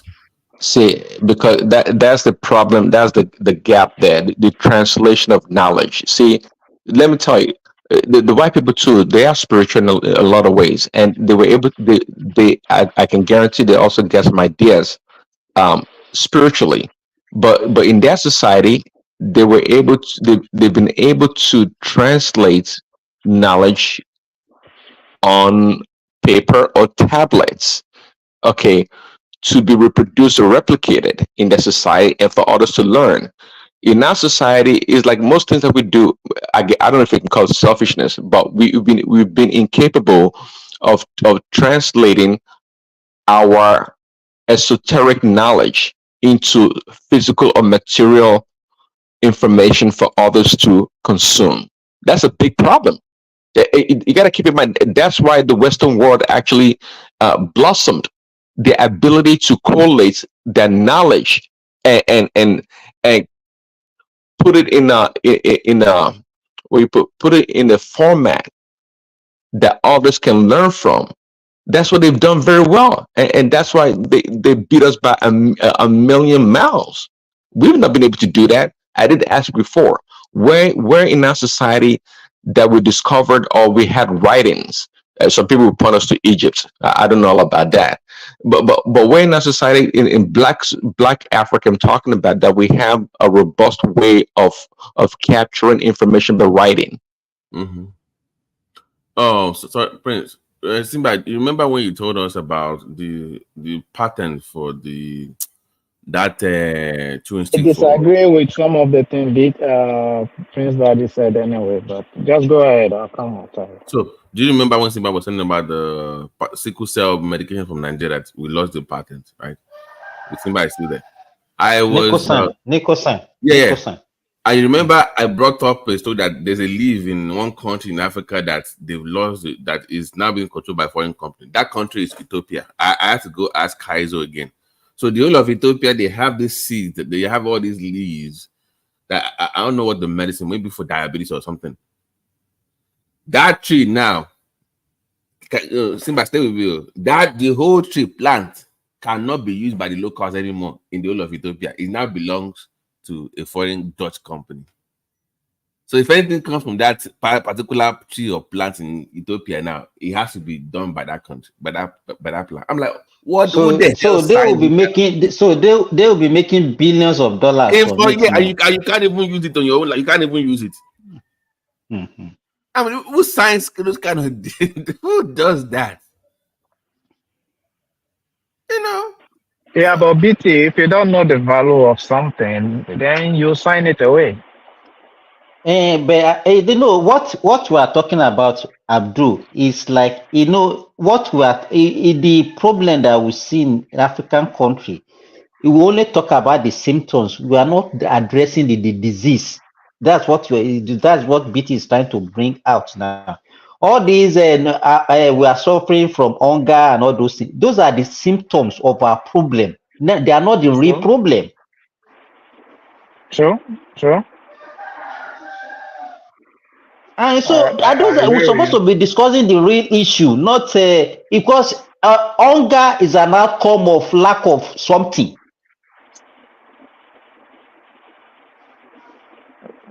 That's You true. understand? Then we now by the time so instead of us to face the real issue, then we start putting emotional sentiment and tribal sentiment. You see people that are supposed to tell the truth, they will not be able to say the truth because it's not favoring their their sentiment. It's just and that's why that is what we now use the whole of our time to discuss instead of addressing the major problem. I agree. Prince Daddy, are you still there? The spiritual man, I think he's still around. Yeah, I wanna challenge him on some of the things he said. Sure, go ahead. So you said there is knowledge in spirituality, and I told you this is one of the problem we face in Africa, that when we don't know something, we don't accept that we don't know. Would you agree with me that as it stands today, based on what we know, that there is no one single evidence that we know? When I say evidence, I'm talking about scientific evidence now, that there's anything outside the natural that we know. There's no evidence that anything spiritual exists. We don't even know what spiritual means. Would you agree with that or not? Well, Abdul, there we go again. Spirituality. Well, if you say you don't know in your field, then I can agree with you. No, But the not in my notion that field. I said to today's knowledge, as in science. There's no scientific evidence that there's anything like spirit that exists. Would you agree with that or not? well, you're a scientist, I'm not. So if you say so, then I can agree with you. But again, it's what we're talking about here is about trying to prove something that you don't know about. It's almost incomprehensible. So I you agree. don't know, but it doesn't mean it doesn't exist. So, how do you know it exists if you don't know? Well, you know it exists if you use the quote unquote the tools of spirituality to detect or to inquire about it. See, if Mike was here, Okay. Mike would tell you also about his traditional religion and how they communicate with the spirit world. They are medium to doing that. So in the okay, I think I used the term before. In the tangibility of the realm of the spirit, you can test these things, but you can't use Good. scientific I like methods that. and models to try and test something that's spiritual, that's beyond the level in which you understand. So, It's just plain and actually, simple. I agree with you. You don't have to use scientific method, but it should be testable. So if you say it is testable, I really want to know about how it is being done, because I'm not aware that there's any method to test the existence of the spiritual. Or let me not say any method. There's no any reliable method. Because if you say you have a method, that method should be reliable, should be reproducible. Would you agree with me on that or not? I agree with you again in the context of science, but again, how can you use tools and materials to test something that's beyond the realm of your testing capability? You see, we keep going around in circle. You're trying to tell me that the spiritual world does not really exist because it's not provable, and I'm telling you that it is provable based on the tangibility of the realm of the spirit. So now the Based question on is what? Come again. Based on what? on the tangibility. See, when I say tangible, in the physical world, if physical things are tangible, right? Okay. So too Yes. in the spiritual world, things are tangible. But So, for you to be able to detect or experiment on that tangibility, you have to be in the realm of the spirit. You can't do in the physical world. That's why they're two separate worlds. okay. Yeah, Like I said, I want to see the method, whatever method they use to determine the existence of the spiritual world, and we want to see if that method is reproducible and can be tested and can be falsified. If all those three things doesn't apply, that means it's no Abdul. difference. It's no difference Again, you from keep applying what we call the scientific model. no. This is just logic. This is not scientific anything. It's just logic. If you Um, cannot, if a process can give you right or wrong answer, that's an unreliable process. You would agree, right? in science and logic, No, yeah. not in science, in life generally. If anything that you're gonna do can give you both right and wrong answer, that's an unreliable process. You would agree. Yes, okay, So this uh-huh. is what I mean by it's just logic. It's not. It has nothing. It's just logic. It has nothing to do with science. So whatever method you have, it doesn't have to be a scientific method. That method should be reproducible. It should not give you unreliable results, because if it does that, that means it's an unreliable process. So it's No, no no, no, different from no, no, chance. no, Abdullah. But you just See, agree with me that if a process can give you right and wrong answer, it's an unreliable process. You just agreed, right? you said in naturally. You said in the natural world, and I agree with you. In the natural world, natural physical world. Yes, I do agree with you. Not But natural world. Logically, that's what I'm saying. It doesn't but have to be logic does not natural. see. Even if That's the it's a thing. spiritual world, Uh, whatever Logic world does it not is, apply in the spiritual world because in what the spiritual applies world, then? in the spirit, in the physical world, it's all about it's a linear progression of things. Things are done linearly. In the spiritual world, it's the closest thing I can say would be quantum physics. Things are not always constant. Okay, it's in the spiritual world.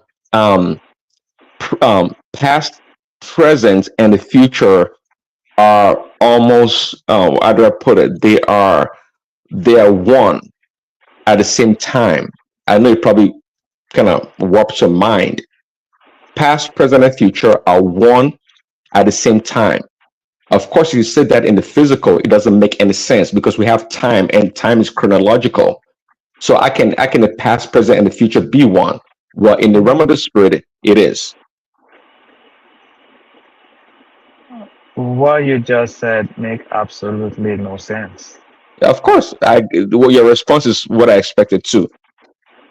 Because now you are you trying to say spirituality is quantum physics? Well, spiritual, you can say that. That's what I'm saying. That perhaps quantum physics would be the closest thing to try and explain But we know spirituality. we. Can we But can we that can we put it, can we put it proper? Let's do it this way. This is why we call spirituality. It's just advanced science unexplained. That is spirituality to me. Like So why don't we just? Why do you name it spiritual? Why can't you just call it? We don't know. That is the problem because it's I'm not No, talking real. about. no, we know very well. No, we're not going to Wh- fall into that trap. We know very Okay, well. okay. Let me challenge you on Abdul, that. What is spirit? Abdul, What is spirit? Okay. Abdul, because you're going against your very nature.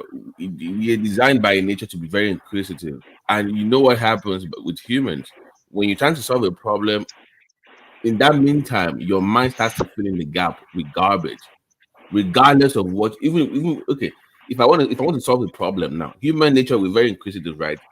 So your Yes. quest to solve that problem, your mind will start filling that those holes with just random thoughts that you can call garbage until you can get to the problem. The problem with the way people practice spirituality is that they get stuck in the garbage section, that they are stuck in that and they can't advance to what they're really looking for. So the garbage in between, where your mind starts to fill in the gap for you until you get to the solution, is what some people call spirituality, which is really not. Because then you don't want to solve the problem. You just leave everything to the unknown. Like, oh, is some spirit god somewhere filling the problem? Is Sky Daddy doing that? No, it's not. You're supposed to look for that solution. It's advancement. You constantly seeking knowledge. That is the real spirituality. They continue seeking for knowledge, advancement, and knowledge, not just laying back and leaving it to chance or to some Sky Daddy up there. That is But not spirituality. BT, unfortunately, that's the way we see it. Unfortunately, Yeah, the and laying that's back. why it's making us so make us No, that's backward. spirituality. No, people get it wrong. That is not it. It's unknown, right? But you're trying to solve that problem. You want to know what it is. So you're inquisitive. You want to solve that problem. That's So where No, in I fact, think the way they sorry Abdul, the way they pitches it in Nigeria is, in fact, they will ask you not to ask questions. That is a sin for you to even ask questions.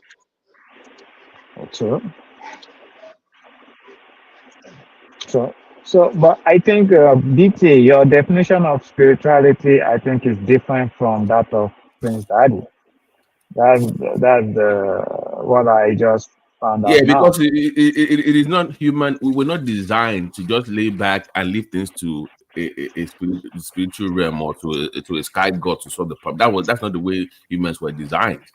You were designed to solve problems. So I said, science, spirituality itself is advanced science unknown, unexplained. Okay, it's unexplained, right? But human nature, you want to solve it, you want to explain it. It's like, okay, Simba, I remember back in the days, they would say, oh, how we don't know how babies are born. We don't know how water got inside the coconut. It's God that made it that way. Look at and guess Exactly. what? Now we cannot explain how that thing came about. We can explain coconut water, how it got into the plant. We can explain birth. We can explain sexuality. We can explain many things because of our quest for knowledge. Because we're Exactly. inquisitive. That is spirituality. Advancement of knowledge is spirituality, not just laying back and listening to God to solve them. That's not spirituality to me. That's just wrong. BT, I think we have plenty of people like Prince Daddy in this world. Will be very backward. Will be very backward. I agree with you. Especially in Africa. That's, you see, BT, Prince Daddy, your are you there? BT, your definition of spirituality, I don't have a problem with it. As a matter of fact, if that is how people see spirituality, then I will not have issues with them. But the moment you start seeing spirituality as one entity that is living, that a being that is living outside time and space, that you can call upon to help you and do some magical things, then that's that's an extraordinary claim that will require an extraordinary evidence. Yeah, like just leaving things to okay, you don't know, but because even your brain, even if you believe in the creator, right? Even the way your brain is designed tells you the person you are praying to. If our God, if I'm God now, I'll be pissed at, I'll be mad at you. If you're religious, I'll be pissed at you. Like, you crazy. I gave you a brain. It's right there, right there. Exactly. Why are you calling me for what? Exactly. I'll be pissed off. Like, why are you calling me to solve your problems? You see right there. That's just my problem with Africans, man. Because we think these white people are special. They have a special brain. No, it's the same brain we have. We're just not using our own. We just left it there, expecting Sky Daddy to come and help us. There's nothing these Europeans are doing that if we want to do it, we won't get it right. We can do it. There's nothing. We can build International Space Station. We can build anything they're building. But it's just that we refuse to use our brain. you have pissed the man of God, and you see he left now. You have pissed him off. Oh, he left. Oh my goodness. I'm sorry, Prince Daddy. It's very nothing like people questioning it. You know, BT, this Abdul is a sinner. He's a sinner. Prince Daddy, I'm sorry if you're listening. I'm just curious, you know. So, Simba, it seems you're from Kwara State. No. Oh, I thought you're from Kwara State. You say you're in But Ilori or something. I'm a resident there, so we're not from Kwara. Oh, okay, that's nice. Wow, so you really opened my eye today in agriculture because I was thinking of venturing into it, but I learned a lot from you How much today. is that solar thing that water No, thing no, that no. you were talking about? The solar water borehole thing that you were. And people are doing different depending on the size of your farm. You understand what I'm saying? So there are different sizes: 3 inches, 4 inches, 6 inches. Is it And solar so, irrigation? no, yes, you can also use it for irrigation. Also, yeah, you can use it for irrigation.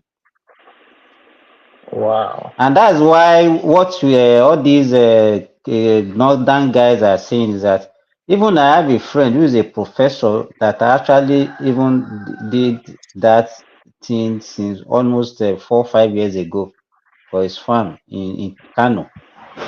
You understand? So people have been doing it for long. It's only that the recent fuel increase actually opened people's eyes into it, and people. Hold on. Abdul, apologize to the man of God. He's back. Apologize. You need to repent, Abdul. You need to repent. Because the way you are going, you are going to a fire. Okay. No visa. Prince No Daddy, I'm sorry. visa. Forgive me for I do not know what I was doing. Apostle. Holy Father. Apostle, go ahead.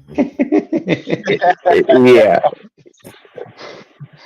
Yeah, Abdul, I think you're an excellent candidate for. The blasphemy coming out of his mouth. Oh no, see, there's nothing wrong in trying to be curious, but Abdul, you have to separate, the spiritual world from the physical world. Science cannot prove spirituality, although they can prove a lot of things about nature. But science, you know, it's something you have to experience yourself. It is beyond, the physical and the material things. When I told you that in the realm of the spirit, that time chronologically does not exist, past, present, and future are one and the same, and Wait, it's like. Hold on. Prince Okay, that is Beauty, not can I? he's speaking on behalf Sorry. of the spirit realm. So maybe it's from the spirit. Maybe it's from the spirit realm. You don't know. Abdul, he's speaking to the spirit man. Exactly. Because what I'm just be a Prince Daddy. I honestly am not trying to be difficult. It's just that when you say things like this, although you acknowledge that you are not a scientist, so you might not understand the scientific process. Because if you do, you will know that when you say things like this, all you're just doing is making claims. You have to back it up with evidence. I understand. Saying it does not make it true. Saying that the past, the present, and the future is the same does not automatically makes it true. You have to do the hard work of proving it. Yeah, no. This is why. Abdul, wait. That one, I see. That one on that one, I agree with Prince Daddy, because even scientists on Earth here, the farther you move away from the Earth, look it up. Time starts to, the people that go to space for 6 months plus, when they look at their blood cells and when they do their evaluation, DNA samples, whatever, blood tests, they're literally getting younger, leaving Earth. Go look Yes, it up. but that's not what I'm talking about. I know So about that. that I is, know you about can that. do that one.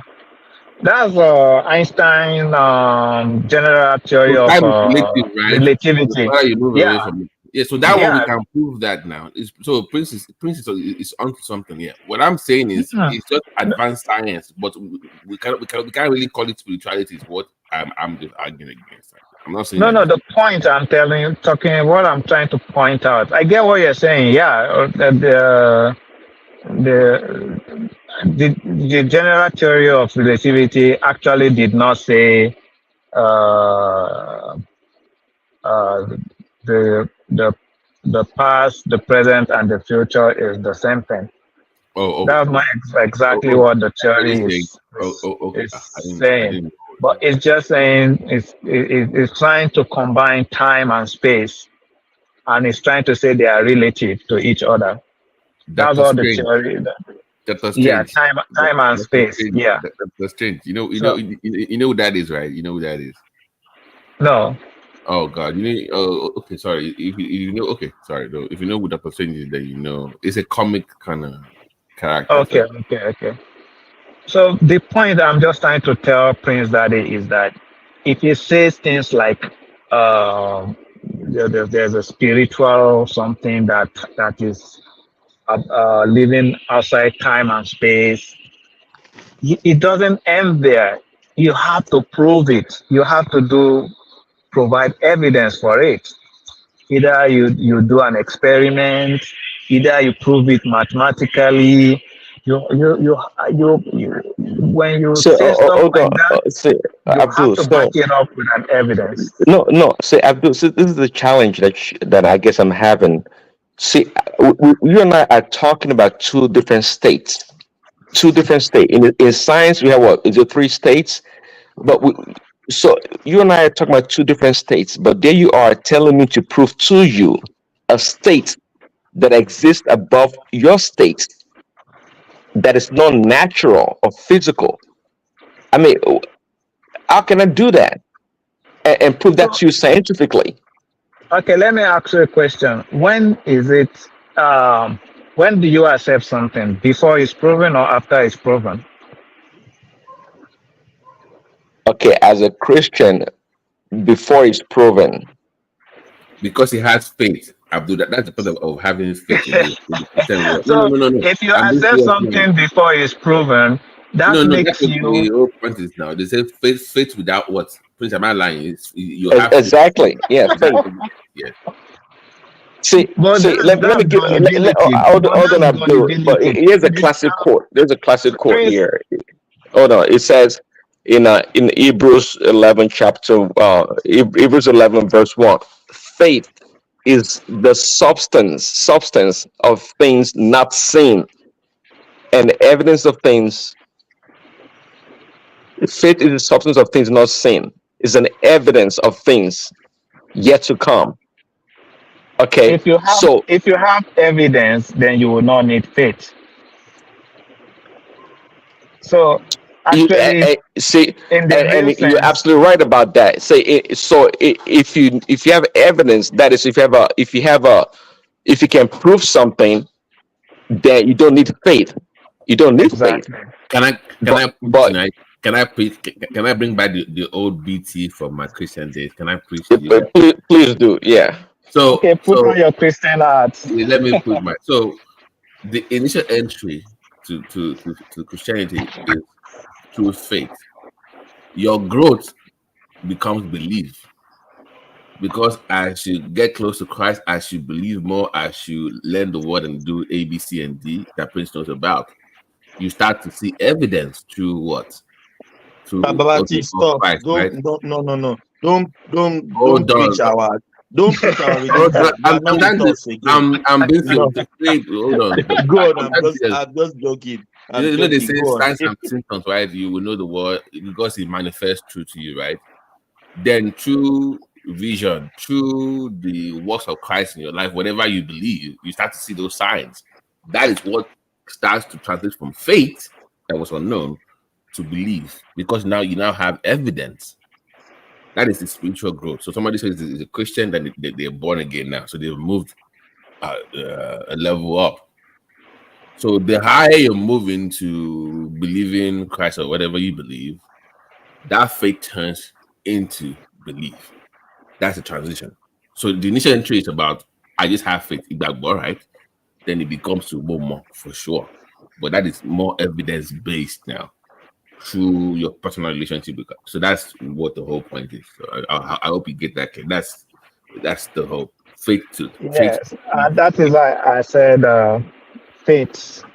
When But you when in you Christianity, the entry is not belief, is the unknown faith.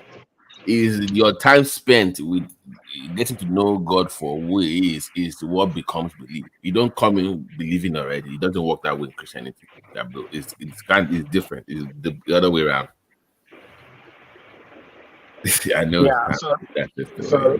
so to simplify this thing now is that you exercise faith Mm-hmm. before you start looking for evidence Right. for it. It's your quest. Once again, you're inquisitive. So you start studying, you start, getting close and, suppressing your inner man. And, Prince has gone through all this. So So Prince, that is a recipe. That's actually a recipe for gullibility. well, Because you can, the moment you believe something, you can believe anything on faith. Would you agree with me? no.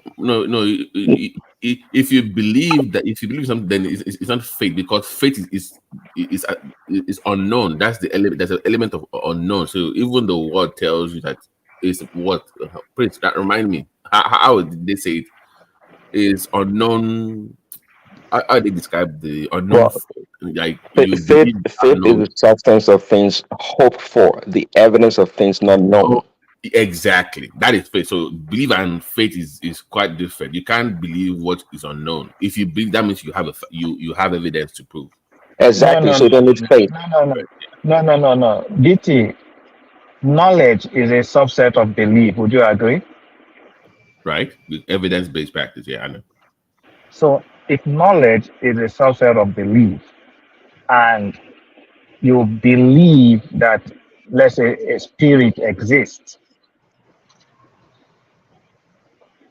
so that your belief is based on what you already know. So it's either you believe it based on what you were told, Mm-hmm. or how you were brought up, or what you read. No. And now, Faith. Abdul, exactly.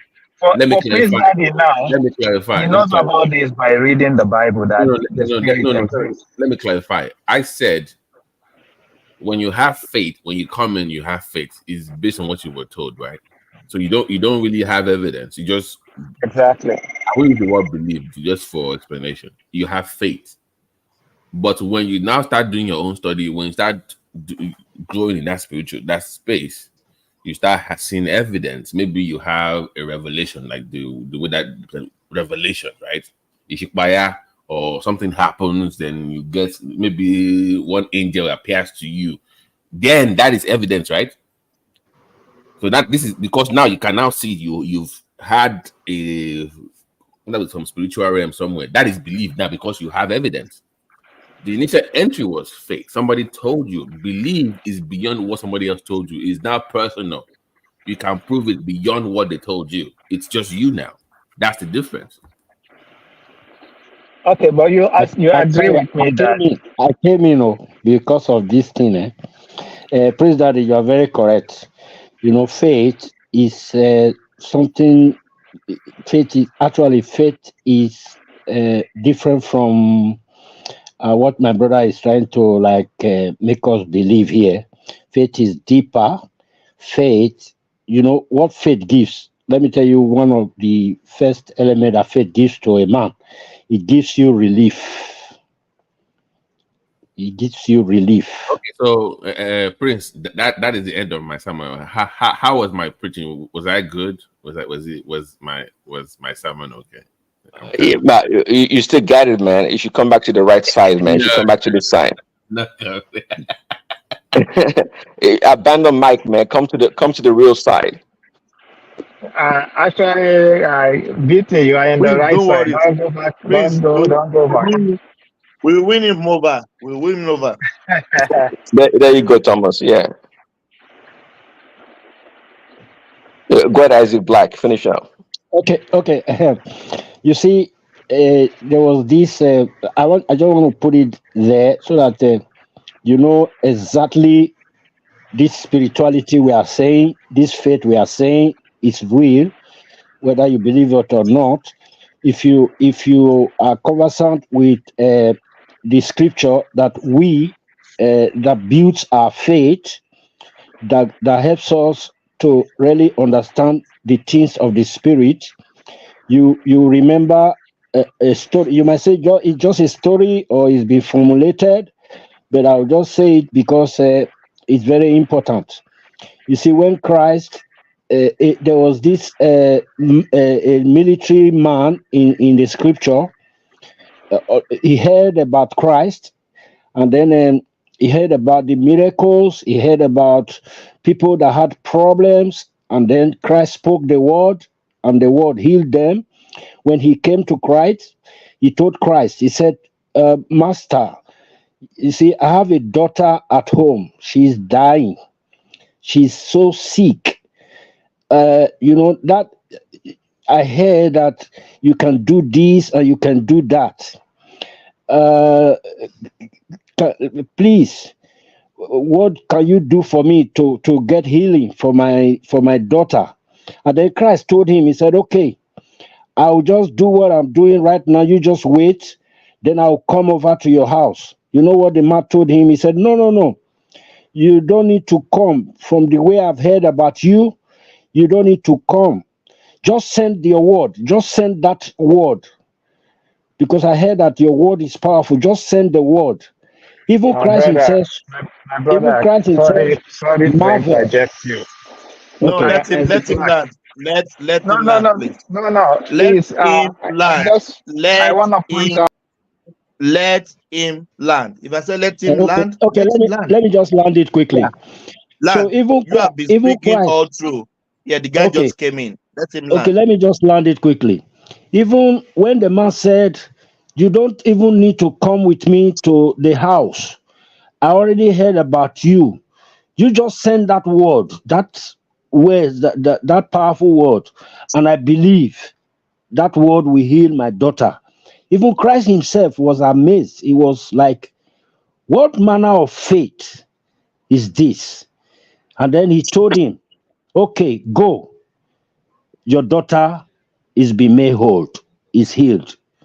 You see, immediately Christ said that word, the man got relieved. He believed. And actually, when he got home, the daughter ran out of the house to embrace him. So that's spirituality for you. That's a sense of spirituality that really many people do not understand.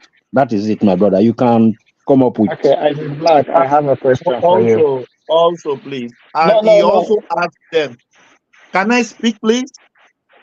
I have a Calm down. question for him. Calm down, please. Please. And he also asked his servants, when did this happen? The same hour Yeah, that Jesus spoke is the same correct. hour the daughter gets ill The at God home. got up. So that's what I want to put. Now you can Correct. ask Yeah. your question, please. You can ask your Okay, question, Abdul. so this question is for both Isaac and Thomas. Thomas spoke last, right? Yes. Okay, so this question is for both of you. Are you aware that those that wrote the Bible never met Jesus?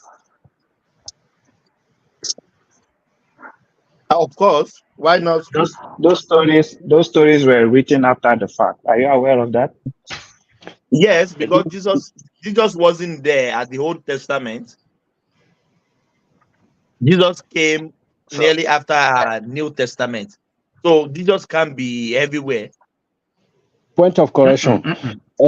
So In the many of them. beginning, A point of correction. So you, many of them wrote. They wrote Christ wasn't there physically, But when he came physically, the 30 something years he spent on earth, some people who wrote also were with him, somebody like Paul, somebody like Peter. Peter saw him face to face. Then after he left, other people still wrote, somebody like Paul, who never saw him face to face. Isaac, all this thing that you are saying, why are you saying this as if you are there? Timber, just wait. I want to surprise them. I just noticed there are some things they don't even know about their book. Number one, do you know that all these names on the Bible, all these Matthew, John, those are just arbitrary names? They don't know the author of the Bibles. Are you aware of that? Arbitrary as how? Please make me Those understand. You mean those somebody like names, John. you mean somebody Those, okay? You mean somebody like I Moses? mentioned the names. I mentioned the names, John, Matthew, all those names. Okay, especially the four Gospels, Mark, Yeah.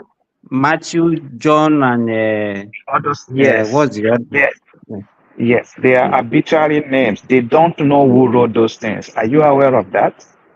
And they are not even the authors. They are not the authors. Yeah, that's exactly what I mean. Yeah, They are not the because authors. Abdul and Sinbad, you guys are trying to major in the minor or the irrelevancy of the Bible. I don't No, care no, if you no, no. substitute. Just answer Oh, the hold question, on. yes or I don't no. care if you substitute the name of John and all those people with Abdul and Sinbad. It wouldn't matter. See, you Okay, people, you fail to capture the essence of the Bible, and because we're human being, because we're physical, natural human being. God has to find a way, had to find a way to get to us. See, Where the did you Bible get is that? codified. Where did you know that? Where did you read that? What you See, just said now, where did you read it? You I just don't made it actually. up. You just made it up. I didn't make it up So because tell me where you read it. Where did you read that? What you because just said now. I'm trying to tell you that if you read the Bible and if you reach a point, you are able to transcend beyond the physical This is appearance of the stories. Bible. This is And, stories. and I'm asking no, you, where did you read it? How did you come to know that? That's the this question. this is the beauty of spirituality that you fail to understand, that it's beyond the physical realm. That's what I'm trying to get to you, Okay. Abdul. Isaac Black. Okay. Isaac Black. Are you Sorry, aware? let Are me you come in. aware? Let me come in. Isaac No, Black. let's Did deal you with get the the one you question said I before. asked you and Thomas? Yeah, I Did you heard get it. the Let's question deal with I it. asked you? Wait, Okay, let's deal good. with it. Sorry, maybe you have to. Maybe if I finish this, maybe you have to actually educate me deeply. Now, this is my own understanding of the scripture. Fine, you might have other theologians, other books you may have read, uh, but I just want to put this plain uh, knowledge. You see, there are names today. For example, somebody that we know very well, who took part in the past election. You see, most times when you go to some social media, they mention that name. They'll say, Peter the Rock. His name means stone. I remember when Christ was preaching, there was a question that he thrown to the people around him. They called them the disciples, whom Peter was among them.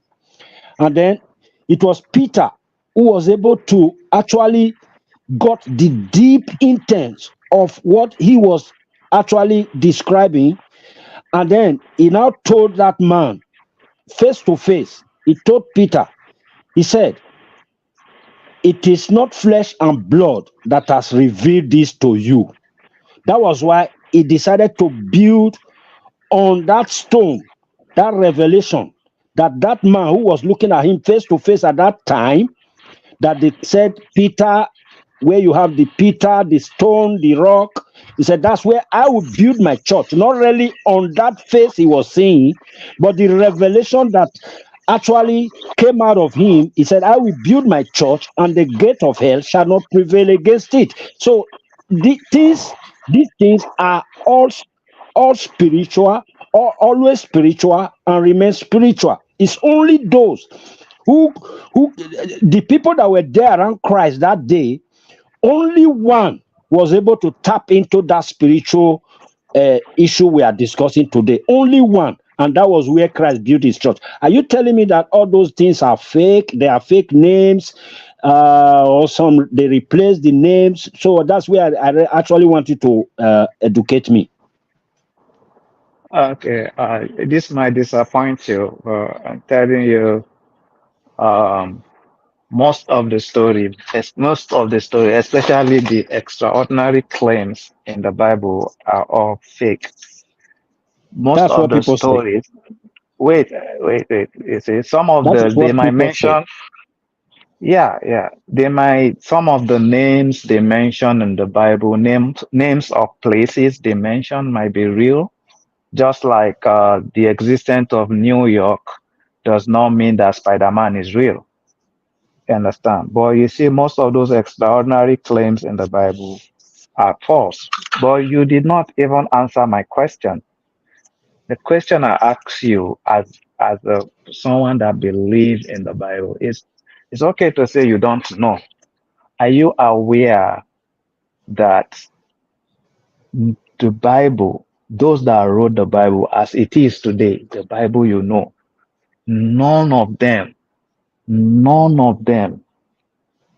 ever met Jesus?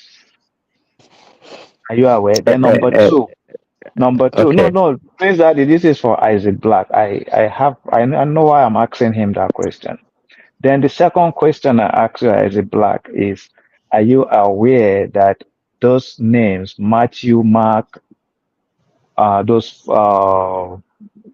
this thing that Simba mentioned, are you aware that those are not the real names of the people that wrote those passage? Are you aware that they don't even know who wrote those books? Do you know these Okay. two things I am asking you? Are you aware? Okay. I believe what you are saying is not true to start with.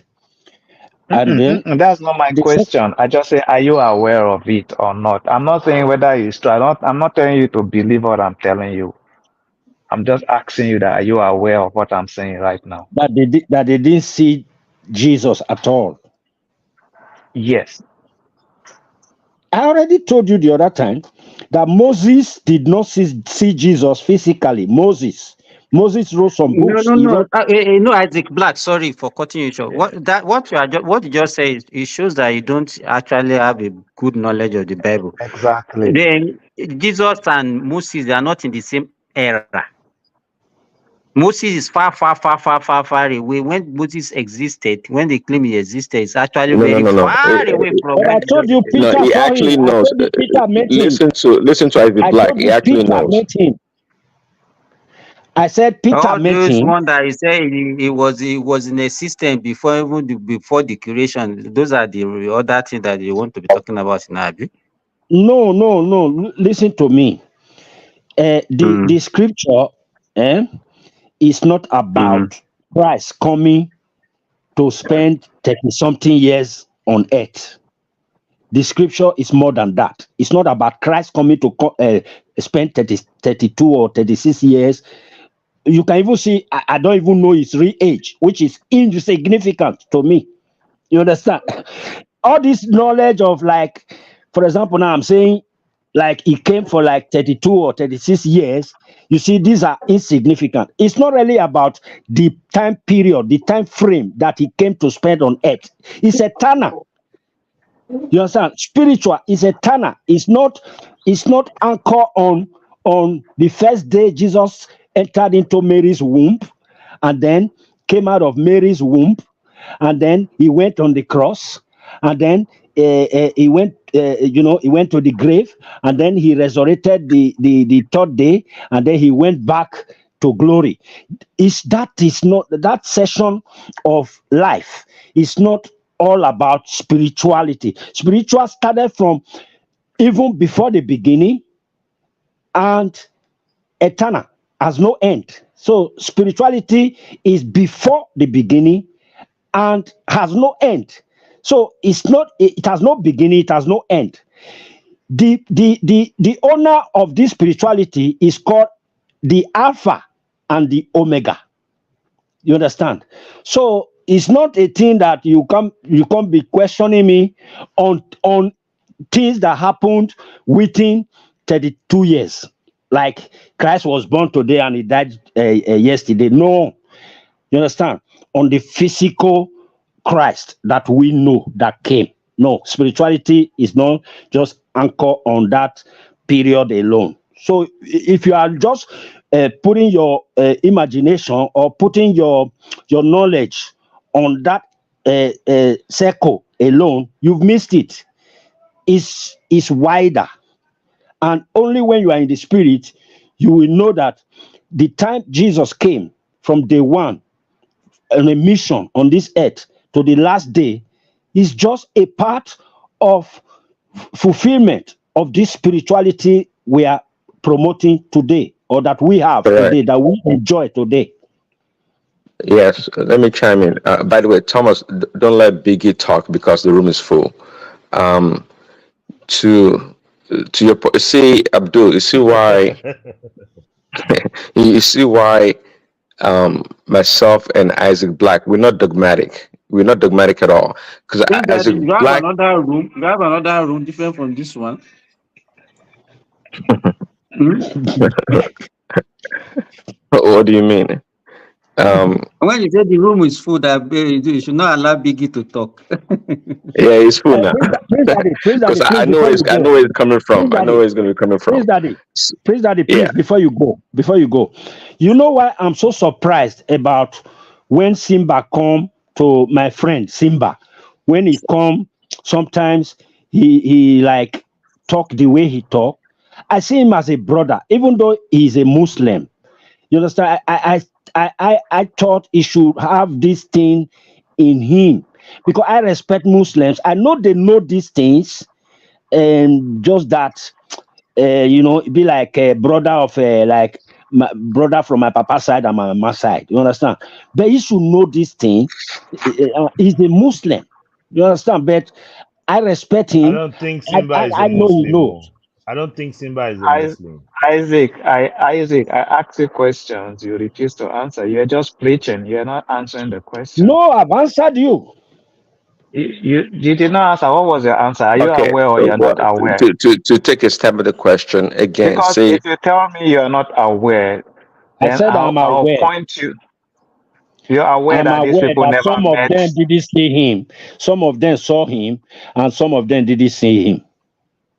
Actually, you'll be shocked to know that none of them, those that wrote the Bible, none of them met Jesus. All these people, they That's wrote what this they thing say. after the fact. That's but what some Abdul, people say. you don't They, know they, that. You absolutely don't know it's that. a, You're just it's a, talking. no. It's a known thing. Like in short, I'm so surprised you guys don't even know it. That's why I'm Okay, even hold on. surprised. So you said the And 12 disciples. Hold on. Isaac Black, are you sorry, Prince? I just one more question for Isaac Black. Isaac Black, are you also aware that those Matthew, Mark, Luke, all those guys, are you aware that those names are just fake names? Those are not the people that wrote it. Are you aware? Even Jesus, Just I answer had the that. question. No, I didn't wait. ask you a question about Jesus. No, I wait. asked you, are you Even aware no, I if they're want the to one answer that your wrote it or question. not? I want to answer your question, and then if you I don't know actually why you're bringing wait, Jesus into I it. want to answer. I want to answer your question, and if I answer it, if actually you are vast the way you claim to be vast, you will know that I've answered it. Now, even Jesus, I was made to understand that his name was changed from something like Jehu or Jeshu. But I'm not interested in all those things. This is a spiritual You see, matter. that's why Whether you're you change getting the it name wrong. from This is where you're Joshua getting. to I never Joshua. said they changed. I never said they changed their name. You see, you're not listening. I didn't say they changed their name. I said So what are they you saying? don't know who wrote it. They don't know who. They just put an arbitrary name on it because they don't even know who wrote it. Okay, tell us. How did you Are know you that? good? How So did that you know the that? Tell me answer first is now. no. This fact, as a matter of fact, you can even see it in the Bible. Just go to your King James Bible, the very first page, you will see it there. They wrote it clearly. They don't know who wrote those books. So your Bible self will point it to you. Then That is the not third true. question I That have, is not. That is not true. That's a big If, lie. if it's The a please fat Bible lie. I'm go and holding check. here right now, the Bible I'm holding here right now, I only saw in the front page the holy, okay, let me see, the holy Bible, okay. Then it now writes under it some numbers like I think that is the printing number or whatever. So I didn't see. What did you say they wrote on it? They said what? Because I'm not seeing it here. He said they don't know who wrote the Bible. See, it is clear. No, For They I'm don't checking example, my know own. who wrote. They don't okay, know who Abdul. wrote those. Let me chime in. See, Hold on now, please. that's Okay. I'll take a screenshot of it and send to one man. Yeah, Maybe you can send me that will. the copy. Yeah, I'll send it so that will convince Prince Daddy and Prince you. But I Then Daddy, was also sending my own. I think you will be surprised. Prince I'm surprised I don't know is in this. black. It's very popular now. Everybody knows Yeah, that. that's why I'm really surprised they don't know it. Like especially Prince Daddy, I thought he would know that. But hold on. See, because the knowledge that you try to share, Abdul, I have knowledge that's beyond that.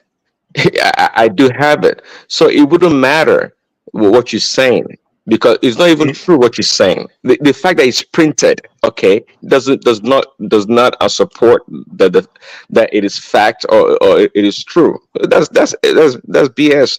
Because we know some of the books in the Bible, like the Hebrew, is being debated. That it is being debated among theologians who wrote the book of Hebrew, for example. A lot of people say it was Apostle Paul that wrote it. Maybe some people are not sure, and that is fine. But it's also believed that the five books of the Bible was written by Moses, and the same five books is present in the Torah. Okay, that one is almost undisputable because the Jews also agreed to that, and there are other books in the Bible. So yeah, most of those names are like English translated names. They're not like the true Hebrew names. But again, just like as a black says, we're not here to be to believe or to try to believe the names of the people if it was true or not. The state in which we are is beyond the names on the people. It is beyond the name of the people. Okay, what state are you? What state are you? well, the state that I am is to be able to believe what the Bible says and have That revelation of it. And I've you're just told you, trying just to like, tell oh, me hold on, you're in a state of gullibility because believe anytime uh, your state is just to believe something without evidence. That Yeah, means again, evidence. that see, opens this again, thing to again, that is fine. But here's the question to you, Abdul. It's quite interesting that you and I can be having a conversation, and on your level of science and factual or physical sciences, and I'm able to communicate with you and comprehend what you're saying and agree with you to your level. But there we are now. We're talking about a different level that's beyond you, so to speak, and you don't acknowledge me but call me gullible. Isn't that strange? That I'm able to understand you, but you don't understand me, but you're okay. able You to know tell me what? that I'm Yeah, I'm gullible. Isn't that yeah, funny? yeah, yeah. Wait. I hope you didn't take that personal. What I No, just no, mean by gullible is not that at all. Not at all. No, no, no, not at all. okay, Let me good. explain myself. It's nothing personal. I'm just trying to explain to you that how come I understand you, but you don't understand me, but you're trying to discount when I'm Yeah, telling you. That's my I want concern. to answer you. I Because want what to you're saying answer is you. Let me ridiculous. answer you. The reason is that science is logical. What you are postulating is illogical because you cannot substantiate it. When I ask you, what do you even mean by spirit? What is it made up of? Where is it? Where do we find it? Where is it made up of? What is it made up of? What is it? Can you answer those two questions? What is spirit made up of and where can we find it? Prince Daddy, that's for you.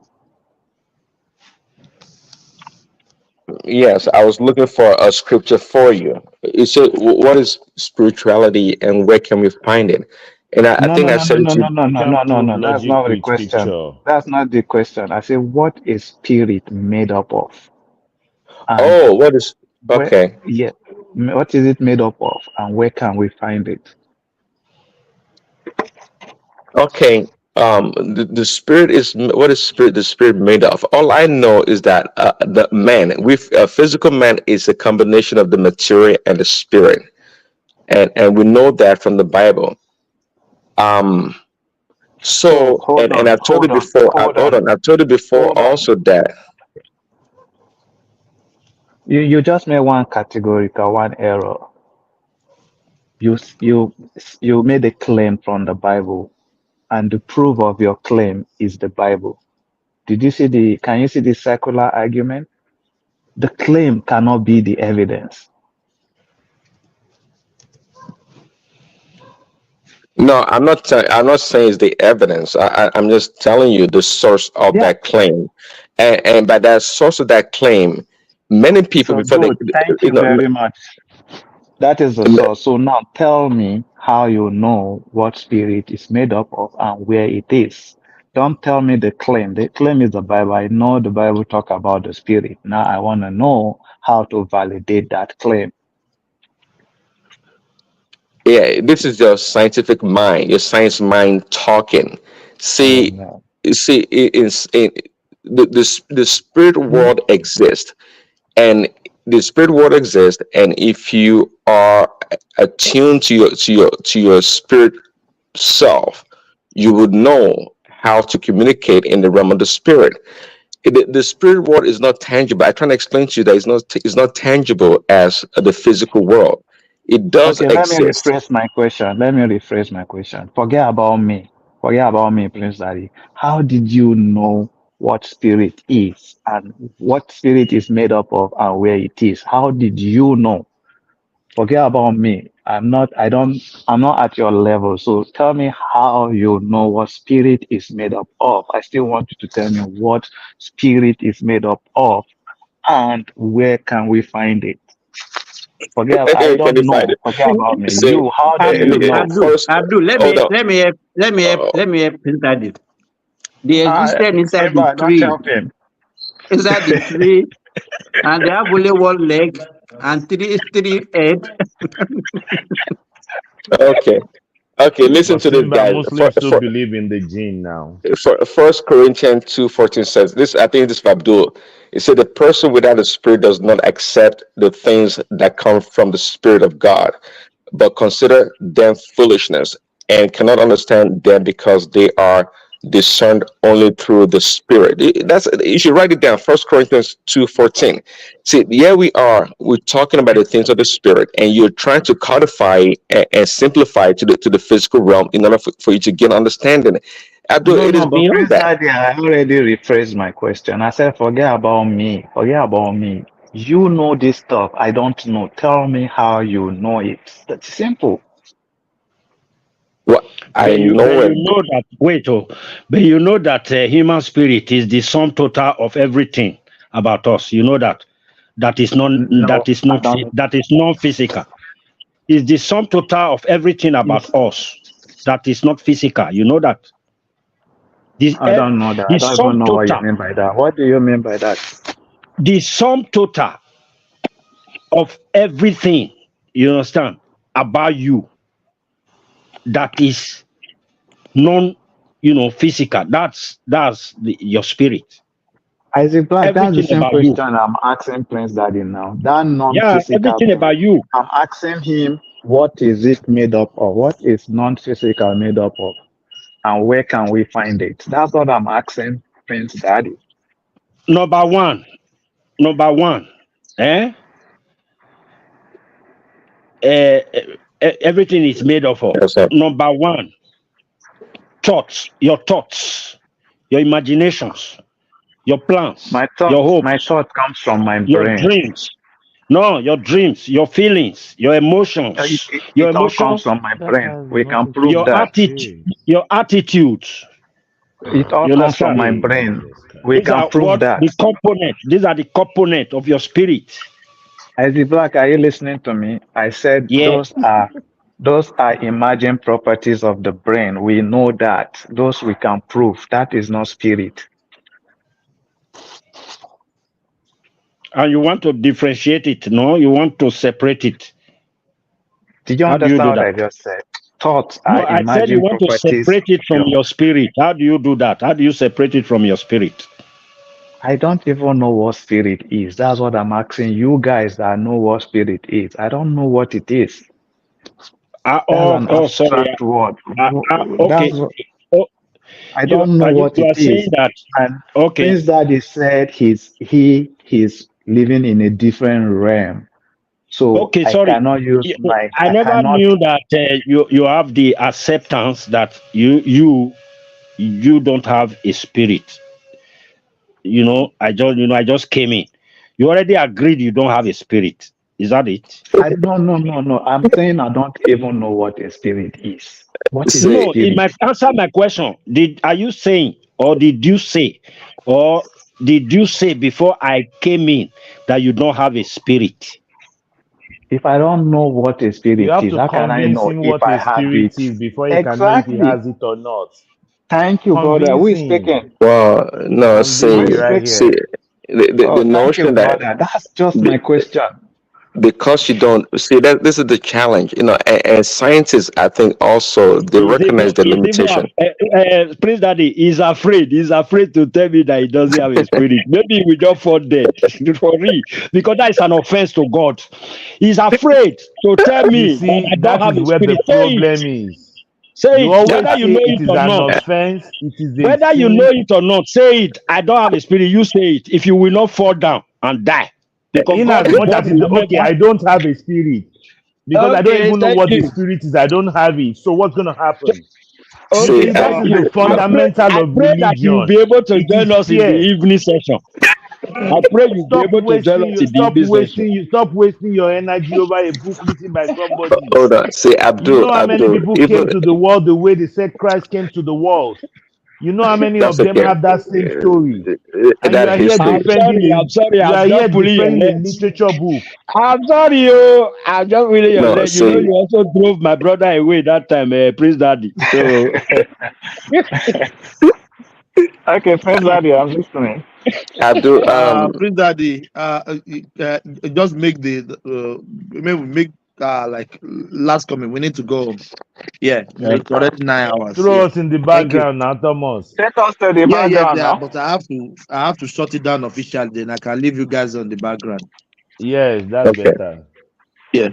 Because it's about to go down. It's going to. I don't.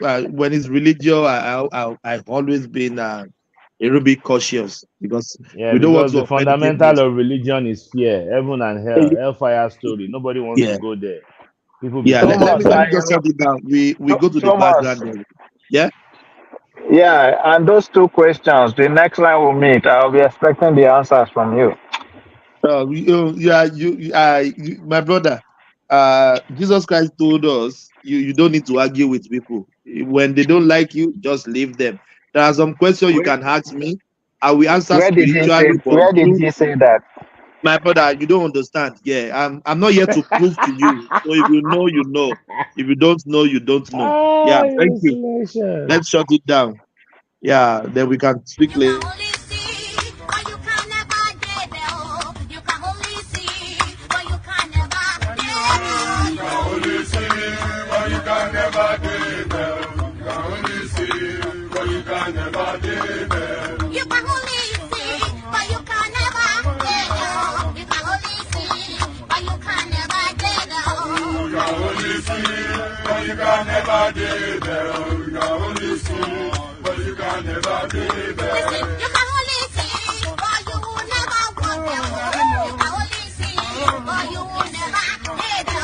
My convoy is 5 vehicles, and you cannot buy fuel unless I'm inside the car. So I will pay them. No more. I know. The governor was paying for petrol himself for his convoy. When they get to a gas station, he will come out and bring out money and pay. In fact, at Oka government house, then when he was governor, forget about drinking champagne, what they are now doing there. Then he gave out old newspapers as substitute for toilet roll. Shay, when I don't hear him say, Kenneth Okonkwo, the right-hand man of Obi, has now denounced Obi. Kenneth Okonkwo said that he is no longer supporting Obi because he do not have the capacity to lead the Labour Party or to even form a party. I get me now. This is what we have been talking about. You see, for example, there was a protest in August 1. Hello, and you piamaro see, then you're Erodi, Ajo warning, and Yava, and a Guero Cotira, and Ibaso, and Ogbebaibu. Enyala woru elo kosaki kono atoka kusani yo wulo lojona ereyin togi elo gbe 7 amela ngoro mbe e karora jo ndaemi atabi meta kan tore me ni atuka mo fe anjona yin si gba bi 20,000 mbe Ọlọ́run jo da fún yin si wo fiimu àwọn te yo nda yi àwọn la wọn furniture tí wọ́n ní se lojona àwọn la wọn weda tí wọ́n ní se lojona táwọn lọ bi se wọn táwọn ra igbase tí wọ́n sùn tí wọ́n eri tí wọ́n daru bi tí àwọn tẹ́ sọ yìí àwọn làwọn káfíńtà tí wọ́n ní sẹ́ lọ́jọ́ náà ẹ bá ní bá yọ̀ǹda wọn ẹ̀rẹ́yìn tẹ́ ní sẹ́ ẹ lọ bẹ́ẹ̀ mi 1,000 bá lọ bọ́lọ́ bá dé kẹ́yìn 20 òde àbá ìfọmọlúwàbí kún 6 feet tí wọ́n máa ń gbẹ̀yìn ọmọ jẹ́ 8 ẹ gbọ́ ẹ mọ̀ lọ́dẹ̀ 6